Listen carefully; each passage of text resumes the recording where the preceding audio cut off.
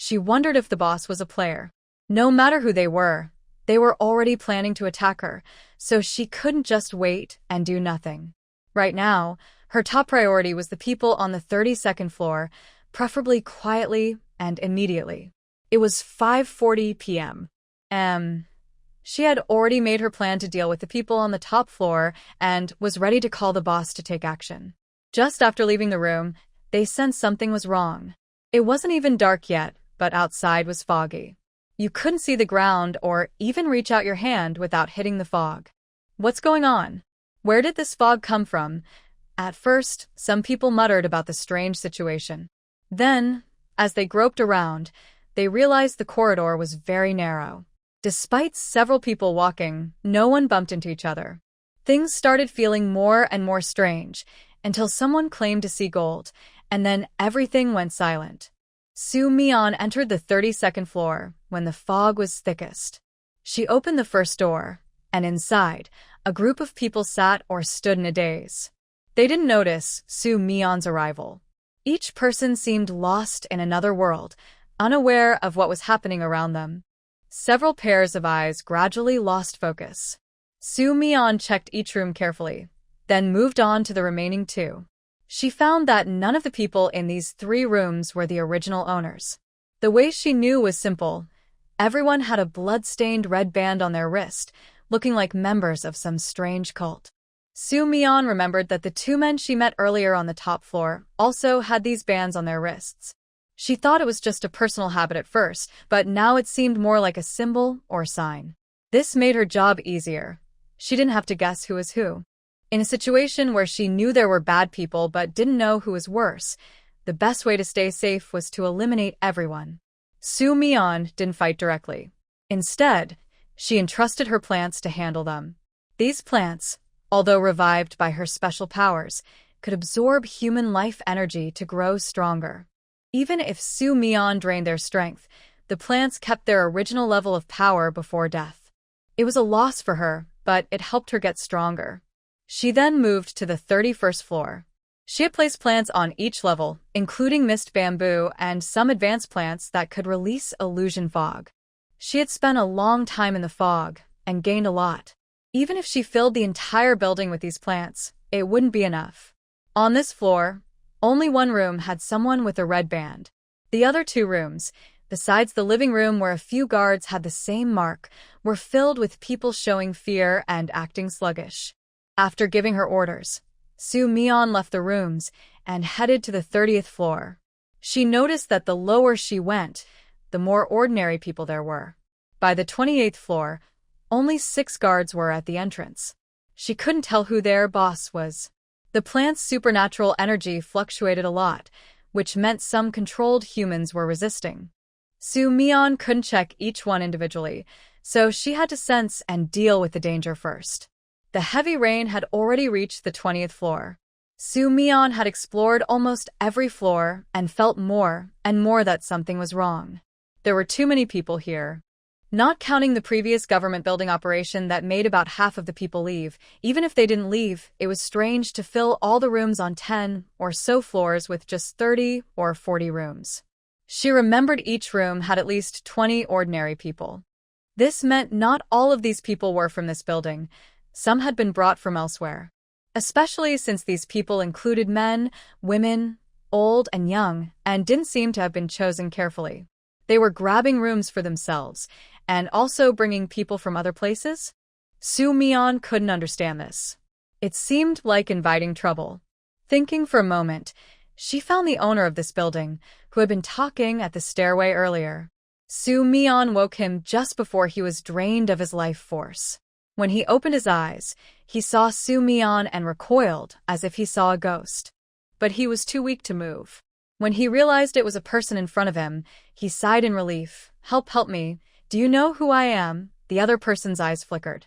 "No," Tsunami chuckled. "I know all about your plan. You helped them trick the building's owners into opening the doors, then killed people to steal the rooms. You also warned them to be wary of me. Now you say you don't recognize me?" The man's pupils shrank suddenly. He instinctively looked around but saw fog everywhere. He tried to sneak to the side, but his hand pressed against something. He looked down and almost lost his last breath in shock. It was the man who had been talking with him in the stairway, but now he had turned into a dried corpse. Just then, Su Mion's voice came through. If you don't want to end up like him, tell me honestly, what are you all doing?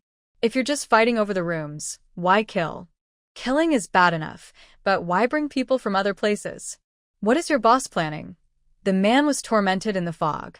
Just after waking up, he faced the situation and was so scared he couldn't hide anything. He quickly told everything he knew. I haven't been here long, but I know they want to save people. However, it doesn't seem right because they only save people, but the boss never cares about their food or drinks. Only when someone is about to die do they give some food and water. Su Mion had never heard of such a way of saving people. So, there are more than one of these places. Yes, because there aren't many tall buildings nearby, so they gather everyone together. The ones they killed before were those who didn't cooperate or listen. Some were killed to scare others. I swear I never killed anyone. Please, let me go. Although she didn't understand everything, Su Mion felt she could save him. He tried to grab her legs but was kicked away. He fell and spat out blood. He looked at her in disbelief. You promised to let me go if I told you everything. I said I didn't want to become like that corpse. But unfortunately, your actions are too cruel. I decide to make your death worse than his. The man's last bit of color disappeared from his face when he heard this. Before Su Mion could speak again, his face suddenly twisted, and after a moment, he smashed his head on the ground and died. It seemed he was so scared he couldn't breathe and died from shock. Su Mion didn't think she did anything wrong. She moved her fingers, and plants immediately came to drag the body away. By 9 o'clock at night, Su Mion had cleared out everyone on the floor. The remaining dry corpses she burned completely. The whole floor was covered in black smoke from the fire, so adding one more didn't matter much. Around 10 o'clock, Su Mion started collecting plants from the lower floors. When she reached the 32nd floor, she hesitated and left 2 plants in the corridor. By 11 o'clock, the downstairs became lively.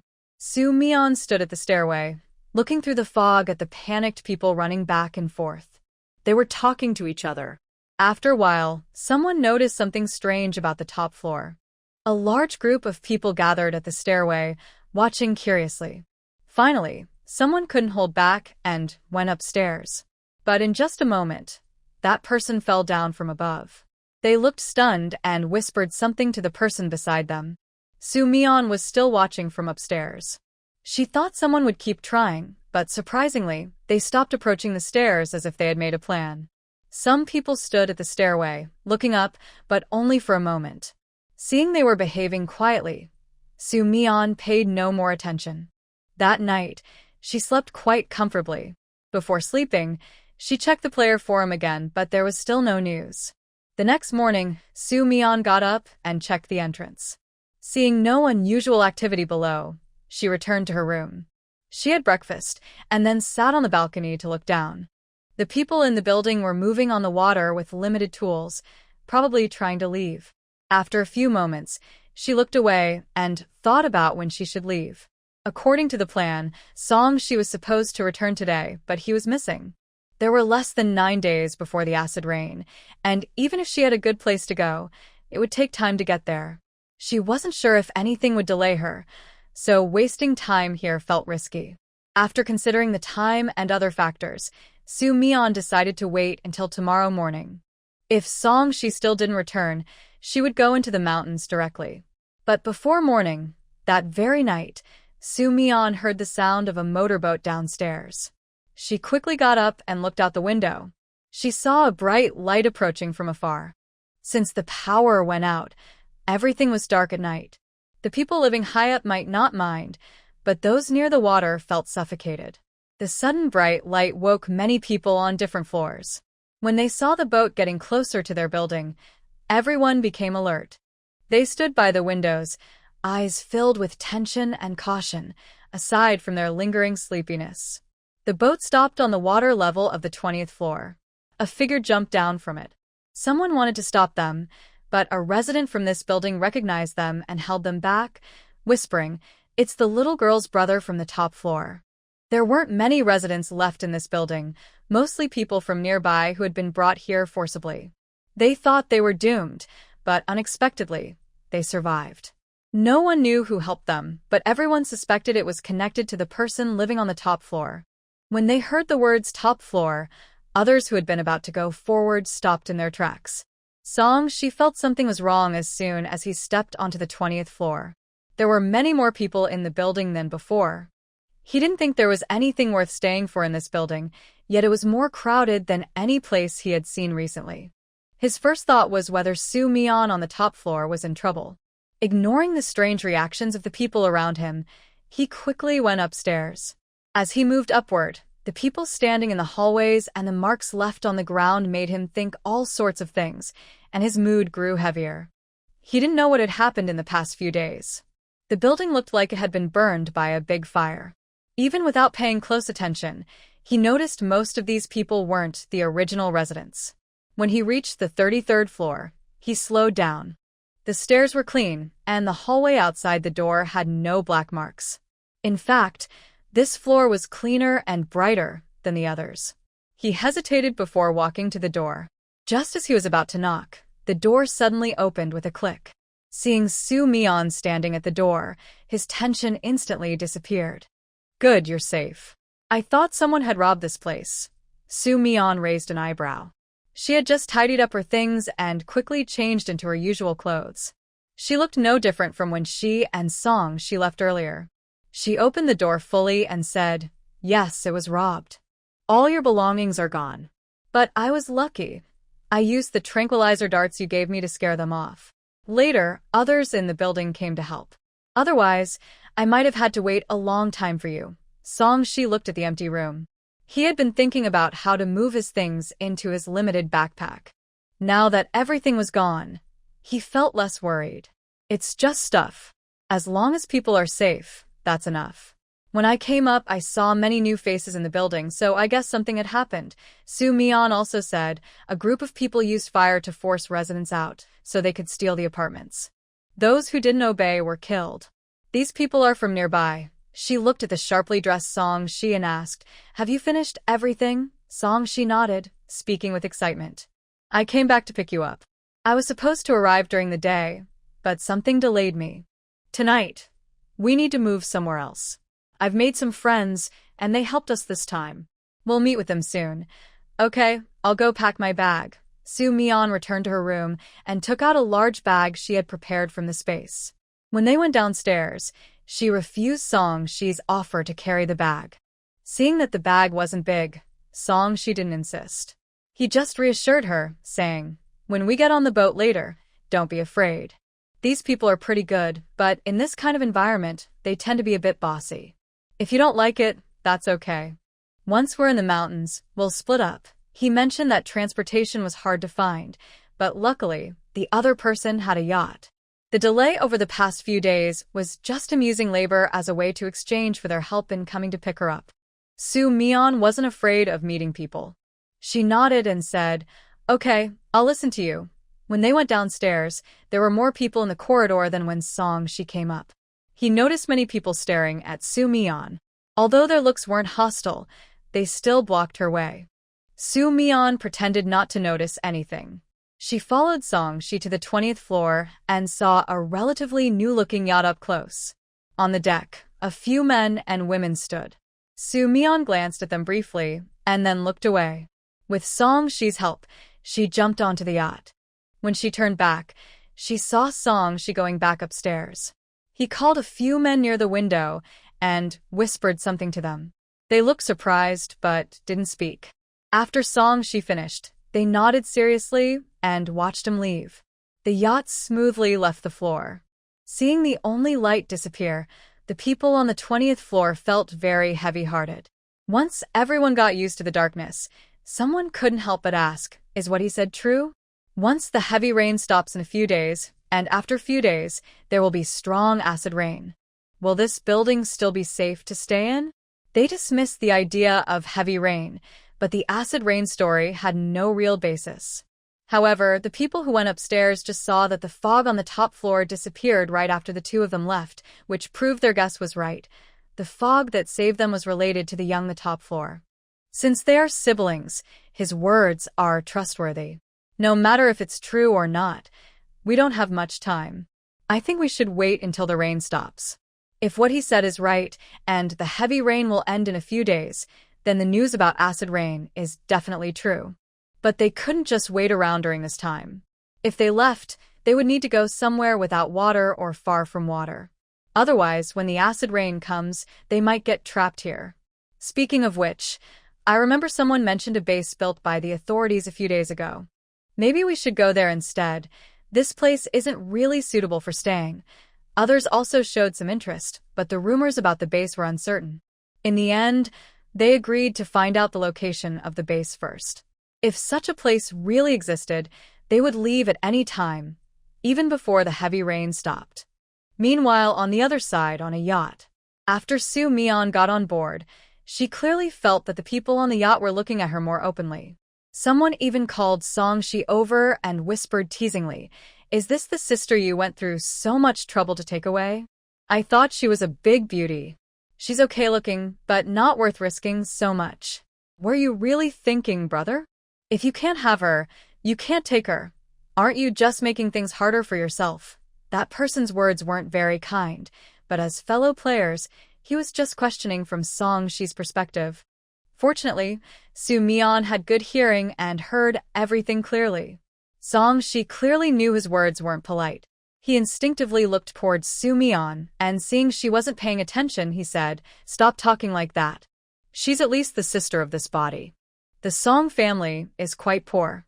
Before I died, I was thinking of her. I said I was helping her, but I didn't do much. Plus, once the mission is over, we'll leave. Whether she lives or dies, I won't be responsible. Just consider it some comfort for myself." Is it because he kills too many people that he sometimes comforts himself by saving others? Hearing this, Soo Mion didn't think there was anything wrong with his words. Instead, she felt that Song-shi's lying skills were becoming more and more skilled. The man seemed to accept this explanation and chatted with others for a while. Song-shi was worried Soo Mion might feel uncomfortable alone, so he came over to keep her company. The night wind was quite strong. The rain, which had just stopped for a short while, started falling again, gradually becoming heavier. Soo Mion sat in the cabin with Song-shi, while others sat nearby, filling the space. Perhaps because they were bored, they started chatting, occasionally bringing up Song-shi. Throughout, they didn't ignore Soo Mion but also didn't pay much attention to her. This suited Soo Mion's mood perfectly.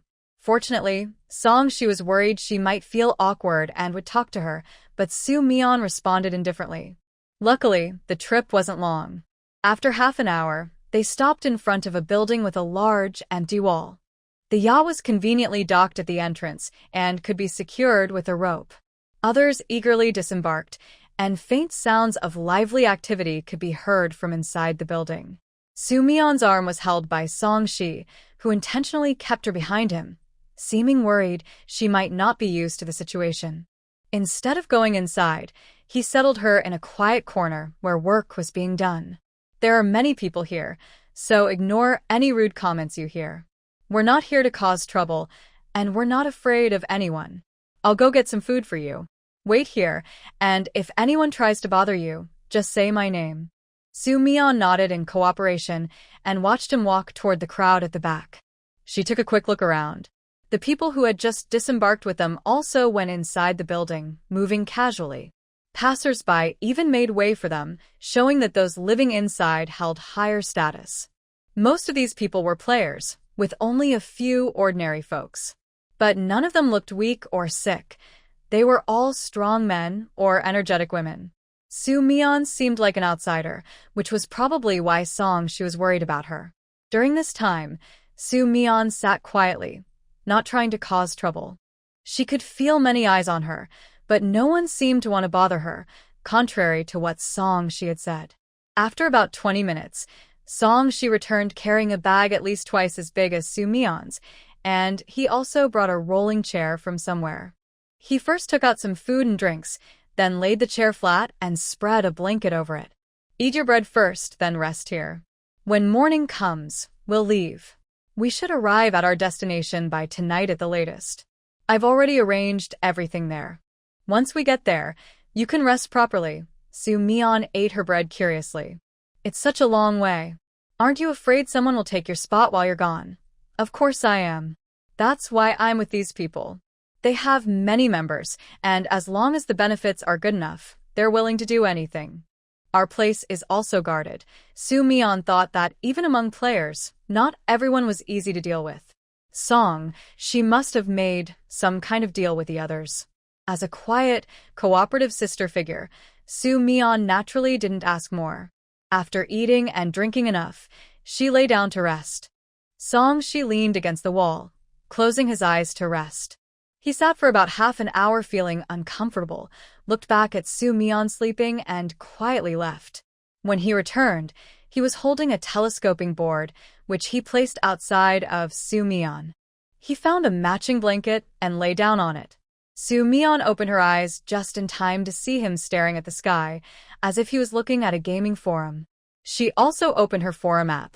There were several new messages in Yuan Shuai's private inbox. She clicked to read them. They were full of his anxious complaints. She then learned that Yuan Shuai had gone missing because he was tricked. A player from the same team wanted to steal his things and drugged him. I've been through so many dungeons, ambushes, hidden weapons, even love tricks. But this is the first time I've seen someone drugged. Who can defend against that? I slept all day and almost missed my chance. Luckily, the person was too cowardly to kill me, or I'd be dead now. And that person didn't just target me, he did the same to others in our team. It's lucky he has a good older brother, otherwise I'd have killed him. After listening to him talk a lot, Soo Mi-yeon pieced together the truth. The person who drugged him was the younger brother of the team's leader. He had a bad reputation, and because of family ties, no one dared to kick him out. But he was bold enough to try working alone, which backfired and got him caught. Normally, he would have been doomed, but the team leader protected him and promised to act if he saw any more trouble. The team leader's way of apologizing was to arrange for Song Shi to borrow a yacht to pick up Soo Mi-yeon. For a moment, Soo Mi-yeon didn't know whether to think he was lucky or unlucky. Without this incident, Song Shi planned to find a small boat to wait out the rain or, at worst, ride a motorboat.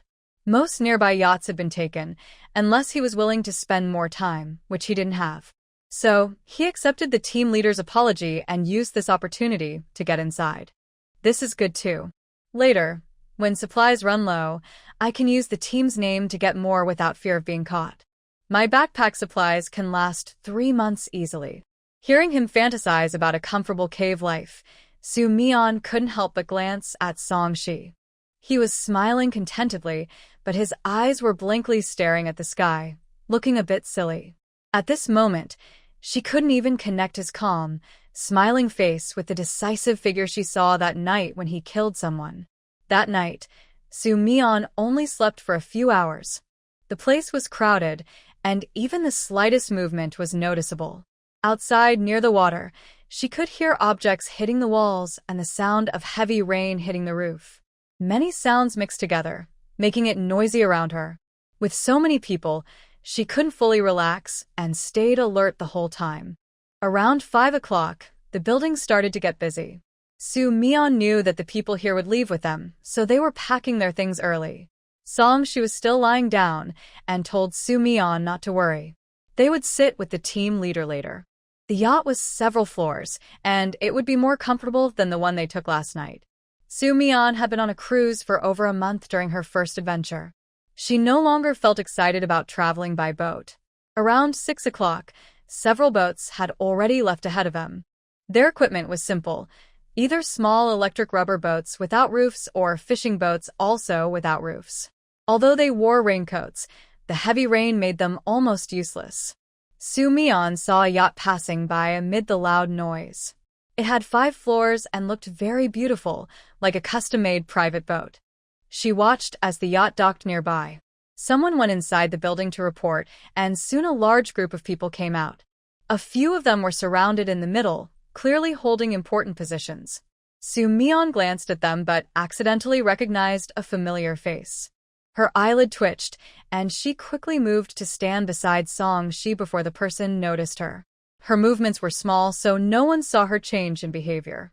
Song-shi noticed, and thought she was uncomfortable with so many people, or maybe found the group intimidating. He even shielded her protectively. After the leaders of the group boarded the boat, Song-shi was told he would sit on the 4th floor.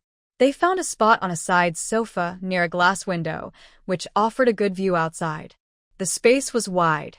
About 10 people were assigned to the same level. It sounded like a lot, but they were spread out, so it didn't feel crowded. Thinking about the other floors with even more people, Soo-mi-yeon sighed. This was the first time she saw so many players alive at once. When the yacht started, Song-shi had already packed everything and made a space for Soo-mi-yeon to lie down.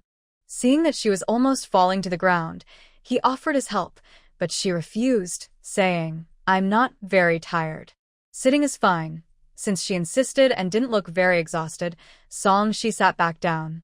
The heavy rain slowed the yacht's progress, and Soo-mi-yeon kept looking out the window. The dark sky made her feel a bit depressed. Most of the tall buildings in her memory were now submerged in water. Only the tops of the buildings remained above the water, and sometimes people could be seen hiding under simple shelters to stay dry. The water was muddy and full of trash, giving a sense of endless despair. Heavy rain causes floods, and floods mean dead people. When someone dies, there's often disease. The people here still want to stay and protect their homes, but they don't realize what's coming next. "I think this world is doomed." Someone saw the locals struggling through the water, searching for supplies, and couldn't help but feel sad inside. If there were no conflicts, they wouldn't have any bad feelings toward the locals. But when they can't protect themselves, they've gotten used to sacrificing others. Now, they don't see the lives of the locals as worthless, but it's only a matter of time. Soo-mi-yeon glanced at the person speaking. The speaker said all this casually, with no worry in their eyes, like a simple joke during free time. She remembered the system saying that this world would eventually end, and she wasn't sure if the people in this copy could survive. After all, the heavy rain was just the beginning. Acid rain was the real threat. At noon, the crew on the yacht started handing out lunch. Soo-mi-yeon and the others received some, simple, but enough to fill their stomachs. Song-shi also brought her a bottle of milk, and she accepted it without hesitation. Around 3 p.m., the rain paused for a while, and about half an hour later, strong winds began too.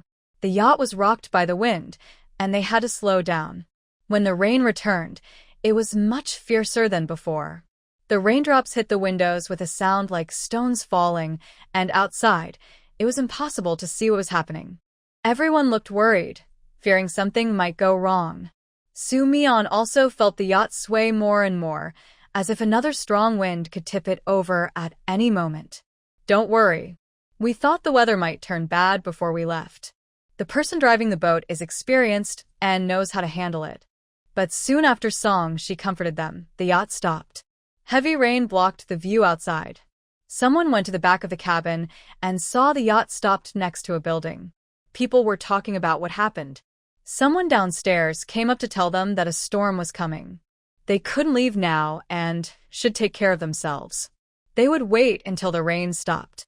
Not long after, they heard that some of the people who left earlier were missing. The heavy rain probably made them lose their way. Song-shi frowned and looked worried. If they stayed here too long, it might be hard to get into the mountains tonight. While he was thinking about what to do, he noticed something in his hand. It was a thick raincoat still in its package. Next to him, Soo-mi-yeon had already started opening the package and was putting the raincoat on herself. "Put it on." "The rain is already soaking through.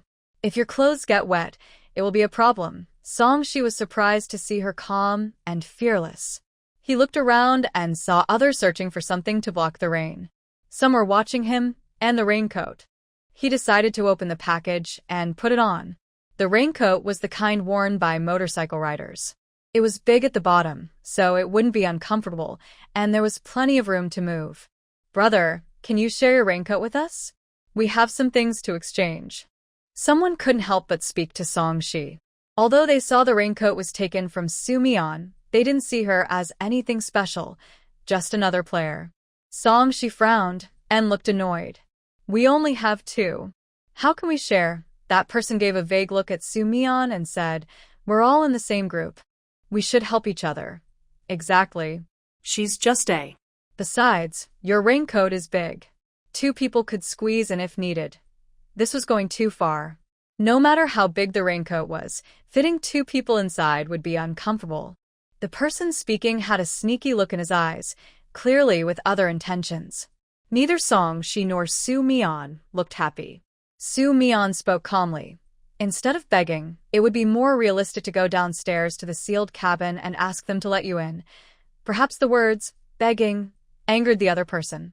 Suddenly, he stood up and sneered at Soo-mi-yeon. You don't know anything but still talk nonsense. Do you have the right to speak here? Song, she also stood up. He looked at the man warningly. Are you looking for trouble? It's not me looking for trouble. Brother, you can't tell what's important. An indigenous person. Honestly, I don't even want to look at him with my clothes off. I don't know why you're so protective. I think you're just too soft-hearted. I can help you deal with this bad guy. After saying that, the man glared fiercely at Soo-mi-yeon. Song, she's face turned very grim. He just stepped in front of Soo-mi-yeon when suddenly, something flew out from his side. It was so fast that he only heard a shout. The man shouting at them clutched his head and crouched on the ground. Nearby, there was a loud sound of something heavy hitting the ground. Song, she was momentarily stunned when he saw the small escape hammer. Other players reacted quickly and went to check on the man. The man was holding his head in pain, blood flowing from his fingers, and soon half of his face was covered in blood. Everyone on the same boat almost shouted at Soo-mi-yeon at once. How dare you attack? Their tone made it seem like Soo-mi-yeon had committed a terrible crime. Song, she still stood in front of Soo-mi-yeon, not bothering to be surprised at how quickly and bravely his sister had acted. He immediately retorted, you all saw what happened just now. She's different from you, but I brought her here. If you keep insulting her and she can't help but fight back, what's wrong with that? Unfortunately, the people there didn't listen. To them, whether right or wrong, an indigenous person attacking a player was a provocation. But Song, she protected her so well that they didn't want to confront him directly. So, someone went downstairs to find help. The injured man also started to recover. His face was covered in blood and looked frightening. Now, he kept staring back and forth at the brother and sister, finally fixing his gaze on Soo-mi-yeon. He gritted his teeth and said, you're finished. Song, she also thought of something and his face darkened. He was about to comfort Soo-mi-yeon when he turned his head and saw that she looked calm. Not only was she not panicked after hitting someone, but when the man said that, her eyes were full of contempt. I know. It's just that I got hit and wanted to call for help. When she said that, Song, she didn't even have time to stop her. He only saw the man suddenly become very angry, and the people in the same cabin gathered around. Song, she thought. He knew his sister was brave, but at this moment, shouldn't he be more careful? If she was thrown off the boat, he wouldn't know what to do. Fortunately, the players didn't really fight. For the first time, Song, she felt the pressure of being stuck in the middle. Soon, footsteps came from the stairs. The people on the fourth floor looked over and saw that the team leader was coming up. Usually, such problems could be handled by an assistant, but the storm forced the yacht to stop, and everyone was in a bad mood. When they heard that a player was hurt by the locals and someone was protecting her, everyone felt upset and wanted to vent. Brother Feng, this kind of thing is still your problem to handle. Look at her. I just said a few words, and she smashed my head. I think this woman has a problem. Keeping her around will only cause trouble. But some people treat her like a treasure and protect her, so we can't make things difficult for her. Now only you can speak up. The team leader was Chung Feng. His displeasure was obvious on his face from the moment he came up. When he saw the bloodied player and the person pointing at her hiding behind others, his frustration reached its peak. Song, she felt the pressure from his gaze and frowned. You can't really believe such a weak excuse, right? If it weren't for her provoking her sister several times, she wouldn't have gotten angry and fought. We are not at fault here. I don't want to judge who is more wrong. On this boat, there are only two kinds of people. I will choose a side. You should know which one. Even if your sister is someone you brought, I only agreed to let her come along. I never promised to ignore her mistakes. Chung Feng remembered Song Shi. He was quick-witted but too soft-hearted, especially when dealing with the local. He didn't like indecisive people. To him, Song Shi's kindness seemed excessive. In the normal world, kindness is good, but here it only causes problems. What do you want to do? Song Shi asked, staring at him and demanding an answer. Not wanting things to get ugly, Chung Feng thought for a moment. Let her get off the boat. Whether she lives or dies depends on her luck. That's not possible. She has nothing. Letting her off the boat is the same as asking her to die. Song Shi firmly refused. He was already thinking about the worst possible outcome. Chung Feng's attitude was very firm. This is not up to you to choose. He looked at his sister, who had hit someone but was now hiding behind Song Shi and not daring to speak. I heard your sister is also a college student. She can't have committed without facing some punishment. If she sacrifices herself to protect you, I believe she would willingly step down, right? This was forcing Su Mian to agree herself. Song Shi's face looked even worse. He instinctively reached out to stop her more firmly, but missed. Su Mian wasn't trying to hide. She was just observing how these people treated others differently based on their status. Now she understood clearly. Regardless of right or wrong, when natives face players, the natives are the ones who get punished.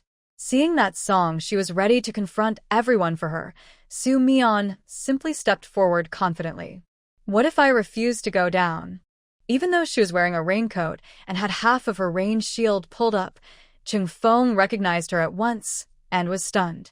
Su Mian glanced at the injured player, who was looking at her proudly. I don't know what these two roles mean, but I am not the one causing trouble. My counterattack was justified. Also, my brother and I agreed to come on this ship together. Now you're going back on your word? Under her meaningful gaze, Chung Feng was momentarily speechless. His mind was racing because of her words. It was clear that the other side, protected by Song Shi, was hiding their strength, and now they were pretending not to recognize him. This meant she was deliberately hiding her identity. Although he had only met Su Mian once, he remembered their confrontation at the dock very clearly and didn't want to offend her. After a moment, Chung Feng spoke. No, just two simple words. Not only did they surprise the players hoping for revenge, but they also made Song Shi hesitate, as if his decision was stuck in his throat. This was my impulsive action. Your words just now reminded me that understanding right from wrong is the most important thing. Otherwise, if everyone starts copying this behavior, it won't be good. He quickly finished speaking, seemingly unaffected by how surprised everyone was at his change of attitude. Chung Feng then said to the injured man, Go treat your wound first. Everyone else, stay where you are. He quickly glanced at Su Mian, trying to appear calm. You and your brother are a bit emotional. Come with me later. The storm isn't over yet, and I don't want any more trouble. I hope you cooperate. Song Shi felt confused inside, but did not show it. Su Mian remained calm and did not oppose his plan. Chung Feng's place was on the second floor of the yacht. When the windows were closed, it was completely sealed.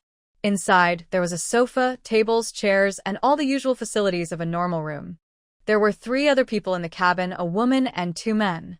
One man looked them over from the moment the siblings entered, his expression bold and showy.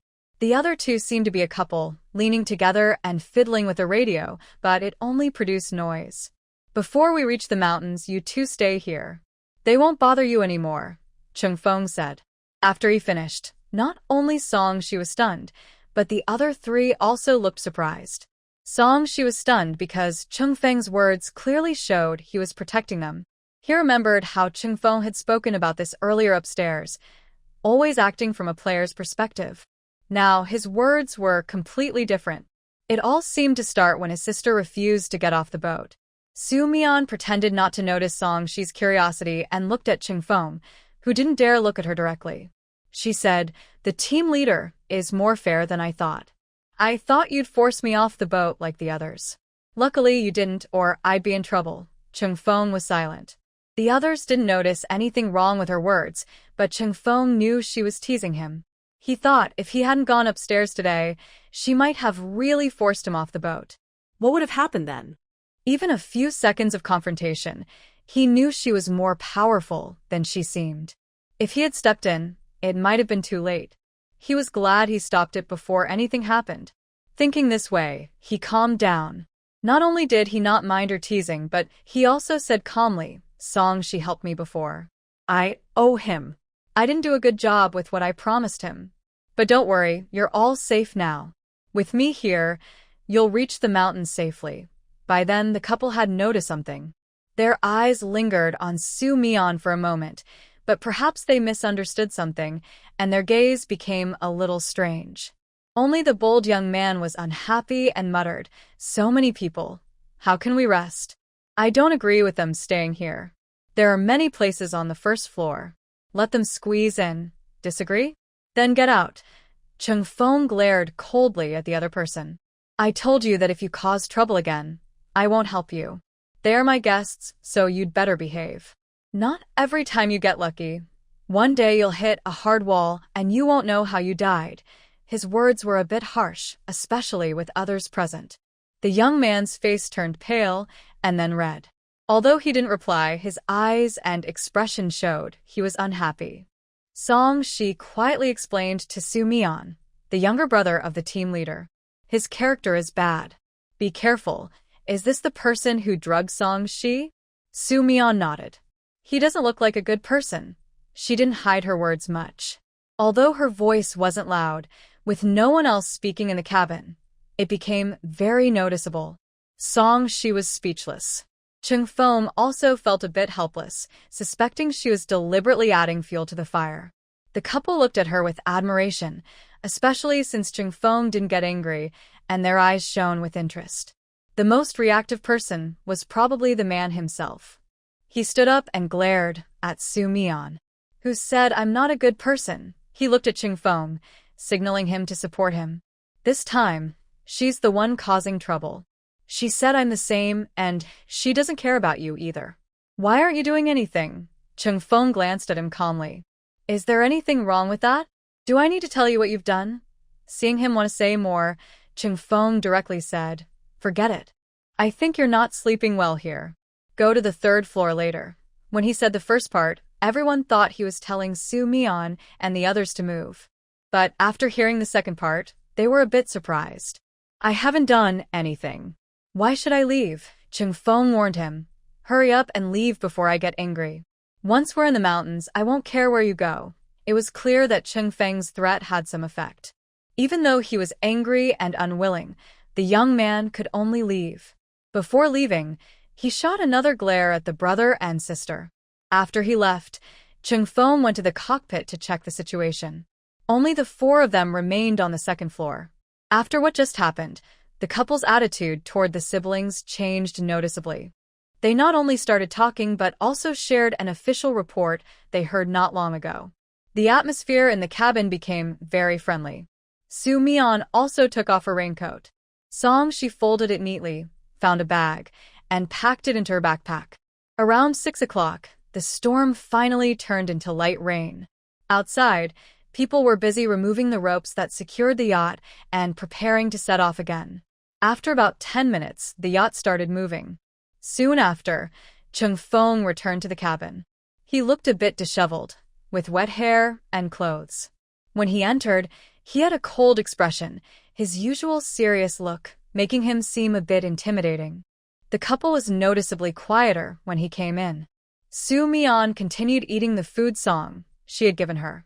It was a nicely decorated cake in a metal box, and it tasted better than expected, not too greasy. Su Mian was happily eating. Song Shi kept asking about the departure situation. When Chung Feng changed into new clothes and sat across from him, he asked about the estimated arrival time in the mountains. Chung Feng glanced at Su Mian, who didn't give him any look, and gave a tentative answer, around 11 o'clock. After dark, it's harder to see the route and the speed will slow down. To stay safe, it's best to go steadily. Song Shi nodded. As long as they arrived tonight, he wasn't in a rush for the extra hour or two. Everyone else stayed silent, and the atmosphere became a bit awkward. Even though there was one more person, it felt very different from when they were just the four of them. The couple was still fiddling with the radio, occasionally playing with their phones. Seeing this, Soo Mi-yeon also took out her phone. Her battery was full. Earlier, Song-shi had asked how she kept her phone charged, and she explained she had stocked up before the rain. She kept it fully charged when she had power, and since she didn't use it much, the battery lasted. Song-shi didn't ask more and said they wouldn't need to worry about power once they reached the mountains. He arranged for a generator.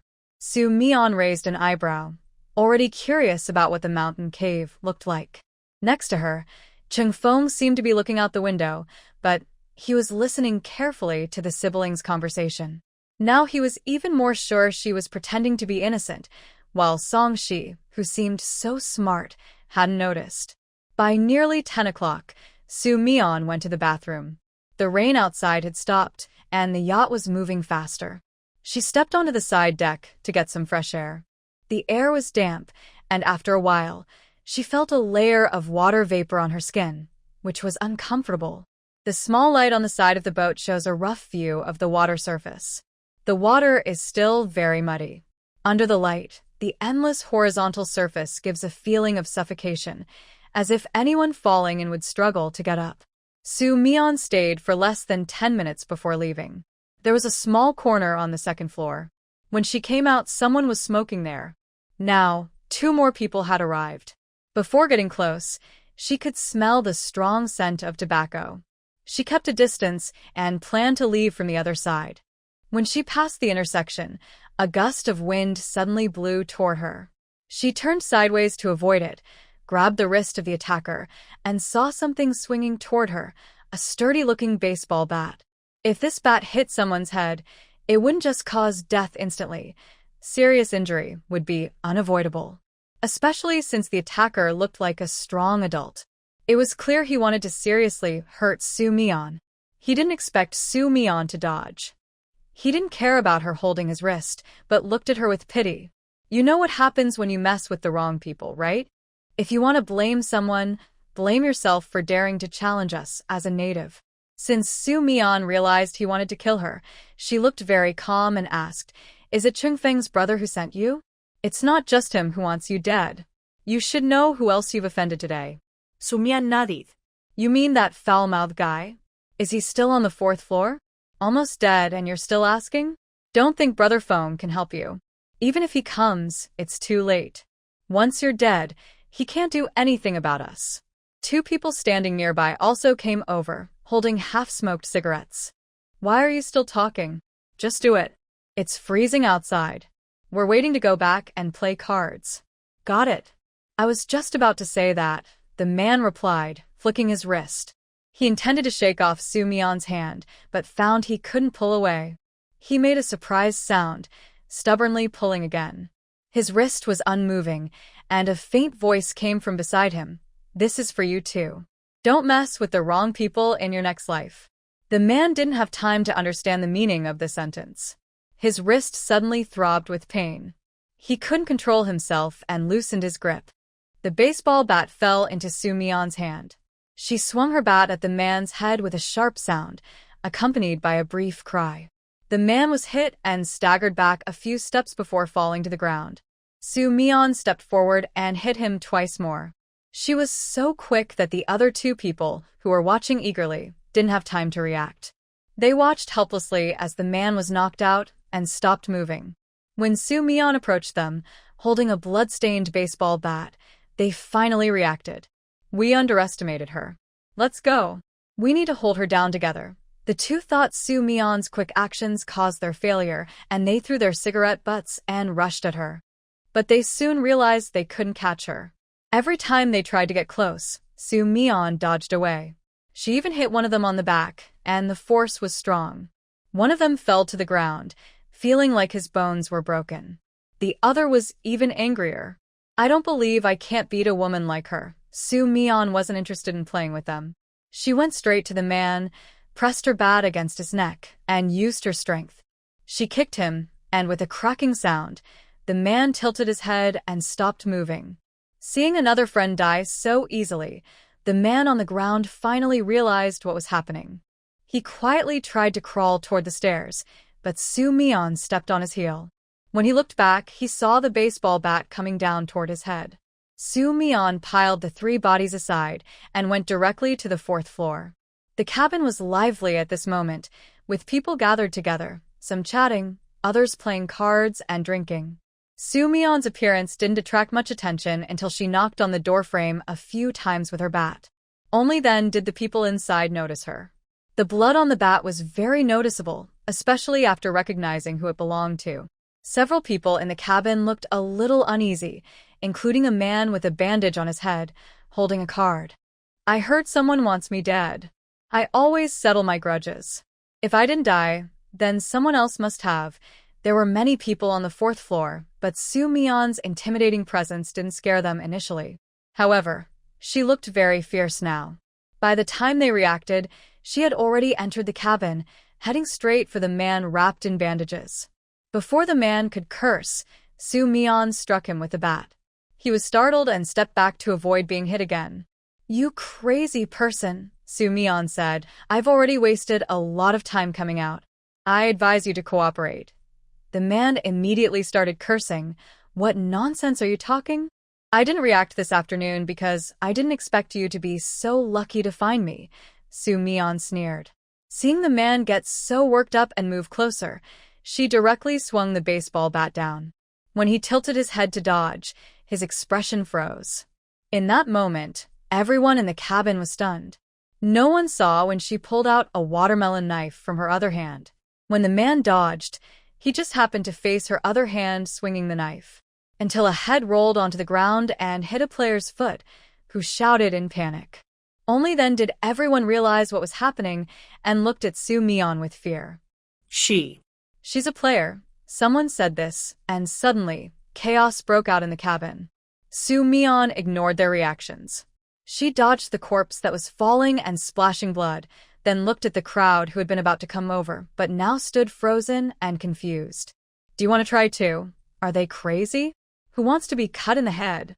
Even though many people were present, no one could calm down from Su Mian's wild behavior of swinging her knife at people, let alone be the brave one to step forward. "It was a misunderstanding. We were just being rude, but we didn't do anything to you." Su Mian looked at the person speaking. When their eyes met, their face turned pale. Even though players often act tough together, and many have killed before, what Su Mian did, cutting off a head for revenge, is completely different. Especially now, Su Mian looked very frightening. They couldn't understand why a young girl would make them feel this way, but they knew that anyone who dared to go up now would be doomed. The cabin fell into a strange, tense atmosphere. Su Mian was about to say something when she noticed something at the staircase. Her gaze sharpened. The young man who had planned to sneak away suddenly slipped and fell down the stairs when he saw her looking. At the same time, everyone heard frantic voices from the staircase. "Brother! Brother, help me! She's crazy! She might try to kill me!" Hearing the voice of the younger brother of the team leader, the people on the 4th floor looked at each other with joy, thinking that Brother Feng had arrived. However, what surprised them was that, instead of stopping after hearing the voice, Su Mian not only kept her weapon but also walked straight toward the stairs. Her posture clearly showed she had no intention of stopping. When their lives are threatened, players will usually hide if they can. But when the threat shifts to others, their curiosity and excitement often turn into fear. A few brave ones even followed Su Mian out the door, one after another. Those who were too scared to go initially saw the bloody corpse on the ground, felt a chill, and quickly followed. On the 3rd floor, Chung Feng watched his younger brother crawling toward him, looking helpless and annoyed, thinking he had caused some trouble. Just as he was about to speak, he saw someone coming down the stairs. His gaze quickly shifted to Su Mian's bloodstained baseball bat, and he had a bad feeling. He immediately asked the person beside him, "What's going on?" Chung Feng was called over from the 4th floor. The person only said that something had happened, without details. But seeing Su Mian instantly made him realize it was no small matter. The person dared not raise his voice in front of Su Mian and whispered quickly into Chung Feng's ear, explaining what happened on the 4th floor. After he finished, Chung Feng's face grew darker. Meanwhile, his younger brother was shouting loudly and talking nonsense. "Brother, block her. She's coming. Kill her. She's crazy." Chung Fong kicked his brother away from grabbing his pants, then looked at Su Mian with a complicated expression. "He's my brother. This time, it's his fault. But, can you give me some face?" Everyone was surprised that Chung Fong was so polite. But this politeness didn't bring any change. Su Mian stood on the stairs and said calmly, "Sorry, I can't."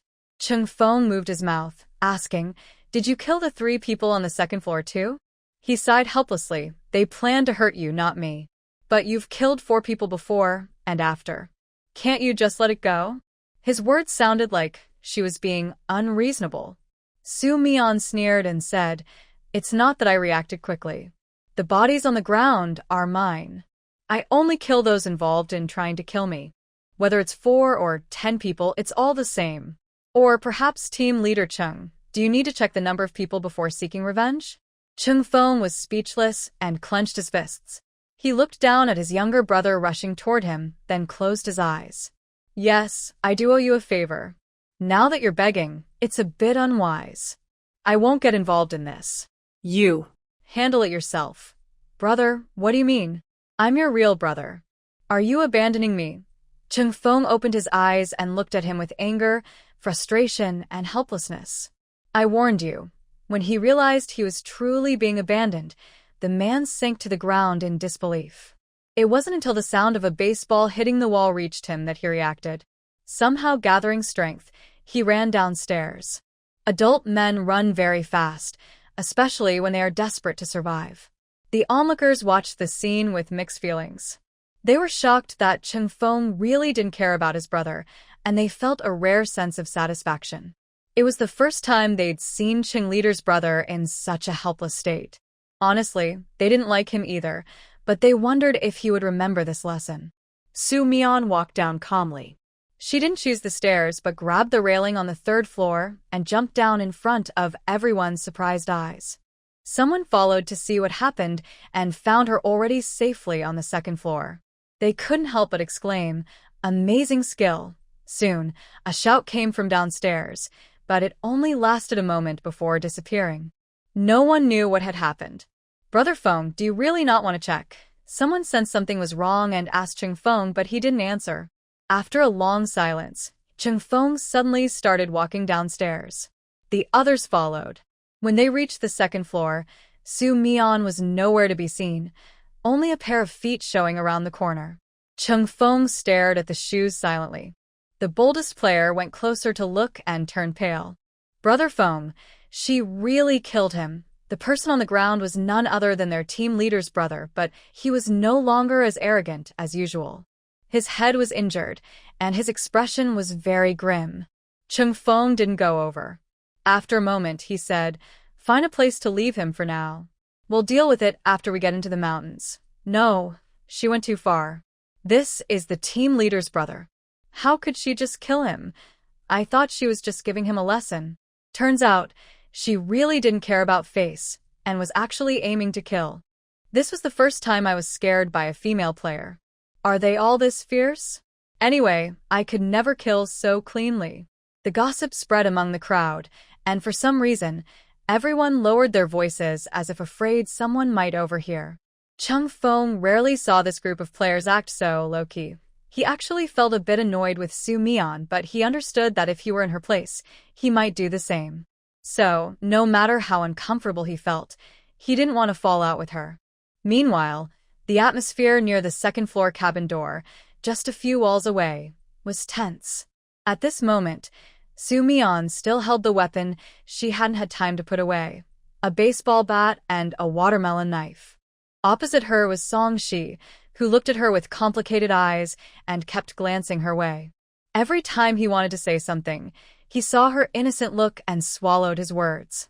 Su Mian didn't like this awkward silence. She simply took the watermelon knife in front of him and handed over the baseball bat. When Song Shi saw the watermelon knife suddenly disappear from her hand, his pupils shrank and the last bit of hope in his heart vanished. Before he could react, the baseball bat was already in front of him. He looked at it in confusion. This thing is pretty good for killing. Or hitting people. Do you want it? She was speechless. He had just seen her smash her brother's head with this bat, and now she was offering it to him? It was a strange turn of events. He instinctively shook his head. No. All right then, if you don't want it, I won't want it either. It's a bit dirty. Mainly because she had many similar weapons in her space, and this bat wasn't very useful to her. He watched as Su-mian threw the deadly weapon into the water outside. Finally, She couldn't hold back and asked his biggest question. Why did you lie to me? Su-mian tilted her head and looked at him. Lie to you about what? You're also a player. And you knew my identity from the start, right? That's normal, isn't it? You didn't tell me you were a player either. Everyone knows it, so why say it out loud? Her gaze made She feel like he was a fool. Thinking about the days he spent pretending to be someone else at home in the community, afraid to use certain things or even speak for fear of exposing himself, he felt miserable. To others, he looked like a clown, and he was so frustrated he couldn't stand it. If you can't accept it, you can pretend you don't know. We are still the same as before, Shi.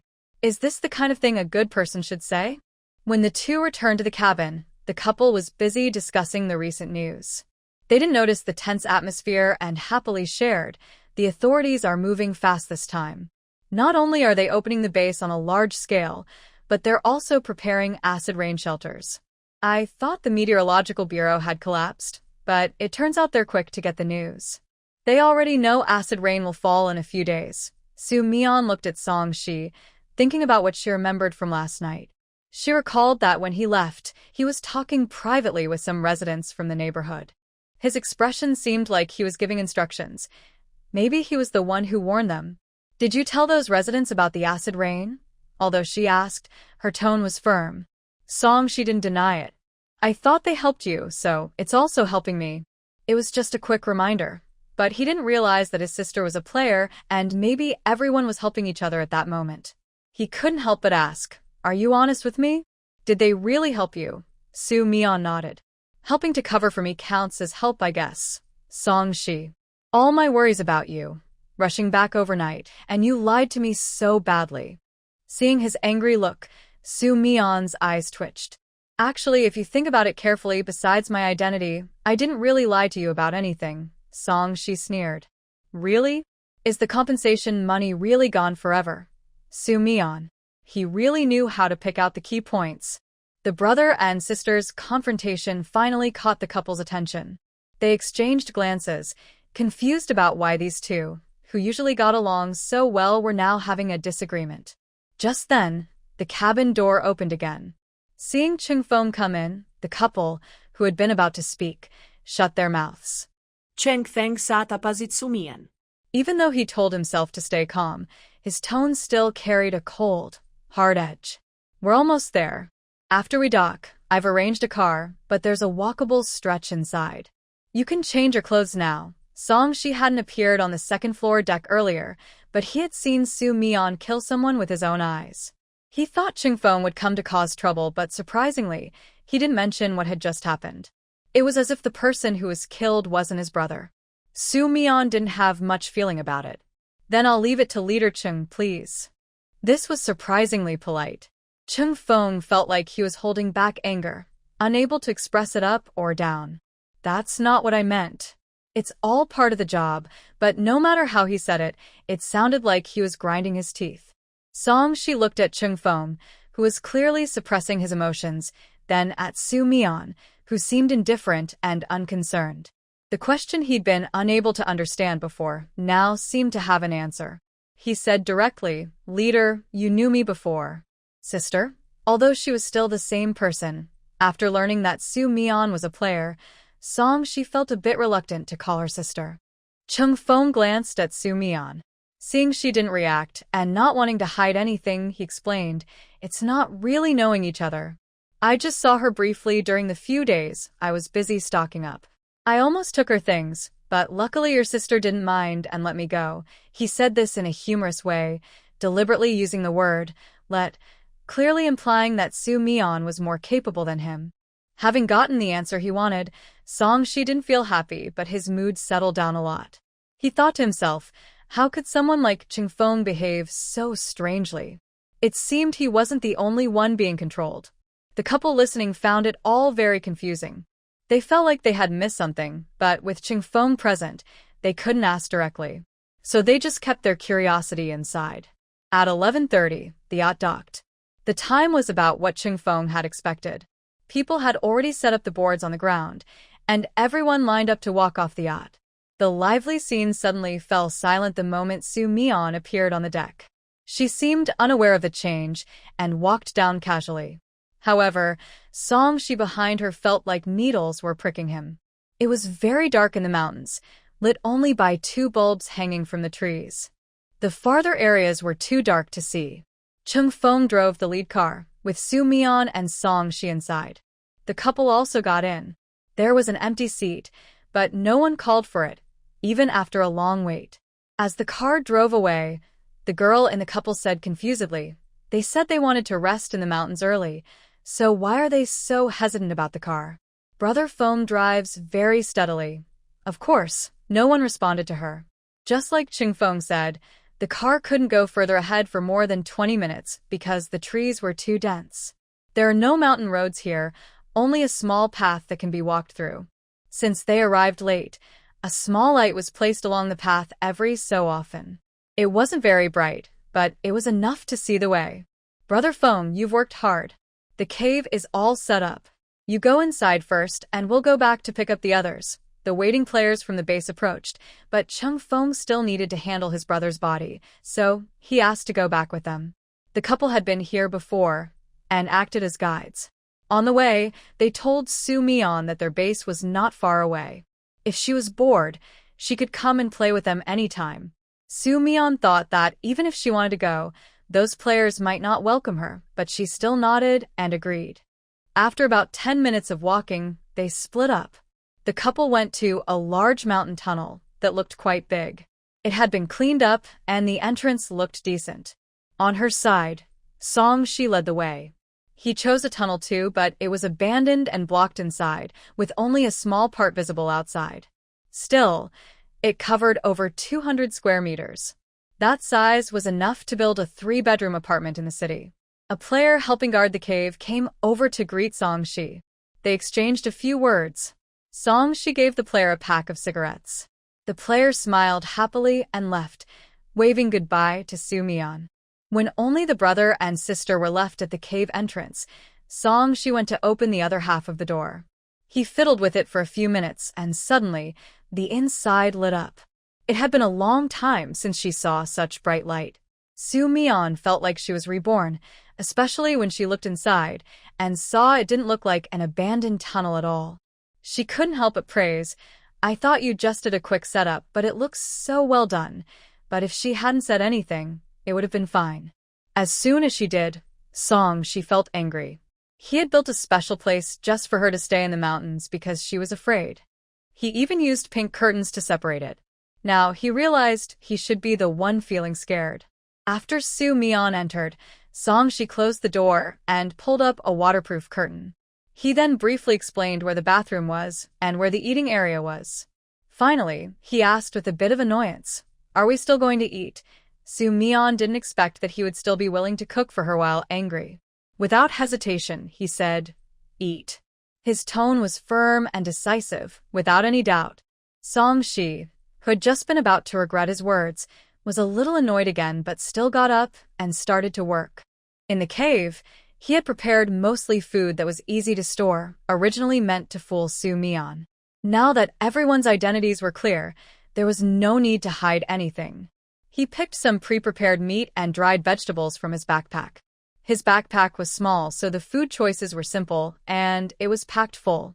Thinking of this, he couldn't help but remember the supplies at home that she claimed had been stolen. No need to guess, she probably took them herself. This made him even angrier. Su Mian heard the chopping sounds of the cutting board, bang bang, and saw him busy with his back to her. She felt that waiting patiently as usual to enjoy the meal didn't seem quite right. So she wandered around the cave. She saw that the fridge she had just plugged in was still empty. She casually took some drinks and frozen foods from her space and moved them inside. She also found a few kinds of seafood she hadn't tried before, planning to let Song she cook them for her to taste. Finally, she checked the cave. The top outside seemed to be supported by special materials. Inside, the ceiling looked neat and smooth. Although the color and structure were a bit rustic, it was already quite good. There was no need to pick at these details. The floor was layered several times. Su Mian stepped on it and found it quite solid. When she entered, she saw that the height of the cave's entrance and inside was deliberately raised. Even if the heavy rain from the mountains spread inward, it wouldn't flood the cave easily. However, the cave was quite damp. Thinking she would stay for 3 months, Su Mian had an idea. She took out a large standing air conditioner she had used on the top floor of her community and installed it. She checked the generator Song she had set up. Its wattage was quite high. It could easily power the air conditioner and fridge and even more appliances if needed. She placed the generator behind a board at the door, where some unused materials were stored. Su Mian made a box out of these materials, which could block rain and wouldn't interfere with the outdoor unit's operation. It also wouldn't disturb their rest with noise. Meanwhile, Song she was busy cooking and didn't pay attention to what Su Mian was doing. When he finished and brought out the food, he was surprised to see how much the cave had changed. First, there is the large air conditioner that cannot be ignored, then the soft water-absorbing mat underfoot. Next, a bunch of machines came out from the hole, including a washing machine, a dryer, and air purifier. And even a simple old-fashioned tea table. Song she looked at it all with a blank expression. He looked down at the small foldable table he had set up for eating, feeling strangely out of place. When Su Mian heard Song she call her for dinner, she saw the small table and chairs placed in the corner. The table was less than a meter high, with matching red plastic stools beside it. After a quick glance, she couldn't help but suggest, maybe we should change to a bigger table. Song she's eyelids twitched. He had already packed the appliances into his backpack, so why did he also have a dining table? Seeing that he didn't object, Su Mian took it as a yes. She looked around the space, chose a white European-style table with matching chairs that had decorative cushions. As soon as she brought out the table and chairs, even someone as easygoing as Song, she felt the style of the cave improve by several levels. He silently placed the dishes on the table, then packed away the small wooden table and stools. He was already curious about how big her backpack must be. From what he knew, normal players wouldn't carry furniture and appliances with them, and she seemed to have quite a lot. They finished their meal in silence, as usual, with Song she going to wash the dishes. Su Mian went over and saw a small brick-lined pit on the ground and a modest water storage bucket nearby. She directly took out a combined wash basin and cabinet. Song she was speechless. At first, he was curious about how much random stuff she carried. But after she brought out a dish cabinet, a storage cabinet for food, a sterilizer, and a range hood, he was overwhelmed. But all of this made him feel like he had been struck by lightning when he was told to go wash up and change clothes. Later, when Su Mian took him to the entrance and led him into a container house, and he saw the complete bathroom system, he felt like he had been hit by a bolt. So, all his hard work over the past few days, what was it for? And her backpack. How big was it? Who would carry a container house in their backpack? But all these thoughts faded when he took a hot shower, felt clean and comfortable, and entered the same warm, cozy cave without any sticky feeling.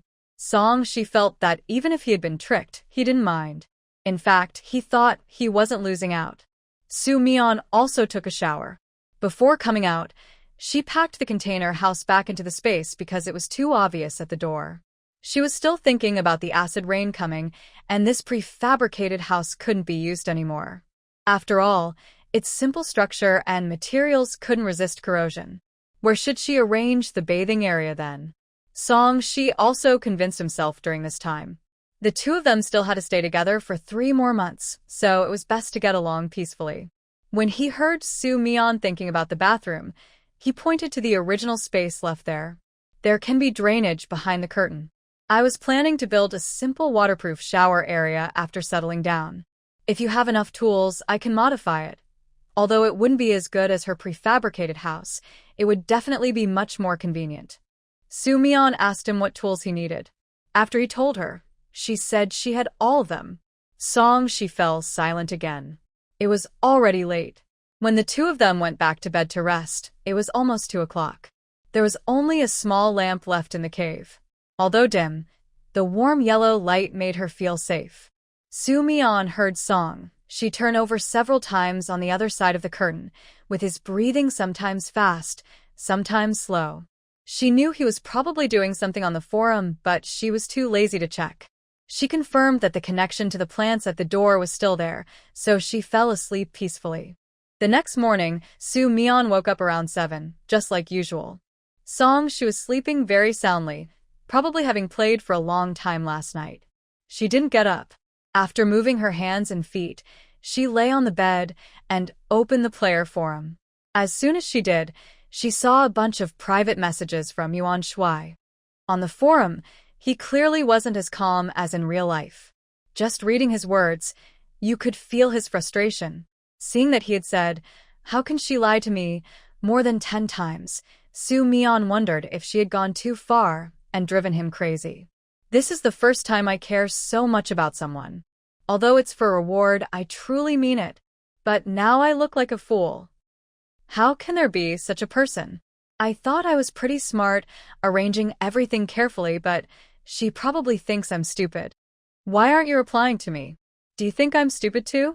What should I do now? Soo-mi-yeon thought. I really am not that bad. When she woke up, it was almost 10 o'clock. Soo-mi-yeon deliberately didn't open the curtains and turned off the small light, so the room was a bit dim. He thought it was still early and didn't check his phone. It wasn't until he needed to go to the bathroom that he realized it was almost noon. He jumped up immediately. "It's so late. Why didn't you wake me?" Soo-mi-yeon's voice came from the tea table. "You worked hard yesterday. Sleep a little longer, it's okay." Shi, with his messy hair, froze in place. He rubbed his fluffy hair, looking very complicated. "That's too late. Aren't you hungry since you didn't have breakfast?" Before Soo-mi-yeon could say, "I already ate," Shi hurriedly went to open the door. "Wait for me. I'll change my clothes and cook for you. We'll have breakfast at noon." Outside, the rain had just stopped. Seeing him rush into the woods, Soo-mi-yeon guessed what he was going to do. After thinking for a moment, he decided to leave the container house at the door. When Shi returned, less than 10 minutes had passed. Seeing the entrance of the cave, which had the container house they saw last night, and a slightly larger house with panoramic glass, he paused. A trace of surprise flashed in his eyes. He stood at the door and looked for a while. It wasn't until Soo-mi-yeon called him out that he snapped back to reality. His gaze on Soo-mi-yeon became even stranger. He looked at the house and then at Soo-mi-yeon, wanting to ask something but swallowing the words. He silently told himself it probably wasn't a coincidence. While the acid rain hasn't started yet, let's cook outside these days. The kitchen inside the house has better equipment, mainly because of better ventilation. Only then did Shi realize that the more beautiful house was specifically for him to use as a kitchen. He looked up at the sky. Today's weather seemed brighter than usual. Based on the time, the rain should stop in a few days. After waiting a few more days, the acid rain would come. It was indeed a good time to make use of this period. He took his clothes to the container house to change. When he came out, his hair was combed, and he had brushed his teeth and washed his face. Although the mountain was humid, the air was quite good. Shi only stood for a moment before heading to the kitchen. Once inside, he realized he still had a lot to learn. The kitchen system here was something he had never used in his world. Now, in this copy, he was finally seeing it. Fortunately, he was familiar with kitchens. After a few minutes of studying, he understood how to use it. While going back into the cave to gather food, I realized that the refrigerator had been filled for some time without me noticing. Because there was so much, some items fell out when I looked inside. Seeing a small green dragon longer than my arm, I couldn't imagine what kind of idea she had for hoarding all this food. Later, I also saw many high-quality but hard-to-preserve ingredients. I started to notice a pattern. She never considers practicality, only follows her mood. This also shows that her backpack is bigger than I thought, large enough that she doesn't need to worry about fitting what she wants. When I reached this conclusion, I felt a strong sense of envy and jealousy. Still, I quickly picked a few easy-to-make ingredients. The kitchen in the container house already has water and electricity. When I was busy, I had a strange feeling, like I wasn't here to escape but to go on a trip. Soo-mi-yeon looked outside through a transparent curtain at the smoking container house, feeling very happy, and poured herself a cup of tea. During this time, she briefly replied to a few messages on the forum, mainly to reassure me to stay calm. As long as I can pass the dungeon normally, everything is fine. The rest can be considered life experience. By 11:30, the meal was ready. Soo-mi-yeon entered the container house and saw a whole bowl of seafood on the table, and her eyes lit up immediately. I was serving her seafood porridge when I caught her expression. I felt a bit proud inside, confident in my cooking skills.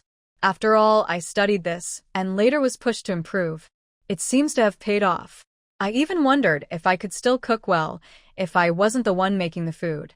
When I pretended to be Song-shi returning to the community, would she have exposed my identity right away? With this question in mind, I couldn't help but ask as we were about to finish eating. Soo-mi-yeon didn't look up and said, "That's one reason. Otherwise, carrying a local hiding abilities everywhere would be too uncomfortable." I was silent. So she knew everything, how carefully I hid my abilities every day. Seeing my sad, pleading eyes, Soo-mi-yeon didn't feel guilty at all. She even wiped her hands and pretended to be puzzled, asking, "So, why do you make things difficult for yourself?" I muttered. No one would do something without benefit. "There must be a reason, but I can't tell you." Soo-mi-yeon didn't mind and asked, "So, can I still get the benefits now?" Her words hit hard. Song-shi shook his head. "Probably not anymore. The so-called benefits were actually a special ability of his. When he gained a certain amount of goodwill from close family members, he could receive extra rewards, sometimes points, sometimes items. At first, he thought everyone had this reward system. Later, he realized only he could earn points this way. Once, he accidentally revealed this and almost got into trouble when someone noticed. That's when he learned to be more careful and stopped telling anyone." Soo-mi-yeon asked again, "Did you make up the dream story? Or do you know it with a special item?" "Of course it's real," Song-shi replied. He felt he had already said everything he shouldn't, so there was no need to hide. It's actually a kind of precognition ability. Each game world has different effects.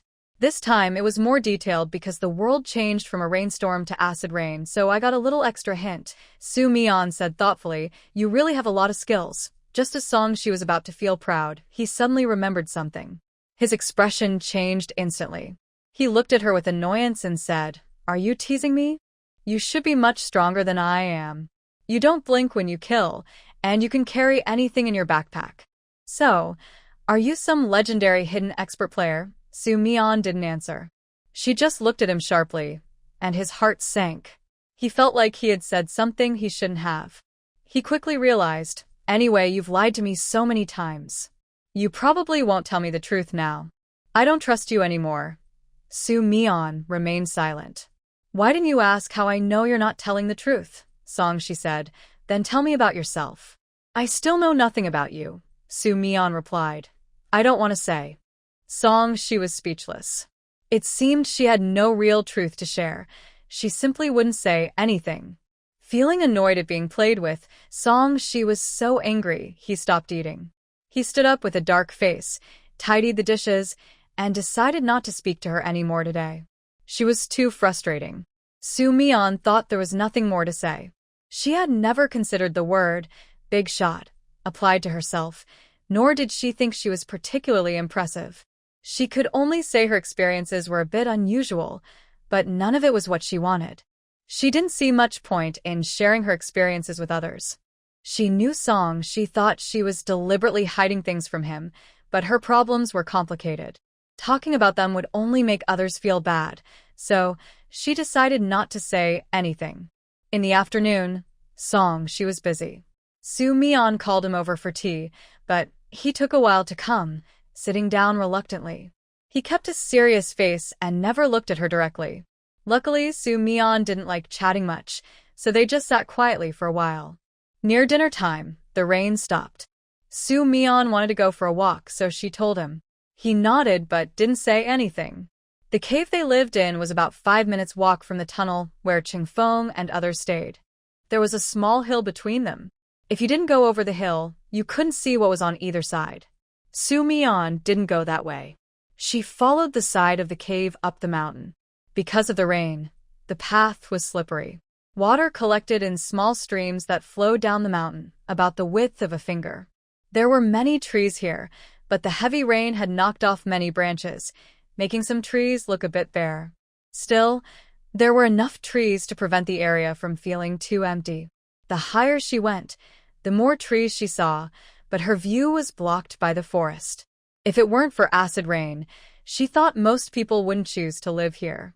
The view was mostly mountains, which felt a bit oppressive. When she came down from the mountain, Su Mian took a different path.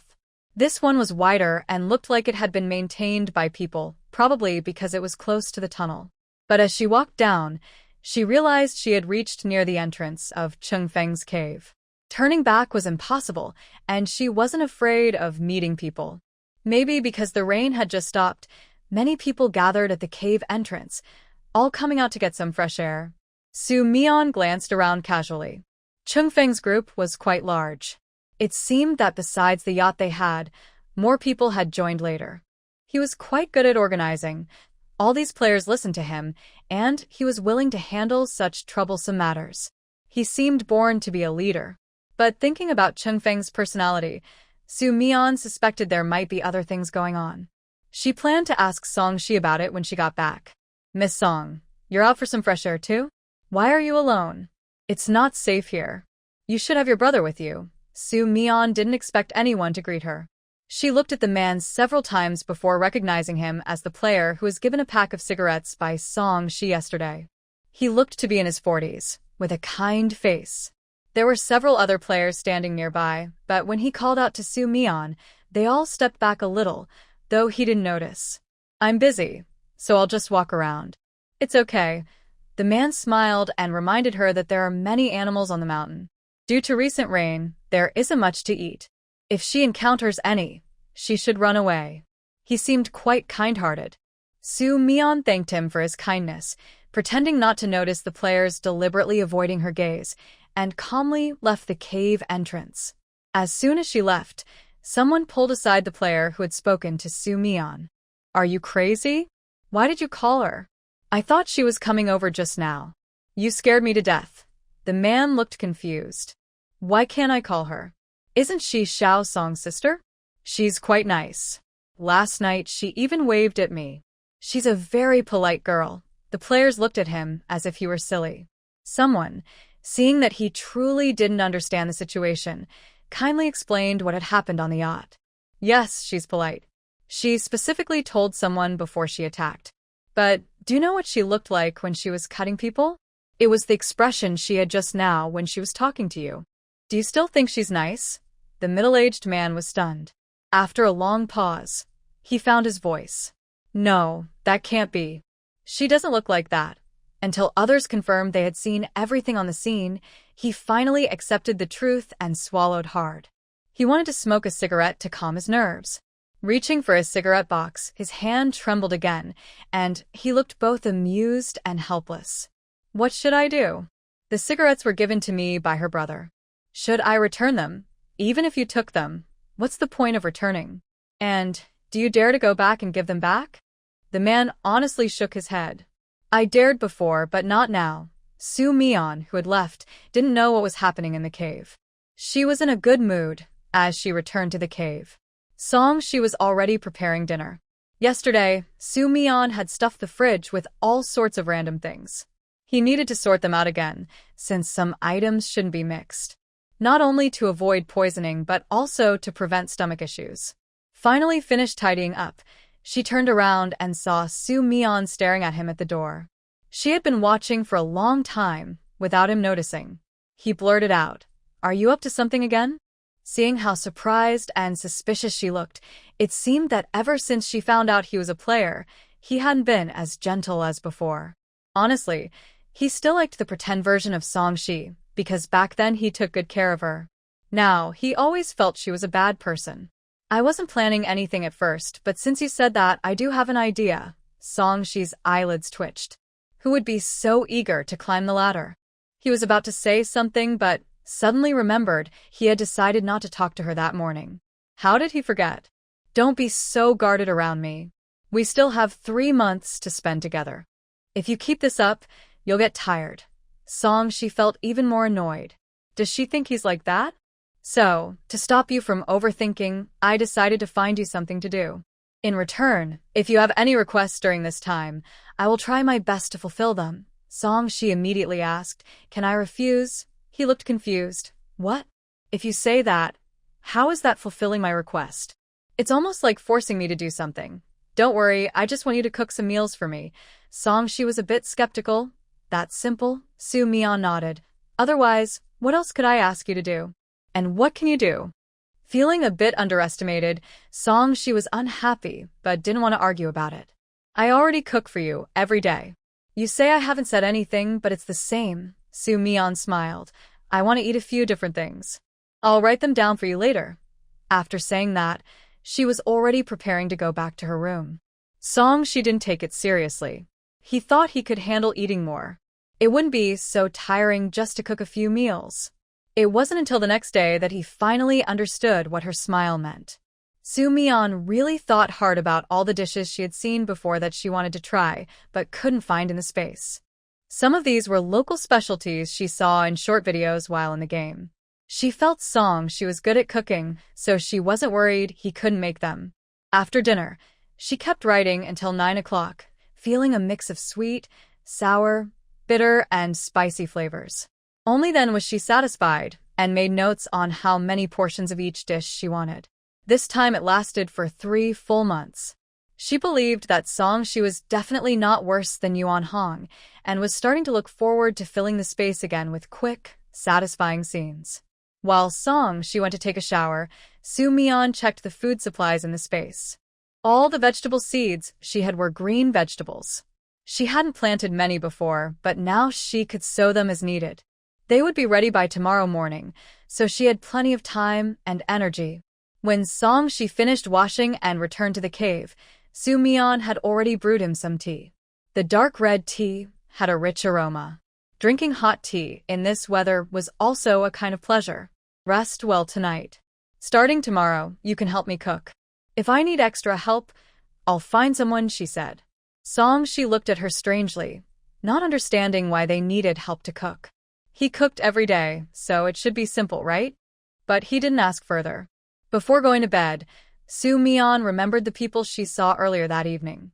She asked Song-shi if he knew why Qingfeng was recruiting players. He looked up briefly and said, You guessed it yourself, so why ask me? No player in the game likes to do good deeds, especially experienced players like Qingfeng. Gathering players and bringing them here to settle down is probably just for their own benefit. I haven't asked, but I've heard others mention that rewards are given when enough players or natives are rescued. But what those rewards are, I don't know. Su Mian had indeed thought of this reason, but she wasn't completely sure. Thinking about Qingfeng's personality, it wasn't hard to guess. He wasn't a kind person. He had even endured killing his brother for the bigger picture. Such a strong-willed person wouldn't do anything that harmed himself. This made her think of the people she saw in the city neighborhood, wearing red ribbons. If this reward system was misused, their elaborate rescue of natives could be explained as a way to get rewards while not truly caring for the people. Most likely, those people were players who knew they could get rewards for saving others. They chose to do it in a not-so-kind way to complete extra tasks. Actually, many people know about these reward tasks, but few are willing to do them. Besides being strong, they also need to avoid accidents. If they're careless, they might not get the reward or even lose their lives. So, not many dare to do it, Song-shi explained. He and Qingfeng became friends because Song-shi helped him find many tools and materials to settle the players and natives. So, when you encounter someone willing to do such things, try not to get close to them. These kinds of people are either very clever and secretive or ruthless and extreme. Su Mian listened and agreed, saying, You're right. I should stay away. Luckily, you reminded me. In the past, such praise would have made Song-shi feel very happy. But now, he not only felt unhappy but also thought she was teasing him on purpose. He simply ignored Soo-mi-yeon, pulled the curtain, and went to bed. Of course, he wasn't really going to sleep. He planned to play some games and browse forums. Soo-mi-yeon raised an eyebrow. Not feeling she had said anything wrong. Thinking about how she would have to endure his attitude for the next few months, she decided to be generous and accept his little temper. The next morning, before Soo-mi-yeon got up, she was awakened by Song-shi's loud shout. She first checked the plants guarding the door and didn't find anyone invading. After rubbing her forehead to wake up, she got up and saw Song-shi standing under a small lamp at the entrance. He was facing away from her, seemingly doing something. Probably hearing her footsteps, he turned around and looked at her, holding the menu she hung on the wall last night. His eyes showed disbelief that hadn't faded. What is this? It's a menu. Song-shi grabbed the thick piece of paper, trembling slightly. I mean, what are you doing writing this? I told you to cook for me. Without a menu, how can I make food? Soo-mi-yeon tilted her head, confused. Didn't I write it very clearly? What's hard to understand? The last bit of her confidence disappeared. Song-shi looked at the menu, then at Soo-mi-yeon. Even if he didn't believe her, he had to accept that this wasn't something she copied from a book, but something she wrote for him to do. He still found it hard to accept. Even if you want to eat, just pick a few dishes. How can you eat all this? And you're making 100 portions? Do you think I'm a machine? Soo-mi-yeon felt he was pretending to be naive. I didn't say you have to finish everything at once. These are for you to pack and take to other copies to eat. Doing this for 3 months should be more than enough. Song-shi suddenly realized why she said she needed help last night. With so much food, relying on himself, he wouldn't have to do anything else for the next 3 months, just cook. Thinking of this, he felt his vision darken. You. He looked at Soo-mi-yeon angrily, unable to speak. Soo-mi-yeon saw his eyes turn red and took a step back. It's okay if I don't do 100 copies. You can decide how many to make. Yesterday, you didn't refuse either. I even wrote the menu. You wouldn't want to change your mind now, right? Song-shi was furious inside. Did she think he didn't refuse? It was more like she didn't want him to refuse at all. And her tone?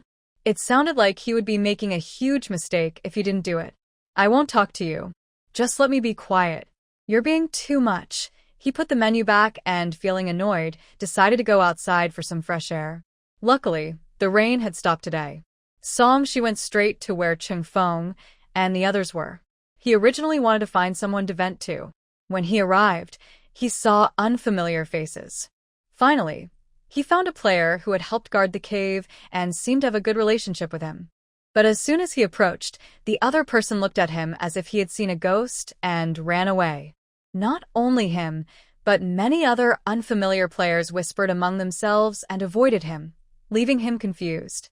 Finally, he found the couple he had been on the boat with all day. Before he could speak, the man asked, "Why are you here?" His reaction wasn't as exaggerated as others, but his eyes showed clear avoidance. They had parted ways that night, and he had even warmly invited them to visit any time. Now, everything was completely different. Song-shi was already angry. Seeing they all acted the same, he couldn't help but say, "I'm not a monster. It's just been 2 days. Why are you all avoiding me? Do you think I would eat you?" The man didn't reply. The woman in the couple looked like she was about to cry. "It's not that we're avoiding you. We're just a little scared. Are you here alone or with someone?" Song-shi was caught off guard. "I'm alone. That's good." Realizing something, Song-shi thought to himself, "Could it be that you're afraid of my sister?" This time, neither of them spoke, but their reactions clearly showed that Song-shi had guessed correctly. He couldn't understand what had happened in these 2 days.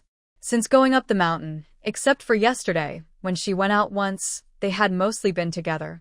He hadn't heard of her killing anyone or doing anything else. He was determined to get a clear answer.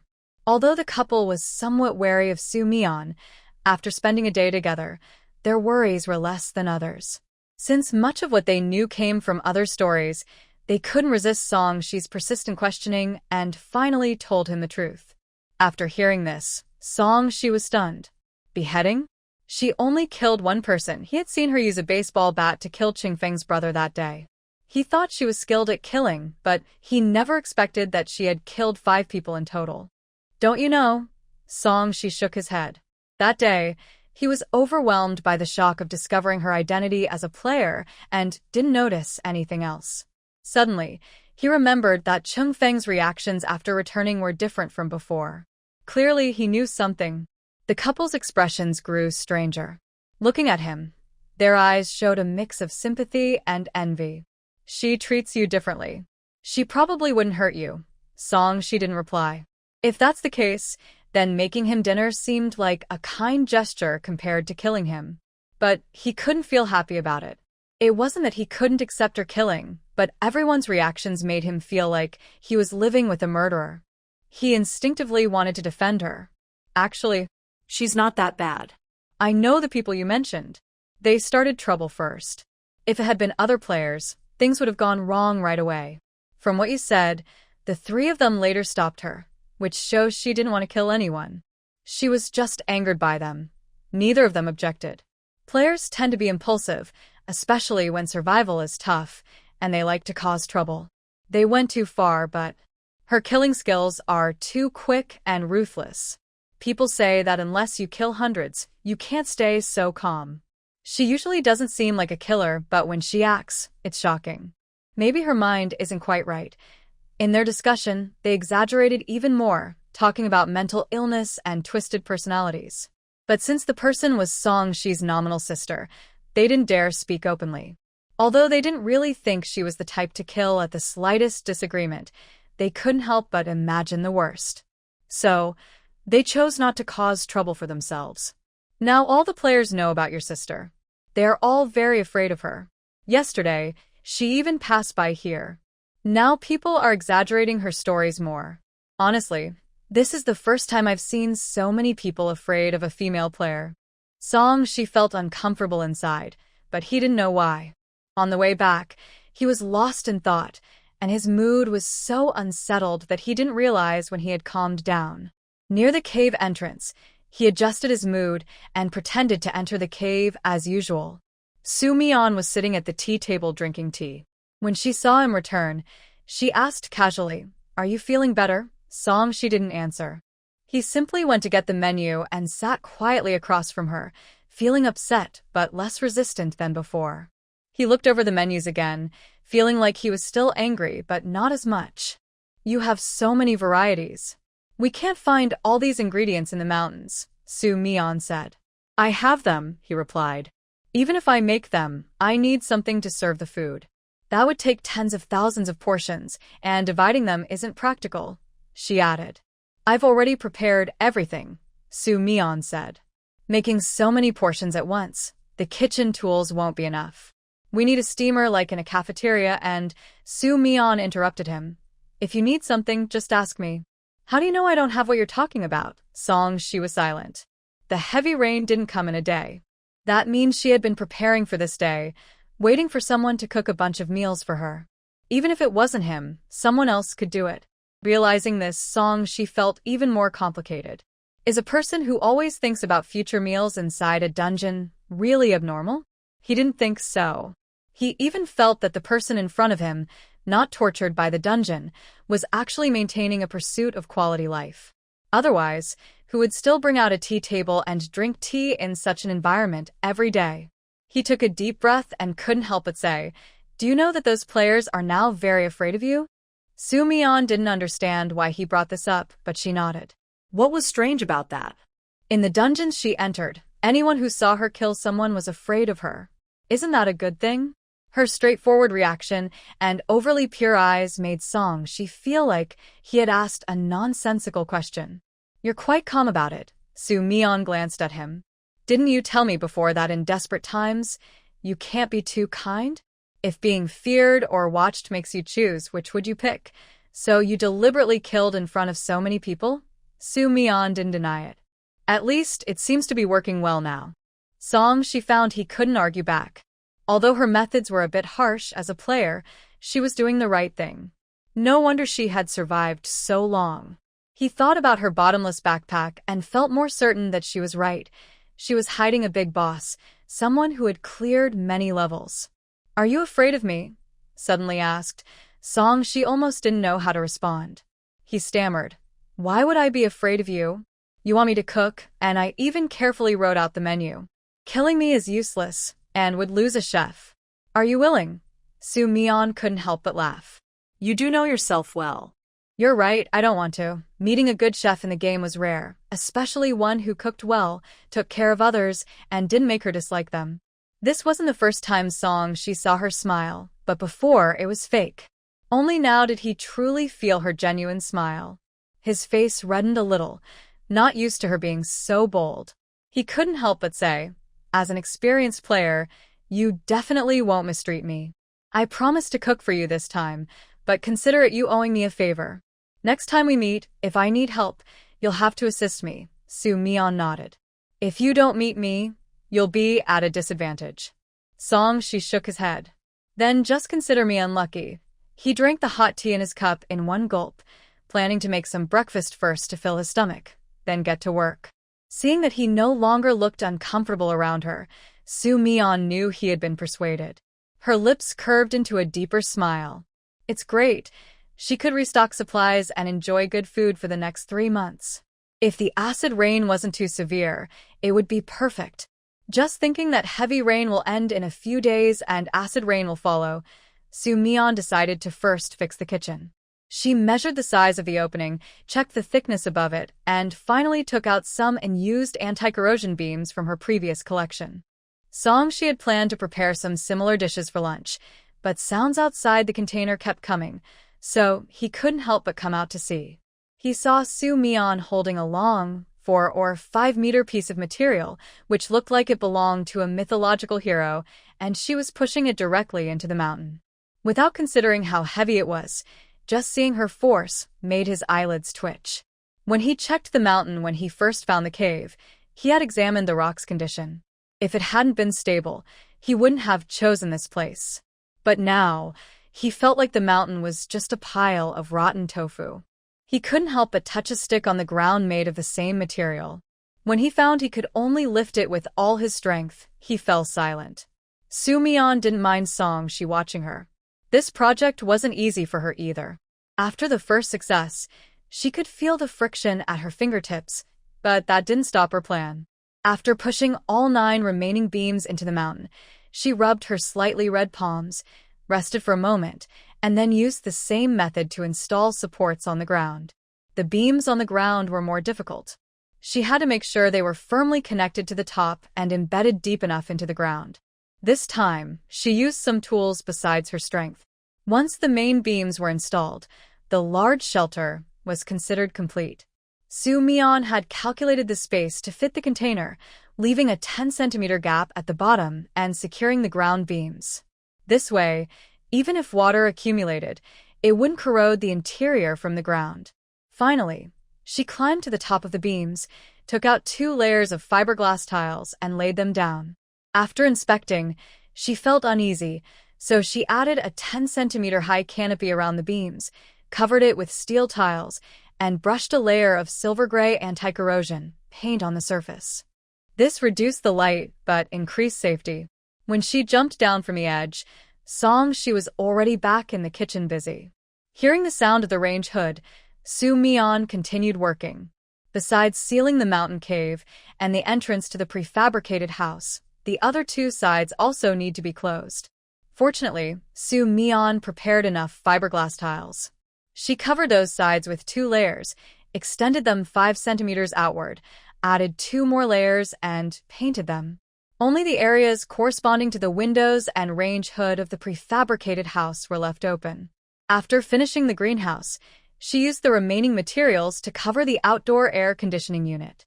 By the time she finished these tasks, it was almost noon.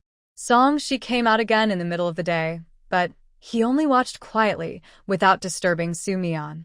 At 11 o'clock, he asked Soo Mi-yeon for a steam engine and put the prepared dishes inside to cook. Because they were busy, they ate later than usual, but the meal was rich. Soo Mi-yeon listed 4 dishes on the menu.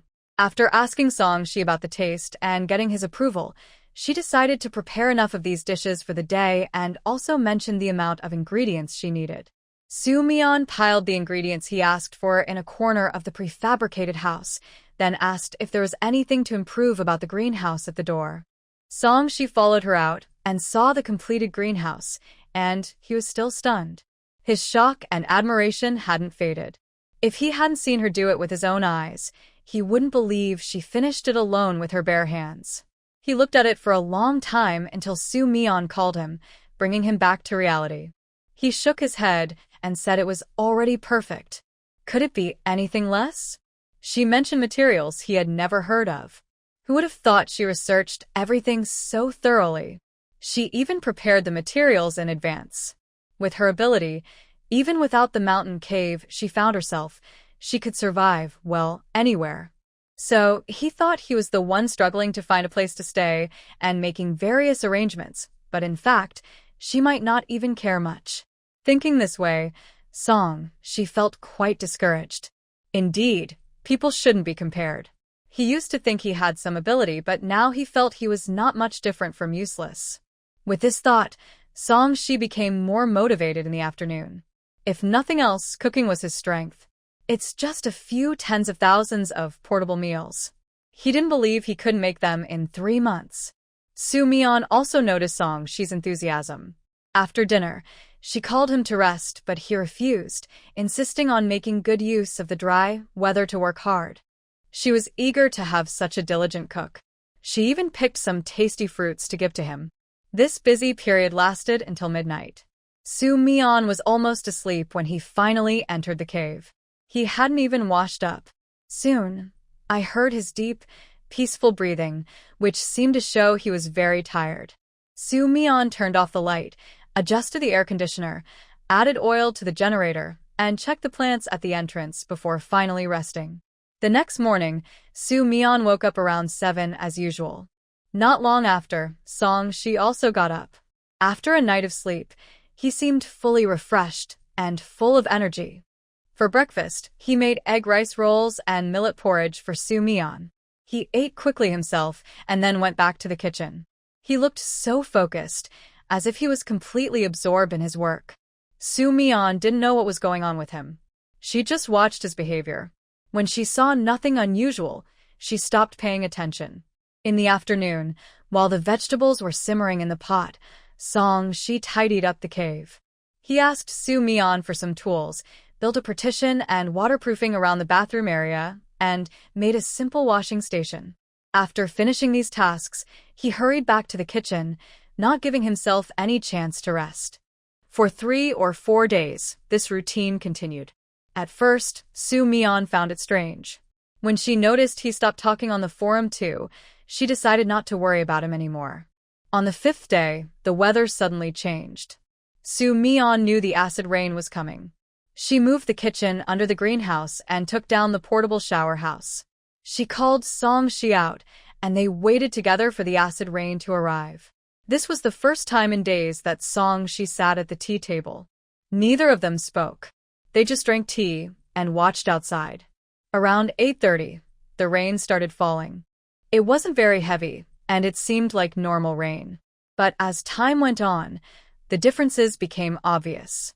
For example, the rainwater hitting the ground made the grass turn black, visibly. Some damp areas with dry hay started to emit white smoke as the rain fell. In less than 10 minutes, the umbrella surface was burned down to just the internal structure, and the parts started turning black and bulging with a dark skin after contact with acid rain. This situation is obvious without testing. The pH value of the rain must be below 4.7, typical of heavy acid rain areas. She was stunned. How can this rain be like sulfuric acid?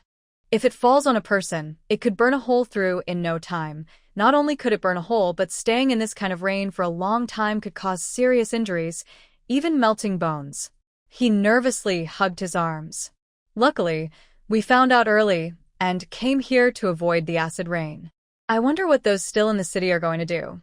Although the government has set up a base, it's hard to reach with all the water everywhere. The heavy rain has caused heavy losses, and without early warning, they couldn't prepare. Even if they knew, they might not want to risk leaving their homes. Soo Mi-yeon saw his worried face and couldn't help but say, "You're quite kind-hearted. You say saving the locals is useless, but your actions say otherwise." Song-shi instinctively argued, "I'm not that kind-hearted. If you hadn't lied to me about them helping you, I wouldn't have warned them about the acid rain. I wasn't talking about that." Seeing his confused look, Soo Mi-yeon said, "Aren't the people in the government building the ones you saved?" Song-shi blurted out, "How do you know?" He realized he had said too much and looked a bit awkward. "I just did a small favor. It's not really saving people. I just couldn't stand how some people were being too much." Wait, he suddenly remembered something and looked surprised. "Was the person on the motorcycle that night you?" When he didn't hear Soo Mi-yeon deny it, his mood suddenly became very complicated. It turned out she had been watching him all along. That means she was following him the whole time that night. He only realized it before she left, and not because she told him. He might never have known she was following him. "You saw everything," Soo Mi-yeon nodded. "You were pretty brave, fighting off more than 10 players alone. Even your methods surprised me." Although she was praising him, Song-shi didn't feel comfortable hearing it. He decided to end the topic unilaterally. First, he quickly changed the subject, saying, "Once I confirm that acid rain won't damage the greenhouse you built, I will go cook." Then, he pretended to be busy and took out his phone to mess around.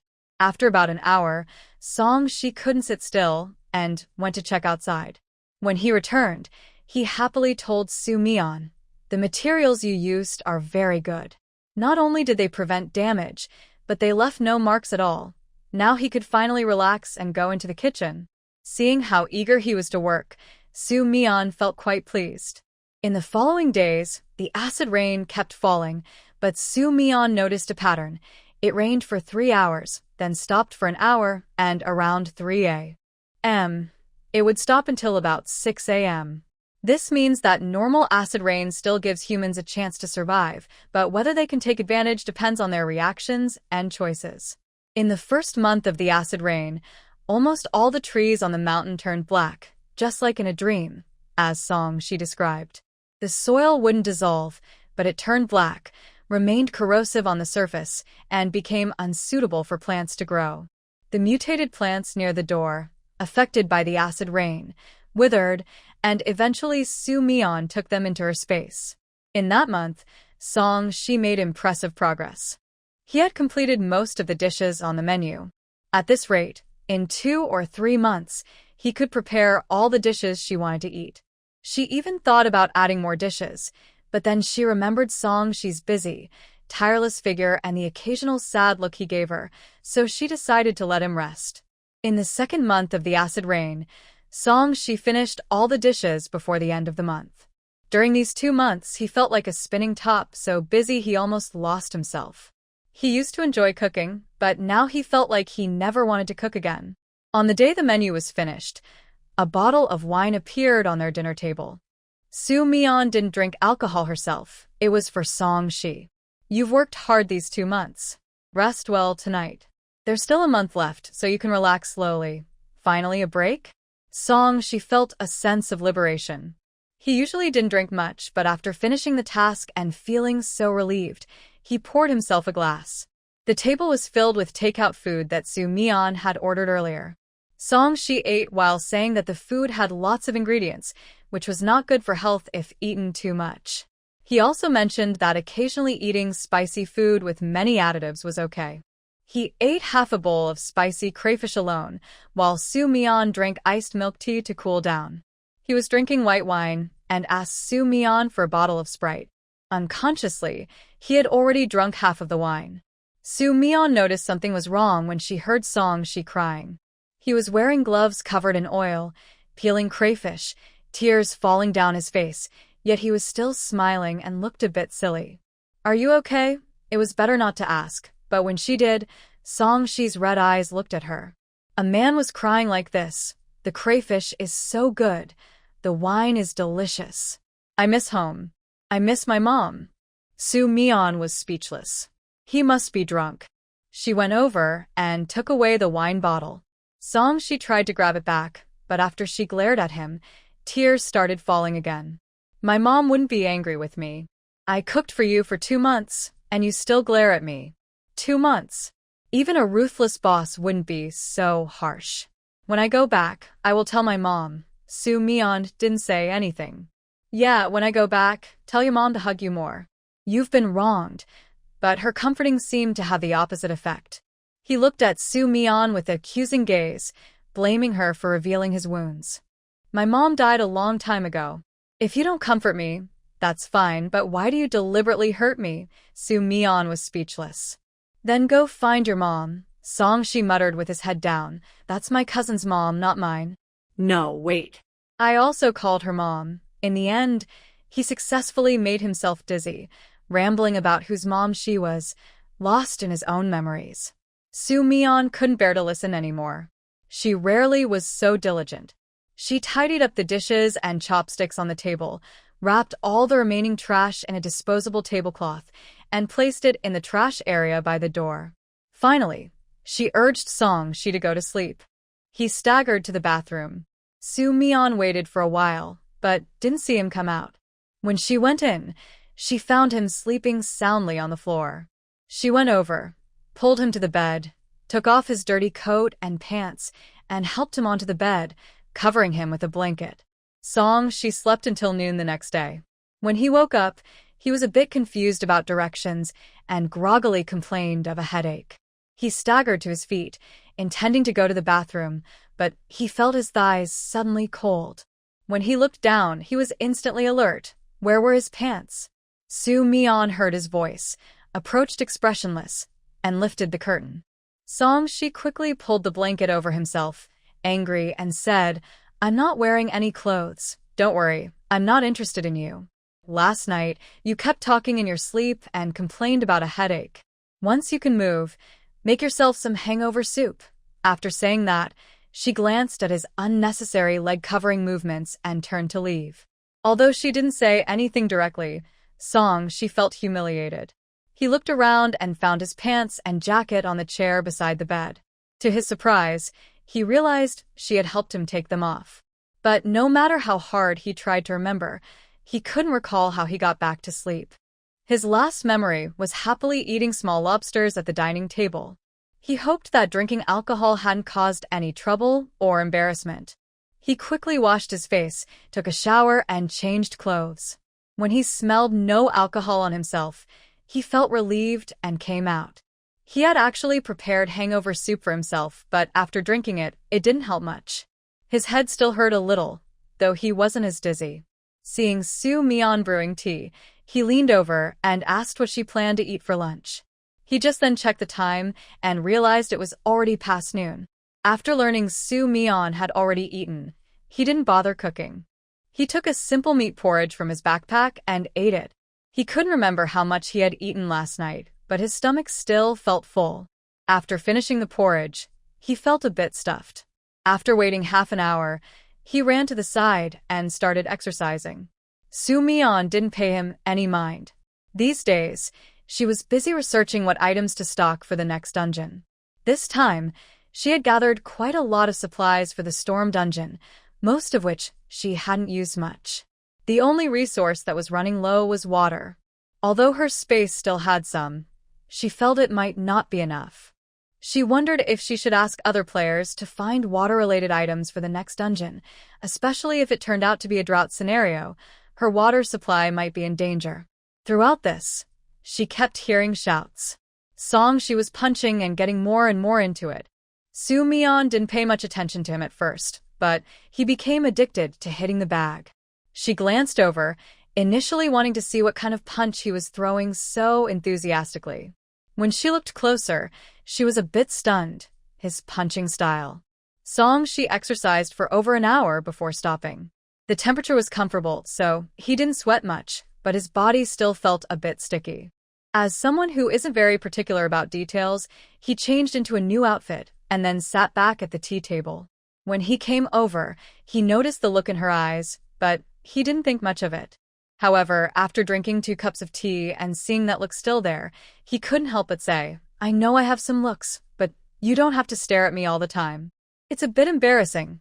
Soo Mi-yeon ignored his vanity and asked, Where did you learn your boxing? You look pretty impressive.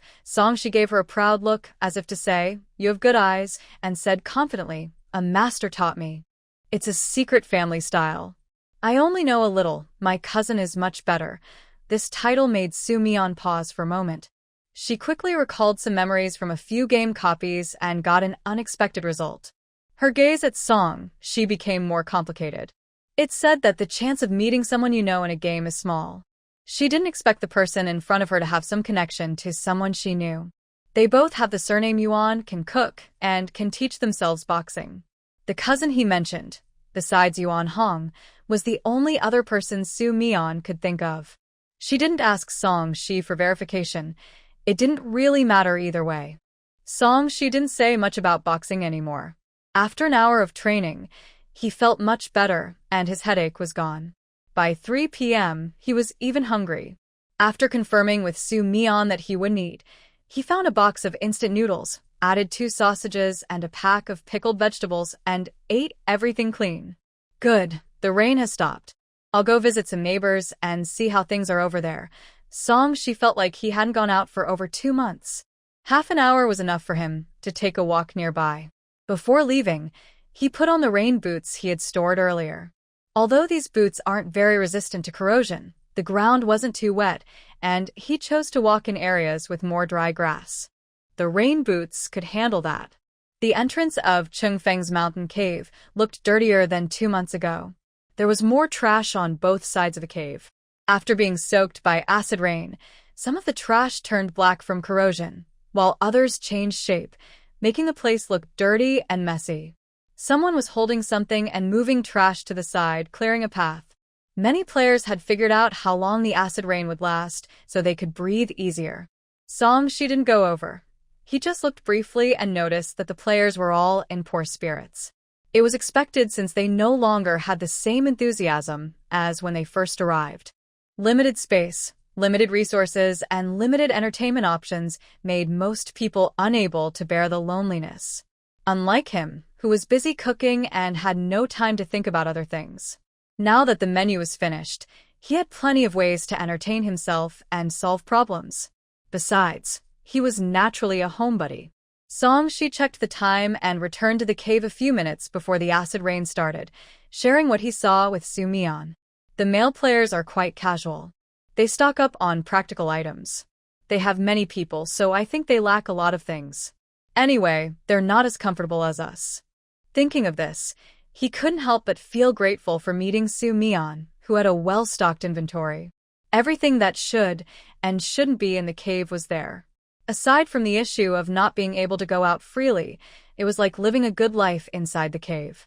Hearing this, Soo-mi-yeon was moved. When you helped them stock up, what did you see they had stored? Not much: rice, flour, grains, oil, instant food, water sources, basically things that fill the stomach. Soo-mi-yeon asked further. So they don't have beds or blankets, maybe not even clothes. The cave is only so big, and each person has a limited area. There are no beds, just makeshift mats.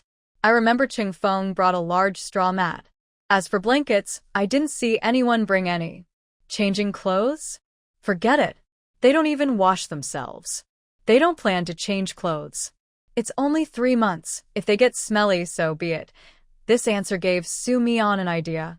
Next time the rain stops, you go over there and help me negotiate a deal. When Soo-mi-yeon said this, She's first thought was that no one among those players would dare do business with her. But he didn't say that out loud. Instead, he asked her how she wanted to proceed. Soo-mi-yeon mainly wanted to exchange water-related items. After explaining her requirements to Shi, he looked surprised. There's only a month left before the dungeon ends.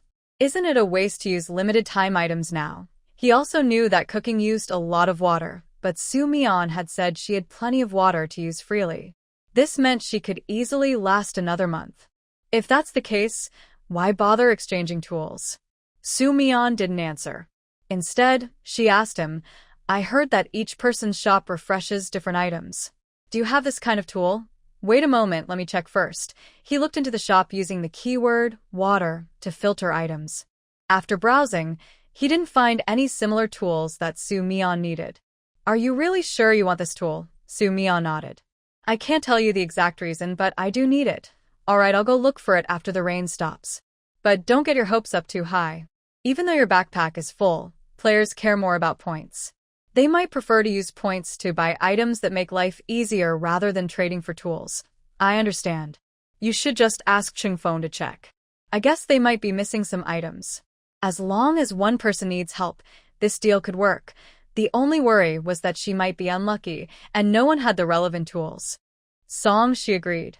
After 3 hours, the rain finally stopped. Outside, it was getting dark.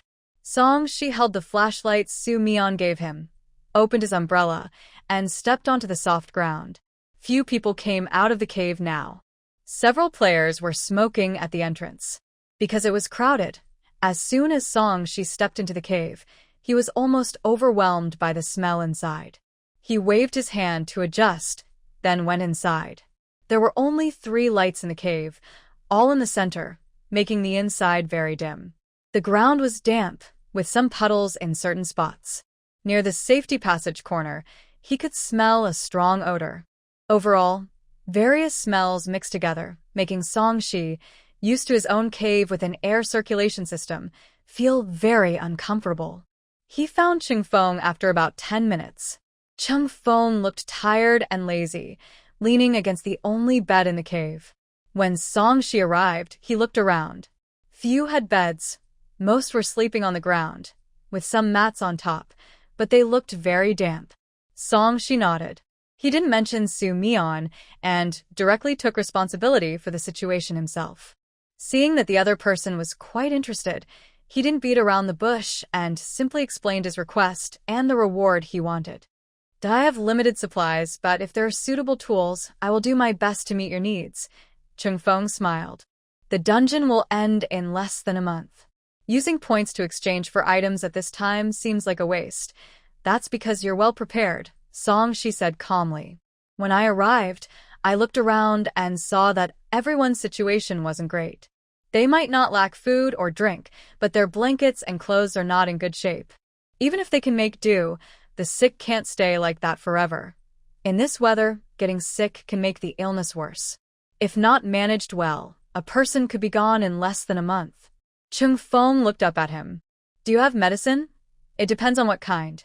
Before Shi left, Su Mian specifically told him that if Chungfeng didn't support his initial proposal, he could exchange medicine instead. But she didn't say what kind of medicine she had, so she didn't dare to speak carelessly. Chungfeng might not care much about other things, but medicine is always valuable in any dungeon. Even if he had his own stash, he would still be missing some. Shi's words made him a little interested. Alright, you go back and wait, so you won't be unable to leave later. I'll come back in 3 hours to give you an answer. Shi knew he couldn't rush things and agreed. He took a bit longer than expected. When he reached the cave entrance, it started to rain heavily. His umbrella almost broke, and he almost had to jump to run into the cave. Then he told Su Mian the result of his negotiations with Chungfeng. I mean, maybe we should put some of the things away here. He had gotten used to the current situation and didn't think much of it, but if others came by, they would definitely notice something was off. After all, Chungfeng knew what he had prepared, and others wouldn't. When they arrived, they might guess that these items were brought out by Su Mian, which would reveal her backpack's capacity. No need to make it complicated. Just look and see. He wouldn't dare do anything. Shi originally thought she might not want to expose her backpack, but after hearing her say that, he understood she didn't mind. Naturally, he didn't oppose it. 3 hours was still a long time. Shi prepared a simple meal. After they finished eating, he went to take a shower first, then waited for Su Mian to finish. They sat facing each other as usual, each busy with their own things. He hadn't checked the forum in a long time and felt a bit nostalgic as he browsed through it. He didn't find any interesting posts, so he thought about a senior he hadn't contacted in nearly 2 months. He took the initiative to send a greeting message. He expected the reply to come in a few hours or the next day as usual. But this time, he received a quick response. Is the mission going badly? I haven't seen you around in a while. It was rare for him to get such concern from the other person. Shi's eyes lit up. Since he was looking for someone to chat with, he immediately got involved and couldn't stop. He didn't notice Su Mian sitting across the table, who was looking at his phone but not really focused. 3 hours later, the rain stopped, and it was completely dark outside. She checked the time early and left the lights on at the door. About 5 minutes later, Feng appeared, dressed in a special black raincoat. When he saw the shed outside the door, Feng looked at it several times but only briefly examined it. However, when he entered the cave and lifted the curtain, he was stunned by the structure inside. Having stayed in the cave for a long time, he was used to the dimness. Seeing the bright space filled with modern technology made him feel like he was dreaming. It wasn't until he was led to the tea table, where a steaming cup of red tea was placed in front of him, and he heard the boiling water gurgle, that he snapped back to reality. He forced himself to ignore these external things and looked at the two people opposite him with a complex expression. I asked about the trade. Someone is willing to exchange. I brought the list of what they need. You can decide the quantities. When Songshi received the list, he only glanced at it before handing it to Su Mian. Noticing his action, Feng wasn't surprised. He had already sensed that this trade didn't seem like something Songshi was planning to carry out. The list was quite mixed, including blankets, clothes, drinking water, and mostly medicines, fever reducers, cold remedies, and anti-inflammatory drugs. After reading it, Su Mian thought there was no problem. If you're in a hurry, you can come to pick up the items at 3 o'clock tonight. There aren't many things, but it should be enough for you. Seeing her so straightforward, Feng was very pleased. He handed her the prepared tool, saying, "This is what you wanted, the water generator. Put it into any container, and it will automatically produce water. The water it makes can be drunk directly, but it costs a lot of points. The guide says using unlimited water for a day costs 100 points. It's a bit expensive, but this is all I could find." Actually, he and Songshi didn't understand Su Mian's actions either. They only came to exchange for limited time items after the mission was almost over. People who do that probably don't lack points. Thinking of this, Feng couldn't help but glance again at the cave that looked like a fancy hotel. The other side clearly knew more secrets than he did. Not long after Feng left, Songshi couldn't help but complain about the water generator being useless. 100 points a day. Unless you're in a very water-scarce mission, it's not useful at all. They worked so hard to clear the mission, and even if they did well, they only earned a few thousand points. If they used it, they might waste points or even lose money. Especially since it was a limited-time item, they couldn't save it for later when they needed it. Su Mian was playing with a small, delicate bead. She was still very interested. When she heard Songshi's comment, she smiled and said, "I think it's pretty good, but the limited time is a bit of a loss. Still, she could extend its use." She didn't say much to Songshi. Instead, she took out an empty water bucket from her space, placed the bead in a container, tied it with a string, and hung it on the bucket's rim. The system automatically prompted her to confirm if she wanted to spend points to activate it. Su Mian silently said, "Yes." A miraculous scene happened. The empty bucket began filling with water at a visible speed, as if it happened in an instant. Once she understood how to operate it, Su Mian took out all the empty buckets one by one, filled each, and then put them back. Some containers were too large, so she had to wait until tomorrow's rain to use them outside. Anyway, there were still 24 hours. She watched her do all this and was stunned. Her backpack was really big. He had never seen so many water buckets in his life. She had at least a dozen. Finally, Su Mian reminded him, and he remembered he also had spare buckets. Out of the idea of not wasting anything, he filled all his nearly empty water resources. Seeing his backpack full of water, she couldn't help but feel regret. If only it lasted longer, it would be so much better. It was really a pity. That night, Su Mian prepared the items listed by Feng. She had also collected quite a bit of men's clothing, thinking that the space was large and she might need it someday, so she accumulated a lot.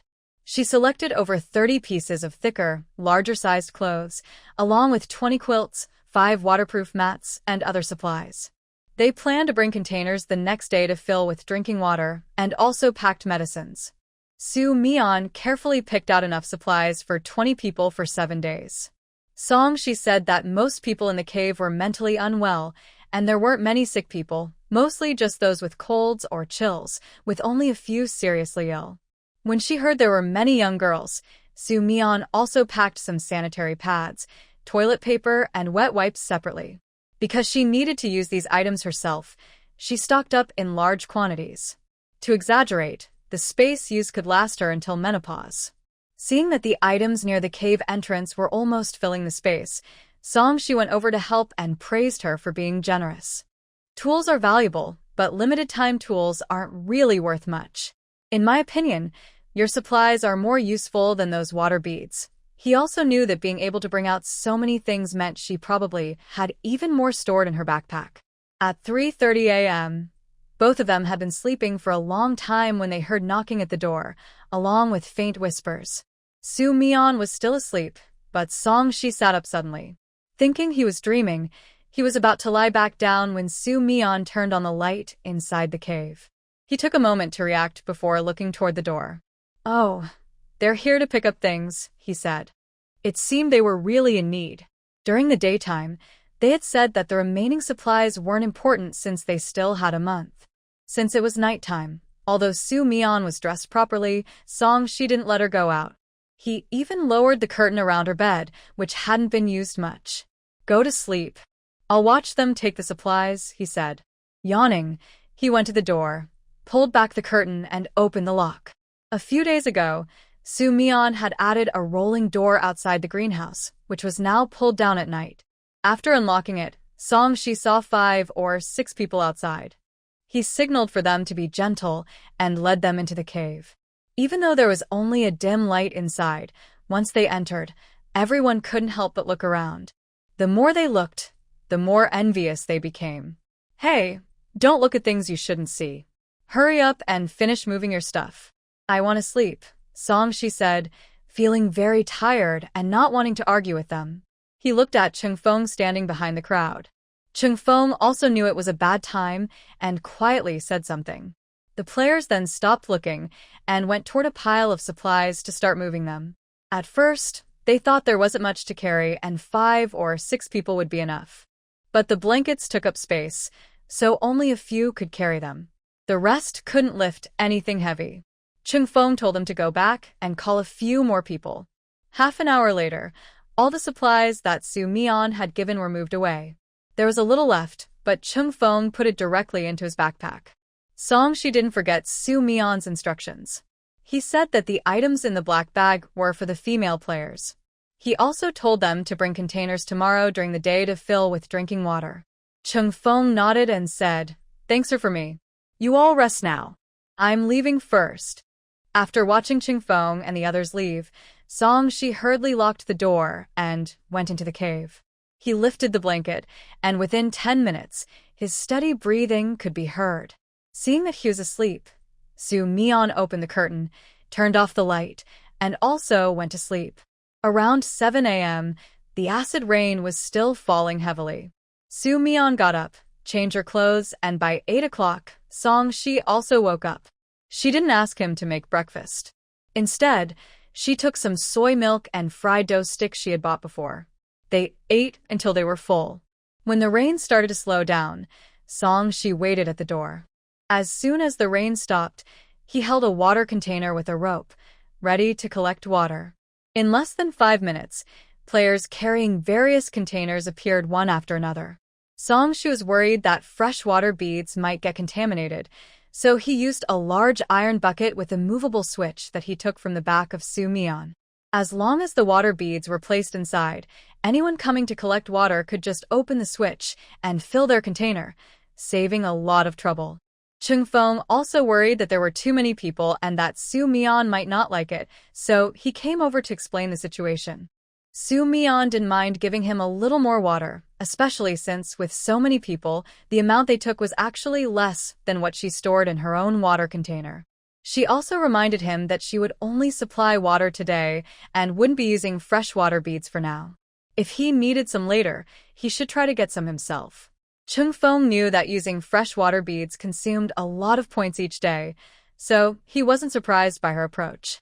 However, half an hour was too short. He guessed it would take at least 3 hours before he could get more. Soo Myeon handed the task over to Song Shi to arrange. He was quite happy to do it, especially since everyone coming to collect water would chat with him. His friendly attitude made him feel appreciated. The day at the cave entrance was lively, especially when Soo Myeon wasn't outside. Song Shi didn't complain about being tired. Instead, he encouraged everyone to bring whatever they had to fill with water, acting as if it benefited him too. He kept busy until around 5 or 6 o'clock, then moved the iron buckets back into the cave and returned the fresh water beads to Soo Myeon. After receiving them, Soo Myeon remembered something. She took out the anesthetic wooden barrel that Song Shi had given her before leaving the cave last time. Your thing. I'm returning it to you. Seeing the anesthetic wooden barrel, Song Shi couldn't help but recall that he didn't know she was a player at first. He was worried she might get into trouble, so he even used his backup equipment, but it seemed like a joke. He shook his head and declined. This was a limited-time item from the last dungeon reward. It's almost expired. I don't need it anymore. You like limited-time items, right? Consider it a keepsake. Since he couldn't afford to buy long-term items with his ability, it would be a waste to keep it. Better to give it to her. Soo Myeon looked at him unexpectedly, but didn't refuse. She wouldn't turn down a gift she received, and she actually liked this anesthetic wooden barrel. Seeing that she didn't refuse, Song Shi had an idea. When I give you this, you'll recognize it as an item, right? Soo Myeon nodded. Otherwise, why would she want it? For a moment, Song Shi wasn't sure if he had given her the right thing, or if he was once again reminded of his own past ignorance. A few days before the end of the mission, Song Shi's smile never left his face. He couldn't help it. Completing the mission meant his points increased, and his life was more secure. However, he looked at Soo Myeon, who seemed calm, and asked her curiously if she didn't want to go home and reunite with her family. He was eager to go out for dinner with his family, and then take a walk or go sightseeing. Seeing the sparkle in his eyes, especially when he mentioned his family, Soo Myeon couldn't share his feelings. She couldn't empathize with him. Her real family had long been gone. She only remembered that when her family was still around, she was carefree, probably more naive than Song Shi. But she hadn't experienced that kind of atmosphere or feeling in a long time. She had almost forgotten what it was like. Fortunately, she had survived many days in the post-apocalyptic world and gone through 5 or 6 missions. She no longer had high hopes for her family. Song Shi also noticed she didn't like to talk about herself. He decided to change the subject. You don't have to answer everything. The mission is almost over. It's not too much to know your name, right? Players' real names are secret, but most players in the same mission are willing to share basic information. However, Soo Myeon was an exception. She never talked about anything outside the mission. He didn't dare to ask more, so they had been together for over 3 months, but he only knew what she chose to show him. Soo Myeon looked at him steadily. Not yet. Song Shi checked the date on his phone and asked confusedly, the mission ends in 3 days. Does it really matter if it's a day earlier or later? It's just a name. What's the use of knowing it? Song Shi was unwilling. You said it's just a name. Why can't you tell me sooner? Then I could call you by it for a few more days. Soo Myeon was silent.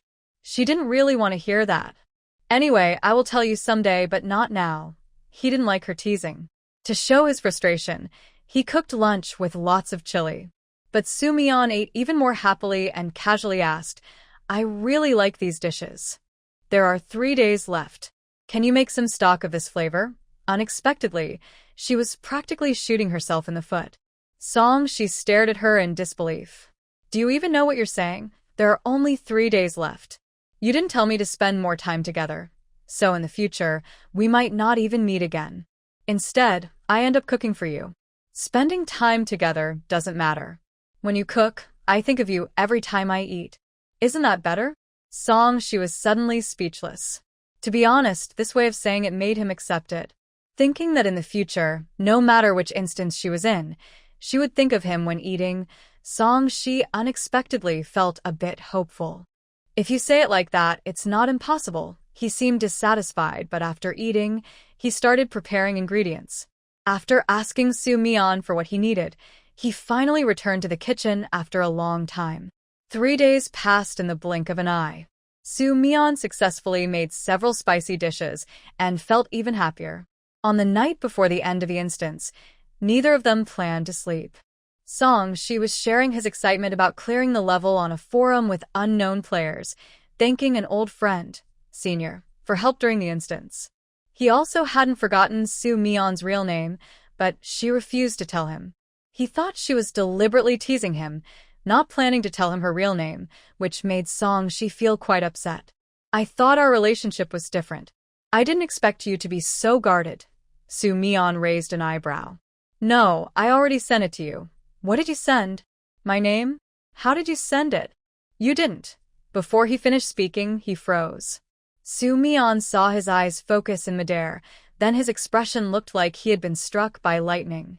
At the moment before the instance ended, she saw Song's fading figure glaring at her and shouting something loudly.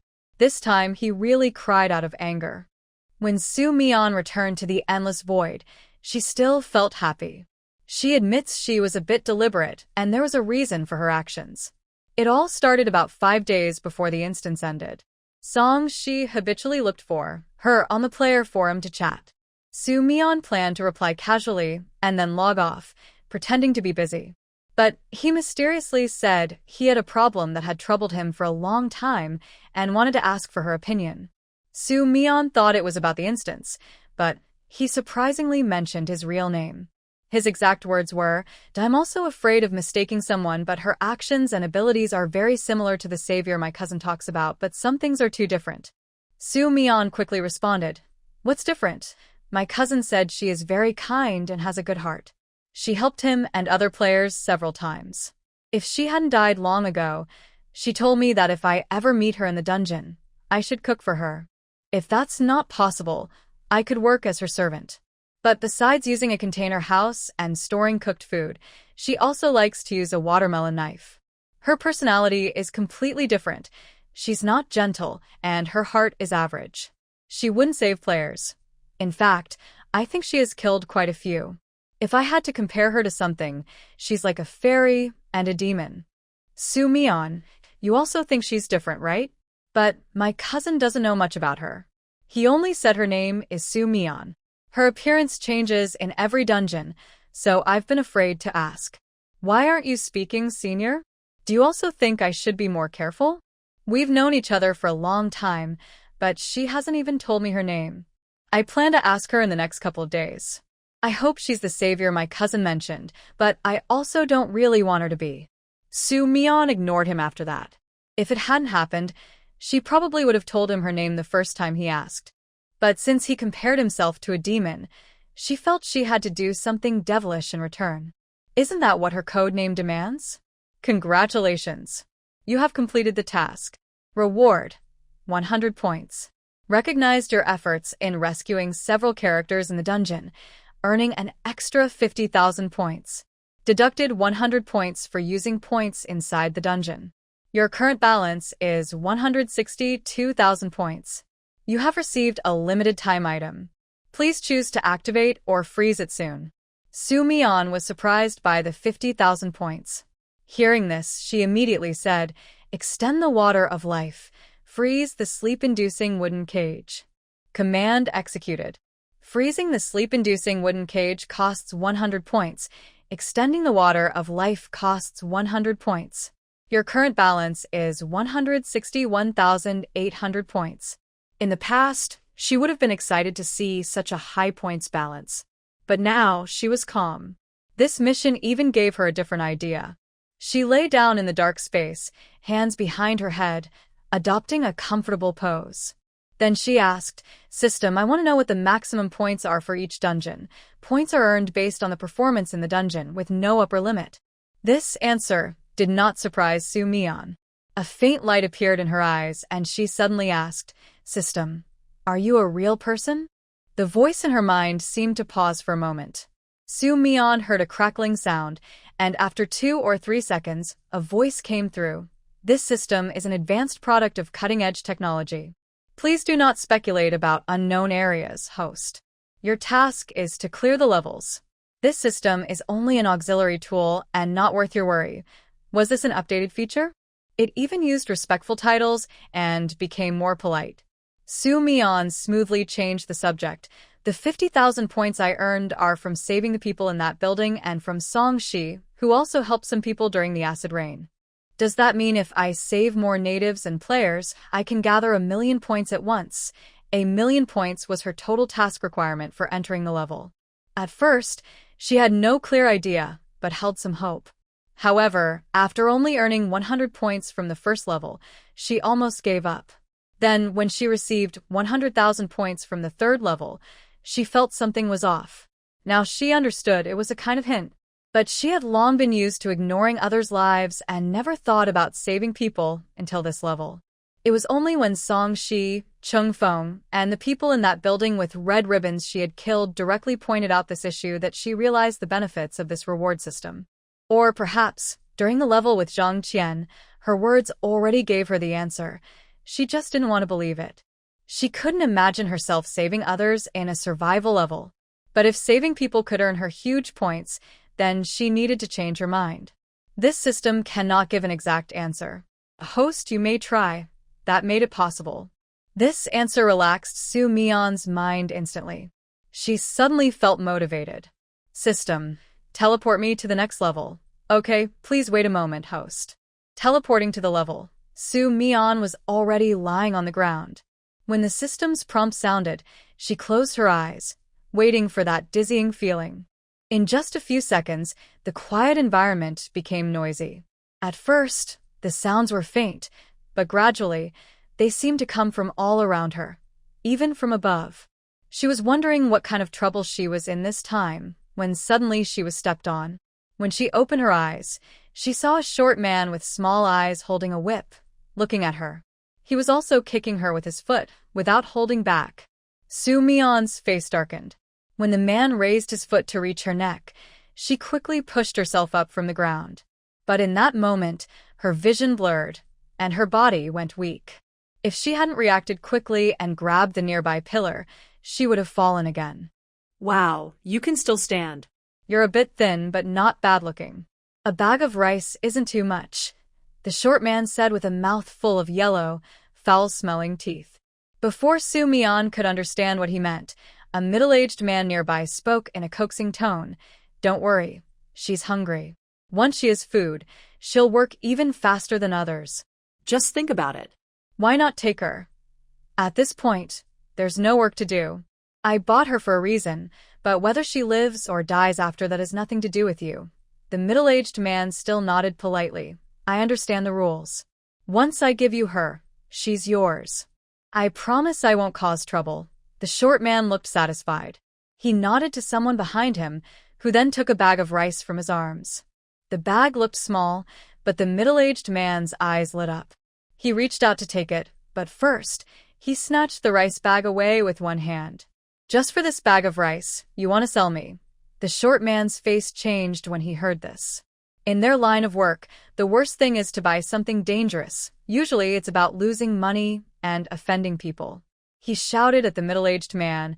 I don't know why she looked so sick when she was sent here. You didn't teach her properly, and just tried to sell her to me.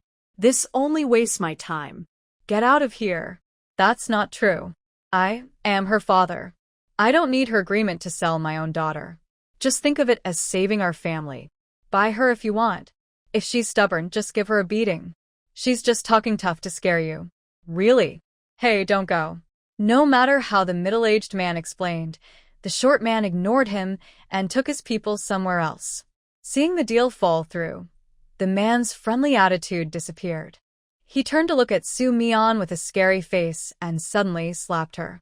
You little brat, I finally found someone to take her, and you caused trouble. Of course, the slap didn't hit Su Mian's face. She bent down quickly to dodge it. You still dare to hide. Since I can't get any money, I might as well beat you to death, so I don't have to go back and see your useless father refuse to exchange the other two for money. Su Mian was planning to run somewhere safe to hide and absorb memories, but when she heard this, she froze. Turns out, this man wasn't her father after all. Just then, the weakness from the original owner had faded, and she was gaining strength. Seeing the man still cursing, She quickly picked up a stone from the ground and threw it at him. Her throw was fast and accurate. The man was hit and staggered, dazed and confused. Before he could react, Su Mian kicked him hard. He fell to the ground, still in shock. She spat and said, "What kind of thing dares to hit me? Are you trying to make me crazy? Maybe I should beat you up and see if I can kill you?" She lowered her voice for the last sentence. There were people everywhere, and everyone's clothes and appearance were different from those in previous scenes. She had a vague guess, but she wanted to confirm. Even so, her face was cold. The man was so frightened by her words that he froze. He doubted she was going crazy because of him. He shivered and said, "Zhao. Saudi, calm down. If it weren't for the whole family, I wouldn't treat you like this. Don't blame me entirely." So, it was just her big brother. Su Mian felt even more annoyed. "It's too late. You've already driven me crazy. I am going to settle some personal scores now. You better not try to bother anyone else. When I return and see that the number of people is wrong, you just be prepared." She didn't say much about getting ready, but her fierce look was very clear. Even Wang Yud, the only man, was stunned.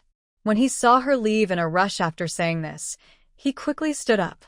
His head was pounding, and when he reached up to touch it, he saw his hand covered in blood.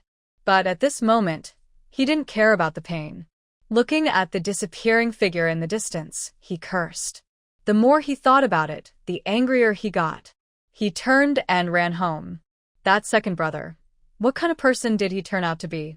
I need to go find him.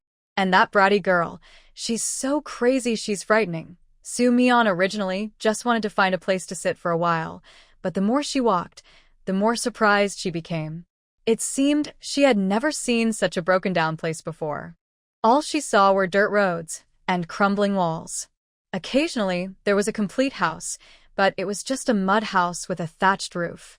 The people passing by were all dressed very worn out, but it was clear they weren't wearing modern clothes.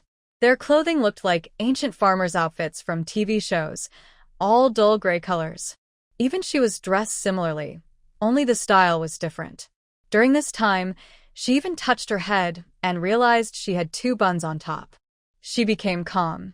When she couldn't find a place to hide anymore, Su Mian simply found a tree, climbed up quickly, sat on a sturdy-looking branch, closed her eyes, and absorbed the memories of the original owner. 3 minutes later, Su Mian opened her eyes. She took a bread from her space, ate it slowly, and relaxed from the tough memories she had just received. The owner of this body was named Wang Zhaodi, only 14 years old. She had an older sister, Wang Pandadai, who was 15, and two younger sisters, Wang Miandi, 12, and Wang Lady, 10. The Wang family was already poor, and these past 2 years, the harvest had been bad, making life very hard. The family couldn't even eat enough. If there hadn't been plenty of wild vegetables on the mountain, they might have starved long ago. Despite this, their father, Wang Yukai, still only cared about his son. After having 4 daughters, he wanted to have more children. But this year, conditions worsened. Not only them, but many families everywhere were struggling to eat and stay warm. In August, many people in the village started selling their daughters to exchange for food. At first, it was just a few, but gradually more people sold their daughters, and the buyers started to be picky. Wang Yukai didn't have this idea himself, but his mother came to him and said that in this situation, they couldn't raise more children. She decided to take charge and asked him to take care of the eldest brother's family, and later let his nephew Wang Yazu take care of him in old age. Since his mother asked, and the family really couldn't afford more children, he agreed. However, there was another condition. They wanted him to sell his eldest daughter to buy grain so the family could survive for a while. Wang Yukai was still decent-looking, and his 4 daughters with his wife all had thick eyebrows and big eyes. They weren't especially beautiful, but in the village, they were quite unique. This was called a discussion, but really it was just a notice. Wang Yukai said he needed to think about it, but his mother had already called the matchmaker to come see the girl. Jandy never expected her own father would sell her, especially when the matchmaker agreed to buy her, and her father just nodded without saying anything. She knew no matter how much she struggled, it was useless. Before leaving, She asked her family that if she was sold, her younger sisters shouldn't be sold too. Wang Yukai had promised her that. But in less than 3 days, Wang Yid came to say that Wang Yaozu was sick and needed a doctor. They had no money or grains, so he wanted to sell another person. Jandy was already angry that her eldest sister was sold, and she couldn't believe that her father, who had promised not to sell her sisters, suddenly became so cowardly. Her mother, who had no sons, felt inferior and had no say in the family. Worried that she might be sold too, Jandy struggled a bit, but the result was her father, Wang Yukai, promised her he wouldn't sell her, yet that very night, he gave her medicine. That night, Wang Yid took her to the town to sell her. Jandy was very thin and frail. Wang Yukai didn't know the right dosage of the medicine, and when he saw his daughter groaning, he thought she was fine. Unbeknownst to him, Jandy was suffering and being tortured to death. In other words, if Su Mian hadn't come just then, the traffickers would have realized she was dead not long after they left. The evil habit of valuing boys over girls was something Su Mian had heard of and seen, but she couldn't understand how someone would sell their own daughter for someone else's son. Compared to Wang Yud's shamelessness, her own father's actions were even more unforgivable. System warning activated. Please prepare yourself for the drought outbreak in 3 days. Su Mian's thoughts paused because of this alert. Drought? She actually managed to touch her. Thinking about the freshwater beads she obtained during the last quest when she was bored, Su Mian felt like the system had specially arranged this for her. She suppressed this stronger-than-usual thought and wondered how to make it happen. Droughts usually cause problems with food and water, leading families to flee. But from what the system said, it might not be just about fleeing, there could be other things involved. Her bread was already finished, so she worried that her body might not handle much more food. She took a small bowl of light porridge and drank it. Feeling half full, she looked down at her arms, which were dark and stained, as if they could be scrubbed clean. She couldn't resist, so she took a basin of water and used a towel to wipe herself. It took about 5 basins of water to clean roughly, and the towel was so black that it couldn't be washed back to its original color. The black water was poured into a dirt pit beside a tree. Although she still felt a bit uncomfortable, she was much better than before. She didn't bother to clean the mud on her face and neck because she noticed everyone else looked dirty and dusty. If she appeared with a clean face, it might seem too conspicuous. More importantly, she had to go back immediately. Wang Yid was not someone easily scared. She suspected that if she ran away, he would immediately call his mother and plan to confront Wang Zhaodi and her 2 sisters. Although her current task was just to survive for 3 months, Su Mian was determined to test her plan to save people. Wang Zhaodi also cared deeply for her 2 sisters before she died, so saving them would be a natural choice. Thinking of this, she searched her space and finally decided to use a blasting whip. This weapon, while not deadly with a few strikes, could torment people. Its main advantage was its strong damage, making it perfect for dealing with the village's troublemakers. After choosing her weapon, Su Mian wrapped the whip around her wrist, covered it with her sleeve, and headed toward her remembered home. The town was about 40 minutes away from Wang's village. When Wang Zhaodi came, she was brought by a bull cart arranged by Wang Yud. The bull was so thin it had little flesh left and fainted from exhaustion just before reaching the town. Later, Wang Yid found someone to help carry her to the market stall where people were sold. It could be said that Wang Yid put in a lot of effort to sell her this time. Su Mian's strength was almost fully recovered now. As she hurried along, she kept observing her surroundings. As she walked further into the village, she saw more people on the road. Most of them looked very hungry and thin. Many were searching for wild vegetables in the grass with their families, and some carried bamboo baskets while cutting bark from trees. She also saw a few middle-aged men sitting in the fields. When they saw Su Mian walking past, their eyes looked cold. Even after she had gone quite far, she could still feel their eyes on her. She frowned, quietly guessing what kind of trouble was happening. As she got closer to her home, her steps quickened. She had expected Wang Yid to come after her 2 sisters, but she didn't think he would come so soon. When she reached the door, she heard her two younger sisters crying loudly. They were begging not to be sold. Their cries were so loud that even from outside the yard, she could hear them clearly. Su Mian felt her chest tighten, affected by Wang Zhaodi's emotional state. Woo. I don't want to be sold, Dad. Dad, please help us. One of them was crying. That was Wang Niandi, the smartest and most loved by their parents among the four sisters. But now, even she seemed unimportant in the big event of someone sending her off. Su Mian knew without looking that Wang Yukai was probably bowing his head, looking conflicted and helpless, as if he was forced into this too. Their mother's crying could be heard among the others, but it was just crying. Stop crying. If you're sold to a good family to be maids, that's a better life. If you're truly kind-hearted, when you live well one day, don't forget us relatives. It's not a waste for your eldest uncle to have looked for someone to marry you, said Grandma Lu, her tone impatient. Soon after, Wang Yud's voice also came out. They're waiting for us. Stop wasting time talking to them. Second brother, help find a rope quickly, so I can tie them up. No mistakes this time. I don't even want to mention you. What kind of daughter are you raising? I'm so frustrated I could explode. If I weren't in such a hurry to get things for Yaozu's treatment, I'd rather be lying down. The funniest part was that Wang Yukai suddenly started talking. He agreed and apologized to his older brother. It's my fault for giving her medicine. She must have been too angry. Zhaodi is usually very obedient. Hearing this, Su Mian couldn't hold back anymore. She walked straight over and kicked the door open. With a loud bang, the already fragile door of the Wang family crashed to the ground. Everyone busy in the yard looked up at the noise and saw Su Mian standing at the door. Good girl, you little brat. You hit your eldest uncle and still dare to come back? Just right, I'll teach you a lesson and sell you. Lu was the first to react and couldn't wait to vent her anger on her eldest son. She walked towards Su Mian, looking like she was going to pull her ear.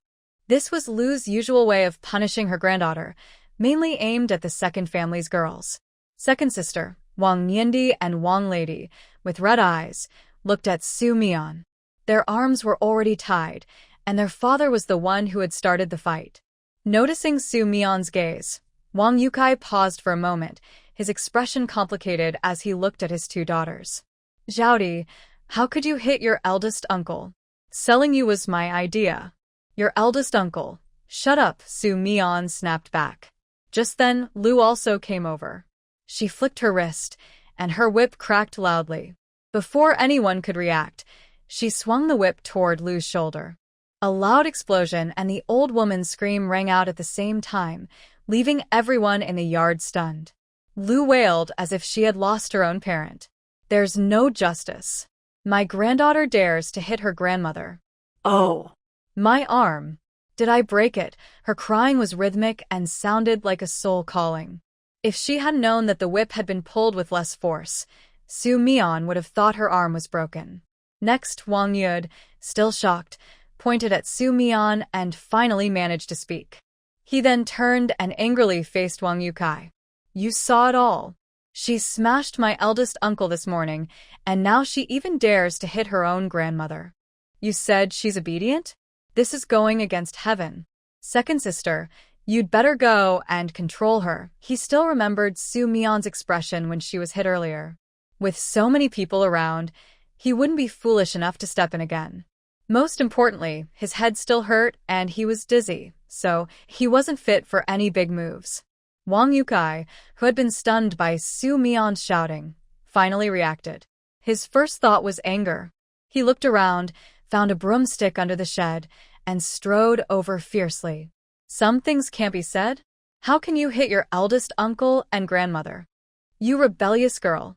Do you want to make your father angry? He was speaking when the pole suddenly swung towards Su Mian. Although it didn't seem to be used with full strength, if it really hit her, Wang Zhaodi's body wouldn't be able to handle it. Su Mian definitely wouldn't let him hit her. The man was Wang Zhaodi's father, not hers. Even if he were, she wouldn't care. She bent down quickly to dodge, ignoring Wang Youtsai's shocked look. She ran into the yard and pulled the ropes from her two younger sisters' hands.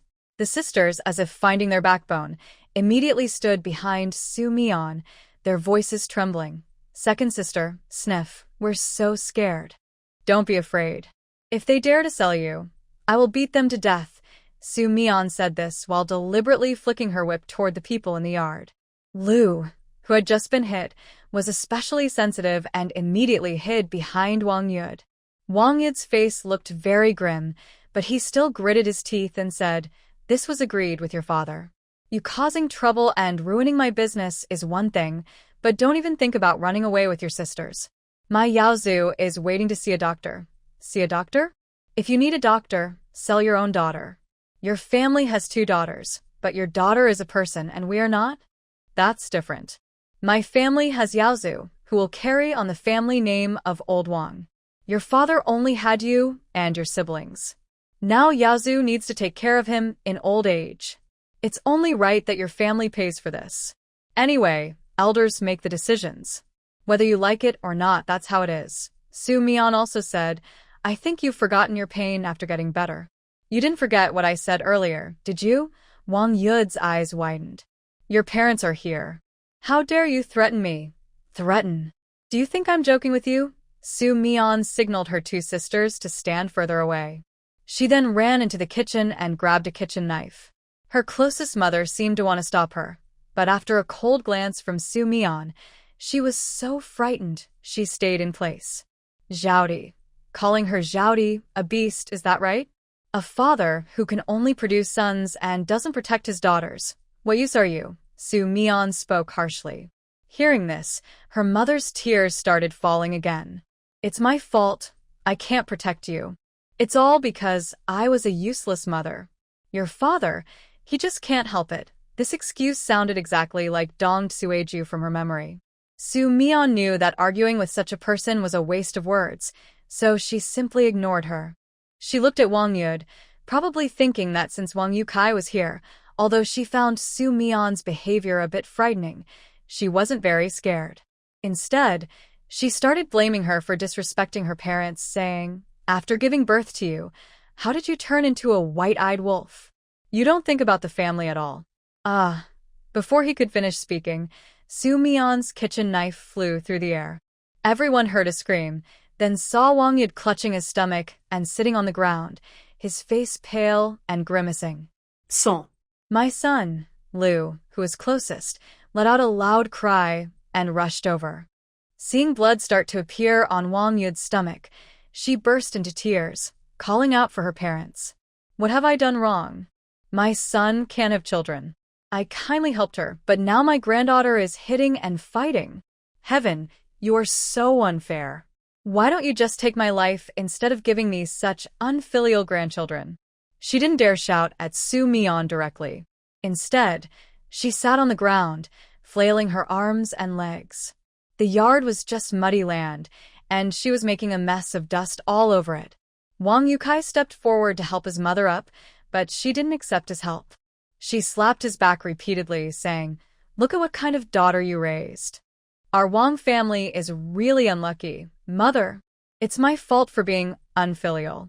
Please get up. Let's find a doctor for Big Brother first. Wang Yukai didn't get angry even as his mother hit him.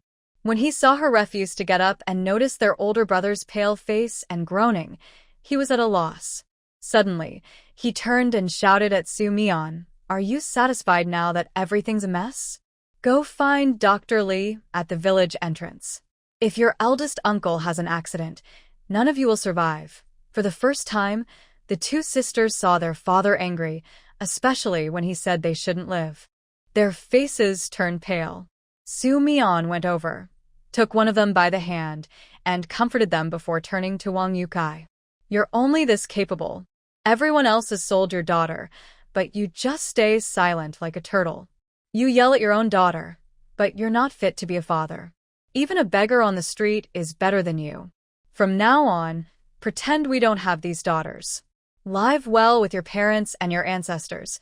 After saying this confidently, she pulled the 2 young girls toward the door. Her mother wanted to help, but Su Mian shot her a sharp look, and she immediately retracted her hand. As she passed by the door, Wang Yukai wanted to stop them.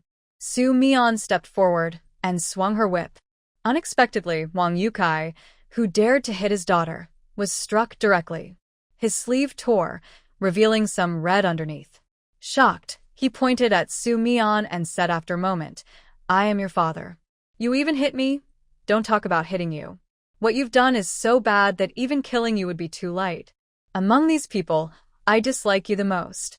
If you want to stop me, go ahead, but see how many whips you can take.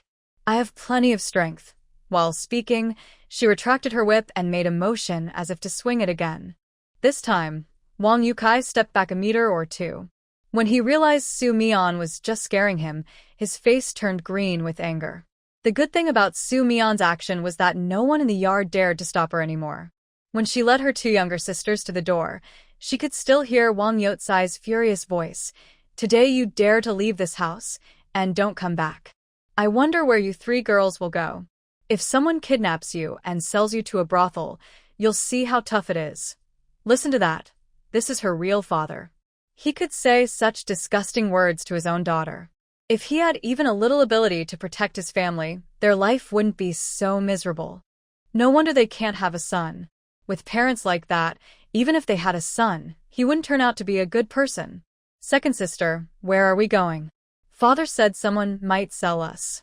"I'm so scared." The youngest, the timid fourth sister, also cried, "Let's go back, second sister." "I'll kneel to Dad and ask him not to be angry." Su Mian didn't look back and said, "Go back? And wait to be sold again? Stay close to me. I found a good place with food and drink, but we have to work. You two are so hardworking, you'll definitely get a big bun to eat." The two girls, who had just been choking on tears, froze at the mention of big bun. Especially the third sister, whose eyes sparkled. "Second sister, you're not lying to us, right? I'm the best at working. I want to eat a big bun. I can work too. I want a big bun." Su Mian looked at their pale, thin faces, pinched their stick-like arms, and smiled. "Of course I'm not lying. There are many people here. When we get to the small road later, I'll get you some food." The two quickly nodded in agreement.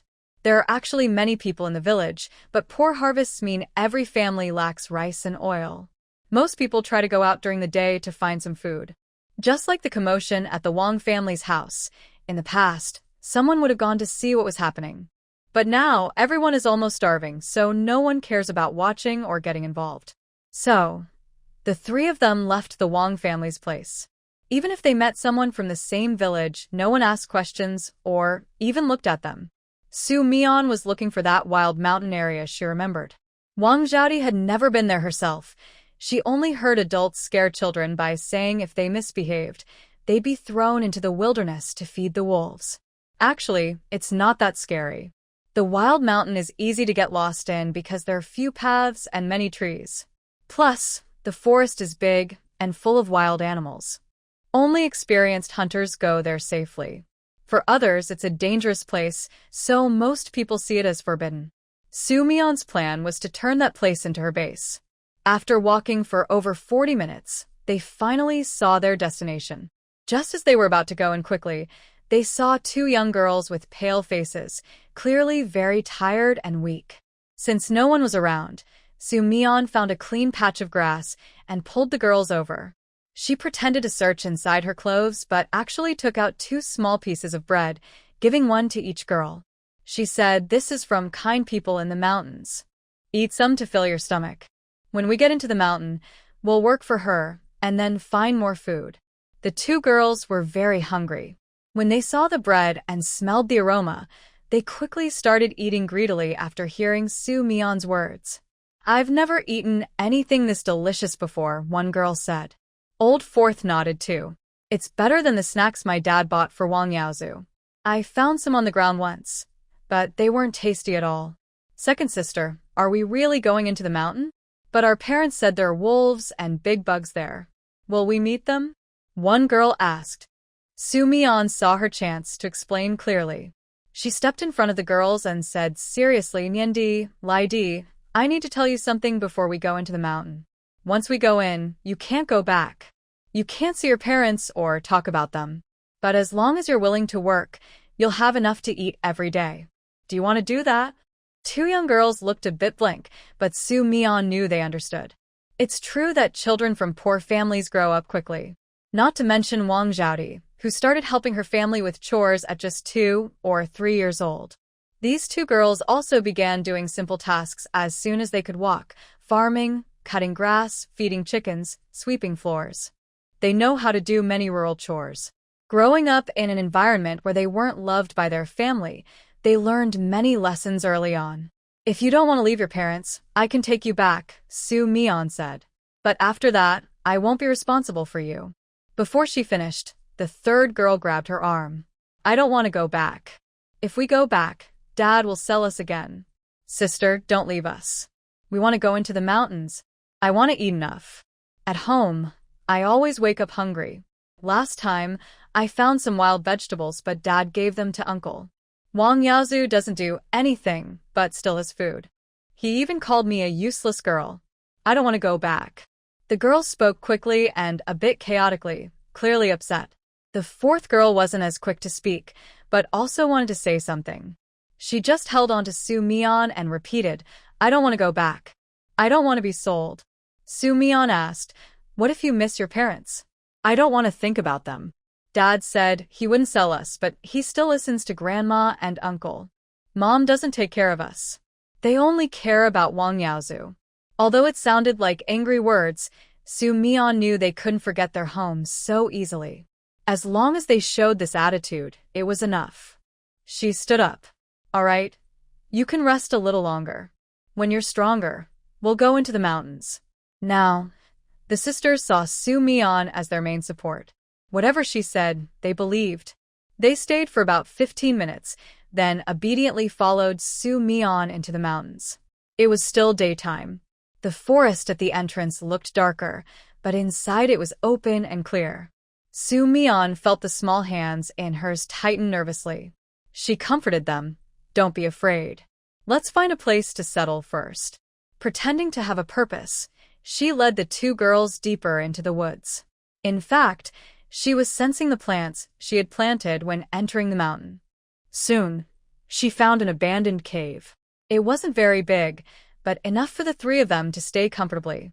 Near the cave entrance, she told the girls to wait outside while she went inside to clear it out. The inside was fairly clean, but since autumn had begun, Su Mian felt a slight chill in the daytime breeze. She guessed it would be cold at night, so she laid down a dark water-resistant mat on the ground and covered it with dry grass to hide it. Finally, she took an old-style quilted cover and wrapped herself in it, placing it nearby. In the corner, she placed a wooden box and a small insulated bucket with a water tap, filled with warm water. Although these items seemed out of place in the cave, she didn't worry about it. She could easily find a reason to explain them to the two young girls. She decided to stay for a few days, which was also a good time to plan what to do next. When Su Mian returned to bring the girls into the cave, they looked a bit scared of the dark, gloomy space. But with Su Mian's encouragement, they stepped inside. Once inside, they found the ground was soft and it wasn't as frightening as they thought, so they relaxed quickly. She showed them how to use the water tap on the insulated bucket. She also took out a set of simple, old-fashioned pots and bowls from the wooden box. She told them they could start a fire at the entrance and picked 2 small bowls with pretty patterns for them to remember, so each girl could use her own later. The girls were very excited, especially when they saw the pretty little flowers on the bowls. They chattered happily for a while. Finally, they carefully held their bowls and drank their fill. The innocent fourth girl smiled happily, wiping her mouth. "It's so sweet. Food from kind people is sweet, and water is sweet too." The third girl was more concerned about their chores. She suggested that since it was still daylight, they should ask what work needed to be done. She now had strength and could go pick wild vegetables or carry things. Su Mian smiled and said, "No rush. I already did some work for them a few days ago. The food and supplies we have now are their reward. I'll ask again tomorrow." When she heard they could get a reward every day, the two girls looked very hopeful. Su Mian told them to rest well today, but they refused to sleep. Instead, they ran to the entrance to pick grass. There was a lot of wild grass growing near the cave entrance. Su Mian wasn't sure where they would stay later, so she didn't plan to clear the area. Seeing the girls working so enthusiastically, She didn't bother to stop them. She told them she would walk around the area, and then left. Of course, she wasn't just wandering around. She was preparing early for staying overnight tonight. Wild animals in the mountains are not fake. In fact, she has already discovered several wild boars. These creatures can be quite dangerous. Although they don't threaten Su Mian, she can't let them appear and scare the two young girls. Su Mian quickly cleared a few kilometers around the cave, planted an upgraded version of mist bamboo, and also grew some blood vines inside the circle. Then she found a spacious spot and set up a lounge chair to sit. She opened Player Forum, thought for a moment, and posted her first message. Drought World, Ancient Team, food and drinks provided, but need to work and follow instructions. Wow, the poster's name is quite special. This is the first time I've seen garbled characters. Did they use some special item? Someone commented. Garbled characters? Su Mian's fake name was Single Player. She had replied to a post during a previous dungeon run. No one had mentioned that her name was wrong. She thought everyone saw her name the same way she did. Turns out, in their eyes, her name was just garbled text. After reading several comments discussing her name, Su Mian was almost sure her suspicion was correct. But now wasn't the time to worry about that. She refreshed the post repeatedly, hoping to find some help, but few people who were also doing the dungeon were checking the forum, and no one had asked her directly. She decided to browse other posts, including some team recruitment threads. However, responses were few. Zhao Tian had once said that although the forum was open to all players, it had some safeguards against cheating. If someone acted too suspicious, their messages would be automatically blocked. Su Mian wasn't sure if her post had been blocked, so she decided to wait and see. There weren't many helpful posts on the forum. Most were venting, complaining about the difficulty of the dungeon or their bad situations. It seemed like people only felt better after venting. After browsing for a while, without finding useful information, Su Mian logged off and left. Unbeknownst to her, shortly after she left, 3 similar posts appeared one after another. The 2 young girls were very capable. When Su Mian returned, she found that the weeds at the cave entrance had been cleared, and a small stone stove had been built near the side of the cave. They were busy huddled together, doing something intensely. As Su Mian approached, she heard the 3rd girl excitedly say, "It's done." She saw a small puff of smoke rising from where the 2 girls were, and then a bundle of burning dry grass was stuffed into the stove. The 12-year-old girl works quickly and efficiently, which is impressive. She directs her sister to put away the broken clay pot they found, planning to burn some charcoal later to use as firewood, so they won't have to gather it again next time. After some work, the stove is lit. They fill a pot with water and start boiling it. Then, they pick up a bunch of what looks like recently pulled weeds from the corner and put them into the pot. At this moment, they see Su Mian returning and excitedly wave to her. Second sister, we're making wild vegetable soup. There are lots of vegetables here, enough for many days. Su Mian thinks to herself, those are just wild vegetables. She admits she has become a bit spoiled. She never thought these would be eaten, and now seeing the green pile in the pot, she knows it probably won't taste good without trying. However, her 2 sisters are very excited and even say they can cook another pot if they get hungry tonight. Su Mian recalls the eating habits of the Wang family. They usually eat 3 meals a day and go to bed early. The sisters often wake up hungry in the middle of the night and have to force themselves back to sleep. It seems most families nearby follow similar routines. Having 3 meals a day is a luxury only wealthy families can afford. Eat it later. I'm not hungry now. Don't gather wild vegetables tomorrow. We'll eat rice instead. The 2 sisters stare at her blankly, as if she's talking nonsense. They think there's no rice left now. Their father said city folks are eating coarse grains, and officials have left. Soon, they might not even be able to eat wild vegetables. But then they remember the sweet snacks they ate earlier, and feel a little hopeful.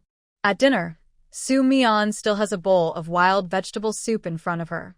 She didn't want to disappoint her sister's hard work, but after one sip, she almost felt overwhelmed. The wild vegetables taste a bit bitter and astringent. Maybe with some seasoning, it would taste better. Right now, it's just boiled in water, so the flavor is obvious. She doesn't spit out her first sip, but she can't bring herself to drink the rest. In the end, seeing she really doesn't want to eat, her sisters finish her bowl. They look calm the whole time, even seeming to enjoy it after finishing. Someone unfamiliar might think they had a feast. Second sister, the village pond has dried up. Tomorrow, we should go find water, or we won't have enough to cook once the water in the cave runs out. Soo-mi-yeon nods. She plans to figure out tomorrow where to store water and how to use it. That night, it was still light outside. The two sisters went back to their cave to sleep without cooking vegetable soup. Soo-mi-yeon was about to get them some food, but when she entered, they were already asleep. It looked like they were very tired and sleepy. She glanced at their small, kitten-like faces and their dirty clothes, thinking about how to find some old-fashioned clothes for them. The city was already in chaos. Even if she took the two girls into the mountains, she couldn't take care of them far away. In the end, she still needed someone to help her. Somehow, she suddenly thought of Song-shi. It would be so good if you were here. After covering the two girls with blankets, Soo-mi-yeon left the mountain cave. She found a curtain and fixed it above the entrance, pulling it down tightly to block the inside from view. Once that was done, she went to the back of the cave and set up a small bathing area. She took a quick hot shower, changed into loose pajamas, and after washing her clothes, used her powers to dry and change back into her original outfit. Ancient clothes were simple in color and style, but made from pure materials, so they were comfortable to wear. After using fabric softener, even sleeping in them felt comfortable. She didn't sleep inside the cave with her sisters, but chose a small prefabricated house nearby. She set up a simple bed and a thin blanket and lay down. She wasn't sleepy at this hour, so she lay on the bed and browsed a forum. She then noticed she had received a few private messages. Her eyes stopped on a familiar name. She read through all the messages, which asked about her location and seemed to suggest forming a team. Soo-mi-yeon found out the name of the town she returned from in Wang Jaidi's memories and sent it along with her current mountain area, warning them not to rush into the fog when they arrived. Several people replied with okay, while a few didn't respond, perhaps busy or asleep. Soo-mi-yeon wasn't sure how many would come, but as long as one person helped, things would be much easier. What she didn't expect was that while she was thinking about how to arrange the helpers, something was happening near the fog. At first, she thought it was villagers nearby. But when she saw the private messages on the forum, she looked closer and realized someone had already arrived. So soon? She jumped off the bed quickly, put on her shoes, packed her container, and headed toward the edge of the fog. The fog released more mist when someone approached, including the inner circle of blood, vines that were twitching and ready to move. This is their nature. They react to fresh human blood. Even though Soo-mi-yeon had established contact with them, it didn't change their instincts. She only gave them orders to stay calm and not attack. Outside the fog, there were two people, a man and a woman, who seemed to have just arrived. They were now observing the fog in front of them. The woman had tried to touch it with her hand but was stopped by the man.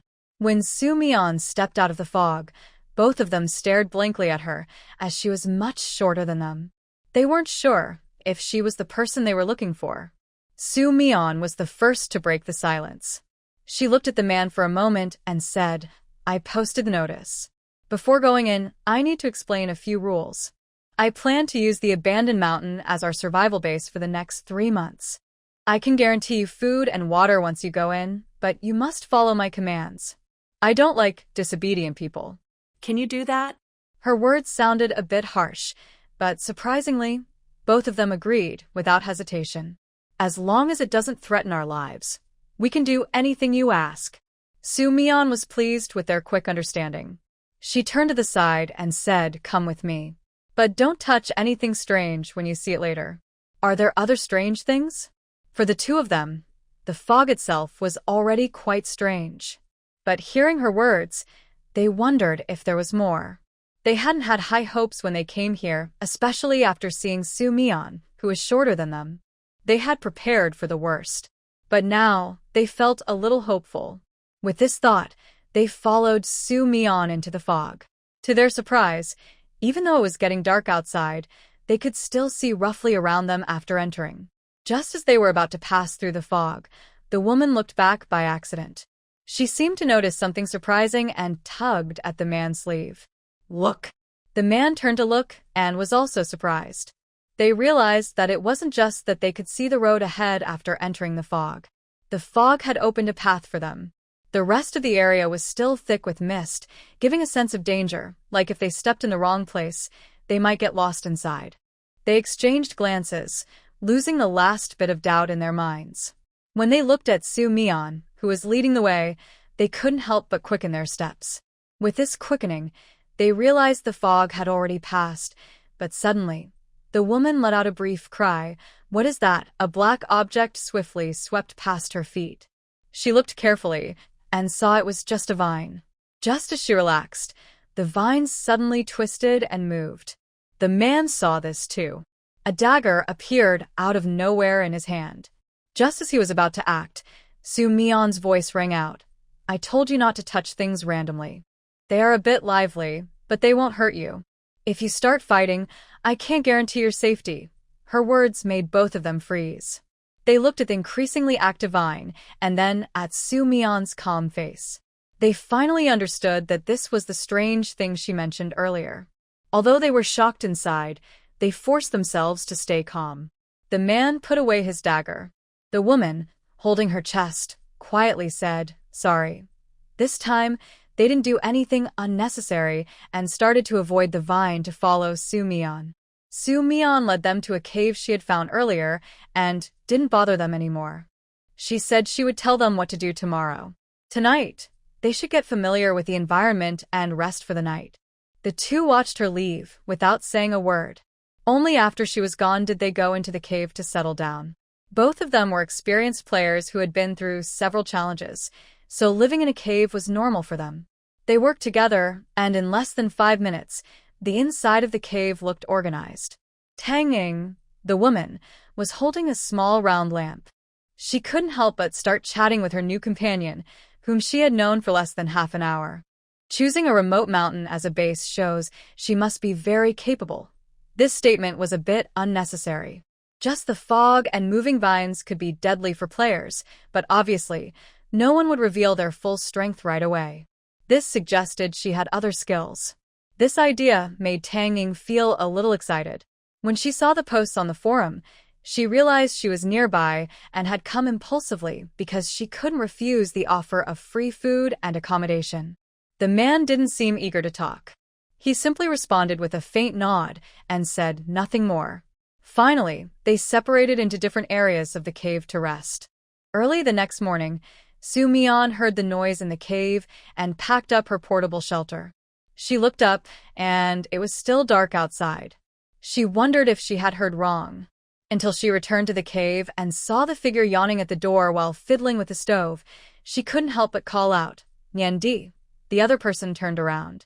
Because she was still sleepy, her eyelids drooped, but she still responded, "Second sister, are you free now? I'm cooking now. You can go back to sleep."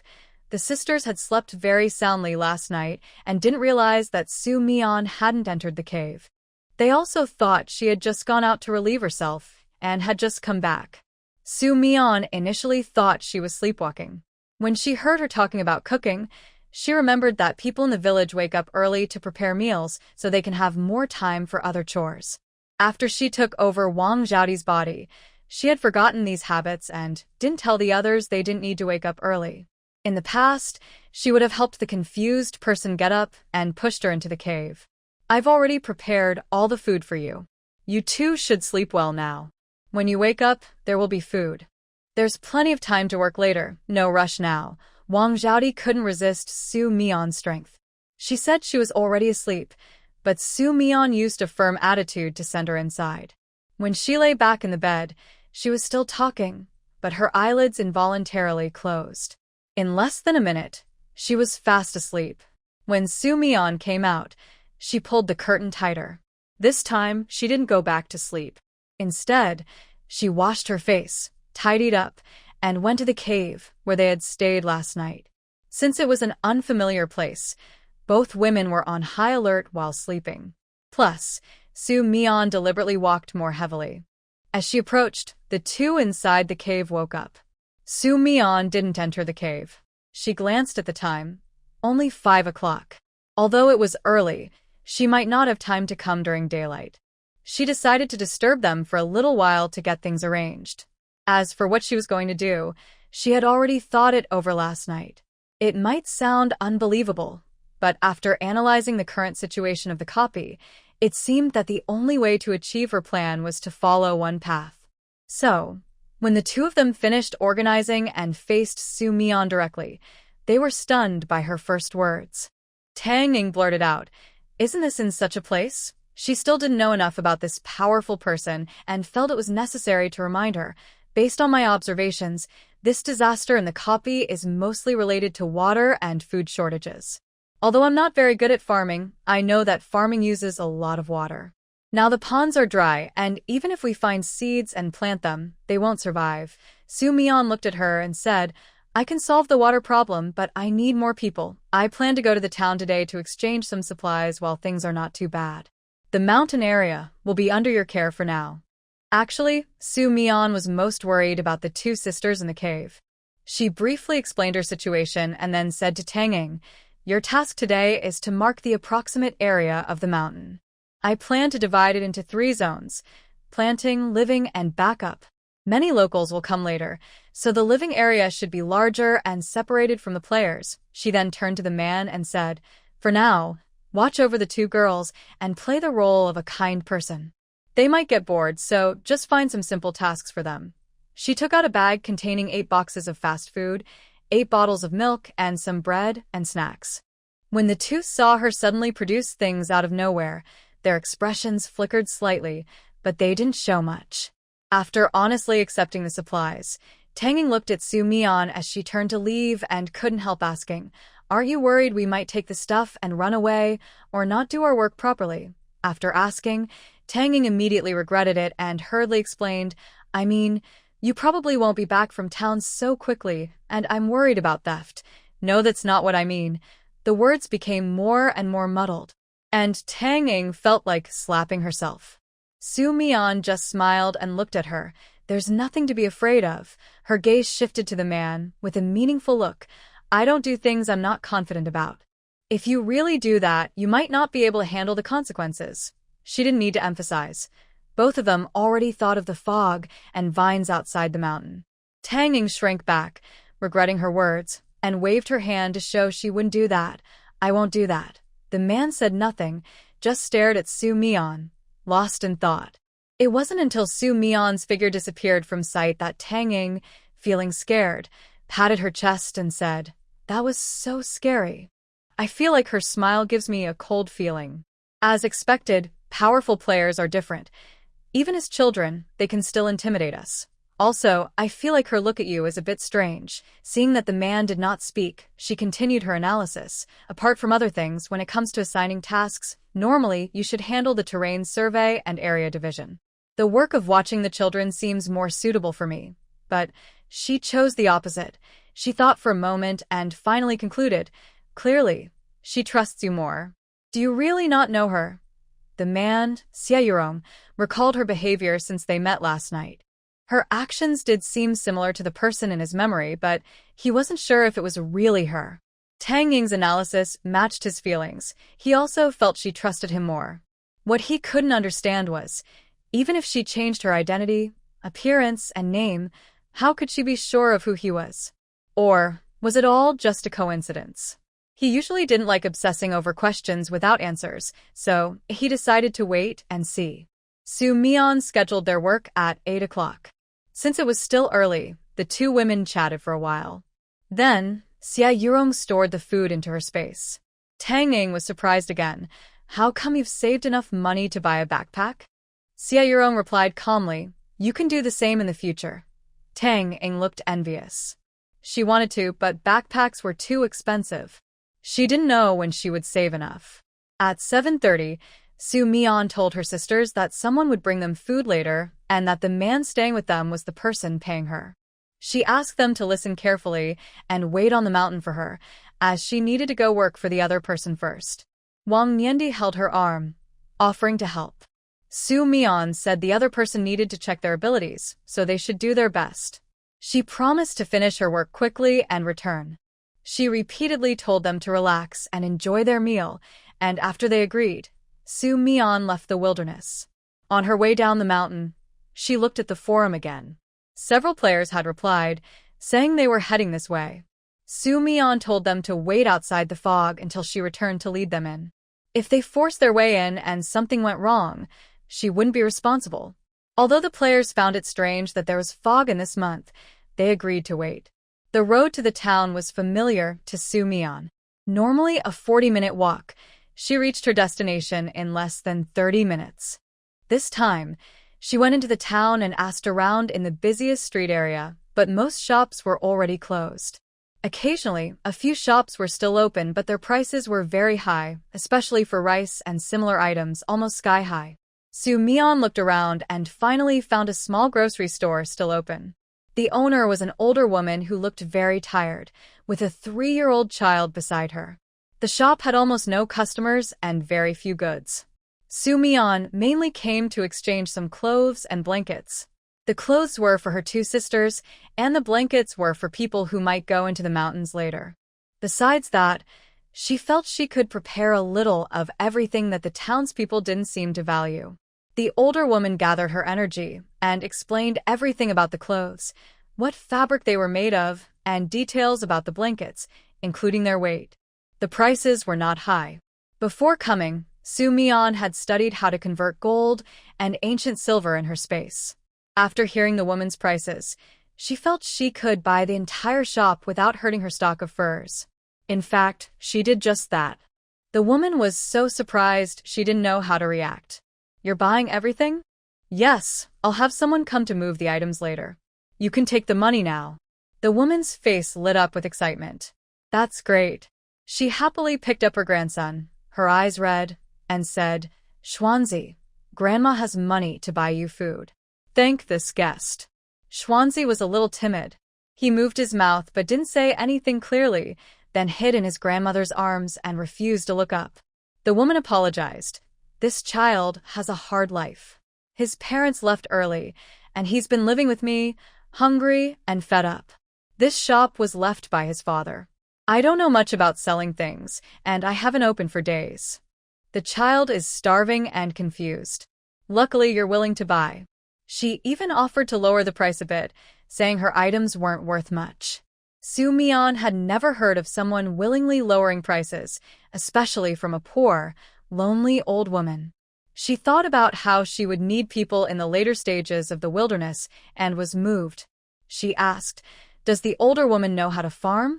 The woman's surname was due her family was from a village not far outside the town. She was very experienced with farming. There was nothing she didn't know about working in the fields.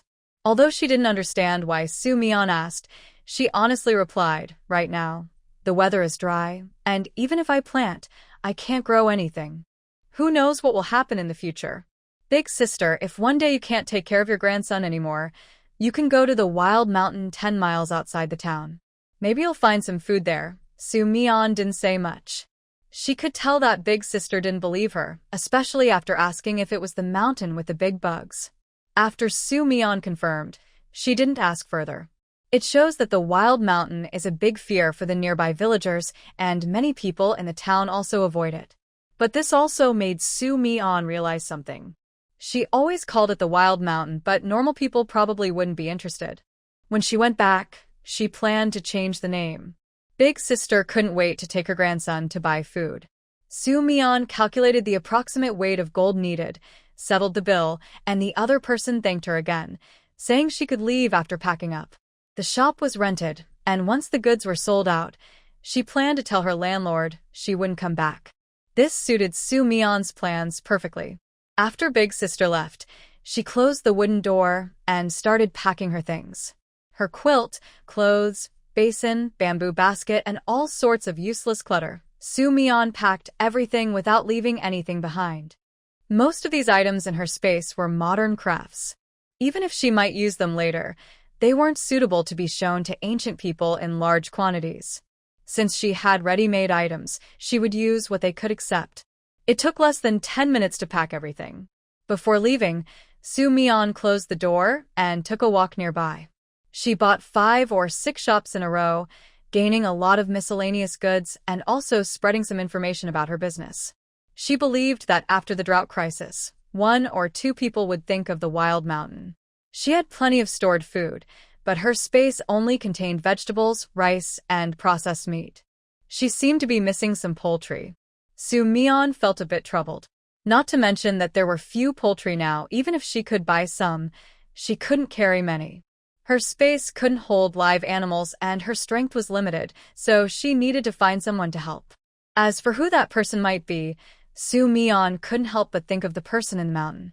When Su Mian returned to the wild mountain, it was already dark. She crossed through the fog and vine forest.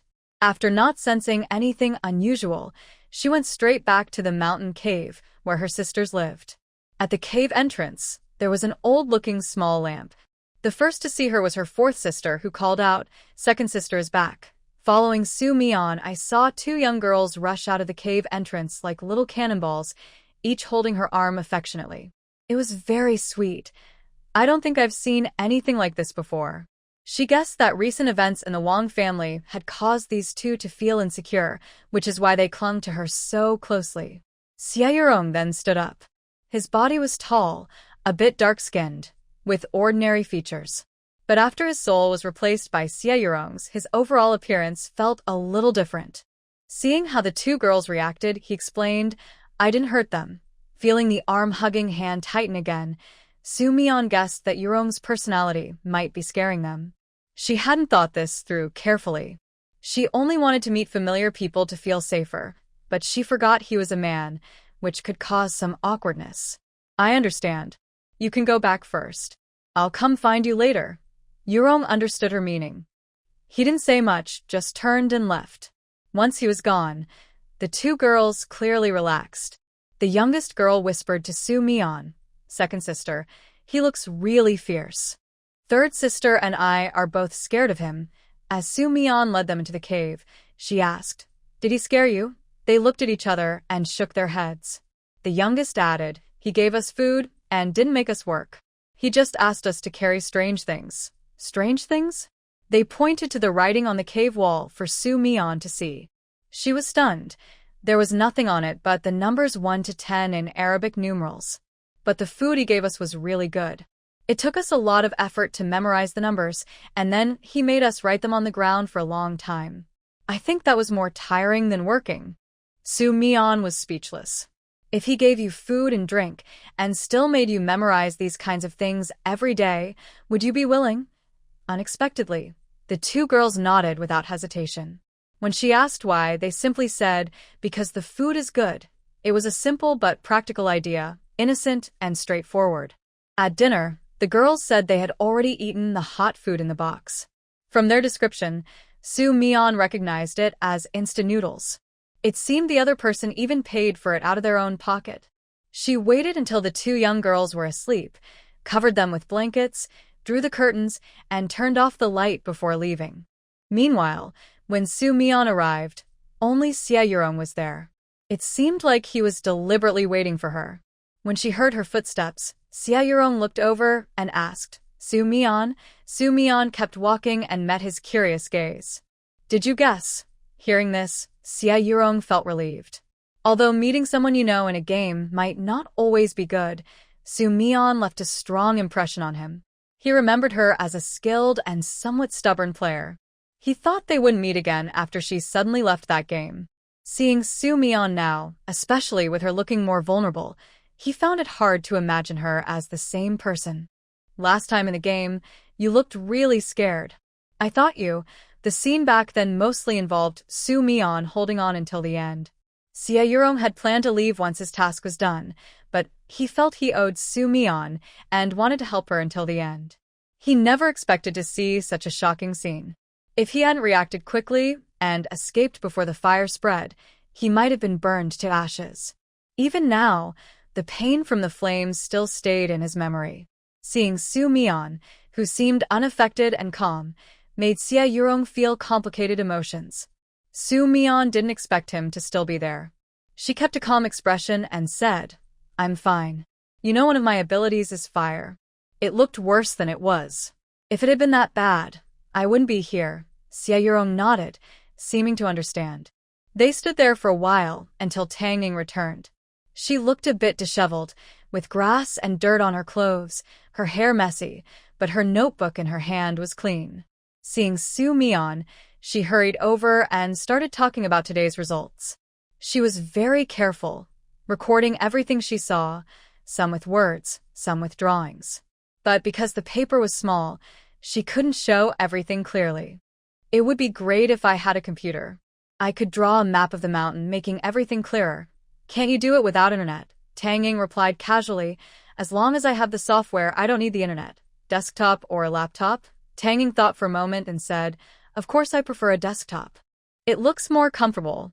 Laptops are convenient to carry, but I don't really like them. Halfway through speaking, she suddenly realized something and looked uncertainly at Su Mian. You really have one, right? Su Mian didn't answer immediately. Instead, she looked at the distance beside the cave and asked her, besides the computer, what else do you need? It would be good to make a record of the people coming and going. As more people are recruited later, not keeping track would be hard to manage. I want this mountain to help them, not just gather a bunch of random people. That's also why she wanted to gather players. Most players have strength, so they can help control the area. With their management, Su Mian wouldn't have to do everything herself. Tang Ying had heard about her plan more than once. Although she didn't fully understand, since it was Su Mian's place, she had no reason to oppose it. After saying these were small issues, she felt the person in front of her looked at her with gentler eyes. She understood that this was because she had gained some value. Tang Ying then mentioned a few of her own talents, like increasing her strength to fight 5 people at once, her natural charm that helps her take care of children, and her experience in planning work, even if she doesn't know farming. Su Mian, on the other side, clearly looked more impressed as Tang Ying talked about her abilities. Then it's all you, Su Mian said. Tang Ying froze for a moment. Is that too much? I mean, I can do it, but doing everything at once might take too much time. In a little while, more players will come. Pick a few who look good and have them help you. You handle the main tasks. Hearing this, Tang Ying finally relaxed. She was scared. She wanted to show her abilities, but she didn't want to tire herself out. Xiaoyurong was watching from the side, enjoying the scene. He didn't know much about Su Mian's habits, but he understood her somewhat. When he helped Zhao Tian train, he knew she liked to use people. So when Tang Ying spoke, he immediately understood Su Mian's plan, just as he guessed. Just then his gaze fell on himself. Xiaoyurong's eyelids twitched, and he had a bad feeling. He looked at Su Mian, who was staring at him with a half-smile. Xiaoyurong quickly realized what she wanted to do. Before she could speak, he took the initiative to say, I'll support the players over there, but I can't handle the fog and vines. I need you to step in. Su Mian appreciated his initiative and said, I will stay with you and also check their behavior. If anyone tries to cause trouble, I will send them away immediately. Xiaoyurong understood that she was asking him to lead, or rather, to be the visible manager of this mountain. She really knows how to use people.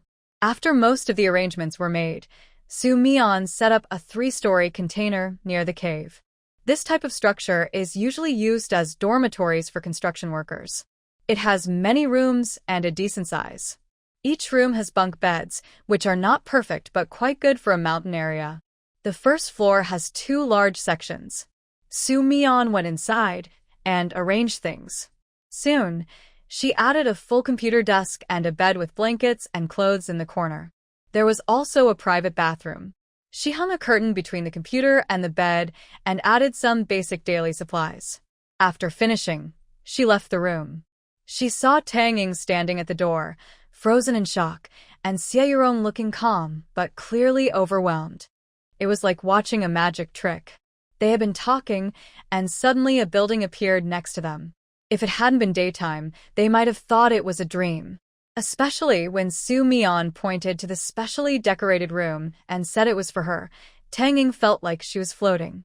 She even pinched herself, but still couldn't believe it. Only when she stepped inside and saw the modern furniture did she accept the reality. But before she could fully calm down, Soo Mi-yeon's next words shocked her even more.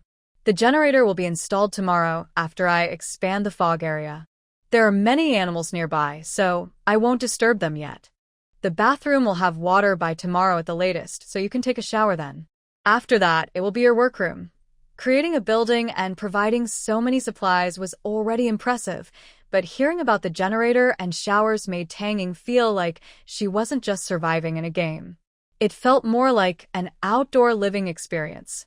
Seo was assigned to a nearby compartment with a bathroom, but Soo Mi-yeon didn't give him any supplies because she knew he already had everything.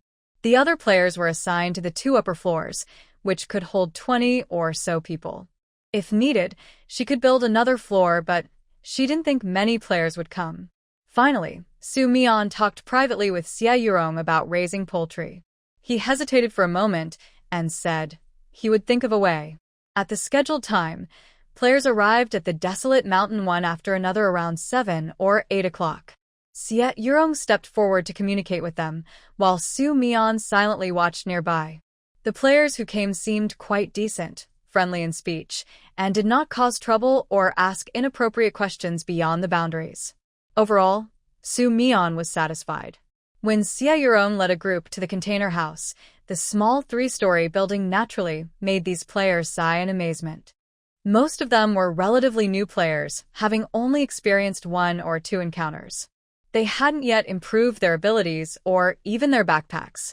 Seeing this huge structure, their first thought was that the person who built it must be very skilled.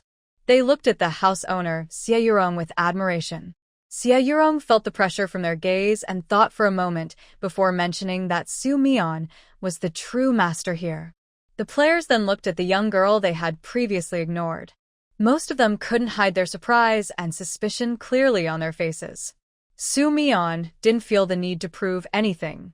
Seeing that Seo had everything arranged properly, she told Tanging goodbye and quietly left. Back home, Soo Mi-yeon took on a night shift. Besides the area already covered by her fog bamboo, this time she first marked the activity range between the 2 caves as the player's base. The area wasn't very large. She made a guiding sign to help players crossing the fog find their way in and out of the base. Then she moved to the outskirts and directly shifted the fog bamboo to a spot 10 meters from the mountain pass. From outside, the mountain looked unchanged, but once you got close, you could see the fog spreading within 10 meters. Regarding the name, she had already decided. After controlling the fog bamboo and vines to cover the entire mountain, Soo Mi-yeon took a moment to calm herself and let her supernatural powers recover slightly. Then she took out the prepared wooden board and buried it beside the mountain pass. On it, she painted in red, Sienuan Mountain. The next day, with Soo Mi-yeon's instructions, Lao Sen finally didn't wake up early, but called his sister at dawn. The 2 of them cooked porridge on the stove at the door using the rice Soo Mi-yeon provided. When Soo Mi-yeon arrived, they were already sitting on the ground waiting for her, even patting the muddy ground beside them. Second sister, come quickly, the porridge is ready. She paused, then walked over and sat beside the 2 girls. She thought to herself that today she must make sure the house was well disguised. Sitting on the ground was uncomfortable. In the morning, she called Seo over to watch the 2 young girls for a while. Soo Mi-yeon went to the resting area for the night, looked around, and chose a simple duplex small house to set up. She planted vines around the house, letting them grow and cover the outside. From a distance, it looked like a house made of vines. Of course, a modern person could tell it was fake, but there was no better way to hide it. Anyway, the 2 girls would soon see things she hadn't shown them before. For now, the 2 girls seemed sensible, especially the third one, who was very smart. Soo Mi-yeon felt that taking care of them was quite easy. She arranged a room for the 2 girls to prevent them from being scared. Inside, she placed 2 small beds with pink coral fleece bedding. Everything in the room was pink, making it look cute and suitable for teenage girls. There was a bathroom on each floor, fully equipped with appliances, so no extra installation was needed. Soo Mi-yeon stayed on the first floor in a similarly sized room. She didn't care much about decoration, just put in a comfortable bed. She could add more later if needed. After finishing these tasks, she checked Seo statement. He looked at her speechlessly for a while but finally agreed to act out a scene. While Seo tried to mention the house he arranged for the two girls, Soo Mion went outside and placed a huge horizontal stainless steel water tank. There was a ladder to climb up, with an opening at the top. She used tools to make several connection points and extended pipes, one connecting to the two bathrooms of the small house, and the other end left open for now. Before they arrived, she went to the building where Tang Ying and others stayed. She told the players to come out, took down the building, and placed it about 100 meters from the small house. She used vines to disguise the building's exterior. Considering the number of players, she set up 3 medium-sized water tanks to prevent water supply issues. Once the pipes were connected, Soo Mion placed raw water beads into a hollow box and hung it inside the largest water tank. Almost immediately after placing the beads, the water level inside the tank rose visibly. In less than 5 minutes, the tank was full, and the connected pipes also had water flowing through. Soo Mion locked the water tower and planted a carnivorous plant nearby before calling Tang Ying and the others over. When they saw the house had been moved to a new location and looked different, Tang Ying remained calm, but the new players were amazed and couldn't stop talking about it. Especially when told that the house now had water, someone couldn't wait to test it, and it really flowed. The players who had already seen Soo Mion take over the house now accepted that she was the one in charge here. Out of respect for her power, they didn't dare to talk to Soo Mion. Soo Mion then installed the engine and connected the two houses. Besides the washing machine and office supplies Tang Ying used, there were no other appliances, so one engine was enough. Tang Ying couldn't wait to go back to her room, turn on her computer, find the software she needed from the program disks Soo Mion gave her, and start working.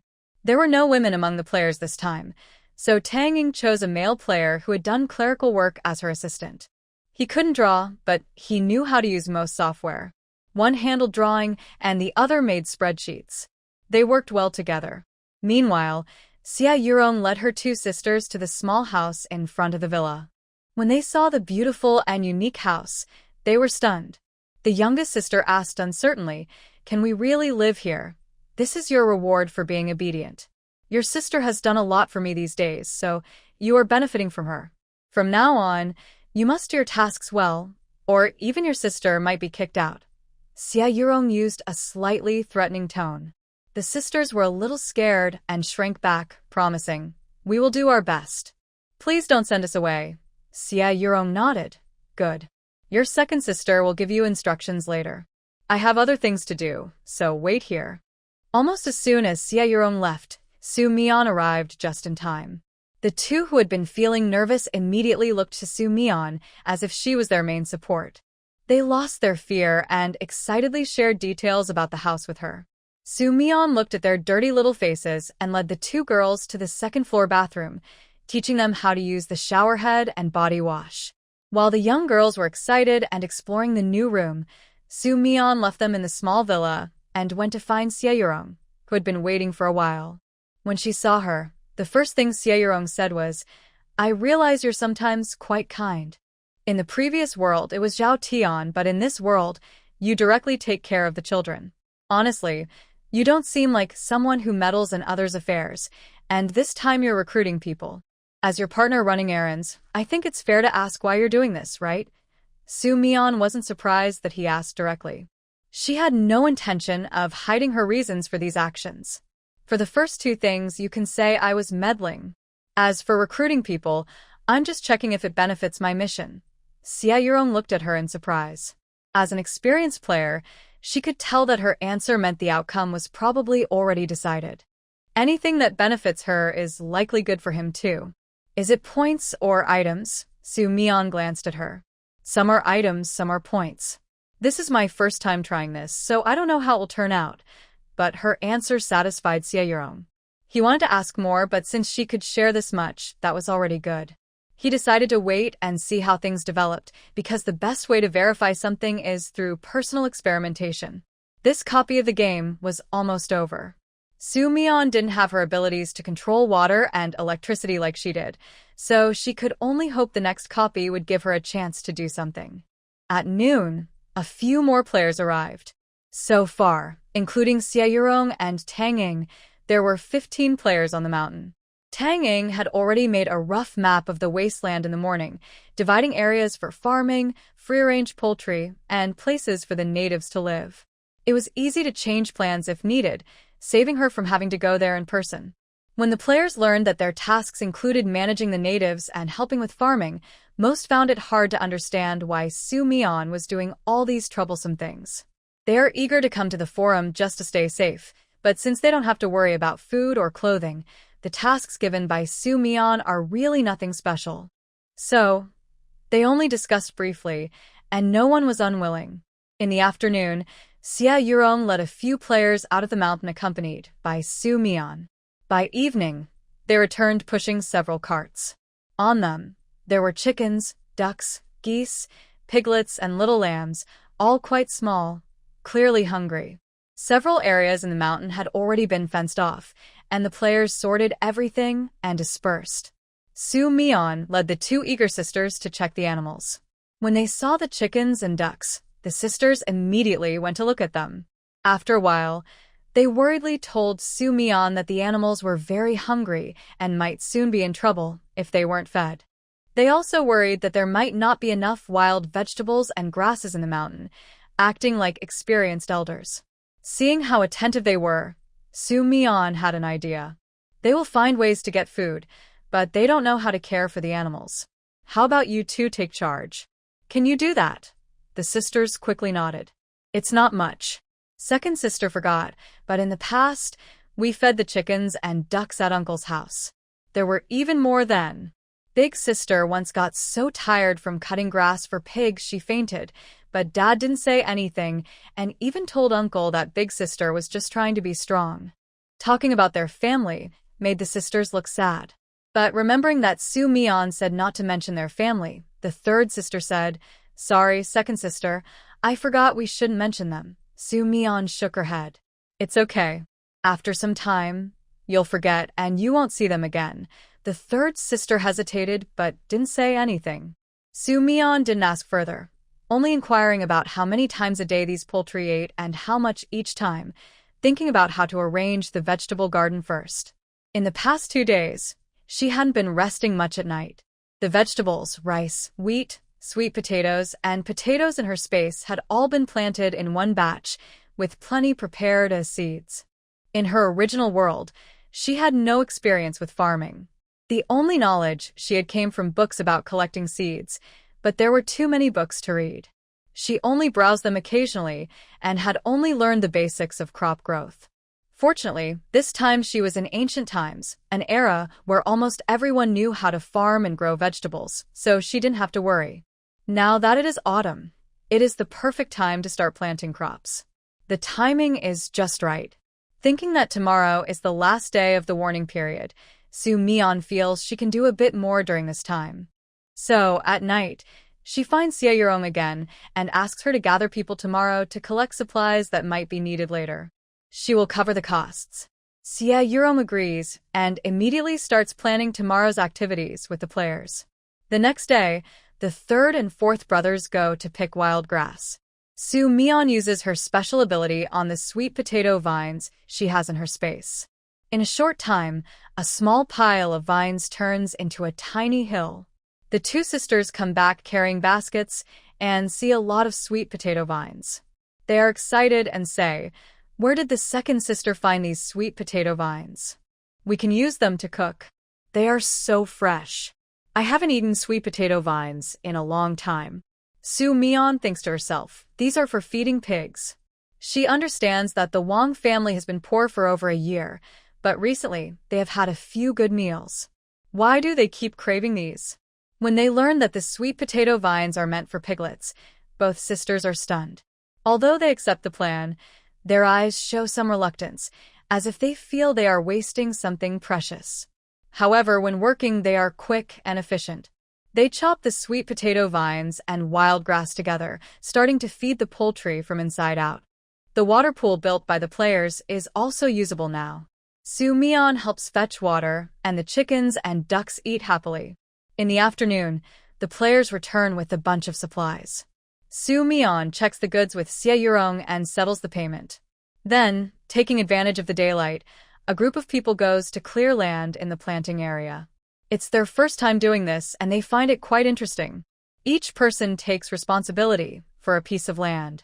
After turning the soil, they plant seeds and seedlings.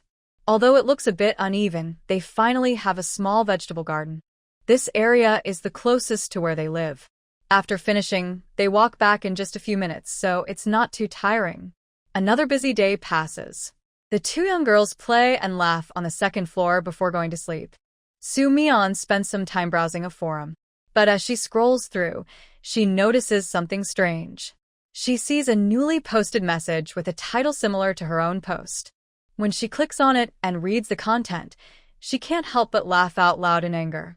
These days, Su Mian mostly only responded to player questions and hardly looked at other posts. If she hadn't glanced at one by chance, she might not have noticed it at all. The post was almost an exact copy of her own, except it included a note. Sharing on behalf of the boss.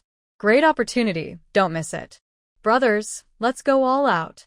Authentic. Su Mian didn't recognize the name of the person who posted it, but after reading their reply to someone's question, she was almost sure it was Song Shi. No, it should be Yuan Shuai. Since leaving the dungeon, this guy hadn't contacted her again. Su Mian knew he was probably angry, and he even asked her if her life was going well, but she never got a reply. She thought he was so mad he didn't want to talk to her anymore. Surprisingly, he somehow found others to pay attention to her and even helped promote her. At first, this was a good thing, and Su Mian should have been happy. But the more he talked in the post, the more ridiculous it became. Not only did he call her a boss, but he also kindly warned players who followed her to be sensible. He said that although she was powerful, she had a temper and might pretend to be weak to trick others. Most importantly, he warned not to underestimate her because of her appearance, as she was deadly when she got angry and loved to fight. Su Mian could imagine Yuan Shuai's mindset when he said these things. This guy really holds grudges. She recalled the players who had come over in the past few days. Almost everyone who arrived later was wary of her, but she didn't think much of it. She wasn't very talkative, mostly thanks to Xie Yurong communicating with them, and she hadn't interacted closely with anyone. Now it seemed that most of these players were attracted by Yuan Shuai's posts. She thought to herself, this was her first time posting, and even if there were many players, nearly 20 in just 2 days was a lot. This guy, Su Mian, didn't know whether to thank him or wait until they met again to give him a good lesson. She thought for a moment, found Yuan Shuai's account, sent him a private message, then closed the forum and lay down to sleep. Meanwhile, Su Mian was asleep. On the other side, Yuan Shuai, who had been browsing the player forum, suddenly sat up as if he had seen a ghost. How does she know it was me? He stubbornly contacted a forum friend to ask if the friend had betrayed him. The friend looked confused and said he was overthinking. He only helped post and reply on his behalf, and no one asked him who he was. Yuan Shuai bit his finger, unable to believe he had truly revealed himself. The more he thought about it, the more restless he became. He got up and knocked on his cousin Yuan Hong's door. "Brother, are you awake?" He heard someone get up inside. Soon, a young man with a tired face opened the door. His voice was sleepy. "You better have something important to talk about." Yuan Shuai almost forgot he had just come out of the game world. Okay, I'm Fine. I just wanted to ask you a few questions about the forum. Never mind. We can talk tomorrow when you wake up. Without waiting for a reply and ignoring the dark expression behind him, he hurriedly ran away. Back in his room, Yuan Shuai felt annoyed at his impulsiveness. He hadn't told his cousin about meeting Su Mian in the game world, mainly because he was afraid the other would complain and make him practice cooking again. Plus, he was angry that Su Mian had tricked him and talked badly about her to others. If his cousin found out, he definitely wouldn't let him go. Thinking of this, Yuan Shuai felt even more awake. He decided to keep it a secret for now. The system's warning about the 3-day period had ended. Su Mian had told everyone to stay inside for the next 2 days. At first, she didn't notice many changes outside. But on the 6th day, a few villagers unexpectedly entered the mountain's entrance. They ran into the mountain like hungry wolves but got lost in the fog and couldn't find their way out. When Su Mian arrived, they had already fainted from exhaustion. Thanks to Xia Yurong and her team, they were carried on a cart to the native area and placed inside a cleaned-up cave. Nearby, there was a water storage tank hidden on the side of the mountain, covered with vines. It looked like part of the mountain, so most people wouldn't realize what it was just by looking. When they woke up, they were still dazed. But when a bowl of water was placed in front of them, their eyes lit up, and they eagerly drank it all without wasting a drop. Half an hour later, Xia Yurong came to tell Su Mian what she had learned from the villagers. Yesterday, a large number of refugees flooded into nearby towns. They looted shops and broke into ordinary people's homes, grabbing food and causing chaos everywhere. Someone went to the county magistrate's office for help, but when they arrived, it was already empty. If the county official didn't know what was happening, that was probably not true. Without officials managing things, many more violent incidents started to happen. At first, they were just fighting over food, but later they started fighting over people. I heard that the refugee area hasn't seen water for a long time. They traveled hundreds of miles from nearby towns, and when they found a town with some food, they didn't want to let it go. Not only food, but any wild plants that weren't poisonous were picked clean along the way. They are from nearby villages. Some people are just hungry and stealing, while others are causing trouble. I heard that if you don't run fast enough, you'll be caught. Su Mian was a bit slow to react. What do they do when they catch them? Xia Yurong paused. When people are very hungry, they do all kinds of things. Many who are fleeing have hurt others before.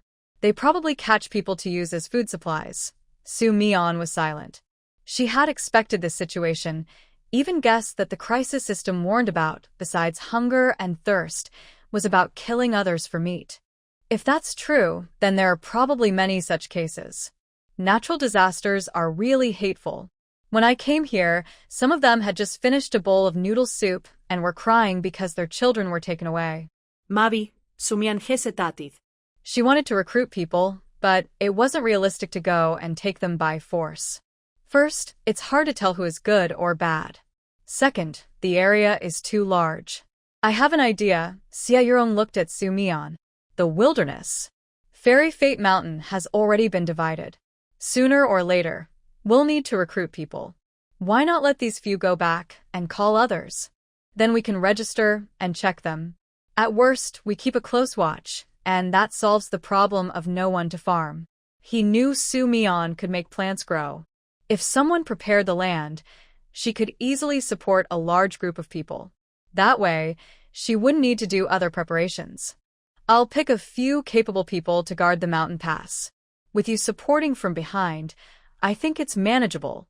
Refugees are still ordinary people. Xia Yurong didn't think they could hurt him, especially with Su Mian nearby. Su Mian thought it was feasible. In the beginning, they could filter who entered the mountain. Later, it would be much harder. She nodded and agreed. Be careful and remember to bring the mist bamboo branches. That stuff can help disperse fog, making it easier for them to move in the mountains. Otherwise, Su Mian would have to accompany them every time, which was tiring for her. Xia Yurong took 8 people to the villagers who had recovered and were able to move out of the mountain. When they entered the mountain, they only thought about staying alive and finding a hiding place. At first, they didn't pay much attention to the fog in the mountains. Not long after going in, they lost their way and became unconscious. Now, they're being led out by someone, which surprises the villagers. The villagers are especially amazed when they see the fog automatically clear around the person leading the way. Their eyes light up with curiosity. Once they emerge from the fog, a few of them are still a bit stunned. But when they think about their family still trapped in the village, their curiosity fades. They carefully confirm that these people will help at the mountain pass, then quickly leave without delay. While waiting for the villagers to arrive, Tang Ying is busy registering the remaining players. To prevent outsiders from wandering, a fence separates the entry and exit points. Tang Ying also moves the computer out of the room, covering it with a partition to avoid the native people seeing it and causing trouble. When Su Mian hears about this, she comes over to help. She notices the simple, long extension of the waiting area and uses plants to raise the fence height to 2 meters. She also adds thorny vines on top to warn anyone who might try to cause trouble. The players often see her wave her hand and make big gestures, but they can't help but look again because it's so impressive and exciting. They find it hard to look away. Tang Ying's eyes shine even brighter. She used to think her backpack was amazing, but now she feels that plant seeds are pretty cool too. If she could wave her hand and make the surroundings turn green, she would feel incredibly happy. Around 11 o'clock, the first group of villagers sneaks up the mountain. Only one familiar face comes back. He says many others still have relatives in different villages, so they go to call them. When they leave, Xie Yurong once said that Xianyuan Mountain is planting crops and doesn't lack food or drink. He told them to bring their relatives directly, and as long as they work, they will be well-fed and dressed properly. In a year of disaster, most people wouldn't believe such words. But after witnessing the miracle with their own eyes and hearing the exaggerated stories, no one doubts. As soon as someone speaks, they bring a crowd. Among them are men, women, old and young, mostly looking pale and thin. At first, they watch Xie Yurong and the others secretly.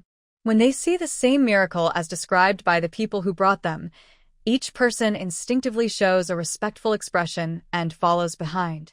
Even the children who don't understand much become obedient. Xie Yurong was initially worried that they might cause trouble for him and thought about choosing a sturdy person to scare them. However, when he accidentally looked back, he saw a villager hurriedly bowing with both hands, which surprised him. It wasn't until they walked straight to the registration area and heard the villager ask if they were gods that Xie Yurong realized the meaning behind the villager's actions. Tang Ying smiled and said they were not gods, but they appeared to help them. She then asked each person to state their name, identity, age, and original residence. All these people were from the same village and knew each other, so there was no need for further checks. Most of them couldn't read or write, so their names often had mistakes. Tang Ying took some time to register everyone carefully. You are the first group to stay on Xianyuan Mountain. You can choose your own homes. Right now, everything on the mountain is in its initial stage. So many things might require your own effort. Eating and drinking well was enough for now. No one dared to ask the gods to do everything. In their minds, even if no one admitted it, the villagers believed they were gods or messengers sent by gods. They eagerly said they could do anything and asked what they should do, promising not to waste food or drink. Xie Yurong arranged for some people to help them divide the land in their designated areas, first confirming their homes and then allocating land. Currently, there are about 100 plots, with each family getting one. If someone is capable, they can apply for more, depending on how many people come later. When they heard that the mountain not only provided seeds but also allowed them to share half of the harvest, the villagers were very happy. Their joy increased when they saw a strange pipe extending into a small, clear water source in a well. Everyone cheered, saying, "It's water, and it's very sweet." While they were organizing, Xie Yurong gave out the seeds and food that Su Mian had prepared in advance. He told them to gather some water early, because water was precious. The small well only produced water once every 2 days, so they should not waste it. Yes, the fresh water was not available all day. At first, with few people and a large water tower, Su Mian planned to use water every 2 days to save resources. If more people arrived later and it became hard to keep up, she would refill it daily. Saving a little was better than nothing. Around 2 p.m., the second and third groups of villagers arrived. This time, not only were they called by the previous villagers, but some came out of curiosity after seeing the large crowd. Xie Yurong's workload suddenly increased. She had to maintain order and warn villagers at the mountain pass about what to expect and what to watch out for when entering the mountains. As more people arrived, it was inevitable that some troublemakers mixed in. At one point, someone said that the barren mountain was a no-man's land and accused Xie Yurong and others of abusing their power.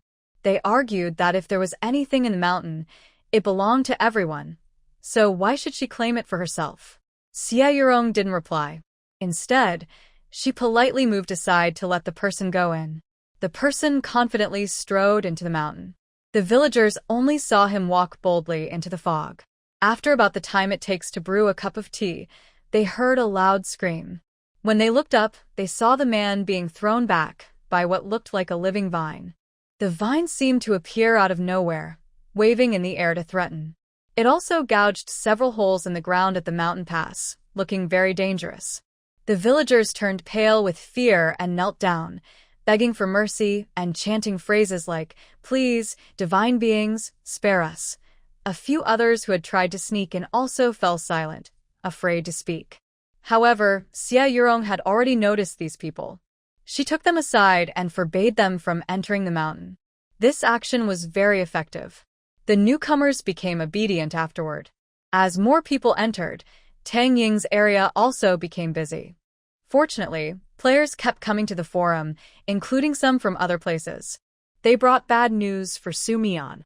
It seemed more refugees were heading this way, planning to travel all the way to the capital to find a new life.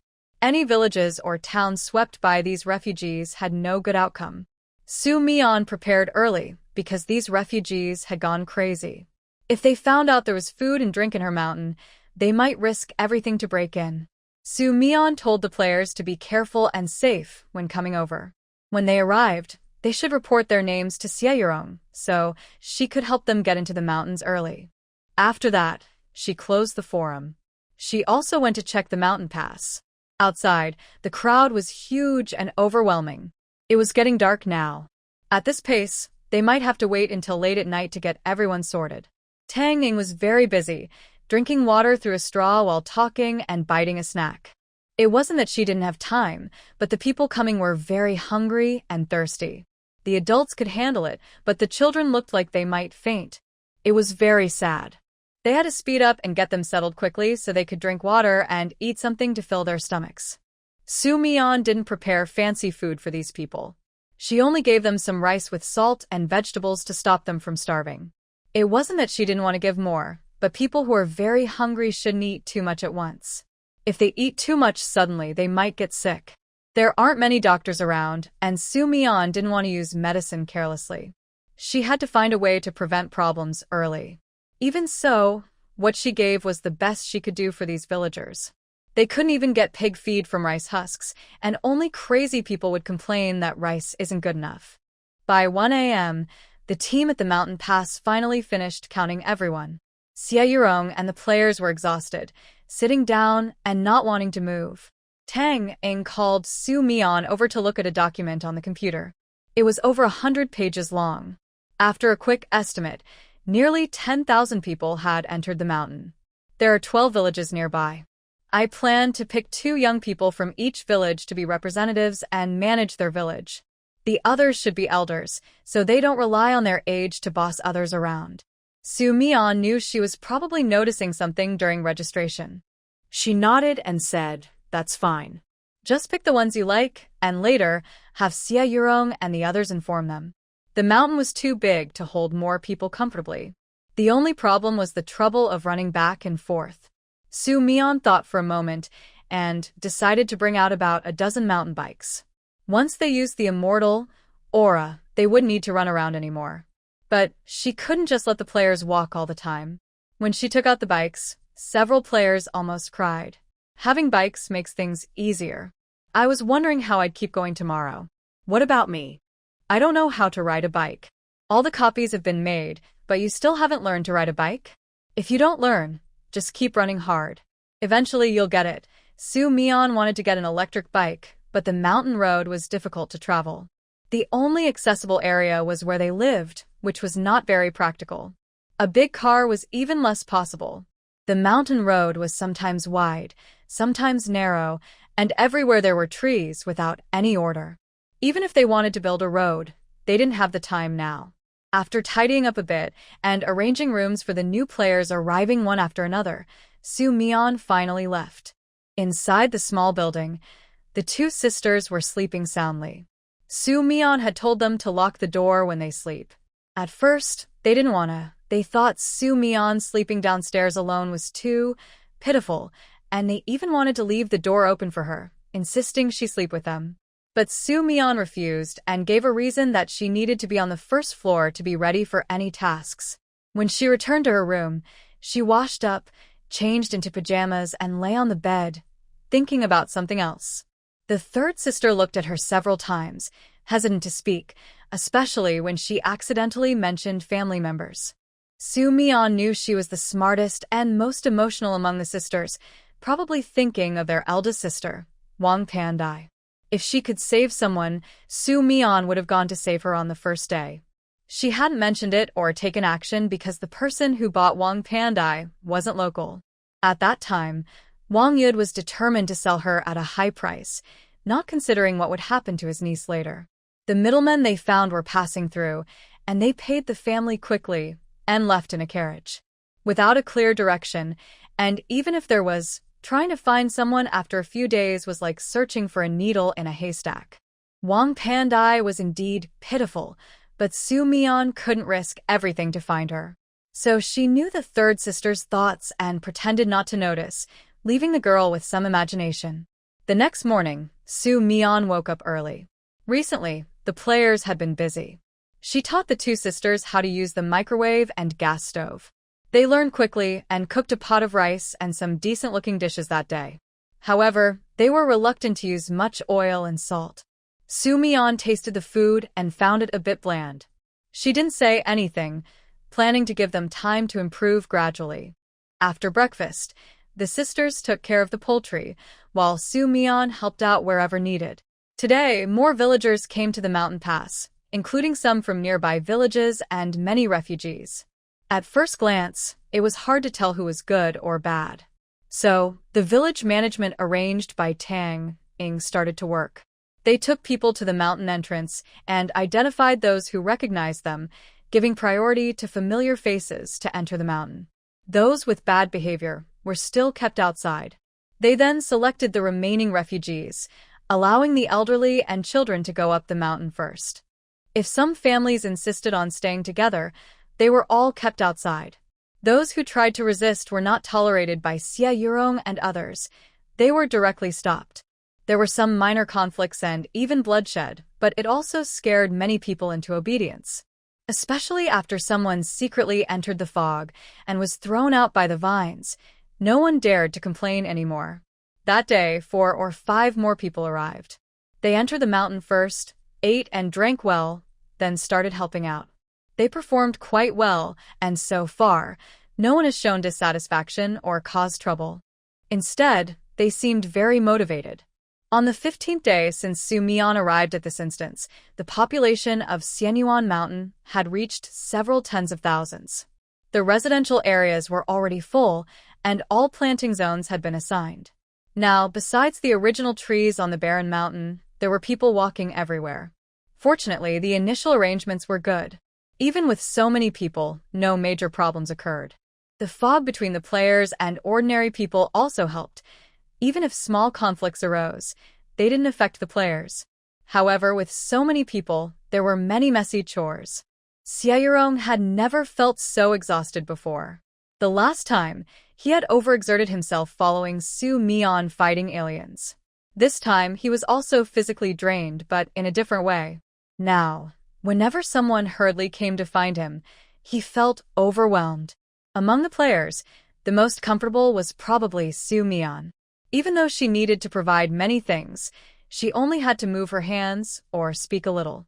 In all these days, she hadn't even taken a walk around the mountain. Don't ask why, it's because she was too lazy to move with so many people around. Su Mian hadn't gone much to the native villagers, so she didn't know that the people on the player's side were now called immortals among mortals. Although Xie Yurong and others used the bodies of people from this world, their abilities and performances were completely different from before. Even those who knew them didn't dare to speak to them. Especially when the players gently indicated that they were no longer the same people they used to be, the villagers believed these individuals were chosen by the gods to save them. Every time the players appeared, whether standing or sitting, the natives would stand up devoutly and watch them. At first, players were not used to it. Those with shy personalities would blush. Later, they realized that the natives were quite stubborn and refused to listen, so they just went along with them. So far, Players can now remain calm even when natives bow or kowtow to them, because they have become numb to it. Although there are still some empty spots, I don't recommend bringing more people in. It would be hard to manage, and the people inside wouldn't have much space to move. Tang Ying's map now has many markings. Although she can't update it in real time, the data is quite complete. Recently, good news came from the planting area. The first group of people has tasted the mature vegetables, which are very tasty. Everyone shares, giving some to neighbors if they can't finish their own portion, besides what they need to give back. The part they give back isn't for the players, but is distributed to the natives who haven't become self-sufficient yet. It's like getting something for nothing. Many plants in the planting area take a long time to grow and need specific temperatures. Players need to help build shelters. Also, rice and wheat are in short supply. Wheat is in season now, but rice is a bit late. We can fix that, but it might need your special abilities. Every time Tang Ying tells Su Mian about her plans, she makes sure to analyze and confirm her decisions. If she doesn't understand something, she asks other players or directly talks to the natives.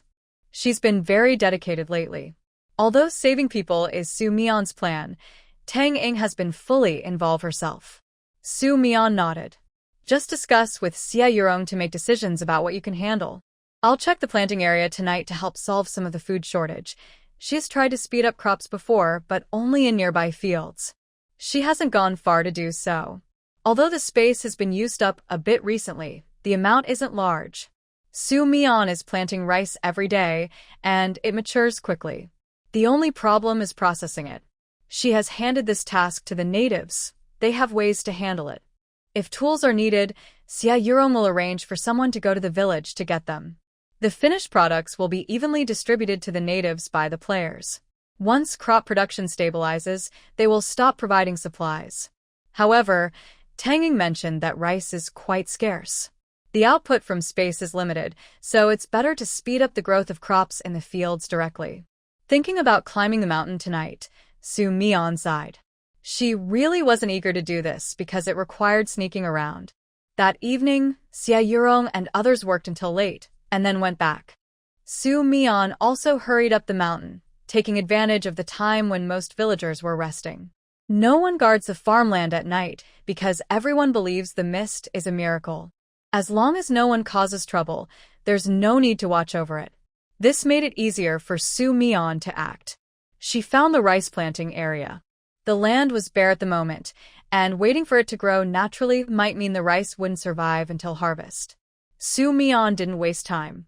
She placed her palm on the ground and used her special power.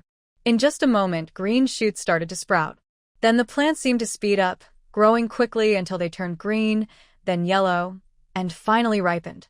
She repeated this process dozens of times. Under her control, the whole area turned a golden yellow. Using her power on such a large area made Su Mian feel dizzy. She stopped just before exhausting her energy, left some strength, and returned to the small house, then went straight to sleep. The villagers who came to check the crops were stunned. The land that was empty yesterday had turned into a field of golden rice by morning. Who wouldn't be amazed? The first person to realize this knelt down and bowed toward the mist, saying, "It's a miracle. Truly a miracle. We have food now. It's a blessing from the heavens." Soon, more people arrived, all kneeling and bowing in gratitude. When the players learned about this, they knew it was Su Mian's power, but they still felt warm inside. A few village leaders even came to thank her personally, their eyes red with emotion. During their repeated bows, they suddenly understood why ancient people sought power. Being treated like a deity felt truly wonderful. For 5 consecutive nights, Su Mian used her power each evening and then rested. After a while, she got used to it and didn't mind. The rice problem was solved, and the vegetables grew well. Everything seemed to be heading in a good direction. The only tricky issue was the constantly approaching refugees outside the mountain. Recently, the recruitment at Xianyuan Mountain wasn't very loud, but it was still noticeable. After passing messages around, everyone who needed to know knew everything.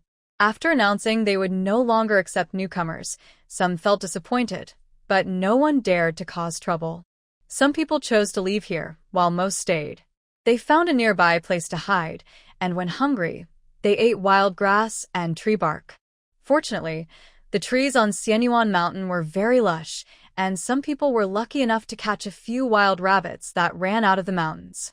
What surprised Xie Yurong and others was that they thought the biggest trouble behind them would be the crazy refugees. They didn't expect that a player would be the one causing trouble. The other person seemed quite capable. He led a group of stubborn locals to the mountain pass, loudly claiming that Xie Yurong and his group were just pretending to be gods. In front of many locals, he placed his fists on his chest and forcefully raised them. Suddenly, a pair of huge wings stretched out from his back, and he soared into the air like a bird, flying several meters. Xie Yurong's first reaction was to send someone into the mountains to call Su Mian, while he observed the surroundings. To the locals, any kind of divine act was worthy of respect.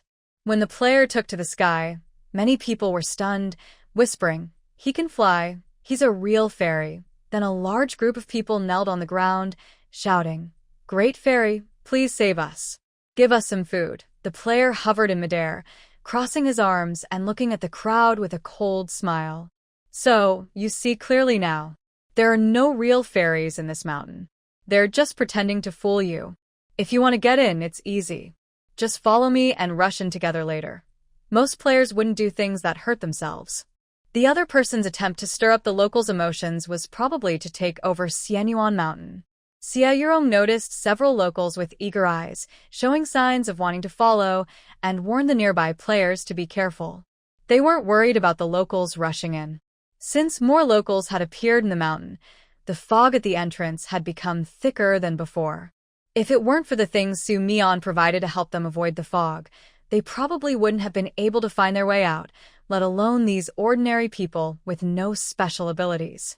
Is it because there are too many? The area at the mountain's entrance is larger than what can be seen from the mountain pass. After losing their way and falling into illusions, not only hundreds but thousands or even tens of thousands could be confused and made dizzy inside. This is not an exaggeration. They had seen it happen once by mistake. Those who fainted fell to the ground, and the people behind them unknowingly stepped on their bodies, one after another. At that moment, Xie Yurong reacted quickly and pulled the person on the ground to safety. Then he asked Su Mian for help, which prevented a large stampede from happening. The reason he was wary of this player was because of the strange wings the player had. Xie Yurong honestly wasn't afraid of him on land, but in the air, they were too passive because they couldn't reach him. The native people didn't need to become sacrifices just to achieve their goals. Meanwhile, Su Mian was a bit surprised when she heard the news. A player with wings? That sounded interesting. She followed a serious-looking player to the mountain pass. When they arrived, the entrance was already surrounded by natives. Xie Yurong was in the middle of the crowd, still calm. From his actions, it seemed he had just fought briefly with the other player, but he didn't look like he had been defeated. Su Mian's arrival didn't attract anyone's attention. The winged player looked at Xie Yurong and the others with a sneer. "You stand no chance against me. I don't want to waste my energy fighting you. Everyone knows what they're capable of. Since we're all trying to pass, I don't see the point in fighting to the death. My only goal is to become the master of this mountain and enjoy all its resources. If you cooperate, everything inside the mountain can stay the same as before." But there are too many people inside. "You can send some out, and I'll take my followers in." He spoke confidently, as if he was sure about taking over the mountain. The natives believed him. Some even knelt down and started thanking him. Xie Yurong and the other players looked at each other, speechless. Having wings was rare, but where did this guy get the confidence to say such arrogant things? "Before we even fought, how do you know we can't win? Also, what you're asking for might be impossible. The mountain already has a master, and changing that isn't going to happen. If you want resources, you'll have to earn them yourself. Oh, and remember to take your followers with you. Our Xianyuan mountain is full now, and we can't fit you and your followers," Xie Yurong said. The man in the sky looked angry. "You don't appreciate my kindness. Although this is ancient times, what I said is true. Everyone knows what they're capable of. Don't pretend to be a villain or act tough. If you want to fight, come down quickly. We're busy and don't have time to waste on you," Xie Yurong replied. Well, besides flying, I haven't seen him do anything else. Just now, he fought with Brother Xie and kept hiding. Everyone was talking, and no one was avoiding the other. The man's face grew darker, and suddenly, he flapped his wings angrily. Something powerful was rushing towards Xie Yurong and the others. Xie Yurong was the first to notice and quickly pulled someone aside, warning, "Be careful." They heard a few puff-puff sounds, and a few feathers fell where they had been standing. Notably, the feathers looked sharp like tiny knives when they hit the ground. One player was surprised and said, "I thought those wings were just for flying, but I didn't expect them to shoot hidden weapons. Are you scared now?" "It's too late. You just made me angry with what you said. Today, I'll use you to practice." The man with wings flying was already enough to surprise the locals. Now, seeing his wings turn into small knives, they looked even more respectful, kneeling on the ground. The players were annoyed but understood that the locals were superstitious, so they didn't blame them. "Be careful and dodge. I'll see if I can knock him down," Xie Yurong warned as he looked around. Then he saw Su Mian, who had been holding her arms and standing nearby for a while. His eyes lit up a little. For some reason, he felt less worried. Right in front, the winged man flapped his wings again. This time, more dense feathers flew toward everyone. Even though the players had prepared early, the speed was too fast to dodge completely. Just as they clenched their teeth, ready to take some feathers, they heard a crackling sound.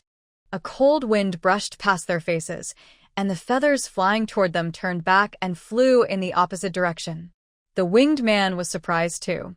He quickly changed direction to avoid his own feathers, glaring at Su Mian, who was holding a whip. His eyes were sharp, and he didn't know when she had appeared. He was even more surprised that this small, thin girl could pull his feathers away. Then his gaze fixed on the whip, and he suddenly understood. "So that's how you're so powerful. You're using a tool." Su Mian could tell that this man was not very skilled, but he talked a lot. She didn't want to make a big scene in front of so many people, so she warned, "Stop talking nonsense. Hurry up and get out of here. This isn't a place for you to show off." The other person had just adjusted to a more attack-friendly stance. Hearing this, his face turned pale. "So much bravado. You think I'll be afraid just because you have a prop?" "Huh." Before he could finish speaking, his wings suddenly ached. Su Mian didn't give him a chance to talk. She swung her whip quickly. He didn't expect her to jump so high. By the time he reacted, one of his wings was already caught in the whip. What made him even more scared was that the force pulling it was so strong he couldn't break free. Everyone was surprised at how fast and skillful Su Mian was. When they looked again, the winged man had been pulled to the ground, face down in the dirt. He stubbornly lifted his head. "Sneak attacks don't count." Su Mian stepped on his head, pressing him down. His mouth was pressed against the dirt, and he made struggling sounds with a grim face. The players in the mountain were stunned. They had never seen Su Mian fight before. They thought she was just a bit capable, but now they saw she was very skilled. Looking at the winged man, who was lying on the ground like a dog and couldn't move, their shock turned into admiration and finally respect. A big fight over territory that everyone thought would last a long time ended in less than 5 minutes after Su Mian appeared. The native people knelt on the ground, looking confused. They glanced at the embarrassed winged man on the ground, and then at Su Mian, who was coldly stepping on him. They didn't know what to do. It was Xie Yurong who finally stepped forward and told them to disperse and go back to their places. He warned them not to be easily led by others' ideas again. He clearly said that none of them were gods, and there were no resources in the mountain. Everything was the effort of the people who entered the mountain. Instead of busying themselves trying to be followers, they should find a way to survive.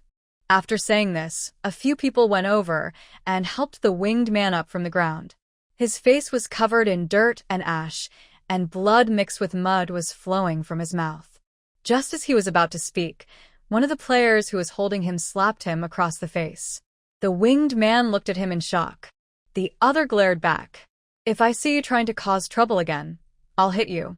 I don't know what you're up to, but we're all busy and can't afford to waste time on you. If it weren't for you, we could have had a good rest by now." The more she spoke, the angrier she became. Other players who were helping took the opportunity to kick or punch him. Meanwhile, the other person's wing was caught by Su Mion's whip. He struggled, but Su Mion pulled hard, causing him to cry out in pain and not dare to run anymore. Seeing his arms and legs, Su Mion was about to put away her whip when she noticed that part of his wing was slightly detached. She hesitated for a moment, then stepped forward to examine him. Finally, under the terrified and evasive gaze of the winged man, she suddenly pulled his wing off with her bare hands. She thought it might cause bleeding, but strangely, the winged man only cried out in pain, and the connection at his back looked as if he had never had wings before. Seeing the half-wing fall into Su Mion's hand, the winged man struggled to come over and grab it back, but he was held back by the player. He could only stand there, furious and helpless. When Su Mion moved to take the other half of his wing, his eyes widened in despair. No matter how much he begged, Su Mion ignored him and pulled off the other wing just like before. Once both wings were in Su Mion's hands, a strange thing happened. The wings shrank rapidly into tiny, finger-sized versions and quietly rested in her palm. Seeing this, the winged man shouted in despair, "That's mine. Without wings, how can I survive in this dungeon? Give it back to me." His angry shouts were cut off when the players covered his mouth to silence him. Su Mion looked at the wings for a moment, sensing that they might be useful. She casually stored them in her space. Xia Yurong and the others still had things to do, and didn't plan to take the winged man into the mountains. After tying him up, they hung him on a tree at the mountain's entrance, intending to serve as a warning. The natives also became much more obedient. Although they still looked at the mountains with hope, they didn't dare to cause trouble. They watched silently as a group of people entered the mountain, and not a single one dared to speak. What Su Mion didn't know was that shortly after she disappeared into the fog, a disheveled man in a nearby hollow was shouting wildly at her back, "That's my daughter. Haha, I can go into the mountain now. That's my daughter, I know I didn't mistake her." Others ignored his frantic shouting. Over the past few days, everyone had tried many ways to get inside, pretending to be relatives of mountain residents, claiming connections with players, and trying all sorts of methods. Although he was not as bold as pulling his own daughter into the mountain, he was quite close.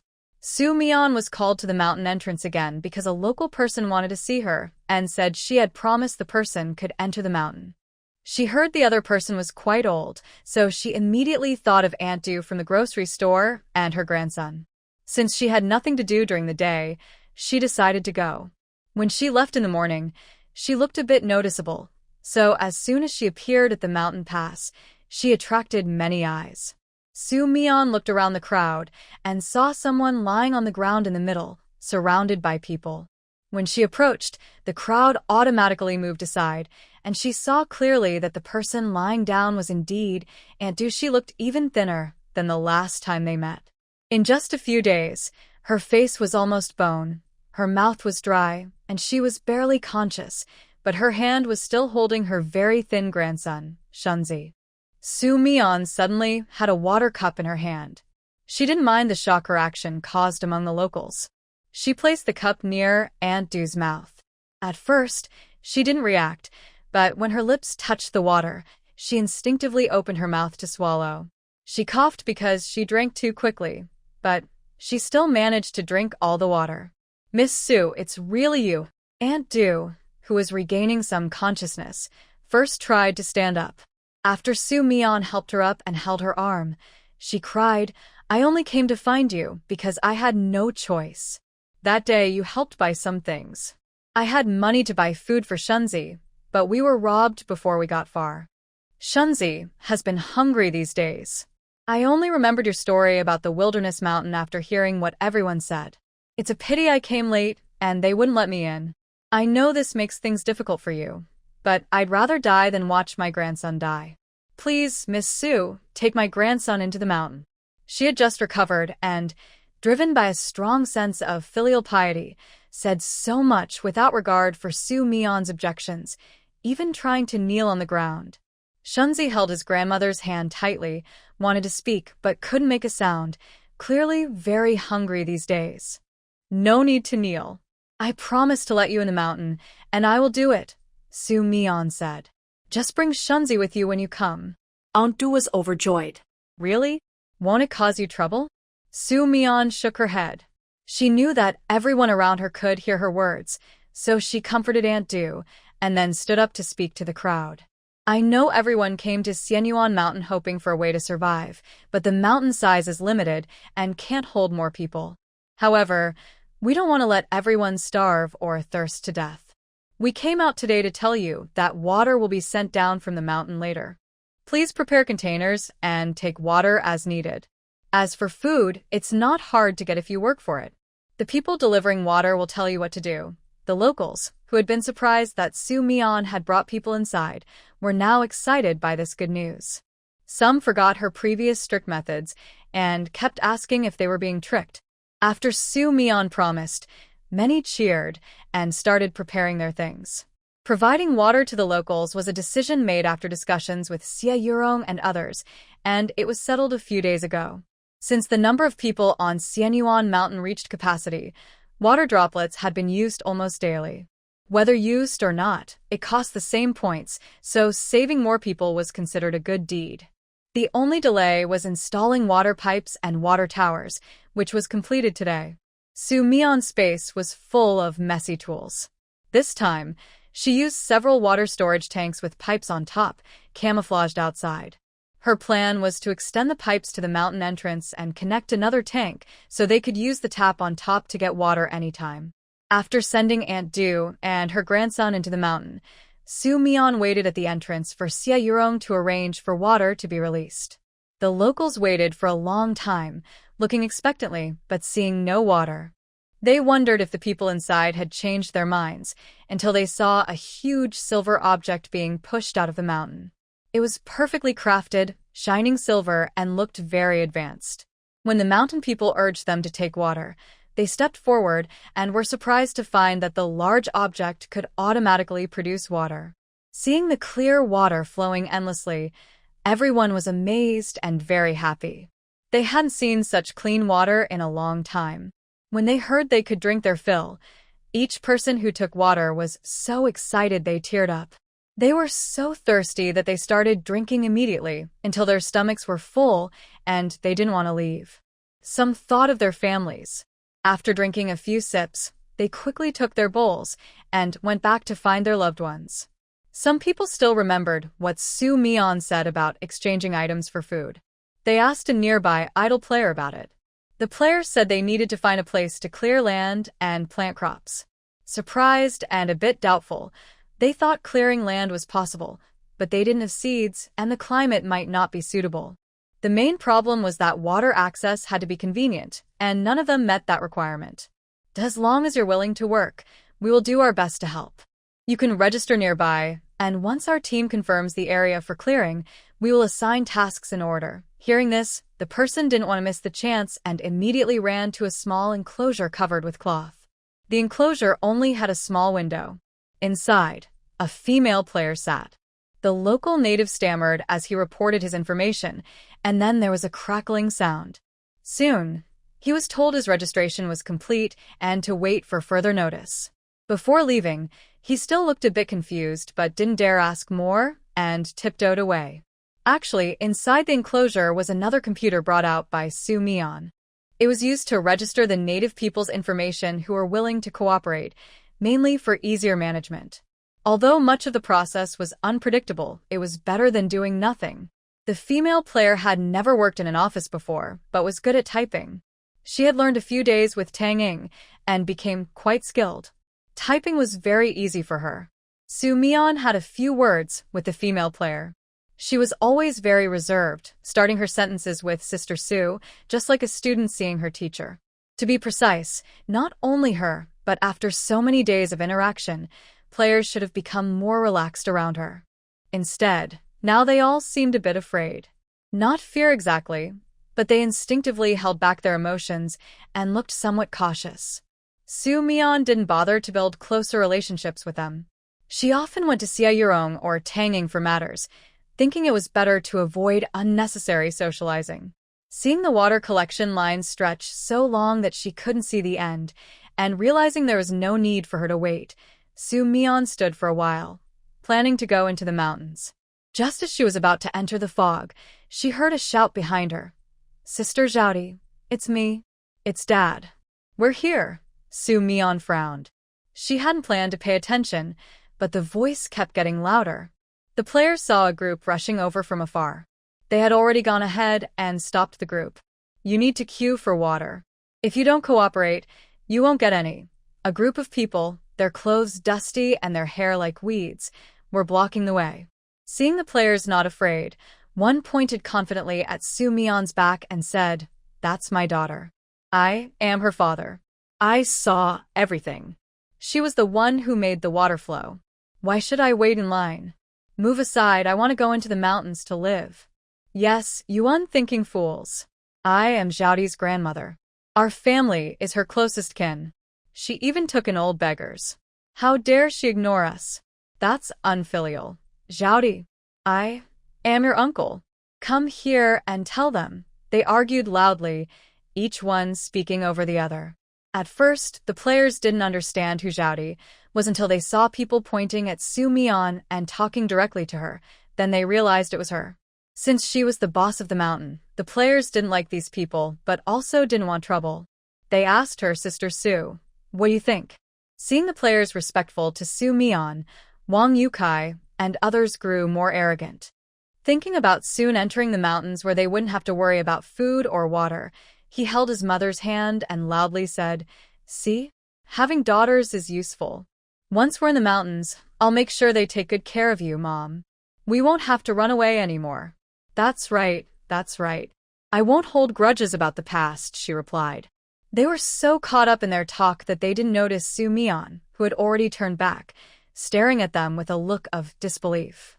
It wasn't until they tried to push past the players and go inside that Su Mian spoke calmly. "Are you done talking? If you are, leave now. Your pushing is disturbing others trying to get water. Since you're somewhat related to me, I won't be rude." Wang Yukai was stunned. "I'm your father. These people have nothing to do with you. You're the one giving water and leading us into the mountains. Are you crazy? You should be obedient to me, your grandmother, and your uncle. We are your real family. You can't tell what they are planning." Filial piety. Your father sold his daughter to support the family for his nephew. A family that values men over women. Now you come here talking about filial piety? Didn't I make myself clear when I beat you last time? Before I lose my temper, you'd better leave on your own, or it won't be as simple as just entering the mountain. Wang Yukai finally panicked. "Zhaodi, you can't do this. Your grandma is so old, she can't handle this. Our family knows we were wrong. Please, just pity us and let us in. She's not fit to be a grandma. Over the years, she's never treated us sisters as people. When we're in trouble, she remembers us. What did she do before when she was doing well?" Su Mian looked at the family with mockery. "As long as you have Wang Yaozu, that's enough. If not, you can cut yourselves and bleed for him. As long as he's okay, your whole family would be willing to die for him." It wasn't that Su Mian said this on purpose. Every person in this group looked quite miserable. Only Wang Yaozu, standing in the middle, still looked almost the same as before. This shows that even in hardship, this treasure of the Wang family didn't suffer. Wang Yukai trembled and took a long time to say, "I don't care. You're my daughter. I gave birth to you. You must listen to me. If not, I'll throw myself off this mountain pass, so everyone can see I have a wicked, unfilial descendant." At this moment, Su Mian felt truly sorry for the original Zhaodi Wang. Being born in this era isn't scary, but meeting a family like the Wang family is. Seeing Wang Yukai ready to throw himself at the tree, Su Mian didn't panic. Instead, she stepped aside. "Then go ahead. I've been cursed to be your descendant for 8 lifetimes. Don't worry, if you die, I'll happily take care of your body." Seeing that she didn't seem to be joking, Wang Yukai hesitated. "What do I need to do to get your forgiveness? It's not just us who sold the daughter. They're not as angry as you are. Why are you so unwilling? And you didn't even sell her, right? Stop talking about this. Doing dirty things is doing them. Not doing them doesn't mean they didn't happen. I've wasted enough time with you. I don't want to see you anymore. So don't even think about the water from Xianyuan Mountain. Just get lost. After saying this, Su Mian signaled to the players. They immediately understood. They stepped forward, grabbed Wang Yukai at the front, and pushed him back. Just now, out of respect for Su Mian, the players didn't cause trouble. Now they realize that Su Mian doesn't really care about them, so they naturally become more aggressive. Lu, trying to act superior and move forward, was kicked back by the players. They didn't care about her age or status. She was kicked and fell to the ground, groaning in pain, unable to get up for a long time. Wang had wanted to step in and reason with them, but a player pulled out a knife. He immediately backed off, clearly scared. Xiaorong also came over with a cold face and said, "Get out of here." Recently, Xiaorong has been in charge of the mountain pass. Wang Yukai, who hadn't seen Su Mian for a few days, knew her temper and abilities. Seeing his stern face, they quickly stopped shouting. Even if they were unhappy, they could only pull their family members away and leave quietly. The last person, Wang Mu, looked lost and dazed. She stared blankly at her daughter's disappearing figure. She wasn't angry or upset about being chased away. Her face was numb. She lowered her head and followed the Wang family out of the mountain pass. When she heard them start insulting loudly outside, she lowered her head even more. "Dad, I don't care. I want to go into the mountain to get food. Why can't that rude girl let me in? It's mine too. Why aren't you hitting her?" Wang Yaozu, who had been too scared to speak earlier because of the crowd, now started causing trouble with his family. Wang Mu stared blankly at her son, who was being comforted and surrounded by the family. She didn't understand why her heart felt so painful, especially when her own family members were apologizing and kneeling to comfort her nephew. Her eyes turned red. "Second son's family, what are you standing there for? Can't you see my grandson wants to eat? Go find someone and ask for some food. That girl is so cruel. She won't let us into the mountain, and she won't even give us water. You're her mother, and you usually aren't harsh to her. Find a way to borrow some water, or my grandson will be thirsty." When Wang Mu was kicked, she finally snapped out of her daze. Looking at the old man in front of her, whose face used to seem stern and whose words she dared not disobey, she suddenly felt a bit sick. Holding back her urge to lash out, she nodded weakly. "Okay." As she left, she almost fell. But instead of family concern, she received only her husband's complaints. Such a grown-up, can't even walk properly. Queen Mother felt very sad and walked away without looking back. The appearance of the Wang family did not affect Su Mian's mood. She still wandered around as usual, mainly paying attention to the well-kept poultry and thinking about how to fix other small problems in the mountains. For now, she thought she could just keep things as they are for 3 months. As long as she completed the task, she wouldn't have to worry anymore. But recently, starting today, this idea began to shake. The natural disasters in the game world would not end just because the task was finished. She thought that she could help them temporarily for these 3 months. But what about after that? By then, the drought would still be there. The water droplets would disappear when she left, crops wouldn't grow on their own, and with water and food shortages, how long could they last? The answer was obvious, so what was the point of her short-term help? Second sister, Little Flower, and the others have laid eggs. We can hatch chicks now. When the two sisters saw Su Mian coming, they happily ran over, holding a few eggs still covered in chicken droppings, sharing this good news. A few days ago, they had prepared nests in the small Western-style building. The inside was warm, and the sisters had been waiting for the eggs to be laid. They didn't expect it to happen so soon. Seeing the joy on their faces, which had gained some weight these days, Su Mian also smiled and said, "Yes, hatch more. There's plenty of space in the mountains. It would be best to make a whole mountain of chickens." The sisters shared this idea and then ran inside to prepare. Watching their carefree backs, Su Mian's smile gradually faded. That night, she didn't check the player forum or do anything else. She lay on her bed, thinking for a long time, and finally called out to the system, "I know you know the final ending of each world. I just want to know, how long will this drought last in this world? 1 more year. Before Su Mian arrived, this world had already experienced a long drought, otherwise the crisis wouldn't have suddenly erupted. If it still takes a year, then the fate of these people is clear. What about the scope? Is it the area chosen by the game copy, or the entire world? Sorry, host. The edges of the copy are usually blurry, so I can't answer your question. Su Mian didn't understand what blurry meant, but she had some guesses. Knowing that the system wouldn't give her much more useful information, she began to think about what to do in the remaining 2 months. That night, Su Mian took a long time to fall asleep. She had a bold idea, but wasn't sure whether to try it. September had ended, and players had been in the dungeon for over a month. Xianyuan Mountain was steadily improving, forming a complete survival chain. With enough water, the crops they planted were yielding good harvests. Besides the rice that still grew quickly every day, other vegetables grew normally and matured on schedule. Even so, the people were frugal and stored some extra food. Su Mian told them to ensure enough vegetables for everyone and planted some easy-to-store, high-yield, filling crops like potatoes, sweet potatoes, and corn. In the early days, she still helped every night. Seeing the natives excited and happy with their abundant harvests made Su Mian happy too.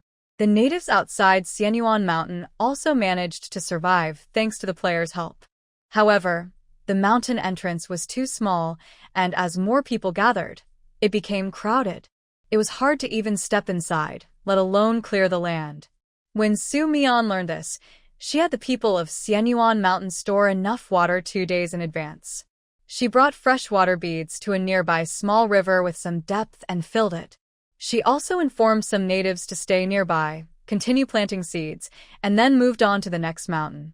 After 4 or 5 days of traveling, she dispersed many refugees, found suitable places for them to stay, and left enough water sources.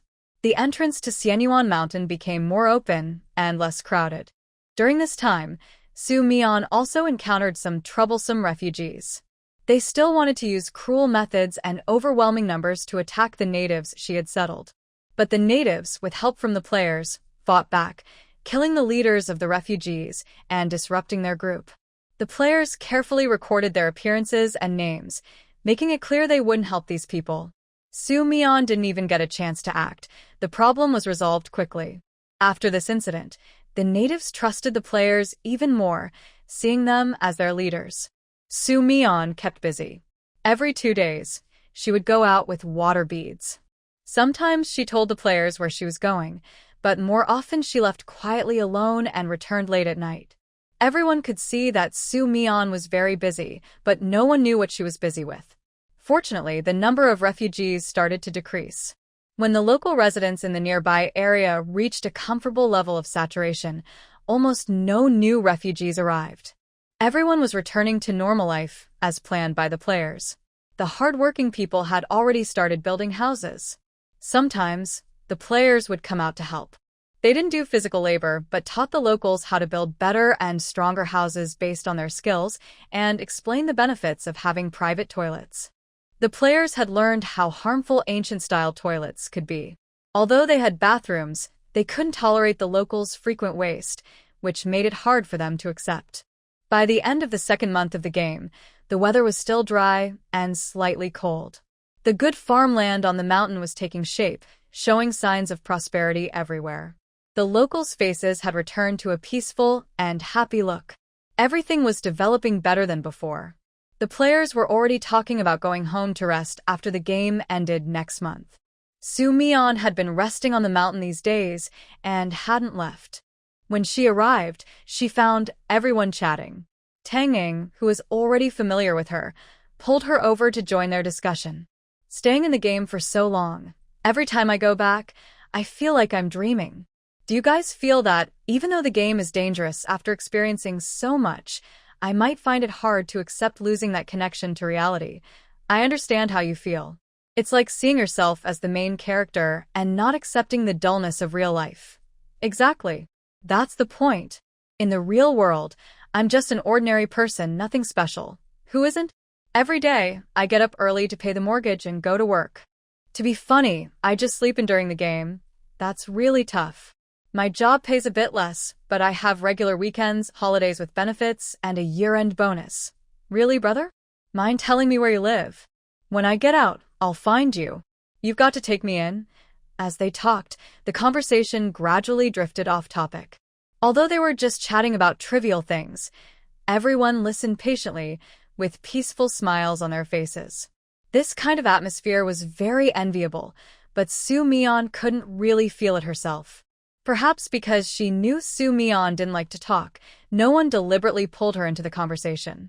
However, when speaking, she always mentioned that this instance was the most relaxed they had experienced. Tang Ying smiled and said, "If every time was this easy, I wouldn't be so afraid of sleeping every night." The others agreed and looked at Soo Mi-yeon with more gratitude. Soo Mi-yeon left after less than half an hour. Se-yeon followed her out and called, "What have you been busy with lately? Now that the mountain issues are resolved, I can help run errands for you. You don't have to leave early and come home late every day." Since no one else was around, Soo Mi-yeon didn't hide anything from him. "I'm preparing for my departure in 3 months." Se-yeon, being smart, understood what she meant. He was a bit surprised and asked, "Are you worried that after you leave, they might fall back into a situation where they have to leave their homes to escape? But such things aren't easy for just one person to change. As I understand, the instance may change because of players' actions, but the ending is already decided. No matter how much you do, it might all be in vain." He didn't expect Soo Mi-yeon to worry about the future of these natives, which didn't seem to fit her personality. It's not that some instances can't be changed, but some can. Soo Mi-yeon looked at him steadily. "Have you ever thought that a world headed for destruction might change its original ending because of your actions? So, knowing in advance that you can change everything, would you choose to ignore it or do your part?" Se-yeon was silent after being asked. If it was just saving a few people, he might say he wouldn't do anything. But the weight of an entire world was too heavy. Even if he felt that the instant's world wasn't real, he still couldn't give an immediate answer. And since Soo Mi-yeon was the one asking, he couldn't help but think more. "Do you know something?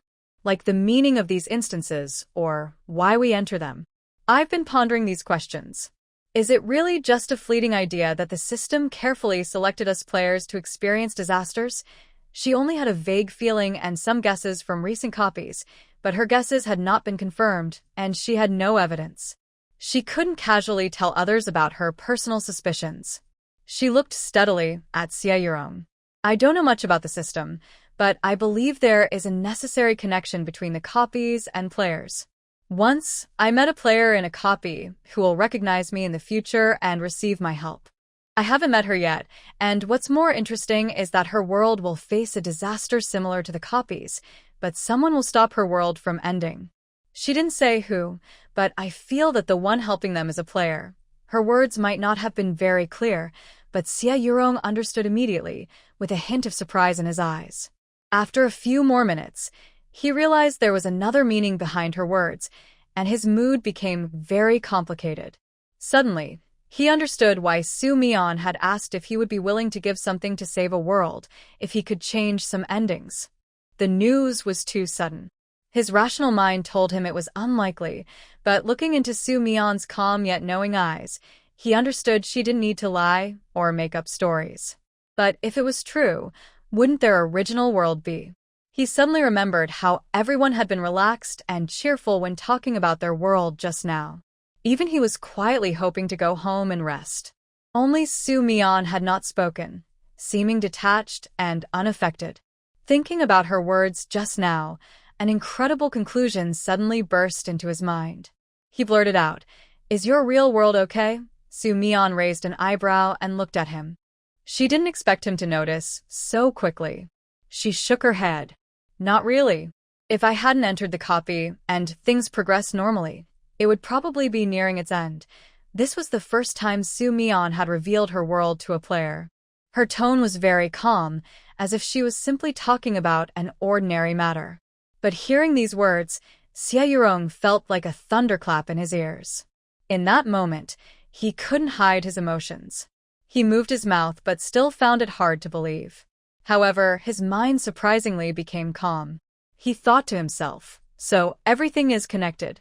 The copy can take the lives of players, and each player has the power to influence other copies. No, it shouldn't be called a copy. That's not a copy. Those might have always been real. The real world of the players. This conclusion was too shocking. Even when spoken by himself, Xie Yurong found it hard to accept. No matter how many copies he experienced, he never thought that one day, his only safe place would face a natural disaster. Just imagining such a scene made him unable to accept it. The real world was different. He didn't need to wear a disguise and could easily be with friends and family. He used to think that copies were separate and would never connect with reality. But now, Su Mian saw the struggle in his eyes and kindly reminded him, "These are just my guesses. Until I have proof, you only need to know. Not everyone can accept this idea. Also, staying unaware before danger arrives can be a kind of happiness. Knowing might not help, it only adds worries, and there's nothing they can do.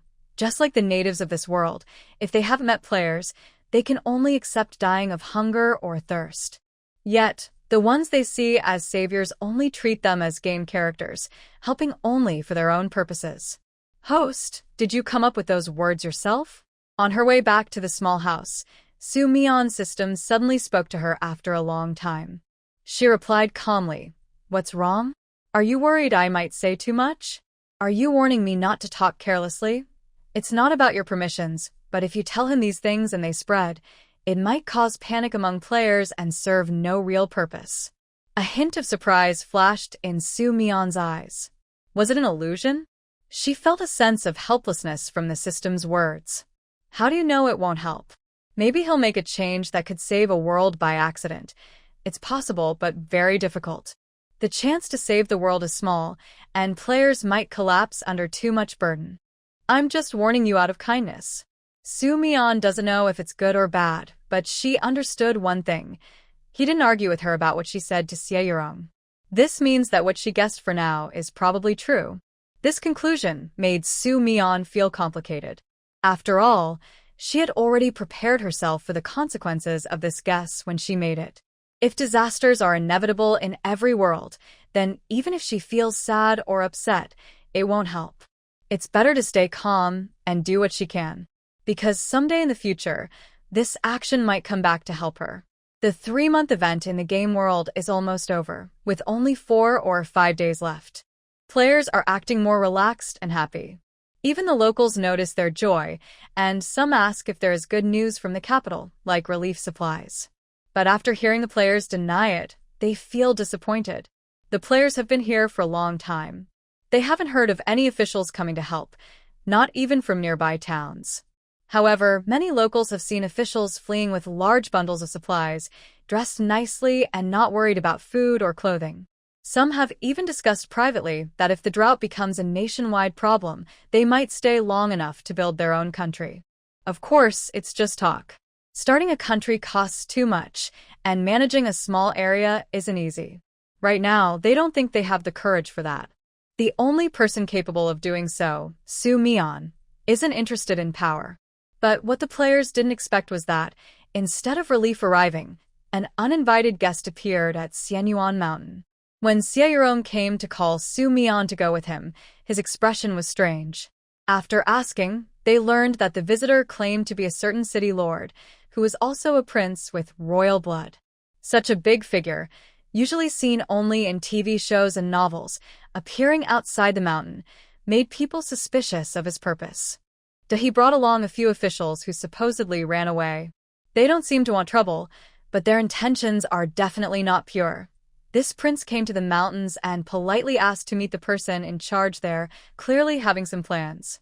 Currently, the only thing they might be after in the mountains is resources, so their intentions are obvious. Xie Yurong looked at her with a frown. Should I go and send them away? He didn't go himself for 2 reasons.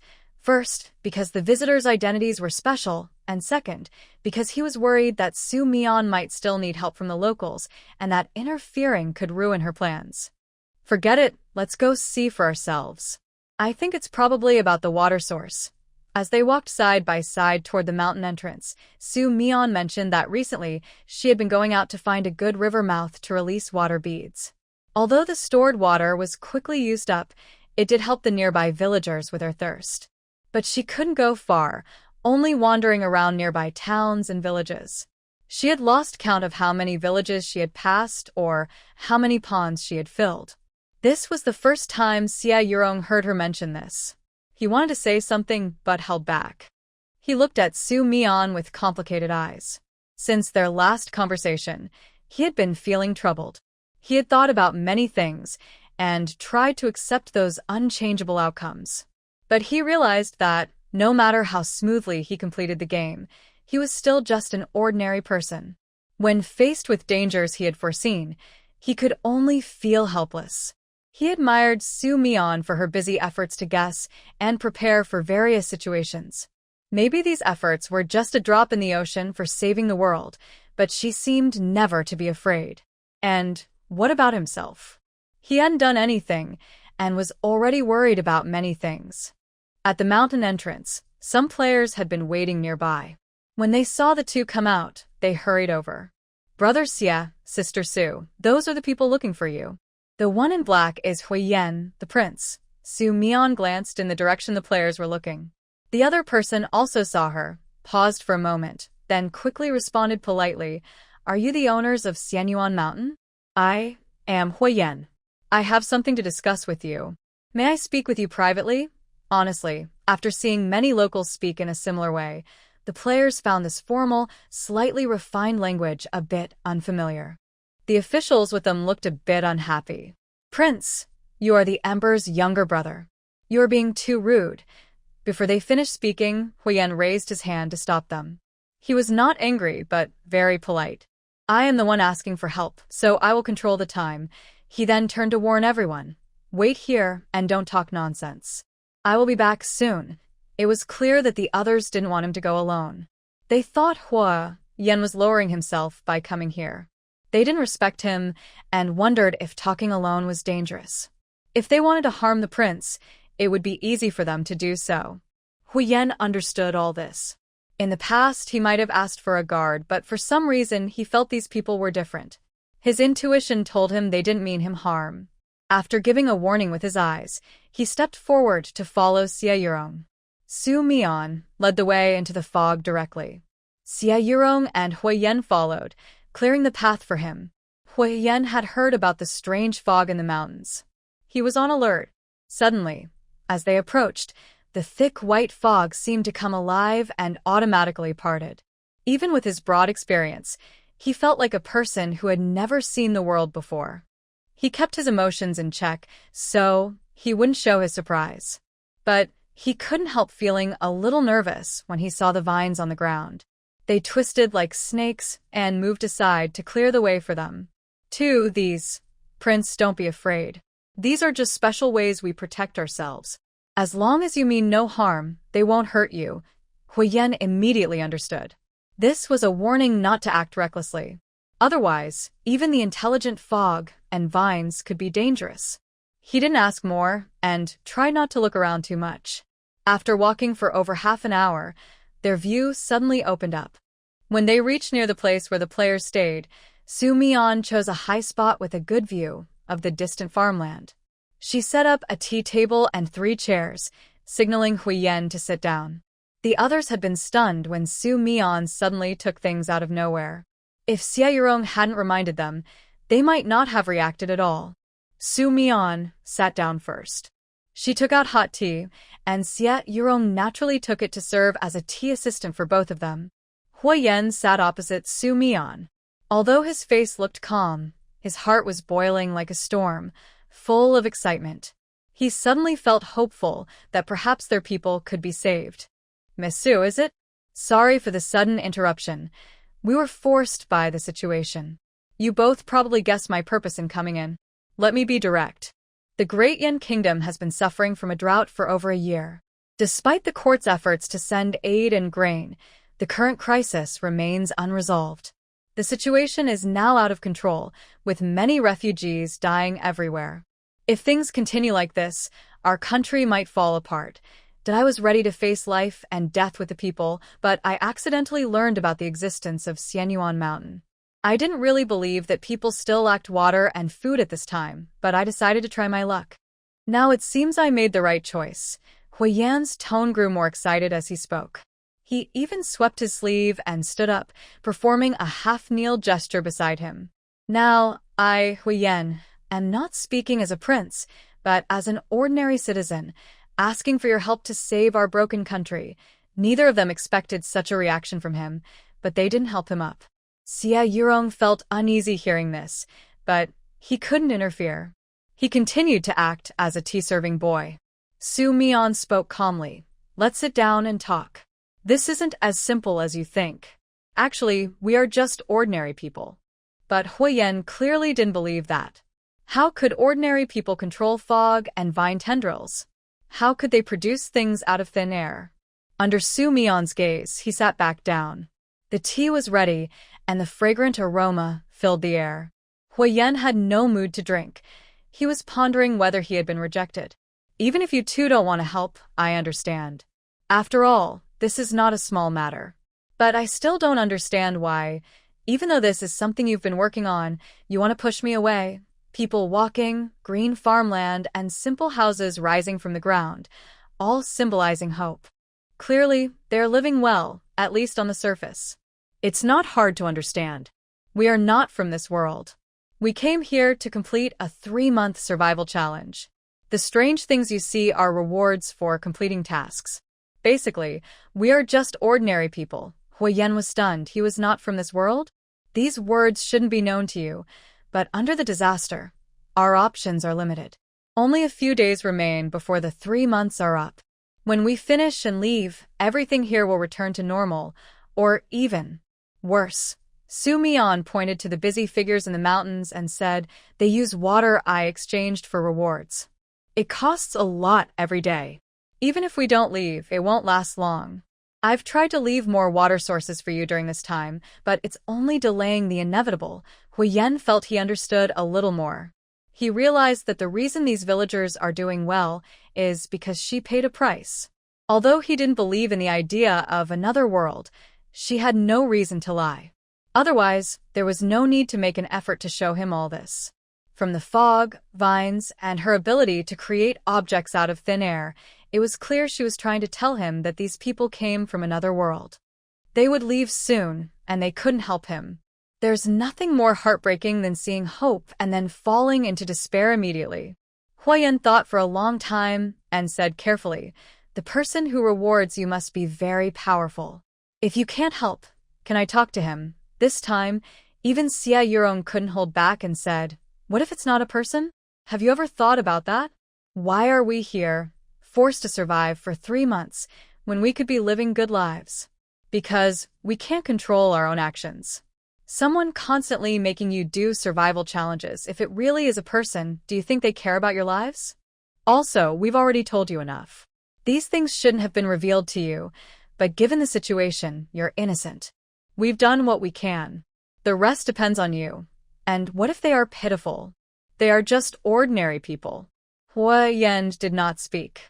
He sat in the chair as if his soul had been taken away. After a while, he gathered his emotions and said, sorry, I was too bold. But I have a small request. I would like to visit the place where the common people live. Is that possible? Su Mian nodded at Xia Yurong, who replied, let's have some tea first. I've prepared it. Then he sat down heavily. In our world, we don't have many formalities, but it's rude not to drink the tea when a guest offers it. Huiyan, who had been about to stand up, paused and then sat back down. I apologize for my manners. Su Mian glanced at Xia Yurong, knowing he was doing it on purpose. Sure enough, after a moment, Xia Yurong brought over a tray of food.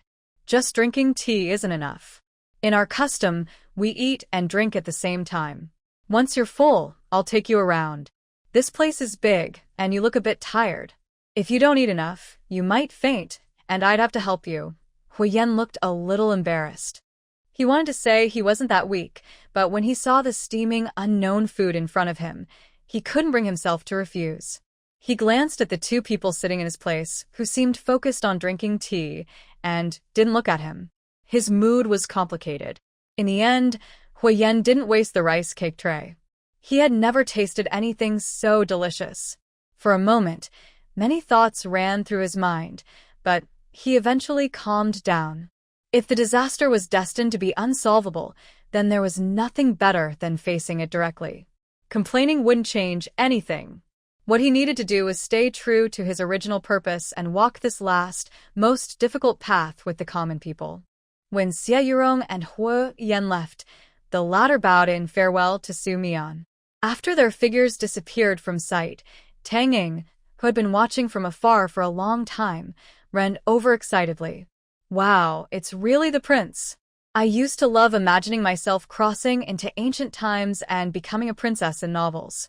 I thought the countryside guys here didn't match the stories, but today I finally understand.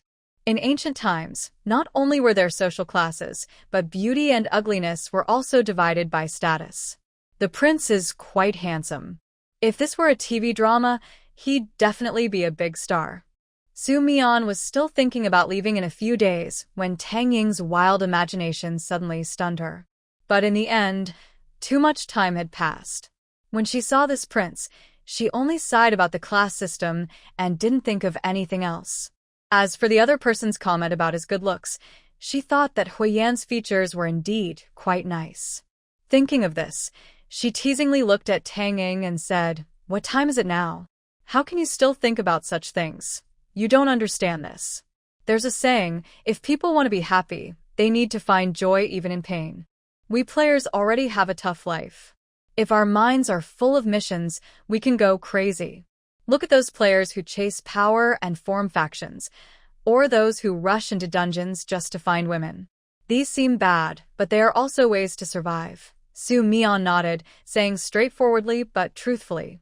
Having Su Mian's approval, Tang Ying felt proud. She sat opposite Su Mian and grinned. "The dungeon will be over soon. Sister Su, can I take a break? I want to look around." All the players who shouldn't go to certain places in the mountains have already been there, so her words about wanting to explore were obviously a lie. Seeing the bright eyes of Su Mian, she guessed what she wanted to do and said with a smile, "There are no new players to register now. If you want to go, just go. No need to tell me." Then she saw Tang Ying, who had her permission, run towards Xie Yurong. Xie Yurong left with Huo Yan less than 10 minutes ago and returned quickly. He came to tell Su Mian that Tang Ying wanted to meet the ancient prince to see if he shared her fantasies, so he swapped places with him. Surprisingly, this suited Xie Yurong's wishes. When he returned, the tea table hadn't been cleared. After pouring himself a cup of tea and taking a sip, he asked Su Mian why she told Huiyan and the others that they weren't from this world. "When the dungeon time is up, they will forget us. So, what you said, they won't remember at all, and they won't even know why they are on this mountain." Su Mian didn't seem very concerned. "Whether you tell them or not, they will forget. It's fine to tell him. This prince looks pretty good." At times like this, instead of running away, he chooses to share hardships with the common people. If there were no natural disasters, this country would be well managed. A prince with royal blood who cares for the people can still make a big difference, even if the emperor is not good. This Xie Yurong also agrees. Huo Yan does not have the arrogance of a prince. Instead of getting angry at their rejection, he even accepts the harsh truths that ordinary people wouldn't believe. Although he might doubt, he doesn't show anger at being fooled. Instead, he tries to seize the last chance. Just now, on the way here, he was still asking Xie Yurong about how they manage the villagers in the mountains. Although all these normal lives are based on having fresh water, it doesn't stop Huiyan from appreciating this kind of management. Huiyan left around noon. According to the players at the mountain pass, some officials tried to break and define their prince, but they didn't dare because of the show of force. They seemed loyal and protective, but in reality, they were testing the players' limits. They might not really be worried about Huiyan. A few officials still ran away in fear. They probably accidentally saw Huiyan and quietly ran back. They thought no one noticed, but many villagers saw everything. After we found out which officials they were, we recorded their names and told Huiyan when he came out. Honestly, this prince has no airs. He's very polite no matter what we say. The villagers also trust him a lot, as if he has done many good deeds for the people before. Some people sighed, saying that no matter how good the prince is, it might not matter. They say that the emperor of the Great Flame Kingdom is quite the opposite, always thinking about how to enjoy himself. To him, Huayan's behavior looks like provocation. That's why he was sent so far from the capital. These are not things we can worry about. When the mission ends, they will forget we were here. We can't control what happens to them afterward. We can only leave it to fate. Maybe because they've been helping Su Mian for a long time, these players sometimes sigh about how tough the world of the mission is. The expressions in the eyes of the villagers have changed from calm during the task to being moved now. Su Mian is the most directly affected by these changes. Compared to players who act recklessly or watch coldly, she finds herself liking these more human players. After some analysis, she thinks it's because she has also become somewhat indifferent and cold. She values these qualities, which is why she feels this way. Soon, the day of the mission's end arrived. The players started their last day of overtime. They kept going back and forth to the villagers' area, trying their best to teach everything they knew but hadn't yet shared. Su Mian was also busy here. She needed to finish her final tasks and had to settle the sisters, Nian Di and Lai Di, first. Perhaps because she had been going in and out more often recently and often with players, the sisters also sensed something. Besides still taking care of the poultry, the main thing they did was follow Su Mian like two little tails. Second sister, do we really have to move there? This was something Su Mian had thought about for a long time. The sisters would eventually live with people from the same village. She had already discussed this with some relatives in the village who were somewhat related. In the past, the two young girls wouldn't have been taken seriously, but now things were different. They had benefited from Su Mian and were living well, so naturally, they listened to her. 5 days ago, their new home was already prepared. Su Mian took a few blankets she had exchanged at the grocery store and left some clothes for them. She planned to give them food before leaving and also find a way to hide it. Seeing the sisters' reluctant looks, she said directly, I know you both guessed I would leave. I can only feel at ease once I've settled you. So from now on, you have to rely on yourselves. It was better when she didn't say anything, but as soon as she did, the two girls started crying as if they had planned it together. The youngest, the fourth sister, held onto Su Mian's sleeve and cried, but I don't want second sister to leave. The third sister didn't speak, but looked at Su Mian with anticipation. Su Mian sighed and said, this isn't something I can decide. You're both very smart. I know you've already figured out that I'm not your second sister. The youngest sister was stunned by her words, while the third sister bit her lip, seeming to control her emotions. After a long time, she asked, will we still be able to see each other in the future? I'm not sure. The youngest sister stopped speaking. Before dark, Su Mian took the sisters to the native villager's place. Just before leaving, she felt the gaze on her back, but didn't look back. The small mansion was already empty. Su Mian didn't like living in big houses alone, so she stored everything in her space. A few days earlier, the players had informed everyone to store water sources. During this time, Su Mian filled all the pits in the mountains, as well as small and large ponds and water channels with water. After finishing these tasks, it was already very dark. She helped everyone ripen the crops one last time, then went to where the players were. Everyone looked very excited, almost all sitting in an open space waiting. Su Jia, you can put away the house first, or we might run out of time later. Less than half an hour before 12 o'clock, all the players felt no sleepiness. When Su Mian arrived, they were chatting and laughing loudly. Su Mian nodded, went to pack up the house, and took away the misty bamboo and vines. The darkness in front of them became even purer.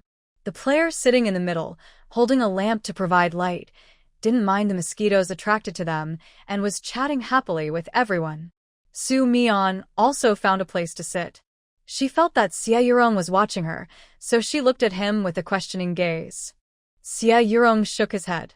He just thought it was polite to say goodbye, but when he looked into Su Mian's emotionless eyes, he felt that this so-called farewell was a bit unnecessary. After hesitating for a while, he finally said, I hope we can meet again in next time.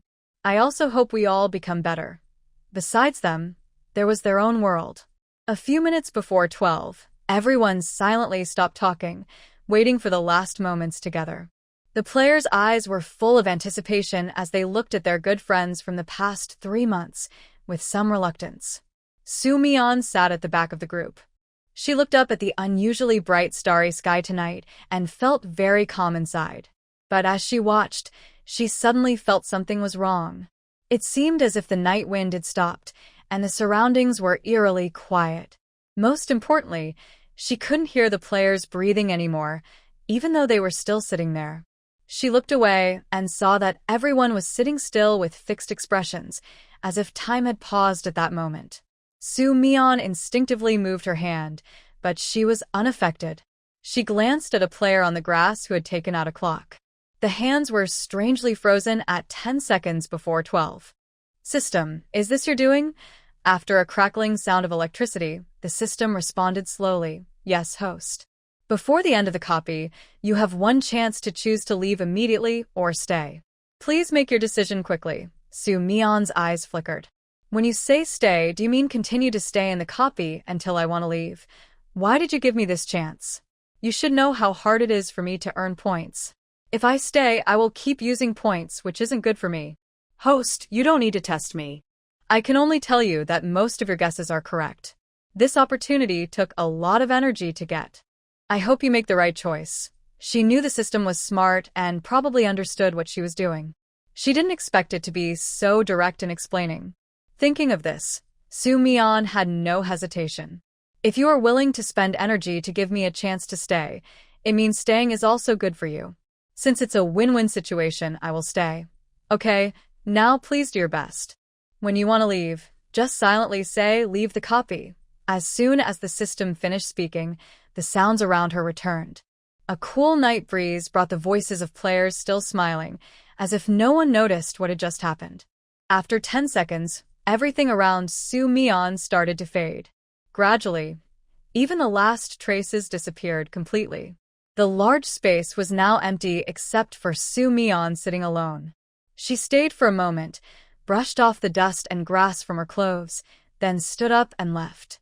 On the first day after the players left, the villagers on Syeonyuan Mountain showed no change.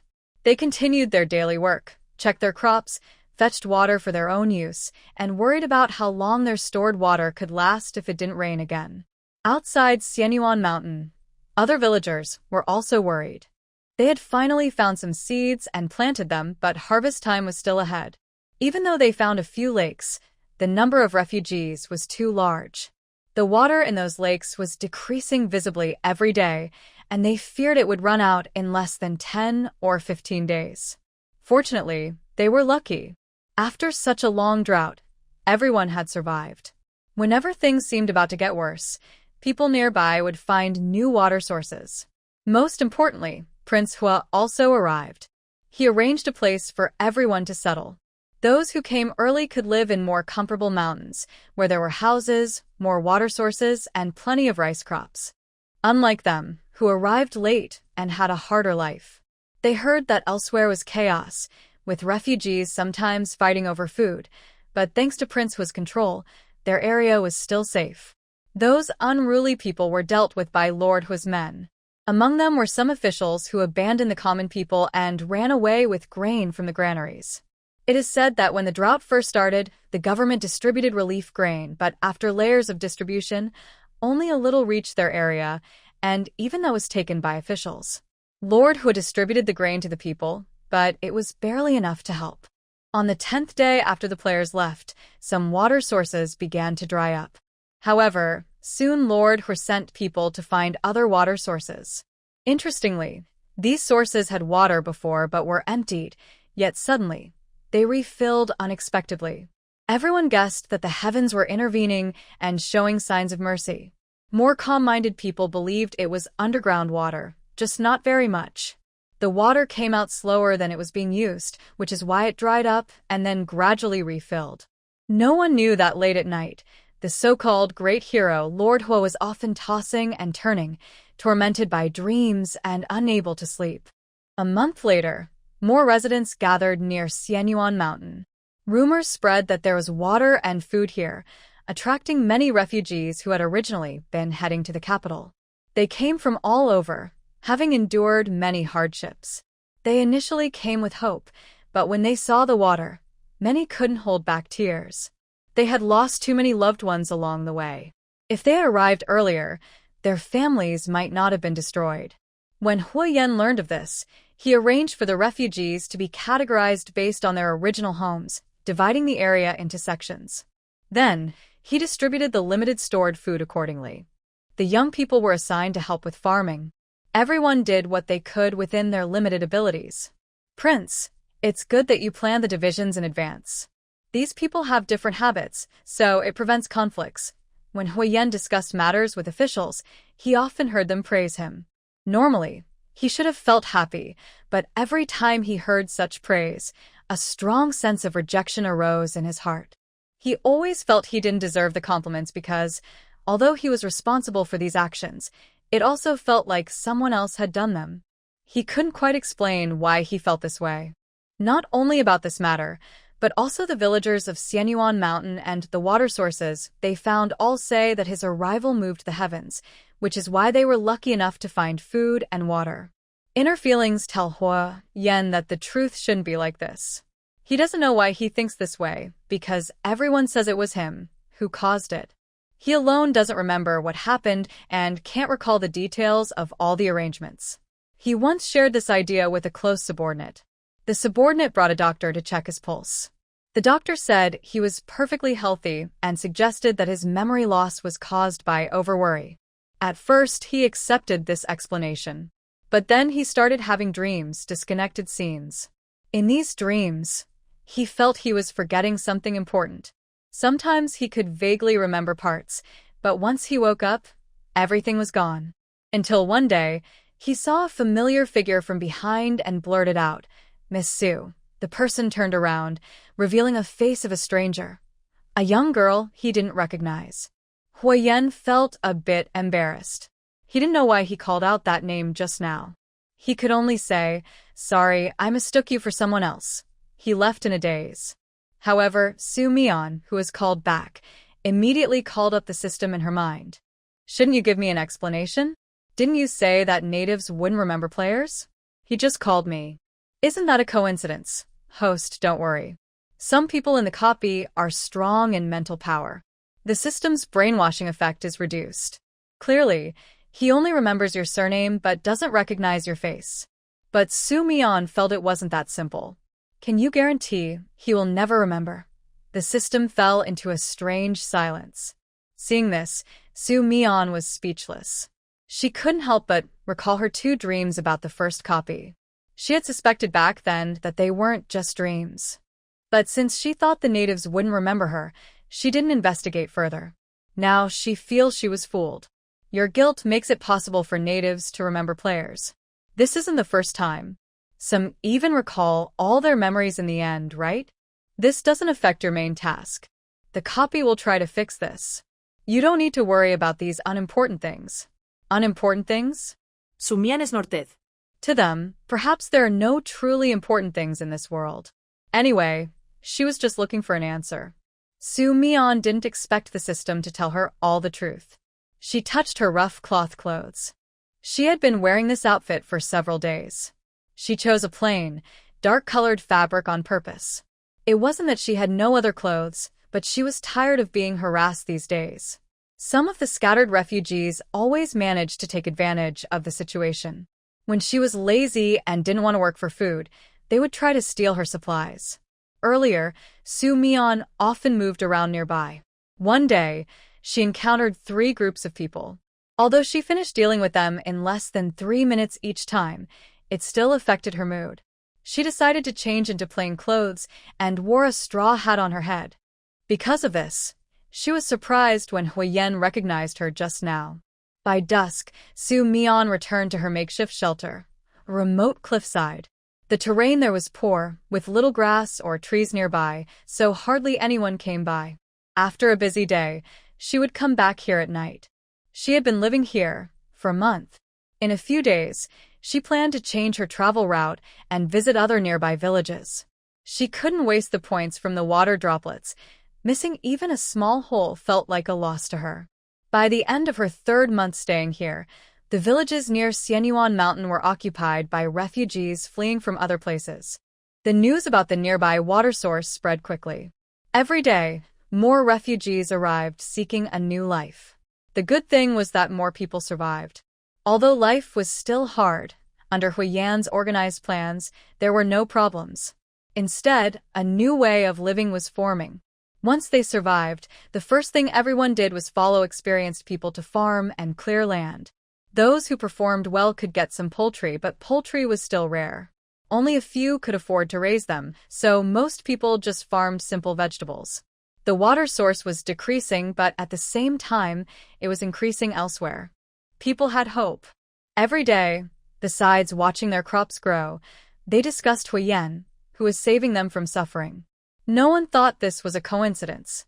The only person suspicious of something was Huiyan. If he ever guessed anything, his followers would worry he was overworking himself. Later, he simply stopped talking about it. At night, when he was startled awake by dreams, he would quietly sit on a stool and recall the details. By the end of the 6th month since Su Mian arrived, more refugees had been rescued. The area near Xianyuan Mountain is so crowded that it's almost frightening. Among the refugees rushing over, there are not only common people from various places, but also wealthy merchants and officials. They are quite clever, using their wealth to hire others to build houses. In just a few months, this once overlooked village or town has become a stronghold. The trouble happened less than a month before Su Mian's planned stay ended. Recently, she has been going out more often because more people need water.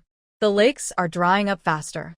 She feels like a beast, silently delivering water every day and then finding a place to hide. She's surprised that after doing the same thing for so long, she can still stay sane and not go crazy. Although this was her long-planned goal, carrying it out is very hard. But there's also some good news. When Su Mian heard about Huiyan's trouble, she was planning how to relax her mind after leaving the dungeon. A panicked refugee told everyone that Huiyan had been captured. The reason given was ridiculous, conspiring to rebel. It said that the emperor traveled thousands of miles to Xianyuan Mountain and, seeing how obedient the villagers were to Huiyan, he became upset. He immediately wanted to take control of Xianyuan Mountain. Huiyan didn't say anything at first. The villagers couldn't stand it and spoke up for him, which caused trouble. The emperor then flew into a rage, accusing Huiyan of ignoring him and secretly using resources to gather support instead of respecting him as the ruler. Huiyan had no words to defend himself against his brother's accusations. He knew they were just excuses, probably because the emperor wanted the land of Xianyuan Mountain and the power Huiyan held. When the villagers who supported him were arrested, Huiyan finally agreed to give up control. His surrender gave the emperor a reason to accuse him of plotting rebellion. Huiyan was immediately captured and thrown into a mountain cave. It's said that the emperor entered Xianyuan Mountain with great fanfare, but once inside, he was very unhappy with the environment. He ordered the construction of a palace and forcibly took away the livestock that the villagers had carefully raised, all just for a celebration feast. It's hard enough that life has gotten better, and now Lord Hua has been captured. The livestock we were supposed to get is now being eaten. How can a kind ruler do such things? Sure. How can you say such things? Don't you want to live? If someone hears you, they'll probably have you beheaded. Beheading is just beheading. If we keep going like this, no one will survive. We might as well end it quickly with a single nonsense. Lord Hua is blessed by heaven. Surely nothing will happen. All of Su Mian's information was pieced together from the words of the common people discussing. Honestly, she only wanted to provide some water and had no other plans, but now it seems she has no choice. Mount Xianyuan was a good place she chose herself, but it's been ruined by a group of people who do nothing but enjoy themselves. That's not acceptable. So, when night fell, she entered the mountain. This wasn't the first time Su Mian returned after leaving. During the nearly year she stayed away, she came many times at night, not only to fill the water pond but also to check on the two young girls. Her departure didn't seem to affect the two much. They no longer remembered her as their older sister, who helped them. The system's memory told them that an elder from their village had rescued them out of pity. Luckily, the two sisters had helped Lord Hor with a small matter, so their situation in the mountain was still okay. To avoid leaving traces, she didn't give the sisters special treatment.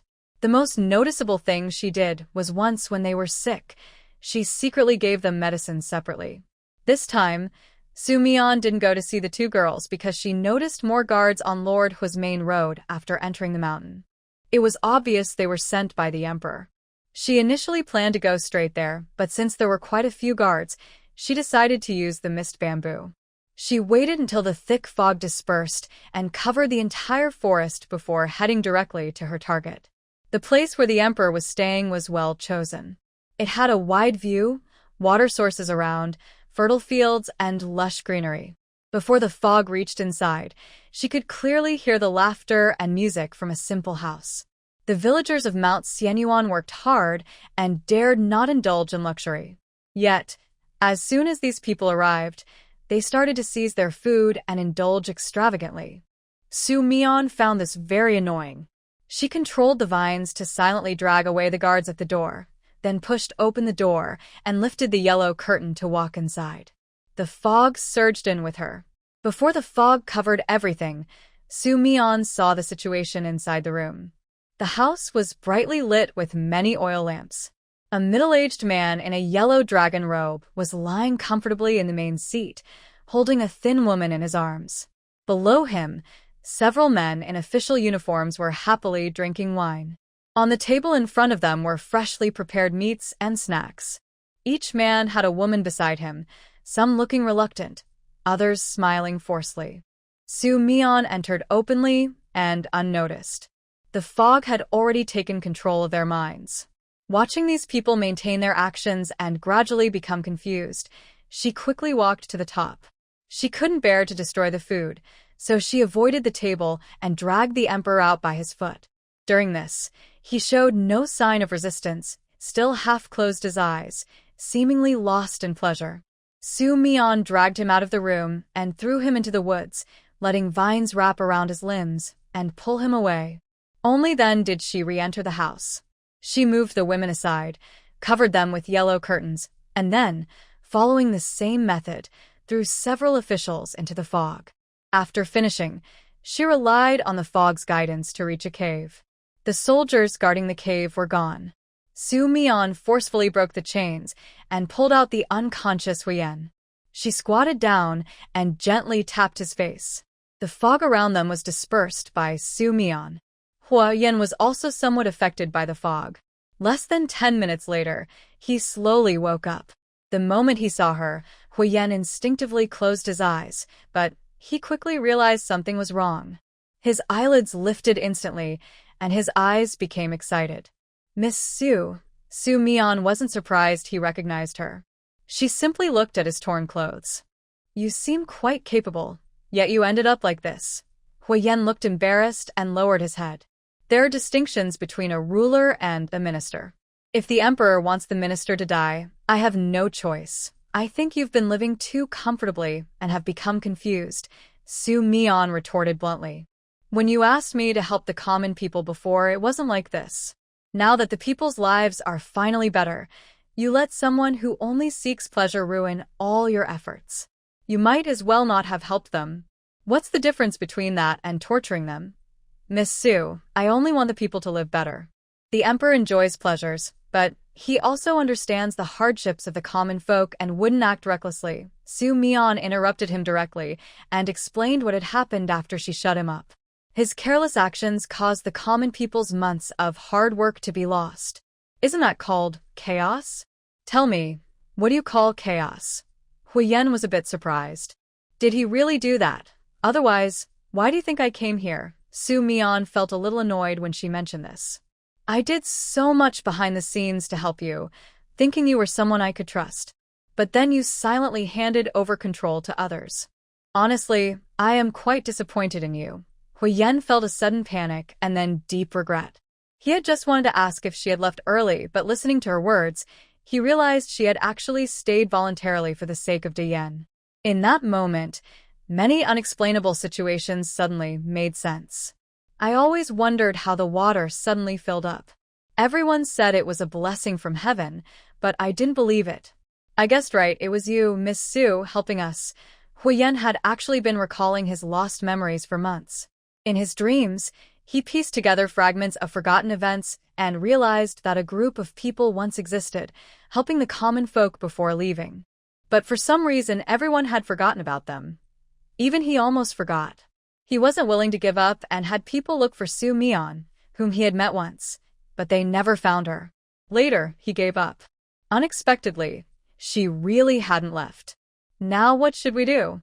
After all, he's the emperor. If I oppose him, it would truly be like committing treason. Sue Mion was straightforward. What does treason matter? Don't forget your original goal was to save the people. That foolish emperor is causing trouble before the drought ends, risking the lives of the people. Don't forget how you saved so many people in nearly a year. Is fame really that important to you? Huyen was stunned by her rebellious words. If you don't intervene, I definitely won't keep providing water.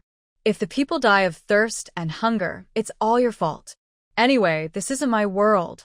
If they die, it won't be on my conscience. Sue Mion looked down at him from above and said, just tell me, if saving the common people means you have to take the blame for treason, are you willing to do it?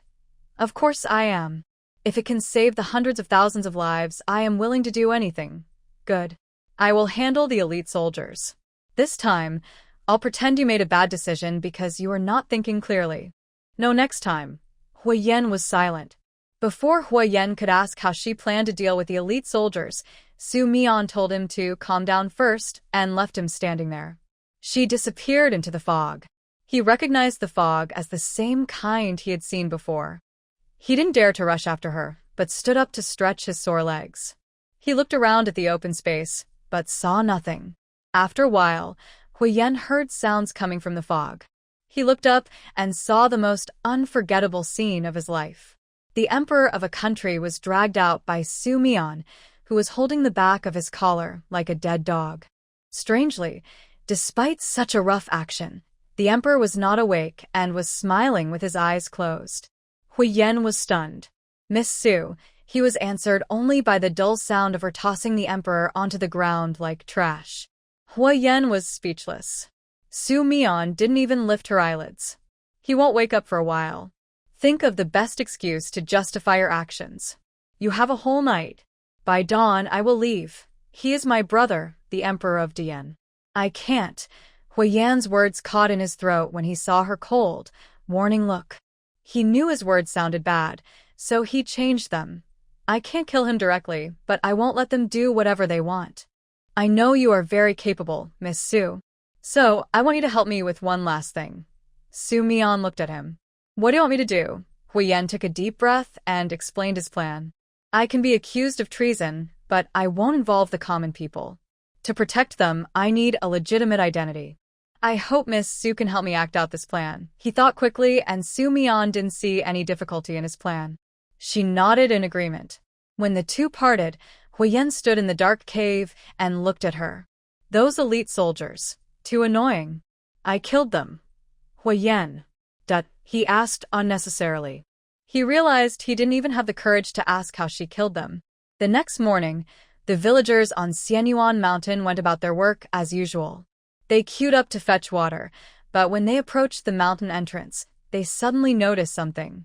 Someone shouted in surprise. What is that? Others looked over and gasped. They saw a blood-stained person hanging from a large tree, about the thickness of a man's arm.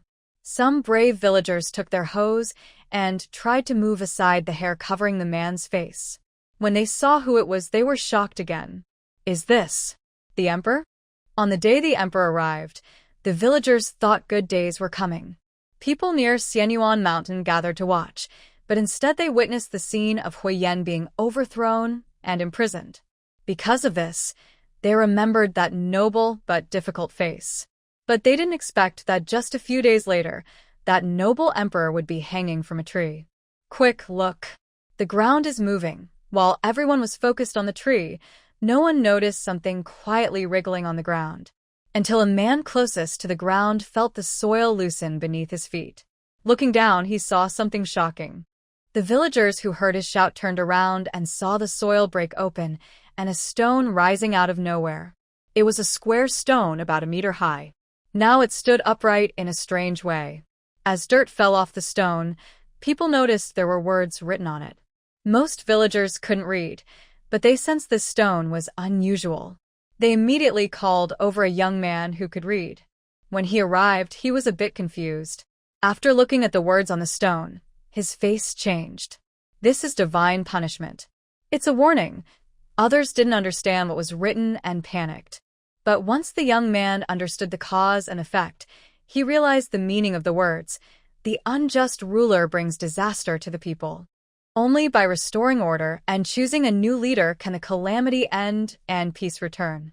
After the scholar finished speaking, he knelt and frantically kowtowed. The others, unsure what was happening, also bowed and kowtowed. Soon, the entire mountain was filled with people bowing and shouting. After the bows, everyone couldn't help but speculate. Everyone understood the meaning on the stone. It turns out that the 2-year drought was caused by the emperor not being worthy of his position. So, this natural disaster could be ended if they restored order, and they could go back to their old lives. Who is the new ruler? Is it Lord Hua? The more they guessed, the more excited they became. At this point, they were no longer in a hurry to go to the fields. Their minds were full of the phrase, "The disaster is over." After the young man confirmed their understanding was correct, the villagers became even more excited. "We will go into the mountains to save Lord Hua. As long as Lord Hua becomes emperor and removes the foolish ruler, the disaster will end. Let's go together." The shouts at the entrance of Xianyuan Mountain grew louder. When the villagers took their tools and entered the mountain, they saw something even more shocking. A very unusual small path stretched out before them. Although it was early autumn and the trees around were slightly yellowed or dried up, the path was covered with bright green grass, looking like a road guided by divine beings. The villagers followed the small path forward. After a while, the path stopped in front of a cave where Huiyan was held. Someone went to break the iron chains, but found that Huiyan was unconscious. He was covered with wounds of different sizes, not serious, but his clothes were soaked with blood. The villagers cursed the foolish ruler for his cruelty and found someone knowledgeable in medicine to treat Huiyan. When they learned he was not seriously hurt, they finally relaxed. Su Mian hid among the crowd, watching the scene. After Huiyan was carried away, she quietly slipped away. 3 days passed in the blink of an eye. The once passionate villagers, upon learning that Huiyan was still unconscious, couldn't help but worry. If the prince didn't wake up in a day, they couldn't establish a new ruler and the disaster wouldn't end. But the doctors couldn't figure out why he was in a coma. The only comfort was that he was still alive. Just when everyone was desperately trying to think of a solution, a clear voice came from the crowd, saying, "If we want to establish a new ruler, we must also deal with the old one." Maybe the prince's coma is related to the old ruler? This statement caused a huge stir. Yes, that seems to make sense. The emperor, who had just woken up and was hanging from a tree, hadn't yet thought of a way to save himself.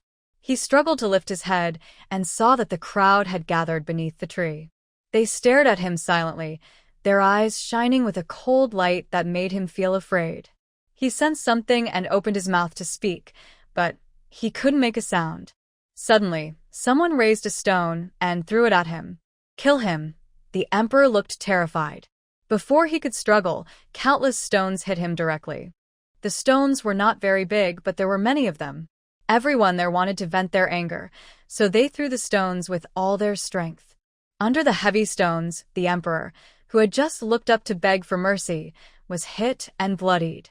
He tried to dodge like a crawling giant insect, but the stones came from all sides, surrounding him. No matter how he moved, he couldn't escape. Gradually, blood soaked through his bright yellow clothes, and his struggles grew weaker. Until someone shouted, "That's enough." The crowd stopped. An older, brave man went over to check his pulse. The emperor was no longer breathing. He nodded to the crowd, and then the people cheered happily. At that moment, the person in charge of guarding Huiyan in the mountains ran out excitedly. The prince is awake. Everyone believed they had done the right thing. They had killed the corrupt ruler, so the prince waking up meant they were right. Heaven's sign was clear. The villagers hurried to the mountain to tell Ho Yen what they thought. When they found Ho Yen already awake and coming out to meet them, before they could speak, a loud thunderclap suddenly sounded overhead. The clear sky was suddenly covered by dark clouds.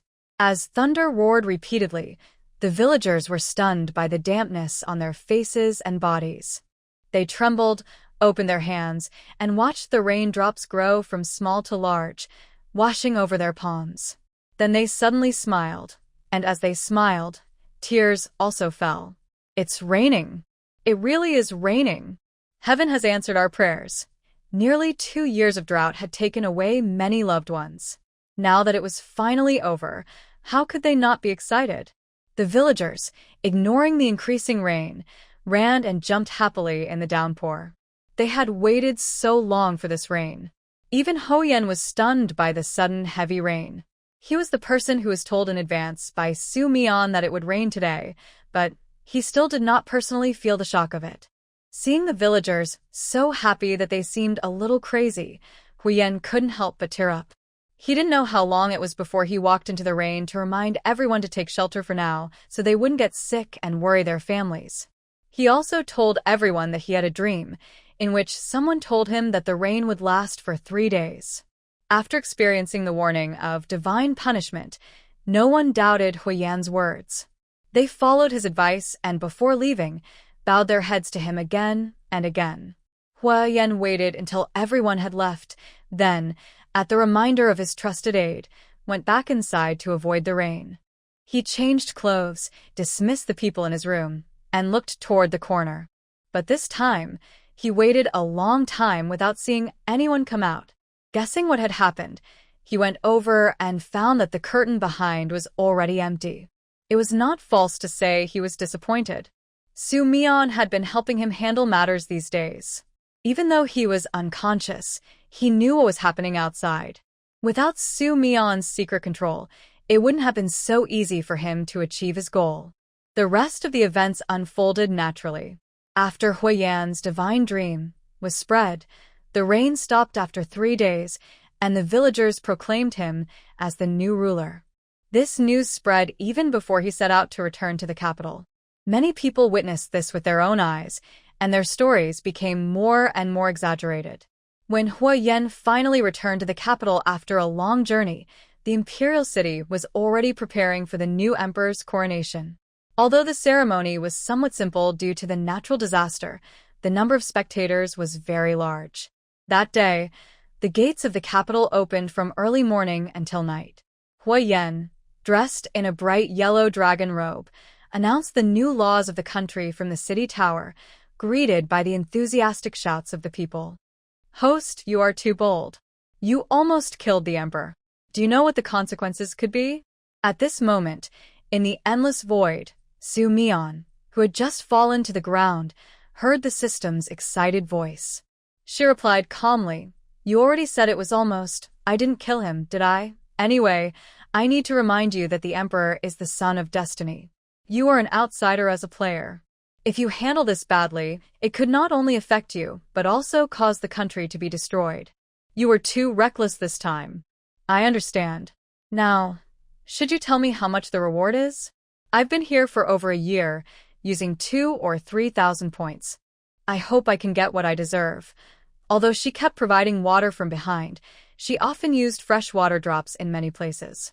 She didn't use it every day, but usually waited a day or 2 before collecting more water.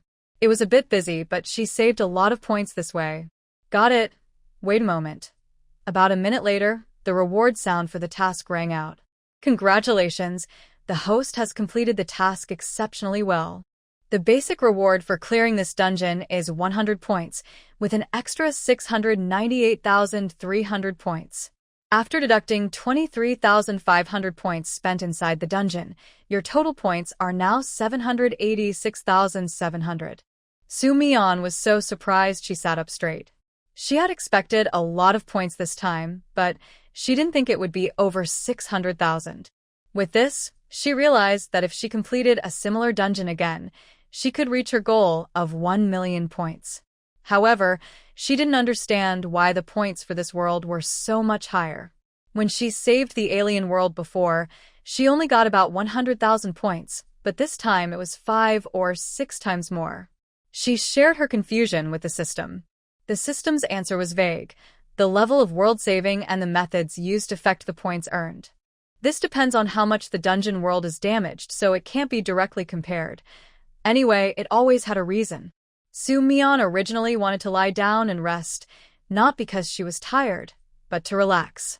But the huge points reward made her eager to start the last dungeon.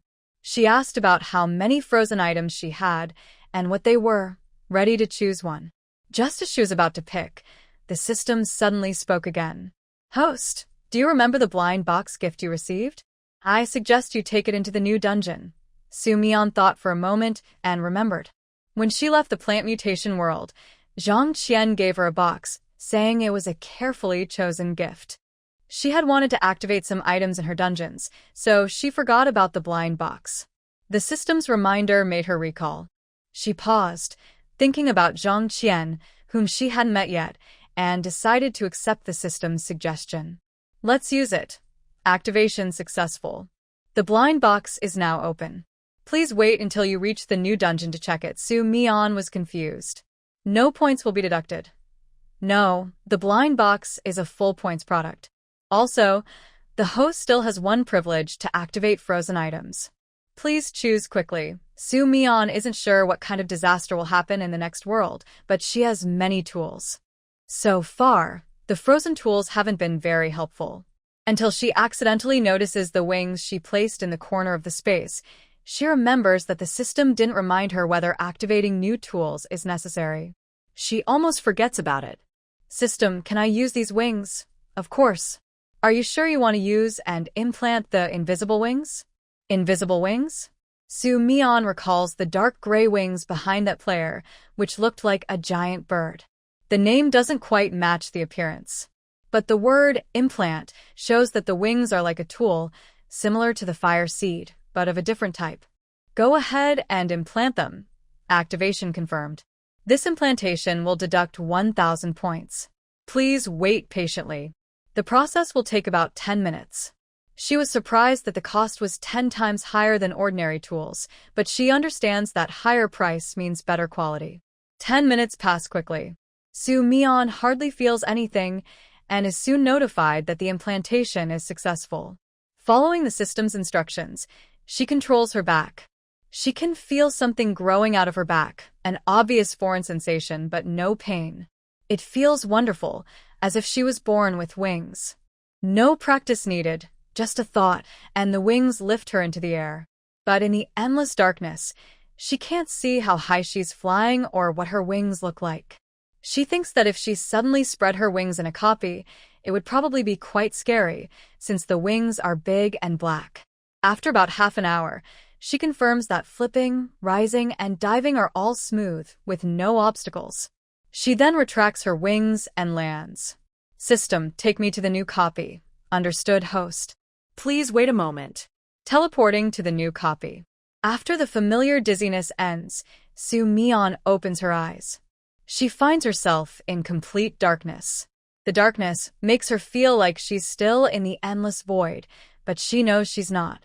She tries to move her body, but finds her limbs are confined in a small space. If she weren't used to darkness, being in such an environment might cause claustrophobia in anyone who isn't used to it. Taking advantage of her immobility, Su-mion closes her eyes and begins to receive the memories of her original body. Various chaotic images flashed through her mind like slides. Although there wasn't much content, Su-mion seemed to feel as if she could understand the original person's emotions. After a few minutes, she was trembling all over. This trembling came from the deep-seated fear that had always accompanied the original owner's life. The person's body belonged to Shintong, who was 19 years old. She was born into a family that favored boys over girls. This favoritism was not just normal bias but had become a form of abuse. Since Shintong could remember, her family often took her to remote private clinics, either for injections or on the way to get injections. It wasn't because she was sick, but because the Shin family had discovered a business opportunity. If they could match donors successfully, Shun Tong could bring in a lot of money. At first, her family was cautious because she was still young, but gradually, their actions became more extreme. They earned money by selling Shun Tong's blood and bone marrow. With this money, the Shin family bought a big house and a car. Yet, they still weren't satisfied. Their actions to harm Shin Tong's body reached an outrageous level when her older brother Shin Lang started dating a wealthy girl. Originally, the family never skimped on her food to help her earn more money. She was thin but healthy. But as their greed grew, their efforts couldn't keep up with her consumption. When they realized money was coming in too slowly, the family plotted a crazy plan. They couldn't wait to exchange Shin Tong's organs for bride price. Instead, they focused on her healthy, fresh organs. One night, Shin Tong was packed into a suitcase. Her family drugged her with sleeping pills in her food. She could only watch helplessly as her body was squeezed into a small space. Just before losing consciousness, she heard her family talking about how much her kidneys and heart were worth.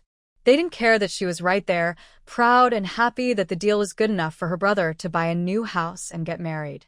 Over the years, Shin Tong never resisted her family, even though she was afraid of injections.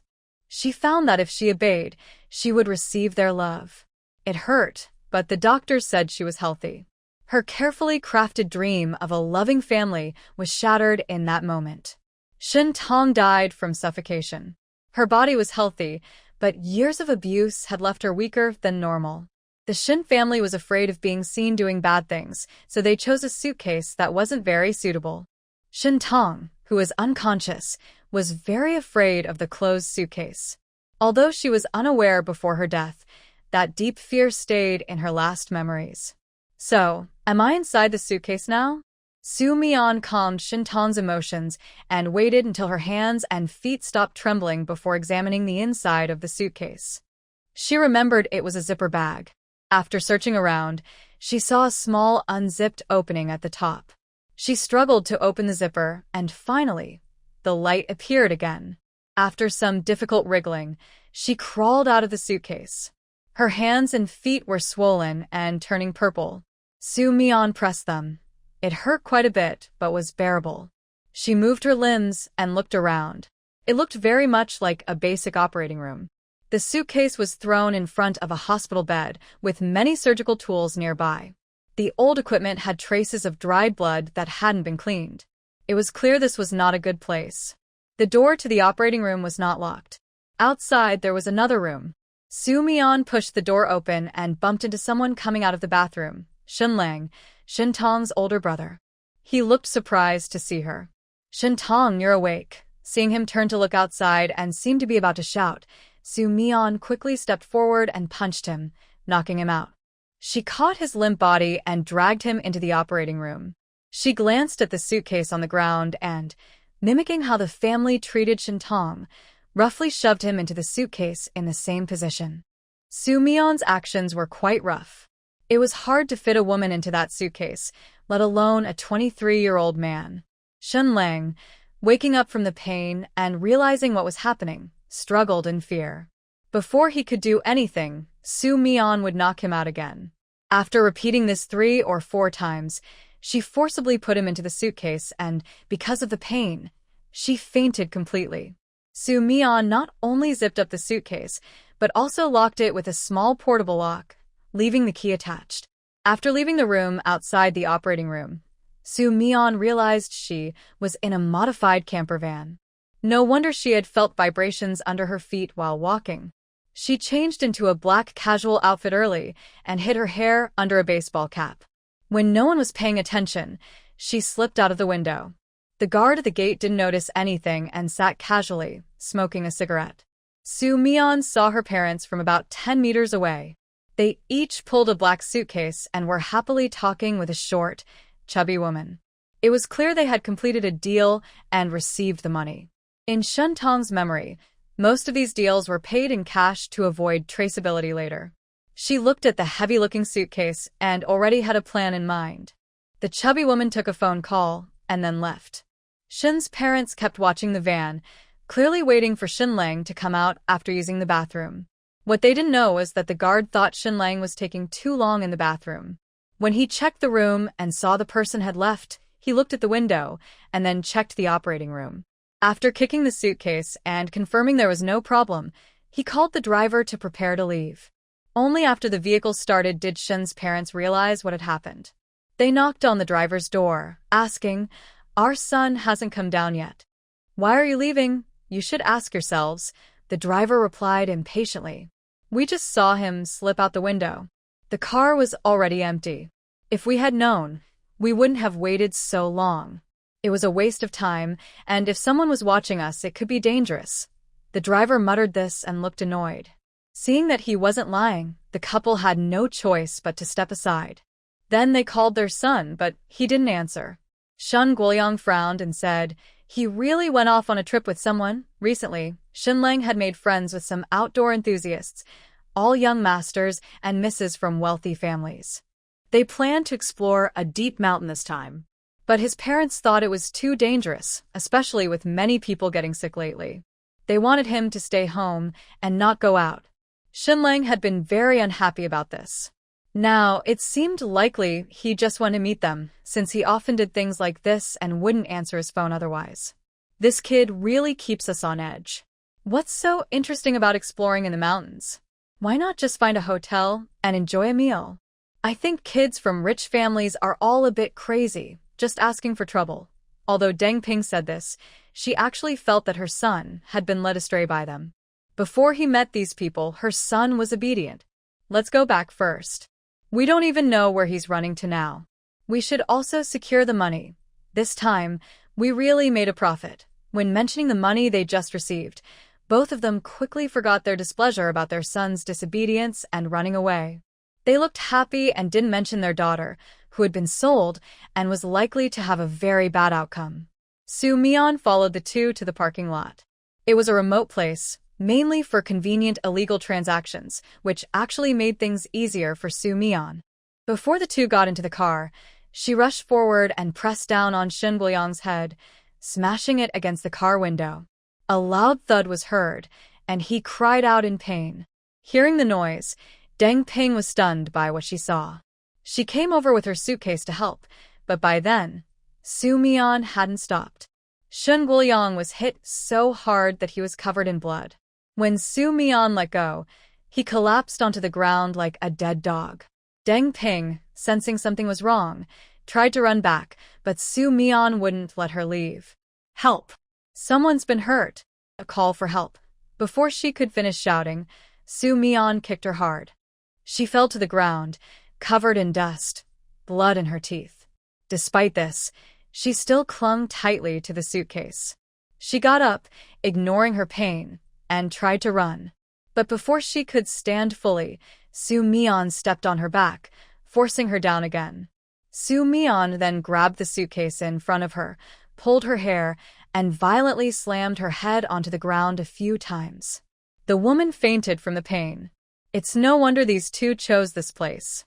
Deng Ping's scream was loud, and Su Mian's actions were equally loud, but no one came to help. She opened the two suitcases, looked inside, and then threw them into her space. She also took the tens of thousands of cash hidden in Shin Guoyang's car. She set the dashcam on fire and tore the wires inside the car. After finishing, she didn't look at the two lying on the ground and walked away confidently. With her experience from previous worlds, Su Mian first found some middlemen who secretly sold diesel. She ordered dozens of tons at a price 1 yuan higher than the market rate. She temporarily rented a factory of a few hundred square meters, prepared some empty diesel tanks, and was ready to receive supplies at any time. During a busy moment, the system's warning arrived on time. The backup warning feature is now active. This disaster involves a flood of laboratory mice. The outbreak will occur in 2 days. Please take precautions to avoid being bitten and infected. A flood of laboratory mice?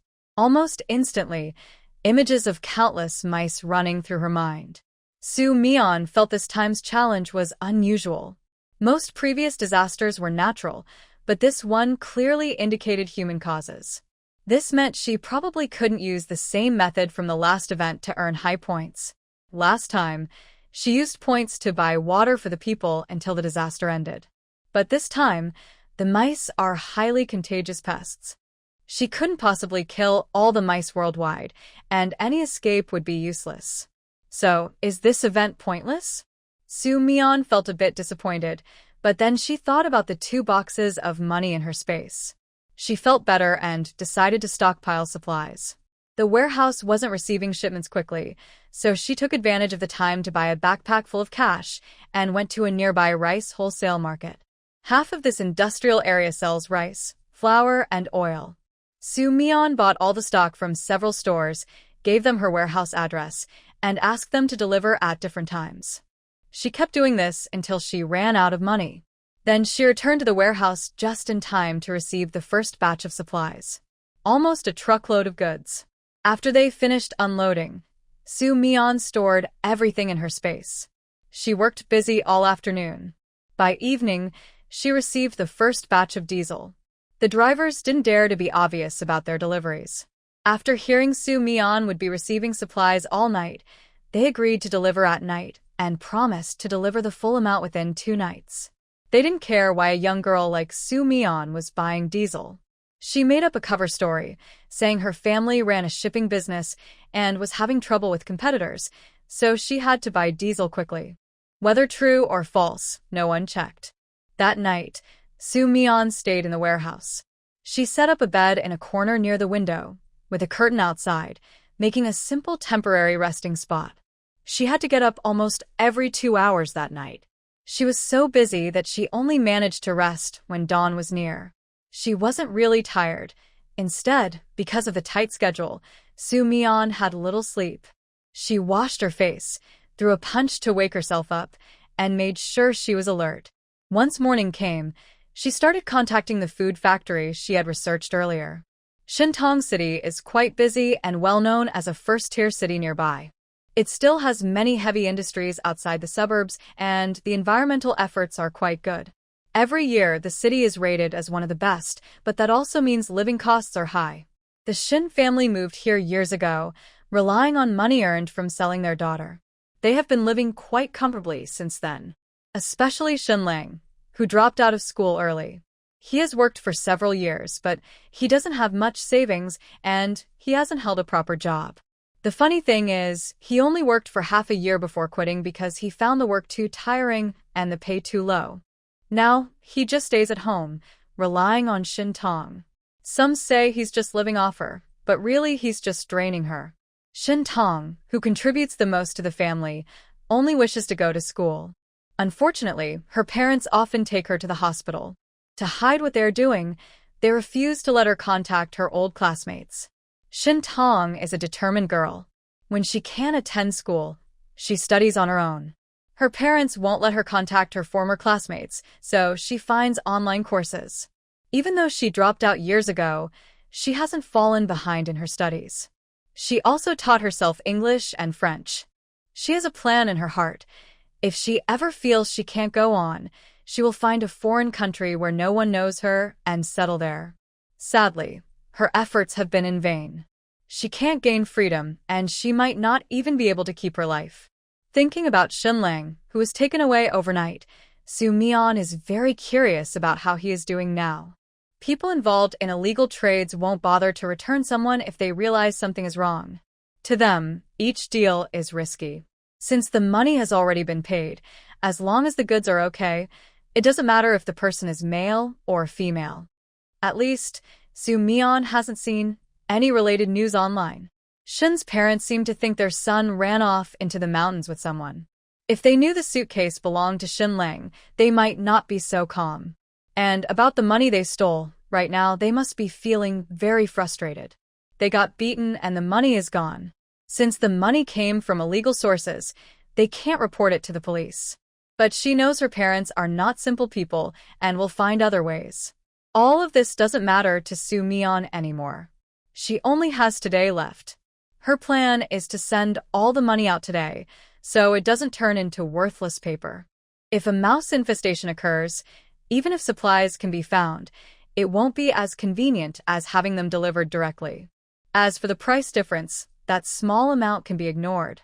First, she contacted the original factory and added the sales manager's contact information. Soo-mi-yeon sent the prepared shopping list in advance. Besides food, daily necessities shouldn't be overlooked. She listed large quantities of items like tissues that need to be stockpiled. In addition, she bought a large batch of seeds, including vegetables, fruits, and herbs. She also paid special attention to fresh meat.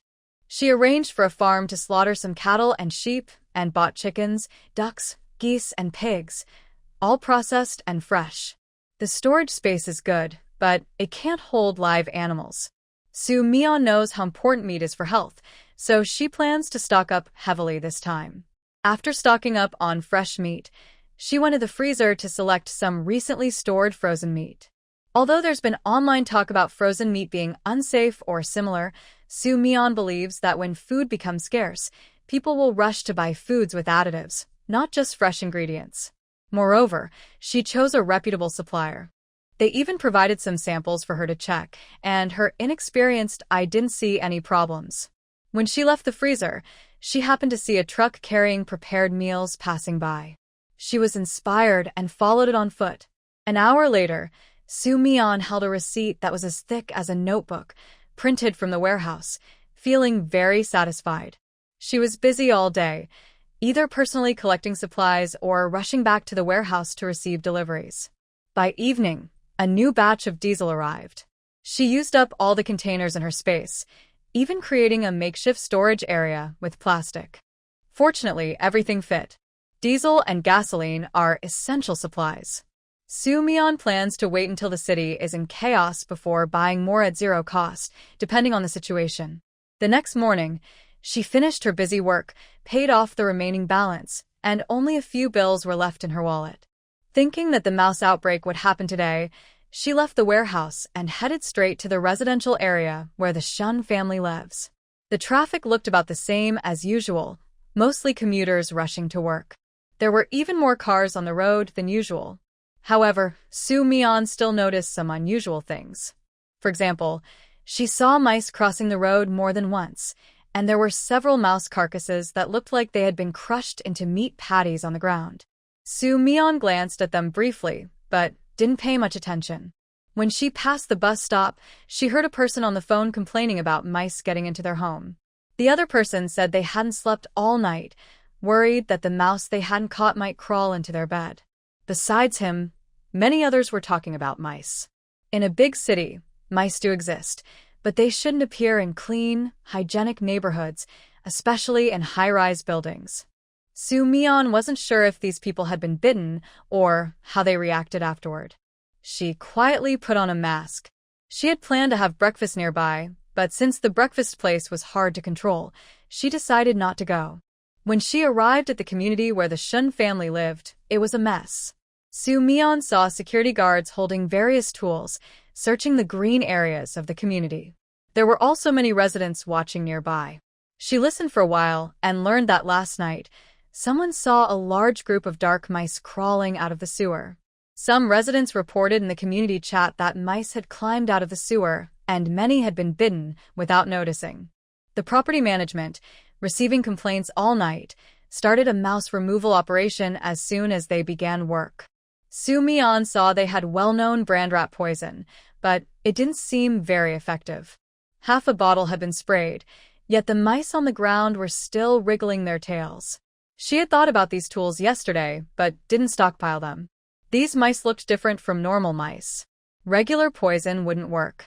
Soo-mi-yeon thought the best method might be fire, so she had prepared several handheld flamethrowers when she bought supplies. The property staff were busy and sweating profusely, carrying bags with at least 10 mouse carcasses. Soo-mi-yeon took a moment to observe the mice. They were slightly larger than normal mice, moved quickly, and looked somewhat fierce. Other than that, there was nothing particularly unusual. But since the word experiment was involved, Soo-mi-yeon guessed it wasn't the right time yet. The most likely scenario was that these mice had only been infected with a virus. If they waited a bit longer, it would be harder to catch them. She then went upstairs to the 15th floor, where the Shin family lived. The house here has one staircase and 2 units, with a wide corridor. Inside, the house is about 150 square meters, but the room belonging to Shin Tong is less than 10 square meters. It is said that Shun Guoyang used it as a study room. However, the so-called cultured person created here is not truly educated. Someone with a mind full of useless thoughts can't really read books. So, they added a bed, turning it into Shun Tong's room. Despite this, the family still talks about how lucky she is to have her own room because she's a girl. Shin Tong understands that her family favors her, but she is very easy to satisfy. She understands her parents' manipulative tactics, but never fights back. She is obedient and helpful with chores. Su Mian didn't come back to pick up anything this time. She thought that after the rat problem, nothing was safe anymore, so she decided to stay at the Shin family house for a while. She guessed right. The house was silent, probably because the couple was injured and still in the hospital. After easily opening the door and changing the lock, Su Mian added a security lock on the inside door. She then drew the curtains on the balcony, letting sunlight fill the living room. She set up a bed in the brightest spot. The house was very clean. After Shin family became wealthy, they hired housekeepers to do deep cleaning every few days. As they said, wealth should be enjoyed. They also explained that they did this to prevent Shin Tong from being too tired because housework is usually a woman's job. Since Deng Ping couldn't do chores due to back and leg problems, Shin Tong had to do them. Hiring a housekeeper was like easing her burden. Since entering the house, Su Mian's mind kept flashing scenes of the family together. She only looked at those memories and felt that the couple's strange remarks were too mild. They should have their limbs broken. People like them would be better off crawling on the ground and living a miserable life. Su Mian's new phone was very good. After connecting to the internet, she sat on a lounge chair on the balcony and browsed local news. After about half an hour, she finally found the Shin family's whereabouts through some keywords. Even with the videos blurred, Su Mian saw the two of them lying on a stretcher, looking like dead dogs, being loaded into an ambulance. It was said that a passerby saw the couple, sensed something was wrong, and immediately called the police and contacted an ambulance. Maybe because they looked bloodied and frightening, many onlookers who came over after hearing the noise took out their phones to take photos and videos.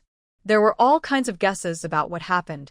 Currently, the police have filed a case, and initial investigations suggest it was a serious incident. People who haven't been to the scene have made various comments based on videos. Some say it was a fight between the couple that led to one death and one injury. Others believe it was revenge by enemies. Some say both spouses died from being attacked with a knife. Basically, the first image is real, and everything else is just made up. Su Mian learned from the comments that the couple was in a hospital about 40 minutes from her. The person is said to be awake now and is under observation in the ICU. They probably won't be discharged for at least a couple of days. After thinking for a moment, Su Mian made a decision. She made several phone calls to the police officer in charge of the couple, telling them that the couple sold her for money. Her older brother couldn't bear to see her suffer and took her place. She was too weak and unconscious for nearly 2 days before waking up. Now, she just wants the police to rescue her brother. She even provided the license plate number of the camper van. In the past 2 days, Su Mian changed her appearance and disguised herself. She didn't want the police to focus on her as the person who reported the incident. Even if they noticed something was wrong, it would probably be too late. Her goal was simple: to provoke the Shin family couple and to find out about Shun Lang's tragic situation. She knew the people involved in the illegal trade were very cruel. Shun Lang, who was forcibly put into a suitcase and injured, would likely be turned into a commodity very quickly. Now, almost 2 days have passed, and even with good luck, he probably wouldn't survive. After doing all this, Su Mian sat in a chair and watched the neighborhood. The property management was busy all morning. Not only did the mice not decrease, but their numbers increased. Sometimes, she could hear residents accidentally stepping on mice and screaming. For hours, there was constant arguing and shouting. She tried calling the property management, but they were always busy. Finally, at 4 p.m., her call was answered. She told them that someone online warned her that the increase in mice was caused by a batch of lab mice that escaped. These mice carried very strong viruses. If bitten, people could get infected. She didn't know the exact symptoms, but asked them to warn residents to stay safe and treat any wounds early. The property management agreed and responded with panic in their tone. Less than an hour after Soo Myeon's reminder, the community's loudspeakers announced a warning to avoid mice. Although they didn't mention the virus, they emphasized that mice carry many bacteria and that bites must be treated immediately. Soo Myeon isn't part of the residents' group, but she knows it must be very lively there now. Before it got dark, Soo Myeon checked several drainage points in her home. The mice are good at digging and climbing, so she knew normal protections wouldn't stop them. She had already placed vines inside her house, which, under her direction, covered the rooms, especially near the windows and drains. The blood vines are very sensitive. They can detect mice before Soo Myeon hears any noise. They move quietly and can pierce the mice's stomachs without making much sound. If Soo Myeon's senses weren't sharp, she might not notice the vine's actions. As night fell, the community became even busier than during the day. She heard children crying downstairs. It seemed a mouse had climbed onto a bed and a child, about to sleep, accidentally stepped on it and got scared, crying loudly. Similar incidents happened in many places. People were walking around everywhere. Until late at night, Soo Myeon even saw a group of people in white protective suits carrying bottles and spraying something over a large area of the community. At 3 a.m, there was a knock on the Shun family's door. "Hello, we are from the community sanitation team. We received a notice that every household needs to be disinfected. Please cooperate." When Soo Myeon heard the noise, she retracted her vines. After the visitors explained their purpose, she opened the door to let them in. The workers who came in were dressed very carefully. They first apologized for disturbing her late at night and asked her to cover herself so she wouldn't touch the chemicals directly. Then they began disinfecting. The chemicals smelled strong and a bit irritating. Soo Myeon wore a mask and waited in the corridor. During this time, a neighbor's family was also called out. Although Shin Tong has lived in this city for a long time, her activities are mostly limited to her own room. Normally, she should be familiar with her neighbors, but she has never met them, let alone know them well. The neighbor is a family of 5, a pair of sisters, 2 adults, and an elderly person. The children are only teenagers. It seems they were awakened in the middle of the night and are feeling tired. They sat on the ground, leaning against the wall, dozing off. The parents reminded them that sitting on the ground is dirty, but no one paid attention. The oldest person, probably the grandmother, spoke loudly. They have no manners at all. They sleep all day, stay up late at night, and the parents are useless. The 2 little ones are not promising either. Only Hao Hao and his sister are sensible. The man of the house looked a bit annoyed. "Mom, lower your voice late at night. It's 3 a.m. The kids are tired and dozing off, so why are they being rude? You're out of line. I get up early every day to take care of the kids. What's wrong with telling them off? The 2 girls are precious to you, but when there's no one to take care of you in the future, you'll regret it." Seeing his mother getting more and more excited, the man, knowing her temper well, chose to stay silent. The woman, the wife, didn't speak at all. She seemed to block herself from the argument and finally sat next to the children. This scene made the grandmother even angrier. See? The kind of mother you are, the kind of children you have. No wonder people want to marry someone virtuous. Look at this. But this time, no one paid her any attention. The old lady, frustrated that no one was listening, was very angry. At that moment, she saw Soo Myeon in the corridor. Her eyes narrowed, and suddenly she called out loudly, "Little girl, are you the daughter of the Shin family next door? Why aren't your parents home? This is the first time I see you. People today are so strange." This girl is hiding away, acting like some rare treasure. Soo Myeon had just thought the old lady was talkative, but she didn't expect her to gossip and be rude to someone she hadn't even met. At first, Soo Myeon didn't want to pay her any attention. But since the old lady approached her, she stood at the door of the Shun house, stretching her neck to look inside. Then she walked up to Soo Mi-yeon and reached out to try to pull her mask off. "Let me see how handsome you are, hiding your face like that."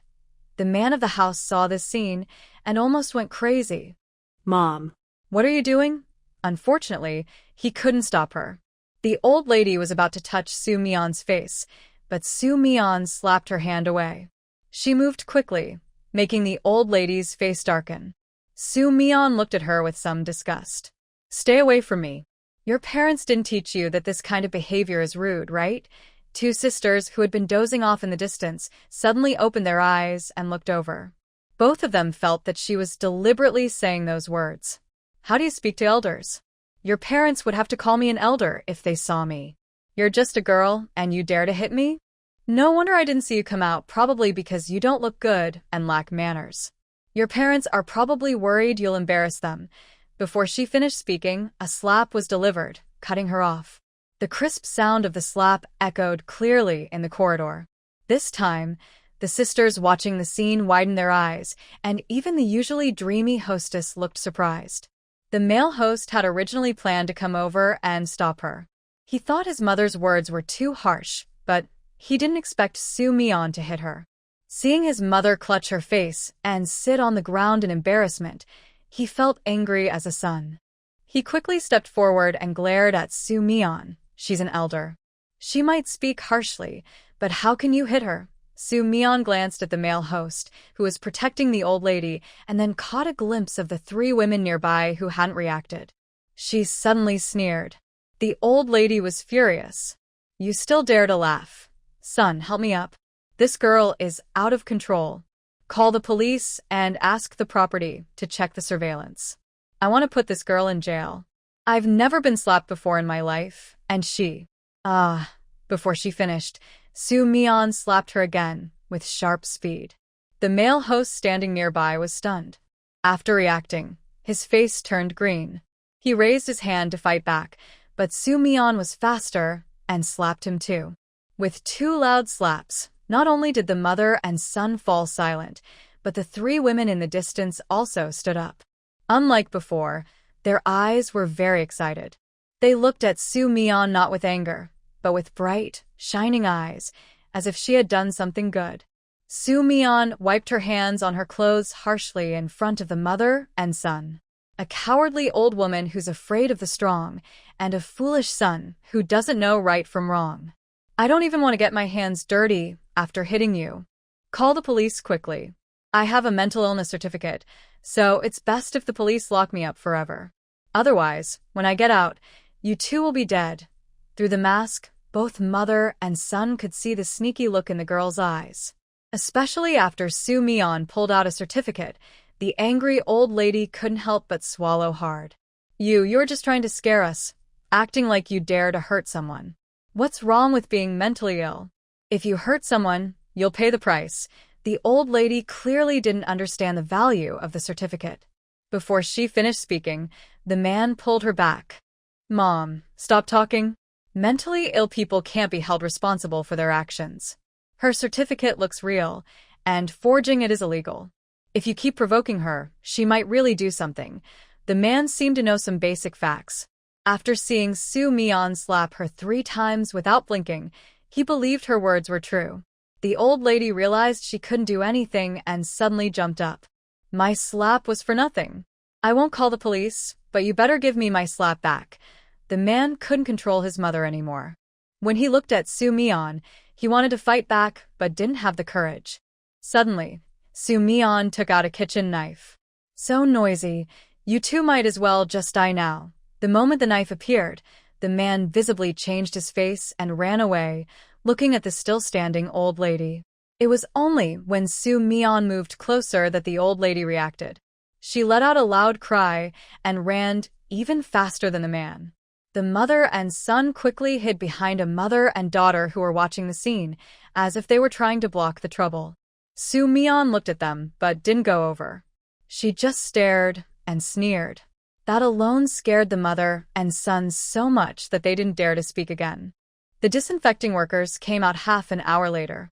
They didn't notice the tense atmosphere in the corridor. They told the women to wait another half-hour before going in and to open the windows for ventilation. This would help prevent mice from entering the house. The old lady didn't know what to think. Seeing a group of people come out of two houses, she seemed to gain confidence. She grabbed one of them and pointed at Tsunami, accusing her of her bad behavior. She even threatened to kill me, saying she has a mental illness certificate. Aren't you the property management? You have to solve this. The staff had been busy for several hours. They just noticed that the elderly woman's face was slightly red and swollen, and looked strange. They heard she had been hit and thought the person who hit her, Tsunami, was being too harsh. But as they listened more, something didn't seem right. Eventually, she started acting confused. A few people who wanted to help and speak up were told firmly, "Sorry, this is not our responsibility. You should call the police. I'm sure they will handle it fairly." After saying this, the staff ignored the elderly woman's pleas and left quickly. The elderly woman thought she had found support. She had just spoken softly, but now that everyone had left, she looked up and saw Tsunami staring at her with crossed arms. Forgetting that she was told not to go inside, she turned around and ran into the house. The man of the house looked stressed as he watched the scene. He said, "I'll go see Mom. You and the kids stay outside." Then he ran inside too. Only the mother and her two daughters remained in the hallway. Once they confirmed someone was inside, the mother gave Tsunami a kind smile and said, "Sorry for making you watch a joke." Tsunami replied calmly, "Since you see it as a joke, why do you and your child live like one? You see, They are just paper tigers." After saying this, Tsunami didn't go inside or stay in the hallway. She went downstairs to take a walk. The mother and her daughters watched her leave for a long time before looking away. The girl looked at her mother and whispered, "That sister is so brave. She hit Dad and Grandma, but didn't get punished. I've never seen Grandma so scared before." Another girl said, "But why does she say we are a joke too?" The mother didn't answer. She stood there lost in thought until her daughters, one on each side, took her hands. Their gentle touch brought her back to reality. When she looked into her daughter's sincere eyes, she suddenly started crying. The two girls were frightened. Mom is fine. I just suddenly understood some things," she said softly. Tsunami wandered around the neighborhood for over an hour, meeting many others who came out to get some air. Although it was late at night, they preferred to stay outside in the cleaned-up community rather than go home to a place that smelled bad and might have rats popping out at any moment. Most of these people were chatting in groups. Tsunami didn't join them. She went to the property management building, saw staff coming and going in heavy clothing, and found the person on duty. She introduced herself and gave her name. "It's you, little girl. I've been so busy, I didn't have time to call you back. You shouldn't have come out. Even though the neighborhood has been cleaned up, there are still too many rats outside, and it's very dangerous. If you want to know something, just call me directly." The other person was really busy, constantly looking at something on her computer and taking notes. Although she spoke casually, Tsunami could tell her expression was always serious. "Actually, I came to ask why there was suddenly a disinfection. The information I mentioned was from friends, and I was worried you might not believe it." Maybe because of Tsunami's call, the woman looked around to make sure no one was paying attention, then signaled Tsunami to come inside her office. Seeing that she seemed to have some inside information, Tsunami became interested. She quickly walked in, and the woman lowered her voice to tell her a secret. Actually, at first no one believed it. But then someone at the hospital had a seizure, and it seemed they had been bitten by rats. At first, everything was normal, but in the afternoon, they suddenly started convulsing, and within half an hour, they were gone. Some family members work at the hospital, so they reported it quickly. The higher-ups had already noticed, but they didn't want to cause panic, so they kept quiet. Our neighborhood was the first to respond, and they sent disinfectant to kill the rats and block the virus temporarily. But whether it works or not is uncertain. The lab is still working overtime to develop a vaccine. These details were learned from their internal contacts.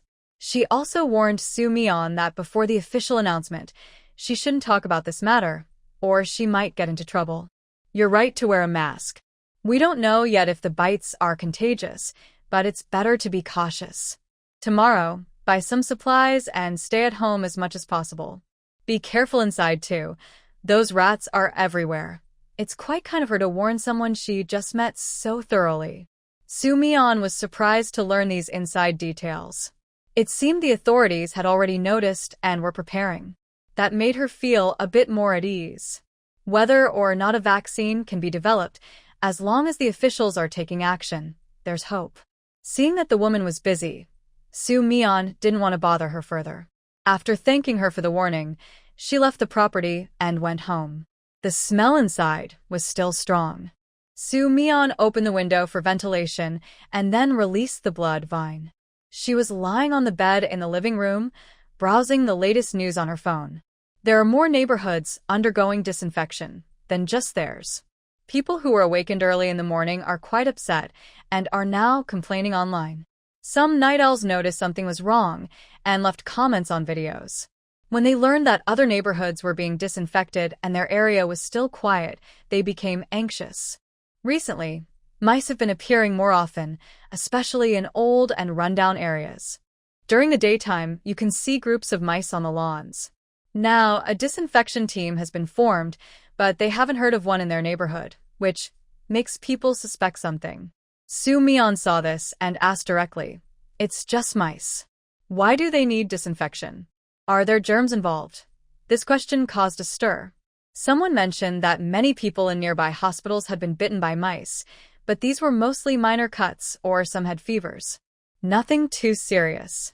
During this, a hospital worker mentioned that there had been fatalities, but before they could say more, they were silenced. Sensing something unusual, internet users started frantically reaching out to contacts to gather information.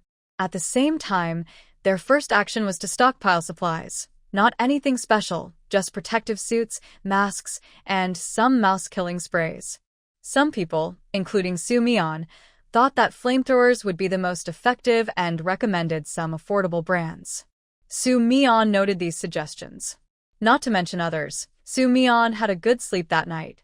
She only got up after sunrise. When she went to wash her face, she found there was no hot water. After checking, she realized there was a power outage.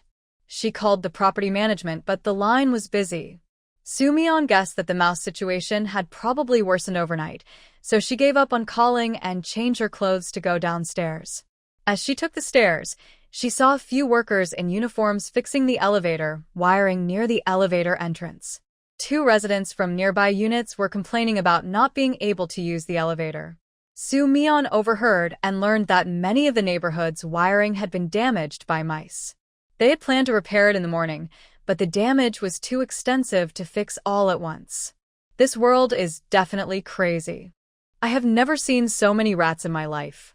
You probably won't believe it, but my little cat, Xiaohua, is usually very good at catching rats. Recently, when she sees rats, she doesn't chase them anymore and even hides.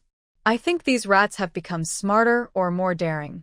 Honestly, I find it quite frightening to watch.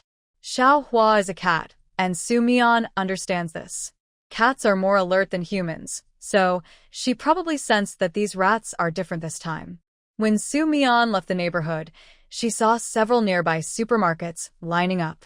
She asked around and found out that the shop owners had anticipated trouble and brought in special equipment to prevent rats. As a result, many residents came to buy these supplies. The scene was crowded and lively, even more so than during the New Year.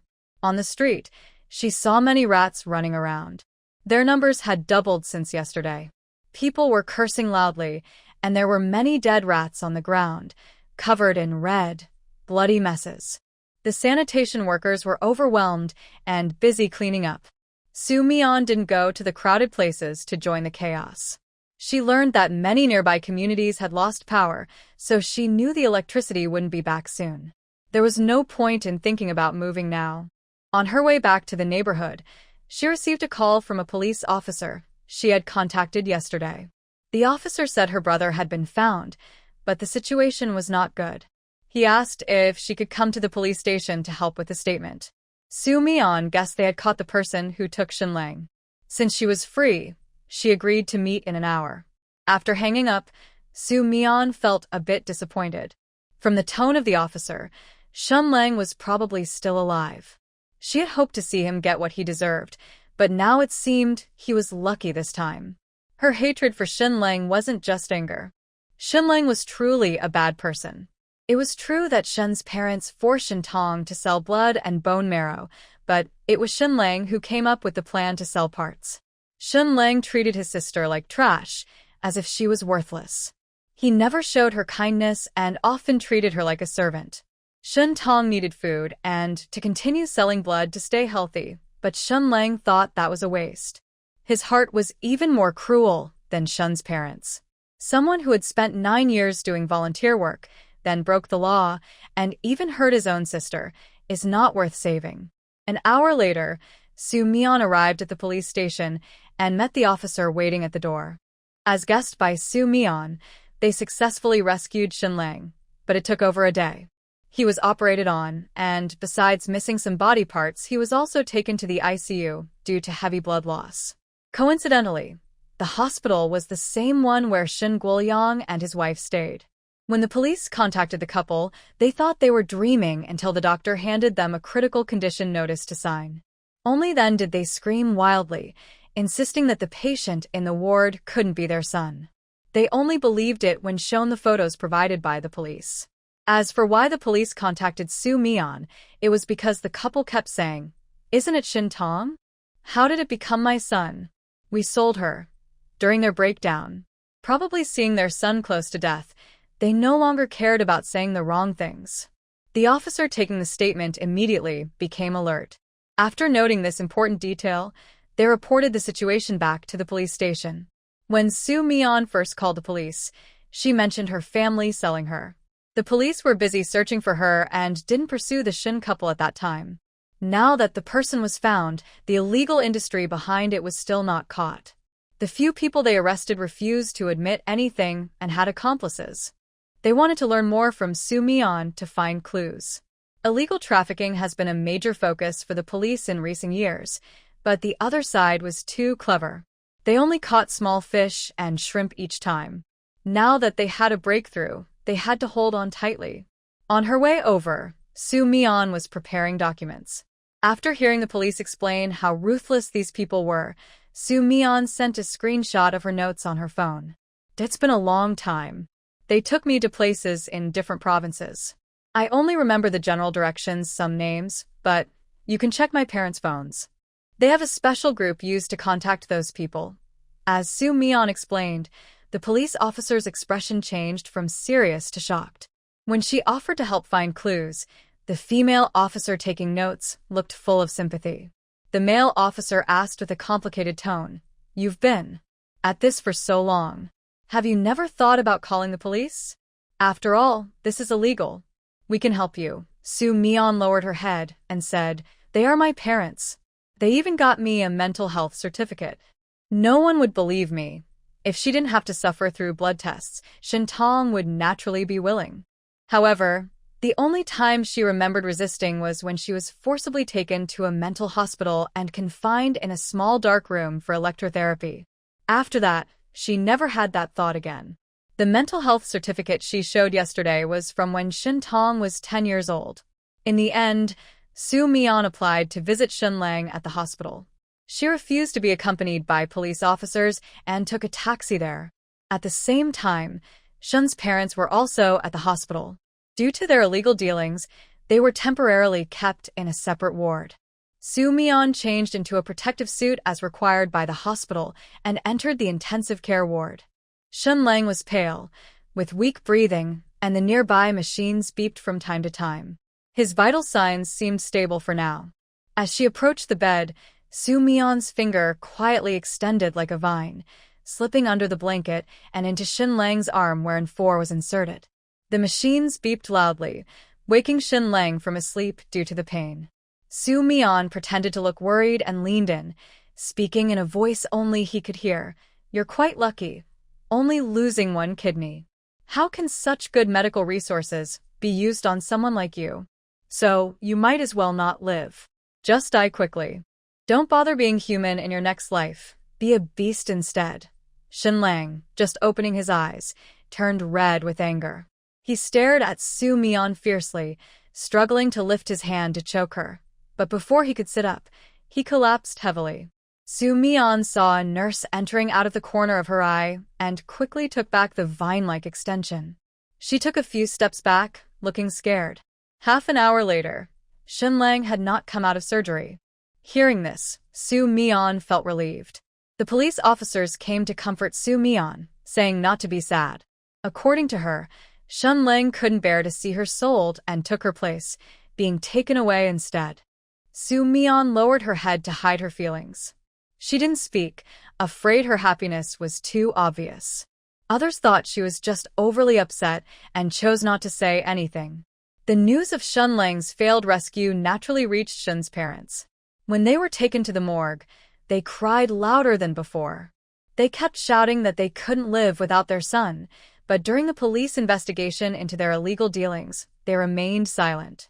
Their expressions showed no sign of the despair they had just shown. In simple words, the couple cares most about their own lives.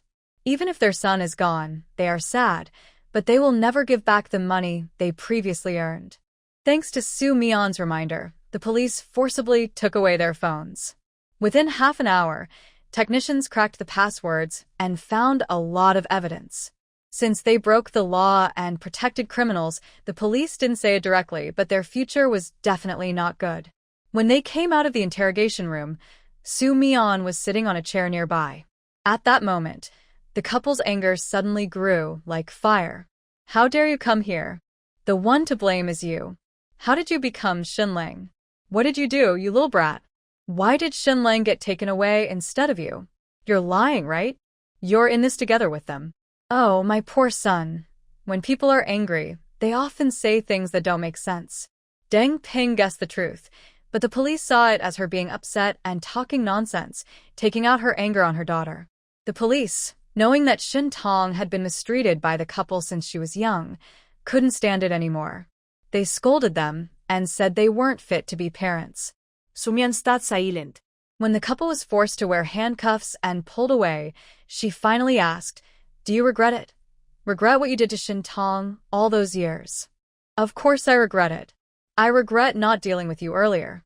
Otherwise, my son would still be alive and healthy. You disaster. I shouldn't have had you in the first place." Deng Ping's anger didn't make Soo Mi-an angry, but it made the police even more furious. Shin Guoyang didn't know if he was sad because his son died or upset about going to jail. Compared to his wife's angry yelling, he was much calmer. When they were taken away, he thought about the property at home. He didn't want to let Shin Tong off easily, but he felt he could still say something.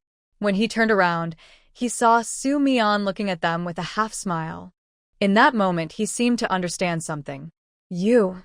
Before he could say anything, Soo Mi-an turned and left gracefully. She even took out a hat from her pocket right in front of them, the same hat she wore when she hit the couple that day. As she walked away, she could still hear Shin Guoyang shouting and yelling in disbelief. Soo Mi-an, wearing her hat, left the police station feeling very happy. All the small problems were solved, and now she just needed to plan how to spend the rest of her time. The system still gives a 3-month deadline to pass, and as long as she survives 3 months, she can successfully leave. Soo Mi-an no longer hopes for very high points, but she still wants to struggle for small points. When she left the police station, she saw several cars with special markings entering and parking in the yard. She looked back and saw a group of people in white coats getting out of the cars. They looked like hospital doctors, but upon closer inspection, they seemed a bit different. Soo Mi-an felt that the aura of these people was familiar, as if she had seen them somewhere before, but she couldn't remember where. On her way back, she still took a taxi.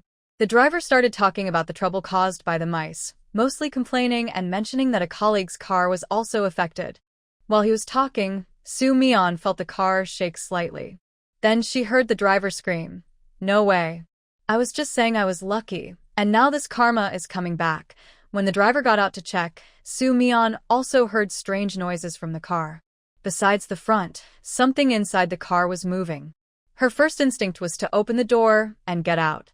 When she looked back, she saw a mouse longer than her arm crawling past where she had been sitting. The driver who saw this immediately started cursing, "Young lady, I can't take you anymore. Please get another ride. I need to call for help." They were unlucky. The car was stopped in a traffic jam. The busy street was already crowded, and because the driver's car was blocking the way, a long line of cars formed behind them. Soo-mi-yeon saw that her home was not far, so she nodded and left. While crossing the street, a man staggered toward her. She dodged quickly, almost getting hit.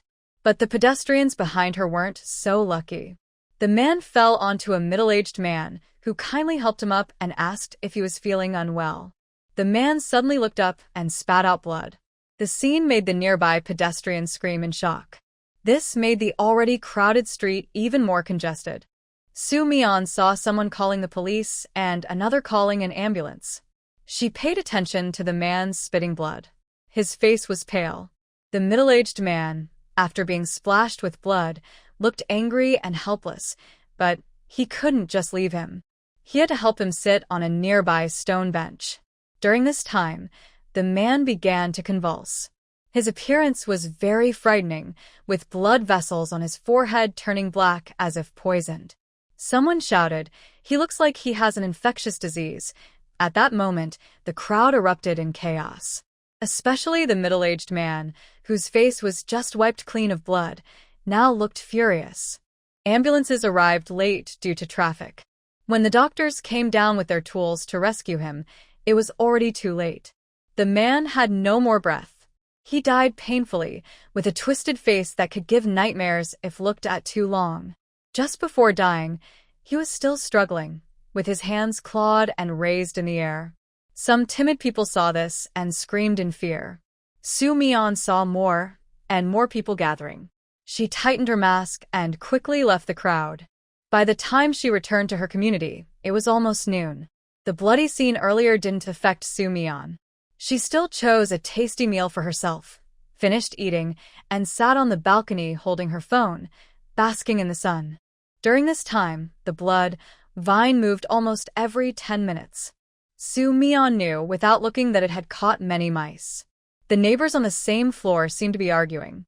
Soo-mi-yeon could hear shouting and slamming doors through the door. She wondered if the old lady was causing trouble again. There were clearly more posts about mice on her phone. Yesterday, topics about people dying in hospitals were censored, but today, the situation was out of control. People working in hospitals were leaking information about mice biting people to death. Even online, Soo-mi-yeon could feel everyone's panic. The community was constantly hearing sirens from ambulances. There were loud noises and shouting everywhere. The property management even set up loudspeakers to remind everyone not to go out and to seek immediate medical help if bitten by a mouse.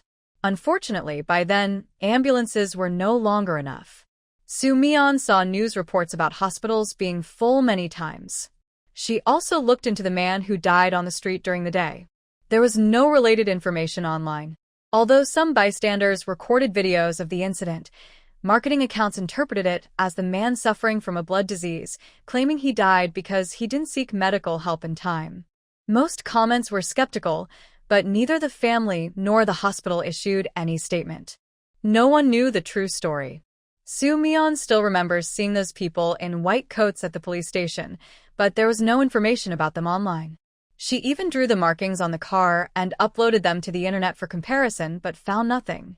It was as if someone was deliberately hiding their information. It was clear that these people had special identities.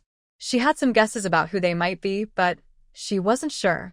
In the evening, the health organization issued a notice. They had developed a vaccine to treat mouse bites, but it was only for people bitten less than half an hour ago. They advised those bitten to go to the nearest hospital or clinic with their ID to get the vaccine immediately. Soo-mi-yeon instinctively checked nearby hospitals. The closest community hospital was less than 5 minutes away. There were also 4 or 5 large public hospitals within 50 kilometers and 2 private hospitals. After watching a video where someone was refused the vaccine and caused trouble because they weren't bitten, Soo-mi-yeon decided not to stockpile vaccines. Although mice are everywhere, she believed it was manageable for her. There was no need to compete for resources with those who needed the vaccine. She just wanted to earn points. Sitting at home and waiting was not a good idea. She thought about a good plan and realized that doing everything alone was too troublesome. It was better to gather some friends. The survival method she disliked the most before had now become the easiest. People can change. If they don't change, it means their stakes aren't high enough. For example, she had already started changing her behavior to earn points. That night, Tsunami posted a call for help on the player forum, using the same format as in her previous world. She didn't specify a meeting place yet because she hadn't decided where to set up a base. The city was different from the mountains. You couldn't just pick a spot and settle down. The city had dense housing, and there were spacious areas too, but they needed to be checked in person. There were many possible locations, but recently, the mouse problem had worsened and too many people were going out. Tsunami wanted to wait until fewer people were outside. After posting, she didn't pay much attention and went to wash up and sleep around 10 o'clock. The next morning, she woke up at dawn, had breakfast, and habitually checked the player forum. To her surprise, her post had gone viral. At first, she thought Yuan Shui had helped again, but after reading the replies under the post, she realized that wasn't the case. Most of the messages are inquiries about her identity, with only a few asking how to meet her in the game. Tsunami rarely posts on the forum, so she shouldn't have attracted so much attention. Curious, she privately messaged one player who was very excited and sent 3 messages in a row. The player seemed to be online all the time. As soon as Tsunami sent a message, they replied, "Big shot, please get to know me. I heard you're really good at clearing dungeons. Next time we meet, take me along." When Tsunami asked how he knew she was good at clearing dungeons, he gave an unbelievable answer. He said he learned from the forum, since there had been many discussions about her recently. Discussions about her? During the time she spent in the last dungeon, Tsunami rarely checked the forum.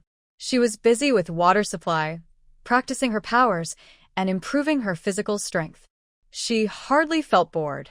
When she did want to relax, she would connect her computer to the engine in her space to watch saved movies or TV shows. A year might seem long, but Tsunami could accept it. She had lived over 10 years in her world without anything to pass the time, so she was used to loneliness. You can't search for players' names directly on the forum, so Tsunami couldn't find her own posts.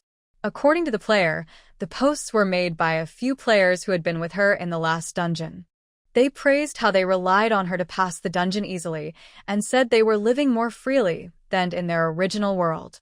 At first, they didn't reveal Tsunami's identity, but when asked, they mentioned some of her abilities. This led to other players who had met Tsunami in different dungeons recognizing her. What started as a small discussion among a few people eventually grew into a large group. Tsunami's name was hard to read, like a string of random characters, which made her easy to identify. This is why her post was quickly flooded with replies.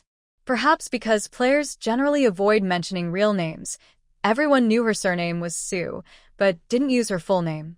Many who had heard about her thought she was a man, and in their messages, they even called her Big Brother or similar titles. Among these people, Tsunami recognized some familiar names, mostly players she had met a few times. She even saw some players she had lived with in a makeshift shelter in the icy world. Tsunami didn't try to contact them because they weren't in the same group. Even if she did, it wouldn't help. She's not someone who likes to chat much, so she'll wait until they meet again by chance. She closed the overly flattering comments she couldn't stand and found the players in her group through the message board. She briefly learned about their situation and mentioned she was looking for a base. The players all wanted to survive. Unlike Tsunami, they were used to a world full of dangers. Whether at home or outside, it was the same for them. So, they took the initiative to explore potential bases and added Tsunami's game account, saying they would contact her once they had results. It's true, more people make work easier. Tsunami didn't expect that after posting and sleeping for a while, her problem would be solved so simply. Now, she could just lie at home and wait for the results without doing anything. This feeling of not needing to worry about anything reminded her of working with Xie Yurong and Tanging in her previous world. Honestly, having someone help with errands was quite comfortable. Spending the morning doing nothing, Tsunami ended up taking 2 naps. She was awakened in the afternoon by a loud scream, which sounded like it was from the neighbor girl next door. Then she heard glass breaking. She sat up, opened the window, and looked down. She saw a crowd gathered below. Because of her good eyesight, she could even see two red spots in the middle of the crowd. Soo Mion couldn't tell whose house the marks belonged to, but she heard two young girls crying and shouting, "Help!" She saw more and more people gathering downstairs. Some were on the phone, and others looked up at Soo Mion's building, panicked and shouting something. Soon, there was a knock on Soo Mion's door. It was the little girl from next door. Soo Mion opened the door. She wasn't sure if it was her older sister or younger sister, but she saw her with swollen eyes, crying and gasping for breath. There was quite a bit of blood on her neck. "Sister, sister, help my mom." Probably frightened, she didn't say anything else. She just pointed to her house and kept asking Soo Mion to help her mom. Soo Mion hesitated for a moment, but then closed the door, planning to go and see what was happening. The neighbor's house was similar in layout to Shin's house. As soon as Soo Mion entered, she smelled a strong smell of blood. In the living room, she saw a severed arm, which looked like it belonged to a man. I walked all the way to the balcony and saw a small girl lying on the ground, curled up and looking pale. Next to her was the homeowner, covered in blood, holding onto the balcony window and about to fall. The homeowner was clearly exhausted. Her grip on the window was loosening, but she was still holding on out of stubbornness. Just before she let go in despair, I quickly grabbed her arm. The little girl behind me also came to help, but the window was too small for her to get through. She could only walk nervously nearby, not knowing what to do. Finally, I used both hands to pull the homeowner up. She seemed to find her strength and cried out loudly, overwhelmed. After she was up, she struggled to crawl toward her daughter, who was lying nearby. I held her back because I saw a red patch on her stomach, as if she was hurt. I told her, "Don't move around. I'll call an ambulance." The little girl was hurt too, but I checked her when I came in. She was breathing steadily, so her injury didn't seem serious. The homeowner's injury looked worse in comparison. However, the phone to call the hospital kept ringing busy. I frowned as I looked at the three of them, thinking about whether to take them to the hospital. The homeowner, regaining some composure, guessed what I was thinking. She signaled her daughter to bring her phone and made a call. "Brother, it's me. Something happened here. Can you come over?" "Yes, right now." After hanging up, the homeowner gave me a pale smile. "Thank you just now. I called my brother. He'll be here in 10 minutes. Sorry you had to see this. I hope I didn't scare you. Once I'm better, I'll come to thank you properly with my daughter." I nodded. My brother would probably handle things more easily. I didn't stay long and went back home. Downstairs, more and more people gathered. The property management had set up barriers and came upstairs to check the situation. I heard voices and footsteps from the neighbors, which didn't stop. It lasted about half an hour before the sounds gradually faded away. They probably took someone to the hospital. That night, the community management started knocking on doors, reminding residents to evacuate. They set up a tent in the green area and advised everyone to stay outside. Several families had already been bitten, and the disinfectant they used was no longer effective. The best they could do now was gather those unbitten in open, flat areas to prevent more injuries. Everyone was reluctant to leave, but they couldn't ignore the presence of children and the elderly at home. Thinking about the recent days of fear and the close call with being bitten, most people agreed to evacuate. When it was Soo Mion's turn, she refused, citing her safe room as her reason.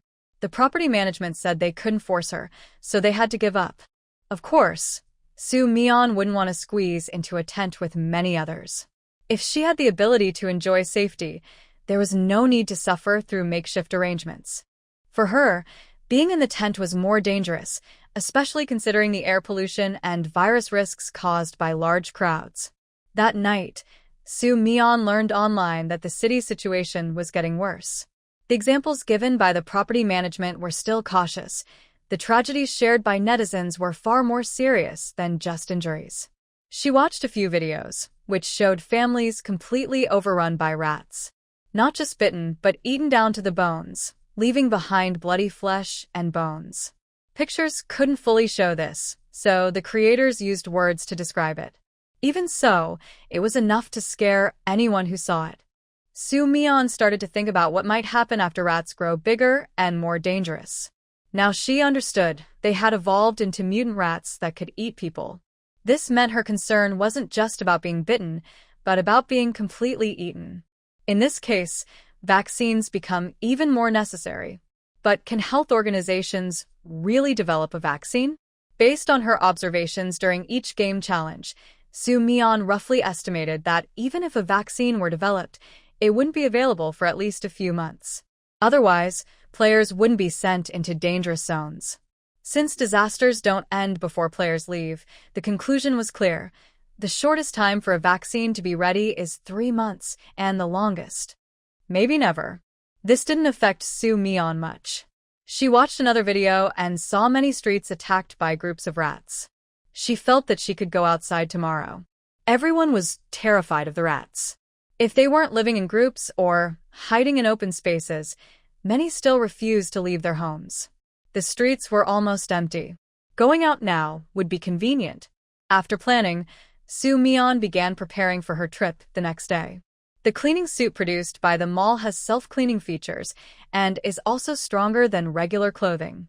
Soo Mi-yeon plans to wear it outside, with a helmet to cover her face and a mask to block bacteria in the air. She chooses a liquid gas canister as her tool. Even if she uses her powers, no one can tell where the fire is coming from. Finally, she remembers the blind box she hasn't opened yet. When the system gave her the item, Soo Mi-yeon casually stored it in her space. It wasn't because she didn't want to use it, but because she was reminded that this item is a living creature. Once activated, it cannot be stored again. Before she confirmed the situation, she was worried that a big problem might come out and cause trouble. But now, she has no such worries. She took out the box, opened it, and took out the egg-shaped creature inside. Following the system's instructions, she covered her hand with it. During this process, her palm itched. She patiently waited 5 minutes. When she heard the cracking of the eggshell, she instinctively withdrew her hand. Almost at the same time, a dark shadow rushed toward her. Soo Mi-yeon was about to release her powers, but she was met with a pair of round, bright eyes. In her moment of surprise, the shadow hugged her arm and let out a meow. It was a pure black kitten, slightly larger than Soo Mi-yeon's palm. Its light green, round eyes stared at her. When it saw her, it tilted its head and rubbed against her. Soo Mi-yeon felt her skin crawl. She had no experience with pets. The only one she had taken care of was Meng Meng from the mutated world, but they were different species, so it wasn't the same. She called out to the system in her mind, asking about the kitten's purpose. The only answer she got was that she needed to discover it herself.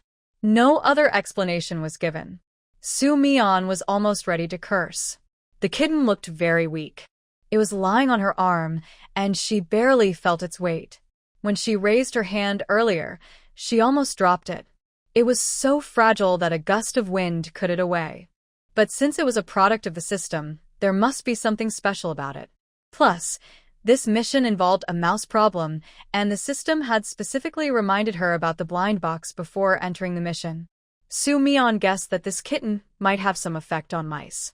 Thinking about how it easily jumped from the eggshell onto her arm, and noticing a struggling mouse on the vine, Soo Mi-yeon tried placing the kitten on the vine. She imagined the scene where the mouse would scream and run away upon seeing the cat, but that didn't happen. Instead, she felt a weight in her arms. Looking down, she saw the trembling kitten nestled in her arms. She felt a bit speechless. She wondered if she could still put the thing back into the eggshell. Host, animals tend to learn from their owners. It has just been born and needs some time. Maybe because Soo Mi-yeon's dislike was too obvious, the system, pretending to be dead, couldn't help but defend the kitten. Soo Mi-yeon ignored it. She knew she needed to adapt, but her quick actions showed that her first reaction to seeing the mouse was to run away. Probably even house cats wouldn't be so timid, especially since this one was from the system mall. If others knew, they'd laugh. The kitten also seemed to sense something. It tilted its head, green eyes fixed on Soo Mi-yeon, with a watery gleam inside. After meowing a few times, it not only rubbed its head against Soo-mi-on but also used its tail to hook her arm, acting cute and playful. Soo-mi-on resisted the urge to throw it out. After calming down, she opened a can of milk powder and prepared a small shallow dish. Unexpectedly, the milk was finished in seconds, and the kitten, anxious, called out a few times. She prepared another serving, which was also quickly finished, and it called out again. This cycle repeated 4 or 5 times. The kitten drank about 1 or 200 milliliters before lying on the ground, showing its rounded belly. Soo-mi-on thought, "Am I raising a little ancestor?" She had hoped the blind box would give her some help, but instead, it brought her trouble. She decided to give up on relying on external help and planned to go out alone tomorrow. It was better to leave this little thing at home to guard the house. The next morning, after dawn, Soo-mi-on packed her things and left the house. The streets were sparsely populated, with only a few people glancing around nervously, probably afraid of being attacked by a sudden mouse. Soo-mi-on wasn't so nervous. Her senses were sharper than most. Although mice moved quickly, they still made noise, which she could usually detect early. She avoided the road near the sewer and walked along the main street. Luckily, she found a small car nearby with keys, full of fuel, and no signs of mice inside. On the way, she ran over a mouse directly when it suddenly appeared, leaving behind bloodstains everywhere. Some had turned black, showing that even the cleaners hadn't been working these days. The dense traces made her feel physically uncomfortable. She circled around the city and saw many shops closed, with signs on the doors saying, "Mice inside, enter with caution." To maintain normal life, the government provided guidance on gathering points. Besides essential vegetables and fruits, there are warehouses for grains and oils. These places have been checked and are temporarily safe. All residents can go there to buy what they need, but they must wait in line. Around 8 o'clock, Soo-mi-on saw long lines at several checkpoints. To ensure everyone's safety, armed police stood on both sides of the lines, which looked reassuring. Of course, sometimes there were screams from people. Usually it was because a mouse suddenly appeared or bit someone. Despite precautions, mice still found ways to attack people. Nearby, a mobile health station was ready. Nurses would give vaccines to those injured and then wait again. Soo-mi-on looked around for a while and then left. She had enough supplies and didn't plan to wait in line. The time for free shopping hadn't come yet because the power was not completely out. With many surveillance cameras around, she went to gather items openly, which was a clear challenge to social authority. Although she liked collecting supplies, she wasn't crazy enough to get caught. At noon, Soo-mi-on's phone received photos from some players. The pictures showed the places they had checked. Some areas were overrun with mice, while others looked very clean. By around 4 p.m., all potential strongholds nearby had been checked. Soo-mi-on looked at each place. Most were small, and many were private properties. The best option turned out to be a lakeside park. The park was open to the public. It was surrounded by scenic trees and a wide concrete path around the lake. The problem was there were no shelters, so if it rained, there was nowhere to hide. Soo-mi-on frowned and ruled out the park. Just as she was thinking about giving up, another player approached her. He said he owned a few buildings that were too run down last year, but had been renovated. They were still airing out and had no tenants yet. If she didn't mind the simple conditions, she could use them. He also sent photos. The outside looked very plain, but the inside had white walls and looked decent overall. Especially after Soo-mi-on checked the address he gave and found it was close to the lakeside park, she felt even more satisfied. She quickly contacted him, and they agreed to meet at the apartment building at 5 p.m. At 4:50, Soo-mi-on arrived, while the player was late. He came over limping on one leg. When asked, he said he was almost surrounded by rats on the way, his driver was eaten, and he sprained his ankle while escaping. Seeing Soo-mi-on, he almost cried. The other person looked to be about 20 years old. His original owner was a well-dressed rich kid, and he looked quite eye-catching. The player was very talkative. After meeting, he told Soo-mi-on a lot. His parents are abroad. No one is watching over me. If this building is okay, just use it. Let me know if you need anything. This guy has nothing but money. After I came here, I stocked up a lot of things. If this place becomes a base in the future, I have only one request. Give me a private room. If not possible, then 2 people. Soo Mi-yeon didn't listen carefully to what he said. She was thinking about the size of the apartment building. Within 10 minutes of arriving early, she walked around the nearby area. There were 5 buildings in total. The location was a bit tight, right next to the road, with very little greenery and almost no public activity areas. However, the apartment design was quite good. Inside, there were no complicated structures. Each building had 15 floors, with 3 units per floor, enough to hold many people.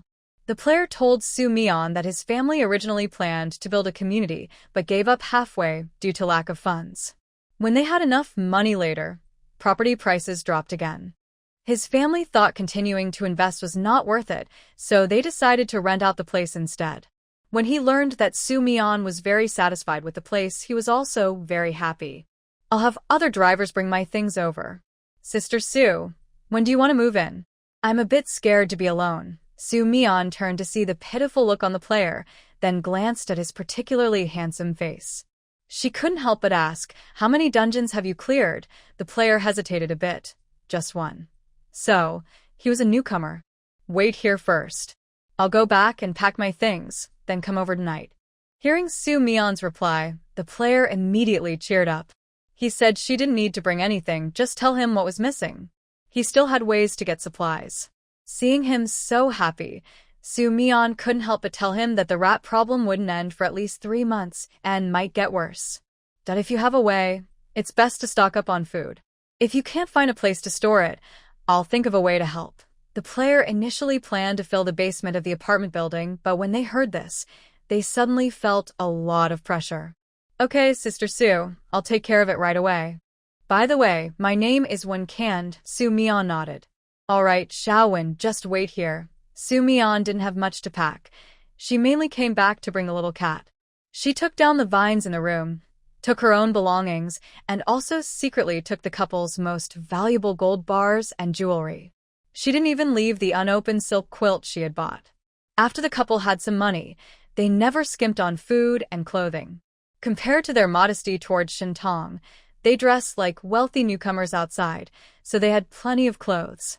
Although Soo Mi-yeon disliked this, she thought that later, the apartment's owner might need supplies, so taking these items as bedding was also good.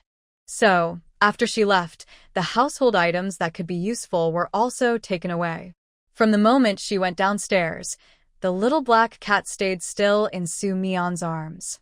Soo Mi-yeon's clothes had no pockets, so the cat could only cling to her arm with all 4 limbs. Whenever she moved a little, she could feel its claws gently tighten. Soo Mi-yeon had given up on it. She didn't throw it away because it was a gift from someone else, and the system also advised her to wait a bit. Otherwise, she would have preferred to replace it with a stray dog. Due to the delay on the way back and forth, Soo Mi-yeon arrived at the apartment building again almost at 7 o'clock. It was already dark. At the stairway of Building 1, Won-kin heard the noise and turned on a flashlight to guide Soo Mi-yeon. He said that he had already arranged a room on the first floor, the largest and cleanest one for Soo Mi-yeon to live in. He would stay in the room next door. Soo Mi-yeon immediately refused. I'll stay on the top floor. The first floor is for later players. The original residents moving into the apartment need to register. You should prepare a few computers in your room. Helping people isn't hard. Managing them is the real challenge. Luckily, with experience from the previous mission, Soo Mi-yeon remembered the entire process and wasn't worried. Won-kin looked a bit conflicted. He originally thought the first floor was convenient and easy to escape if something happened. Hearing that Soo Mi-yeon wanted to change places, he gritted his teeth and said, then I'll also stay on the top floor. This was his place anyway, and Soo Mi-yeon had no opinion about where he stayed. She followed Won-kin to the basement and saw that some supplies had already been stored inside. The basement was separated with moisture-proof boards, sealed well around the edges, making it a decent storage room. Soo Mi-yeon mentioned the need for diesel fuel. Although she didn't plan to restore power to all 5 buildings, basic lighting was necessary. This is easy. The Won family has diesel and gasoline in storage. Although not much, it can last for a while. I will find someone to get more in the next couple of days. I also have engines. Soo Mi-yeon looked at him with appreciation. After her gaze, Won-kan's face slightly reddened. Like I said, the Won family has no shortage of money. I heard that rescuing people in the game earns points, so I do more tasks to get more points. I won't lose out. Soo Mi-yeon had already guessed that helping to rescue people would earn points. Hearing Won-kan say this, she knew he had accurate information. So, players coming to help isn't a waste. She just didn't know how many points they could get, and she wondered if being lazy would reduce her share. She decided that after settling everything this time, she would find time to do some work herself, so her final points wouldn't be less than others. At 8 p.m., Wen's driver came again, this time in a large truck with 2 movers. They used a forklift to move the full supplies into the basement. It took nearly 2 hours to finish. Later, she learned that Won-kan planned to set up a rescue point there, and they could also stay inside. The driver was very excited when he heard this. He said that after finishing work, he would bring his family over. Their neighborhood is an old community.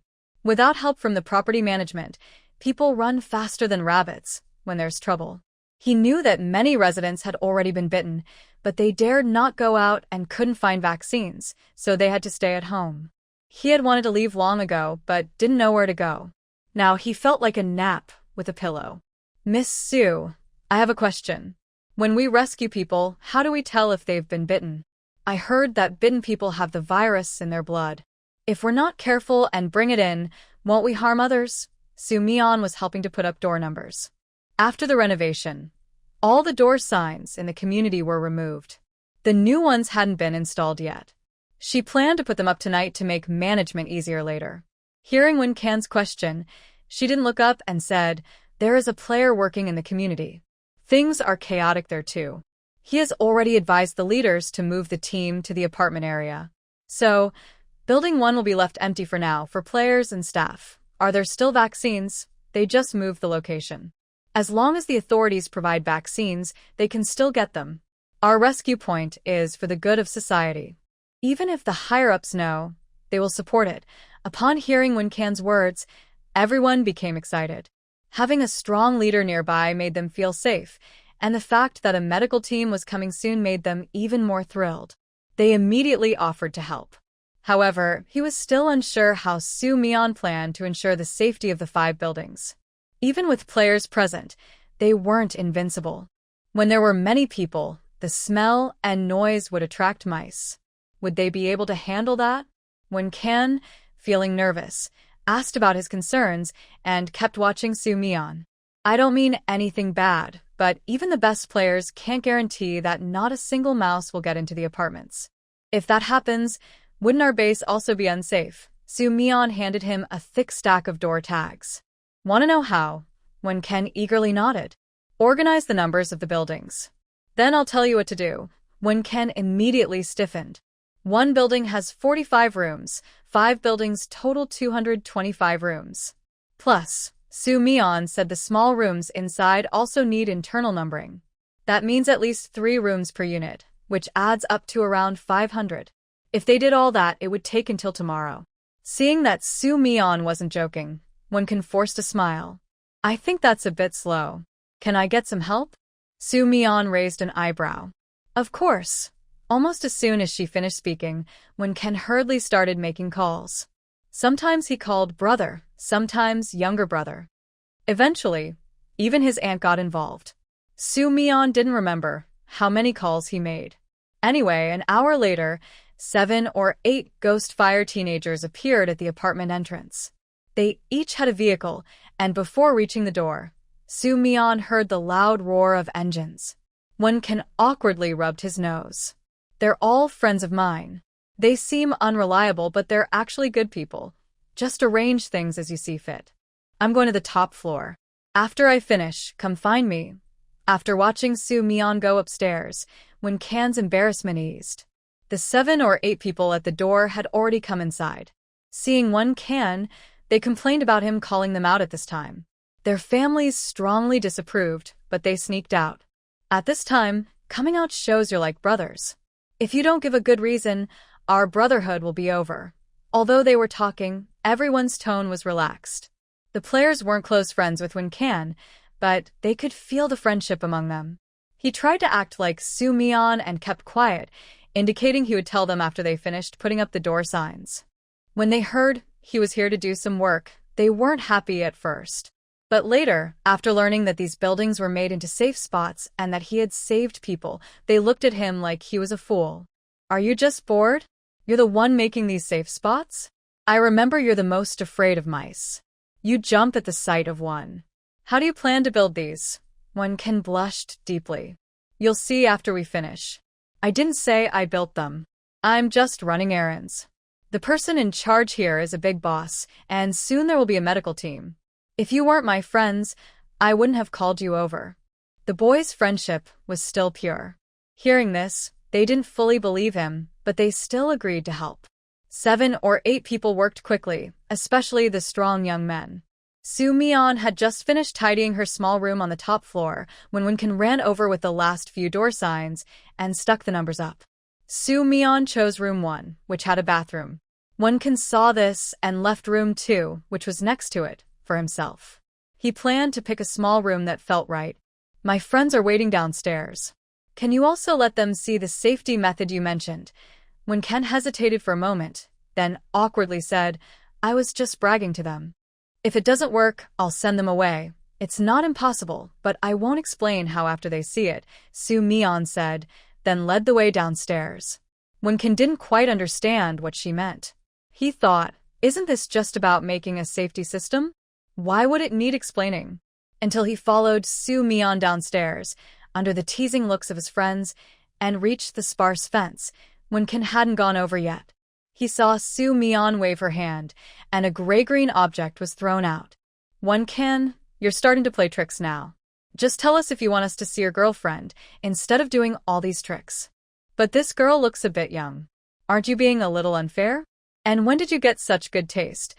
Before he finished speaking, a group of people was watching Soo-mi-yeon.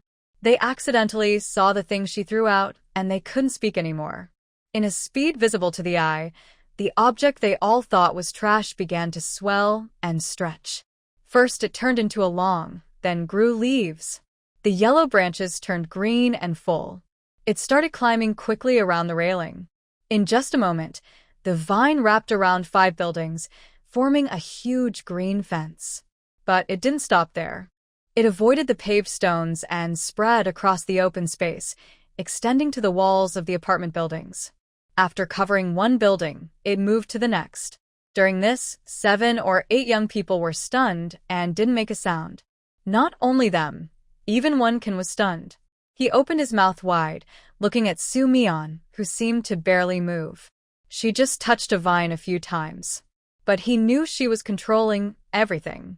Suddenly, he understood why she said she needed to explain. His heart sank, and he turned stiffly to look at his stunned friends. Won-kan wiped the sweat from his forehead, feeling only one thought. This is the end. After finishing, Soo-mi-yeon nodded to Won-kan and went upstairs. She moved lightly, almost floating. Won-kan felt like his heart was about to break. Especially when he saw everyone's eyes all looking at her. He almost cried. Actually, I don't really know how to say it. Although Won-kan was new to the game, he knew the basics, especially about controlling supernatural powers like water, fire, plants, and metal. He had studied them and even hoped one day he could learn to use them himself. But the locals didn't understand. In their world, these things only appeared on TV. He had no idea that Soo-mi-yeon's method was like this, and she even openly showed it in front of the locals. Wow, I feel like I'm dreaming. This world is so magical. Won-kan, I didn't expect you to be so close with someone so powerful. Who is she? I have long heard that our country has many special task forces. Is she the legendary psychic? How do you know her? Could it be that you also have special abilities? As expected from a young person with an open mind, Won-kan didn't know how to explain. Someone ahead of him started the conversation. He thought this was a good excuse, so he nodded and made up a story. He pretended to be serious and said, I told you if I didn't consider you friends, I wouldn't have called you here today.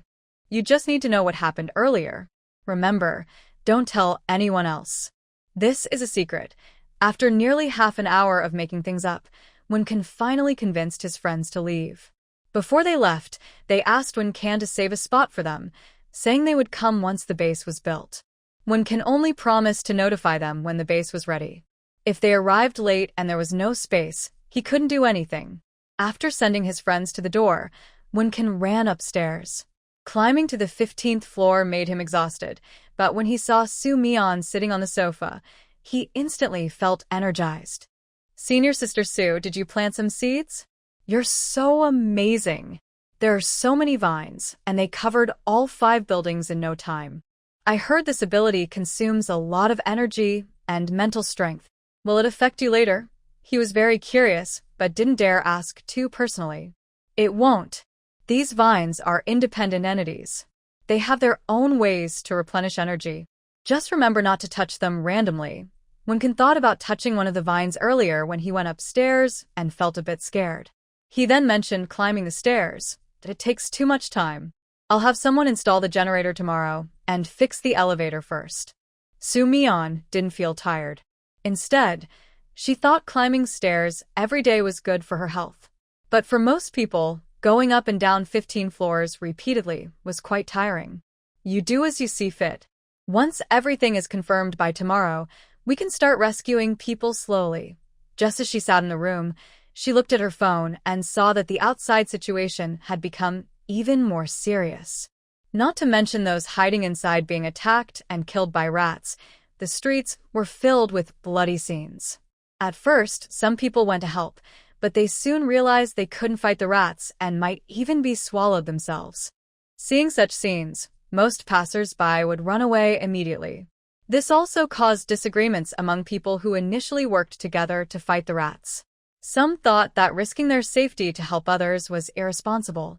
They believed that if they got into trouble, their families would face danger, which was almost as bad as harming their loved ones indirectly. Others thought this idea was too selfish. They argued that if everyone ignored those in danger, the rat problem would worsen, and the rats would eat almost everything. When the arguments couldn't be resolved, the authorities issued a notice. They emphasized that the rats were growing bigger and more dangerous, and advised everyone, whether indoors or outdoors, to take basic precautions. They also encouraged helping others in danger when possible and listed some useful tools for dealing with rats. Su Mian saw a video where many people used torches or burning devices to scare away rats hiding in trash bins. The rats were afraid of fire, squeaked loudly, and ran away quickly. Based on this, the authorities developed some easy-to-control burning devices and distributed them in different areas to keep gathering spots safe. As the number of deaths increased sharply each day, communities and districts looked for large open spaces. Some empty sports halls were taken over, and it was said that the central city even sent special forces to help. Su Mian also saw footage of those armored vehicles. They were very noticeable, making it hard for anyone not to see them. Early the next morning, Su Mian got up and soon after, Wenkan also woke up when he heard the noise. He was thinking about the elevator. Last night, he had arranged for an engine and diesel fuel because the household staff had gone home, and he didn't have enough people to run errands. So, he contacted a friend from the night before. Su Mian wasn't surprised to see those ghostly teenagers again. The people around her occasionally looked at her, but their gazes weren't unpleasant. They whispered to each other from time to time, but she paid no attention. Around 9 in the morning, several vehicles arrived outside the door. The young people had used their family's money to bring supplies, including diesel, gasoline, and plenty of rice and grains. Wenkan came over and said that these people wanted to bring their families inside to stay and promised to provide enough supplies. The few vehicles there were just part of what they had. More would come later. Su Mian was pleasantly surprised by this unexpected good news and naturally didn't refuse. When Wenkan shared the news with his friends, they were so happy they danced and cheered. They immediately called their families to tell them. The results were predictable. Everyone was scolded harshly and forced to go home immediately. They usually act foolishly, and it's normal that their families don't trust them. Let them communicate slowly. I'll ask how many people there are and reserve a room in advance. Jikin took on these small tasks himself. He even studied how to register on the computer, but gave up when he realized he wasn't good at it. He jotted notes in a small notebook instead. Other players arrived gradually in the afternoon. There were both men and women, a total of 12 people. Only one was a woman, so the ratio was quite uneven. However, this woman was very brave.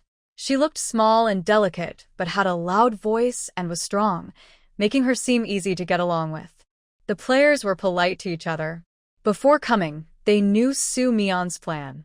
After finding the right place in building number 1, they immediately started working. With their help, Su Mion didn't have to do anything herself. Around 4 p.m., Su Mion went out again. This time, she saw several pedestrians being chased by rats. She used a flamethrower to save them and left the address of the apartment building. If they had nowhere to go, they could bring their things there. 2 of them had already planned to go directly to the official base and refused, while the others didn't give a clear answer. Su Mion didn't press further. The day after the apartment's power was connected, the medical team contacted by the players arrived. They brought 2 cars, but only a few people got out. When asked, they said some nurses were too scared. They heard it was a private base and didn't feel safe, so they ran away. The remaining staff were from out of town and didn't want to travel far. They planned to come and see if it was okay, and if not, they'd think of other options. The players who brought them had some influence at the community hospital, which saved time on their work. They arranged a whole floor for them, with living and working spaces on the same level. They brought their own supplies and didn't need anything else for now. Later, a few residents from nearby neighborhoods arrived. Their community was heavily infested with rats, forcing them out of their homes. On the way to the official base, they encountered at least 3 rat groups. By chance, they ended up at Su Mion's place. When they heard they could stay in the apartment for free, they were very happy and moved in. Only after staying there did they realize that there weren't even a single rat in the building. Not only that, but they also used electricity and contacted their lost family members. In the next 2 days, no one needed to promote anything. News spread naturally from the people who moved in, attracting many homeless individuals. Their first reaction upon arriving at the apartment was to wonder when such a green and advanced building appeared. With so many plants, wouldn't it be a perfect hiding place for mice? But after moving in with some nervousness, they were surprised to find that throughout the day, not a single mouse was seen. They asked and learned that the building's manager used special chemicals on the plants covering the floors. These chemicals emit a smell that causes mice to scatter. Since the chemicals are rare and only effective over a limited area, the building's green appearance is somewhat exaggerated. Everyone's eyes lit up when they saw the plants, but they were also told that the plants contain toxins and shouldn't be touched casually. This made them abandon any reckless ideas. Of course, some people didn't listen and tried to break a vine to use as a weapon. Before they could, the vine wrapped around their hands and feet. They were terrified to realize that the vine was alive. Normally, this would make people more afraid, but surprisingly, those individuals became more obedient. They didn't cause trouble anymore and even asked if anyone needed help, acting very diligent and changed. Later, Su Mion learned that when Kan's friend had shared his idea of a hidden ordinary person with special abilities with these people, which shocked them all. Speaking of this, 2 families of Wen Kan's friends had already moved in. It wasn't because they believed in the absolutely safe stronghold Wen Kan mentioned, but because the official base was already overcrowded. These people usually lived in big houses and couldn't stand sleeping on the floor with others or lacking food and clothing. They decided to come and see for themselves, and they were very satisfied with what they found. Apart from the small size of the houses, the absence of mice made it perfect. Thanks to Wen Kan's behind-the-scenes help, they still lived together as a family. As a reward, their son would help out at the apartment, and they would try to provide more supplies. 2 other families had also contacted officials and brought supplies directly into the base. When the parents saw their children causing trouble, they called to advise them, saying, "You can't just do whatever you want with safety. Don't be fooled by those people. My child told me they didn't even go there, but still sent a lot of supplies." They also said planting trees could keep mice away. If that really worked, Wouldn't the authorities have already promoted it? Since there's still space available now, I suggest you come quickly or later. Even if you have money, you might not get in. At first, if they had just moved in, they might have considered it after hearing this. But after 2 days of no sign of mice, they fully believed their son's words. Others were also well-meaning. They said they would think about it, but as soon as they hung up, they immediately contacted close friends and nearby relatives to tell them about the apartment building. Most of those willing to believe and come were already planning to, while the rest either trusted the official base or had already left. On the 10th day of the apartment's official operation, Soo-mi-yeon set up a kitchen downstairs to cook and distribute food. People could exchange their supplies for meals, or work to earn food if they had no supplies. For those who couldn't do anything, the kitchen provided simple steamed buns and porridge. This wasn't stinginess, but to prevent bad behavior. Some friends of one can enjoy doing these noticeable tasks, and they were responsible for the kitchen. Maybe because they were bored, their families also came to help, saving the players a lot of trouble.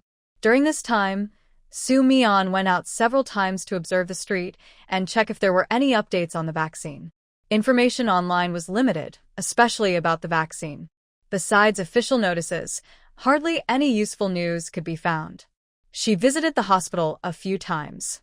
At first, the hospital was still operating normally. Although many patients were there, and many bodies were taken daily to the crematorium, the hospital didn't give up on any patient. But as the mouse problem worsened, it reached a point where seeing a person would trigger a group of mice to rush out, attack, and even tear them apart and swallow them. Nurses fled, and doctors also stopped working. The officials sent special forces to help, but individual fighting ability was limited. They could only ensure the safety of the doctors on duty and couldn't manage other areas. This led to more and more people in the hospital being bitten and eaten. Later, the patient was too afraid to stay, since the hospital couldn't cure the illness directly. Instead of waiting in the ward to die, they chose to go home and spend their last days there. Most hospitals were in similar condition, and after 5 or 6 days, the large hospital was completely empty. Doctors and nurses who still wanted to help were assigned to nearby gathering points, where they could also receive special treatment for themselves and their families. Today, Soo-mi-yeon went out and found that the last hospital had also closed. Besides that, many shops on the street were damaged to different degrees. After learning that some areas had a widespread power outage, Soo-mi-yeon checked every place she visited.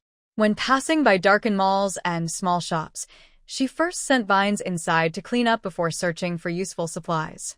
The situation inside the mall was very bad. Those who couldn't leave earlier had been completely eaten by rats. There were some traces on the ground, but after a few days, the bloodstains had turned dark and foul. The air circulation system inside had broken down, and the smell was everywhere like pollution. Soo-mi-yeon collected some gold jewelry. She didn't dare to touch it with her hands directly, so she washed it with water first. Then she bundled it with sheets, planning to burn it later when she had free time. She also wanted to prepare more clothes for the apartment residents, but all the visible clothes had bloodstains or scratches, so she was worried about bacteria and didn't take the risk. Finally, she found a place selling rice and cooking oil, but the scene there was even worse. Even with mutated rats, these items were still their favorite. The vacuum-packed rice was all chewed open, scattered on the ground. Even the half-bags that looked clean were probably unsafe to eat. She thought the oil barrels would be sturdier, but that was just her assumption. The oil containers had bite marks, some were broken, and others had cracks. All the eggs were smashed. Although she didn't lack these supplies, seeing so much spoiled food made Soo-mi-yeon feel a little sad. Especially when she realized that all the malls, shops, and warehouses were in similar condition. She hesitated for a long time but finally decided to take some food that looked okay on the surface. She planned to check each item carefully to make sure it was safe before eating. If it wasn't safe, she would throw it away. This was better than leaving it on the ground to rot and become contaminated. Soo-mi-yeon wandered around for a few days. She didn't gather much food, but she collected a lot of electrical appliances, special products, and materials. Although this mission didn't give her enough points to return home directly, it helped her prepare supplies for when she did go back. She collected many knives and sharp tools, tents, emergency supplies, some portable fuels, and large gas tanks if possible. Notably, Su Mian raided several gas stations. She drained a large amount of diesel and gasoline from pipes damaged by mice. For tanks that appeared broken and couldn't be used normally, she took the tanks along with the fuel. At this point, she didn't worry about whether her actions were moral. Mice are everywhere.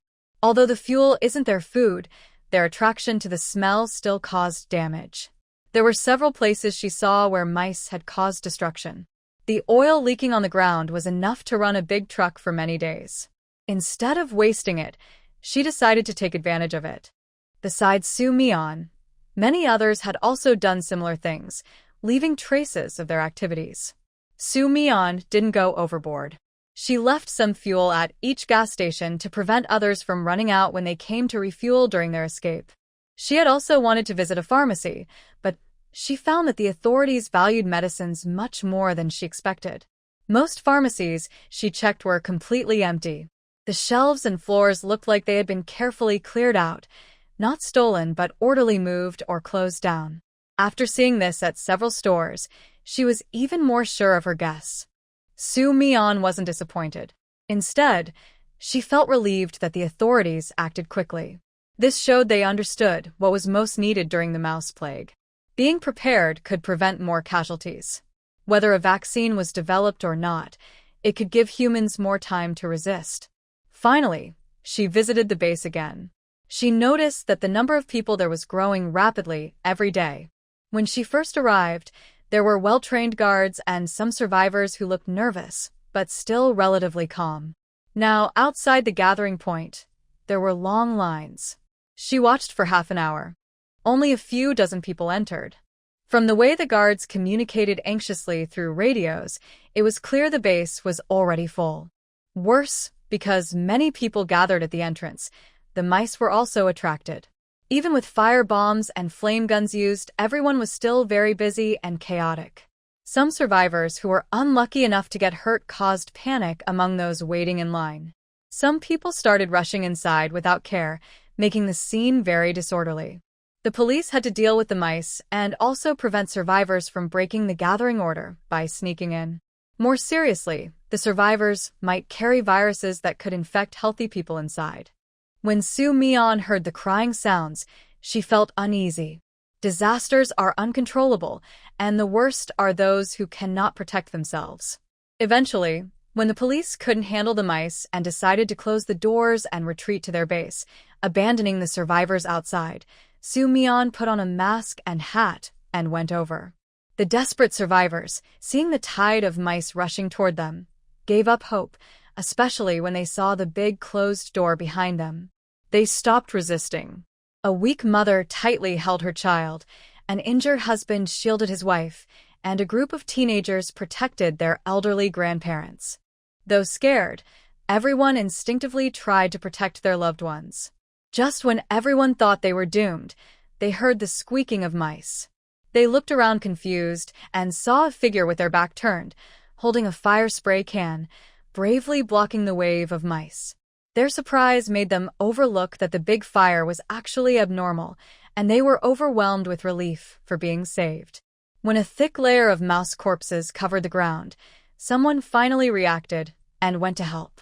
Su Mian handed each of them a fire spray can from her backpack and explained how to use it. With coordinated effort, the arrogant mice finally lost their momentum. Just as the last group of mice advanced, everyone prepared to attack as usual, but suddenly the mice stopped, raised their heads, and looked around. In the next second, sensing danger, they turned and ran away. Everyone looked confused, but Su Mian noticed something and glanced at her waist pouch. Perhaps sensing Su Mian's gaze, the bag moved slightly, and a tiny head peeked out from the opening, softly meowing. However, upon seeing the group of mice that hadn't run far, it quickly withdrew its head. Su Mian was speechless. She thought only crazy people believed mice would run away just because they heard a sound. "Thank you, little brother." "Miss," a rescued person came over to thank her after helping their family up. They initially thought the brave young man was a boy, but after a moment of surprise, They admired her even more for her courage. "Thanks to you, we wouldn't have become mouse lunch," they said, then remembered the police officer who had just abandoned them.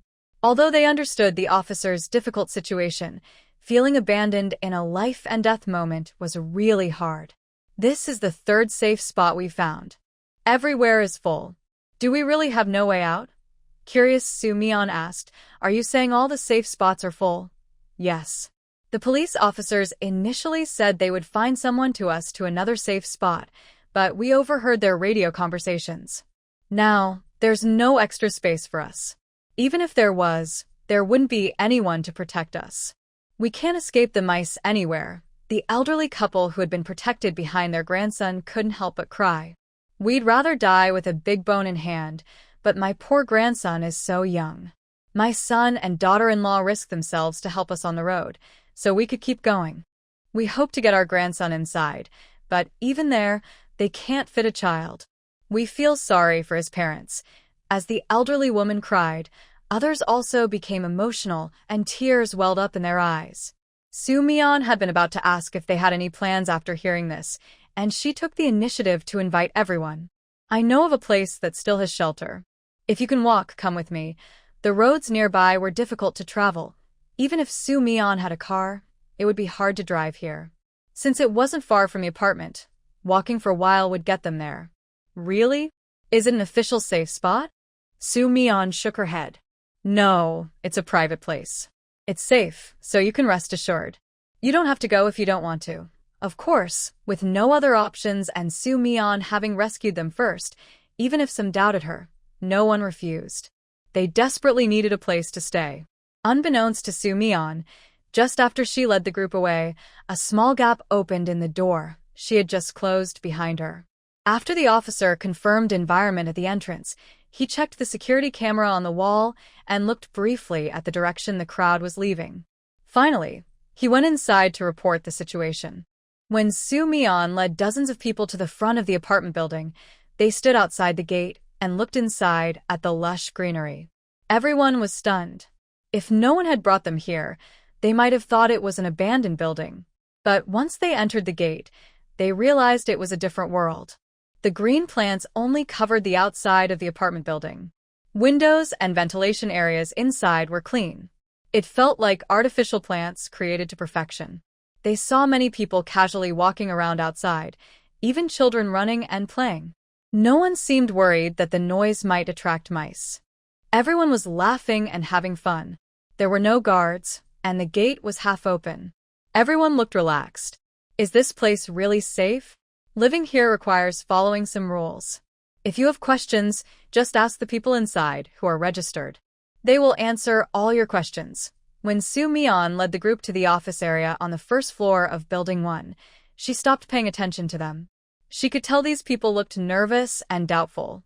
If they had nowhere else to go, they might have wanted to run away right then. At the same time, as Soo Mi-yeon came out of Building 1, she noticed something. She looked through the greenery outside the gate. Her expression was calm. She looked for about 5 or 6 minutes before turning her gaze away. One can happen to pass by. He looked in the direction of her gaze and saw nothing unusual. "What's wrong? Are there mice nearby?" "Yes, quite a few. They're hiding and watching secretly. They don't dare to come closer." Won-Kin didn't notice any special meaning in Soo Mi-yeon's words. He shrugged. "They probably know your vines are powerful, but it's only a few. I thought there would be a lot." Just then, someone called him. He told Soo Mi-yeon goodbye and walked away. Soo Mi-yeon didn't pay attention to what was outside. She went back to the top floor, took out her phone, and started watching local videos, focusing on those related to gathering points. Although the power had collapsed, there was still electricity at the gathering points. So many people could still access the internet, mostly those already inside the safe zones. Soo Mi-yeon quickly found some concerning information from the messages these people shared. For example, some people are complaining about poor recent food supplies and many are lining up but still not getting any food. Others claim that dead mice have appeared in the drinking water, and many have been affected. They were taken away on the same day, and they had been thirsty for a day or two. These people are from different locations, but they are facing similar problems. Besides the crowded conditions making it hard to move, find a bathroom, eat, or sleep comfortably, they also face serious safety issues. Even though many special forces have been sent to help, safety problems are not fully solved. With so many people in the city and plans to build new safe zones, people need to move around constantly. No matter how careful they can't guarantee complete safety. Special treatment has been given to the research department, but after so many days, besides the initial vaccine, there has been no progress. We might be doomed. Don't talk nonsense. Vaccine research always takes time. We should trust the government. If we keep going, we will see hope. What should I do? I can't hold on much longer. If I die, it's okay, but what about my 2 children? I can't afford to die. Many people are making similar comments. Most have accepted their fate, but a few still hold hope. They often encourage others in comments, but their effect is small. Tsunami also gained new insights from this video. She saw the same symbol from a video she secretly recorded inside a safe zone, which she had seen at the police station before. The video was made by someone with a little money living in the safe zone. He filmed it to tell everyone that the researchers are working overtime hard, trying to boost morale. This confirmed Tsunami's earlier guess. When she first saw those people, she thought they were related to doctors. Now she knows they are researchers. Their identities are hidden because they are senior researchers from special departments. No wonder they are mysterious and low profile. The video was deleted within minutes after Tsunami watched it. It's obvious what happened. In a clean room, a group of people was busy analyzing new experimental data. Without a doubt, this test failed again. The staff worked overtime for several nights, but they found their speed couldn't keep up with how fast the mice were evolving. Whenever there was a small progress, the data inside the mice would update again. They were busy, but felt like they were doing useless work. This time, the team leader responsible for research and development, Mr. Lee, is over 60 years old. He has quietly served the country for many years. Although he rarely appears in public, his name is well known. Mr. Lee came with full confidence, but this time he was deeply discouraged and didn't know where to start. While everyone was sadly reviewing data, the person in charge of the base, Tang Ping, stood at the door holding an envelope, waiting to meet him. Because the laboratory must stay very clean, Mr. Lee had to go outside. The two of them went to the meeting room. Mr. Lee took off his glasses and sighed, then said, "The experiment still hasn't made progress. Your urging won't help. We all want to solve this problem more than anyone, but the situation is getting worse. You must prepare for the worst." Tang Ping, the base manager, had been urging progress in recent days, but this time, it was different. He said nothing extra and simply handed over the envelope. "I'm here for something else. Please take a look at this first." Mr. Lee was confused but accepted it and put his glasses back on. Inside was a photo of a slim figure from behind, seemingly using a flame-throwing device to deal with mice. Besides that, there were several other photos of abandoned buildings overgrown with green plants, nothing special. Seeing Mr. Lee frown as he looked at the photos, Tang Ping confirmed he had seen them all and then said, "Recently, our people found pictures of a very special apartment building near Longhu Park. You might not believe it, but those plants didn't exist before the mouse problem broke out. My team learned that the building's owner turned it into a private refuge. They are also rescuing people. Surprisingly, there are no mice inside the building. I've sent people to investigate, and we should have results by tonight." After hearing this, Mr. Lee's eyes changed. He looked again at the photos, focusing on the first one with the figure from behind. "So, this person is from the apartment building.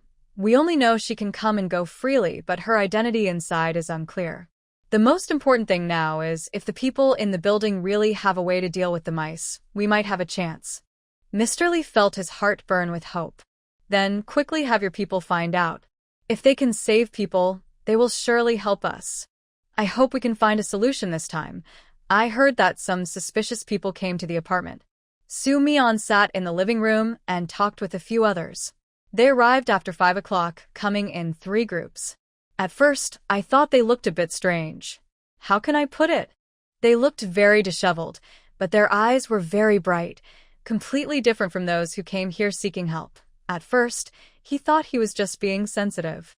But later, after hearing his companions say that after registering, each of them went into a building to wander around, he felt even more uneasy. I noticed they stayed the longest near the vines. The residents warned them not to touch that thing, but they did anyway. They came prepared, wearing gloves, and even secretly cut off a piece of the vine to take with them. These people thought they were acting secretly, but they didn't realize that most of the people walking at the door were players or locals working for players. They finally arrived in this safe place and couldn't allow anyone to break the rules here. But they also knew that it was better for the authorities to handle this, so they went to complain to the players. The players, already suspicious of these people, started to follow them. They saw that instead of returning to their rooms, the suspicious people went to crowded places, chatting with residents and trying to make connections. They even asked about the apartment building, including why there were no rats there. Right now, we don't know what their real purpose is. From their actions, it doesn't seem like they're causing trouble. It looks more like they're here to gain experience. Listening to their analysis, Su Mian remembered the sneaky people outside the door during the day. It seemed that shortly after she rescued someone at the gathering point, those people appeared. Combining this with what the players said, she guessed they might be officials. Why do official people act like thieves? Can't they just come openly and ask what they want? One can interrupted. Probably they're afraid we won't tell. After all, everyone is hiding good stuff. Who would just give it away? No matter their purpose, players were very annoyed by this kind of investigation. It's a pity that no matter how they ask, it won't help.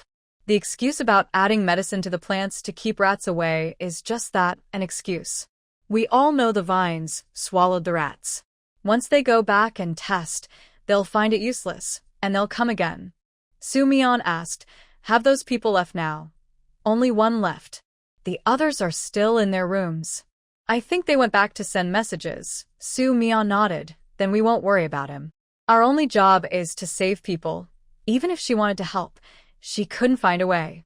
Protecting these apartment buildings was the only thing she could do right now. The players were worried that the apartment buildings might be targeted. Seeing that Su Mian was not worried, they knew she had a way to handle everything. Since it was getting late, they didn't disturb her rest. After they left, Wenkin came over and asked, "If the officials haven't made progress and come to ask for your help, what will you do?" It's easier to lie to ordinary people with the excuse of being a psychic, but those people wouldn't be fooled easily. "Of course, I will tell the truth. I can help save them, but only if I am able. Even the officials can't force me to do something I can't do." Wenkin thought to himself, "They have to dare to force me. I think before it gets to that point, I would handle the situation myself." The online forum described this expert's methods very clearly. Although she seemed easy to get along with on the surface, she was not really that simple. As the players guessed, the person who left had indeed gone back to report to the authorities. At this time, Lao Li and Tang Ping were both awake, waiting for good news. When they heard the person had returned, they quickly went to meet him. The other person excitedly described what they saw and learned. Finally, they handed over the withered vine they had prepared to Lao Li. "I don't know what happened. The vine was green when I saw it. I almost didn't delay and brought it back quickly, but I found it had withered along the way." Lao Li also thought the withering was too fast.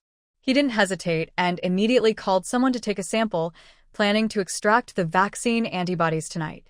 Although everything was going smoothly, Lao Li still felt uneasy. He had a feeling that things were not so simple. Tang Ping was full of hope.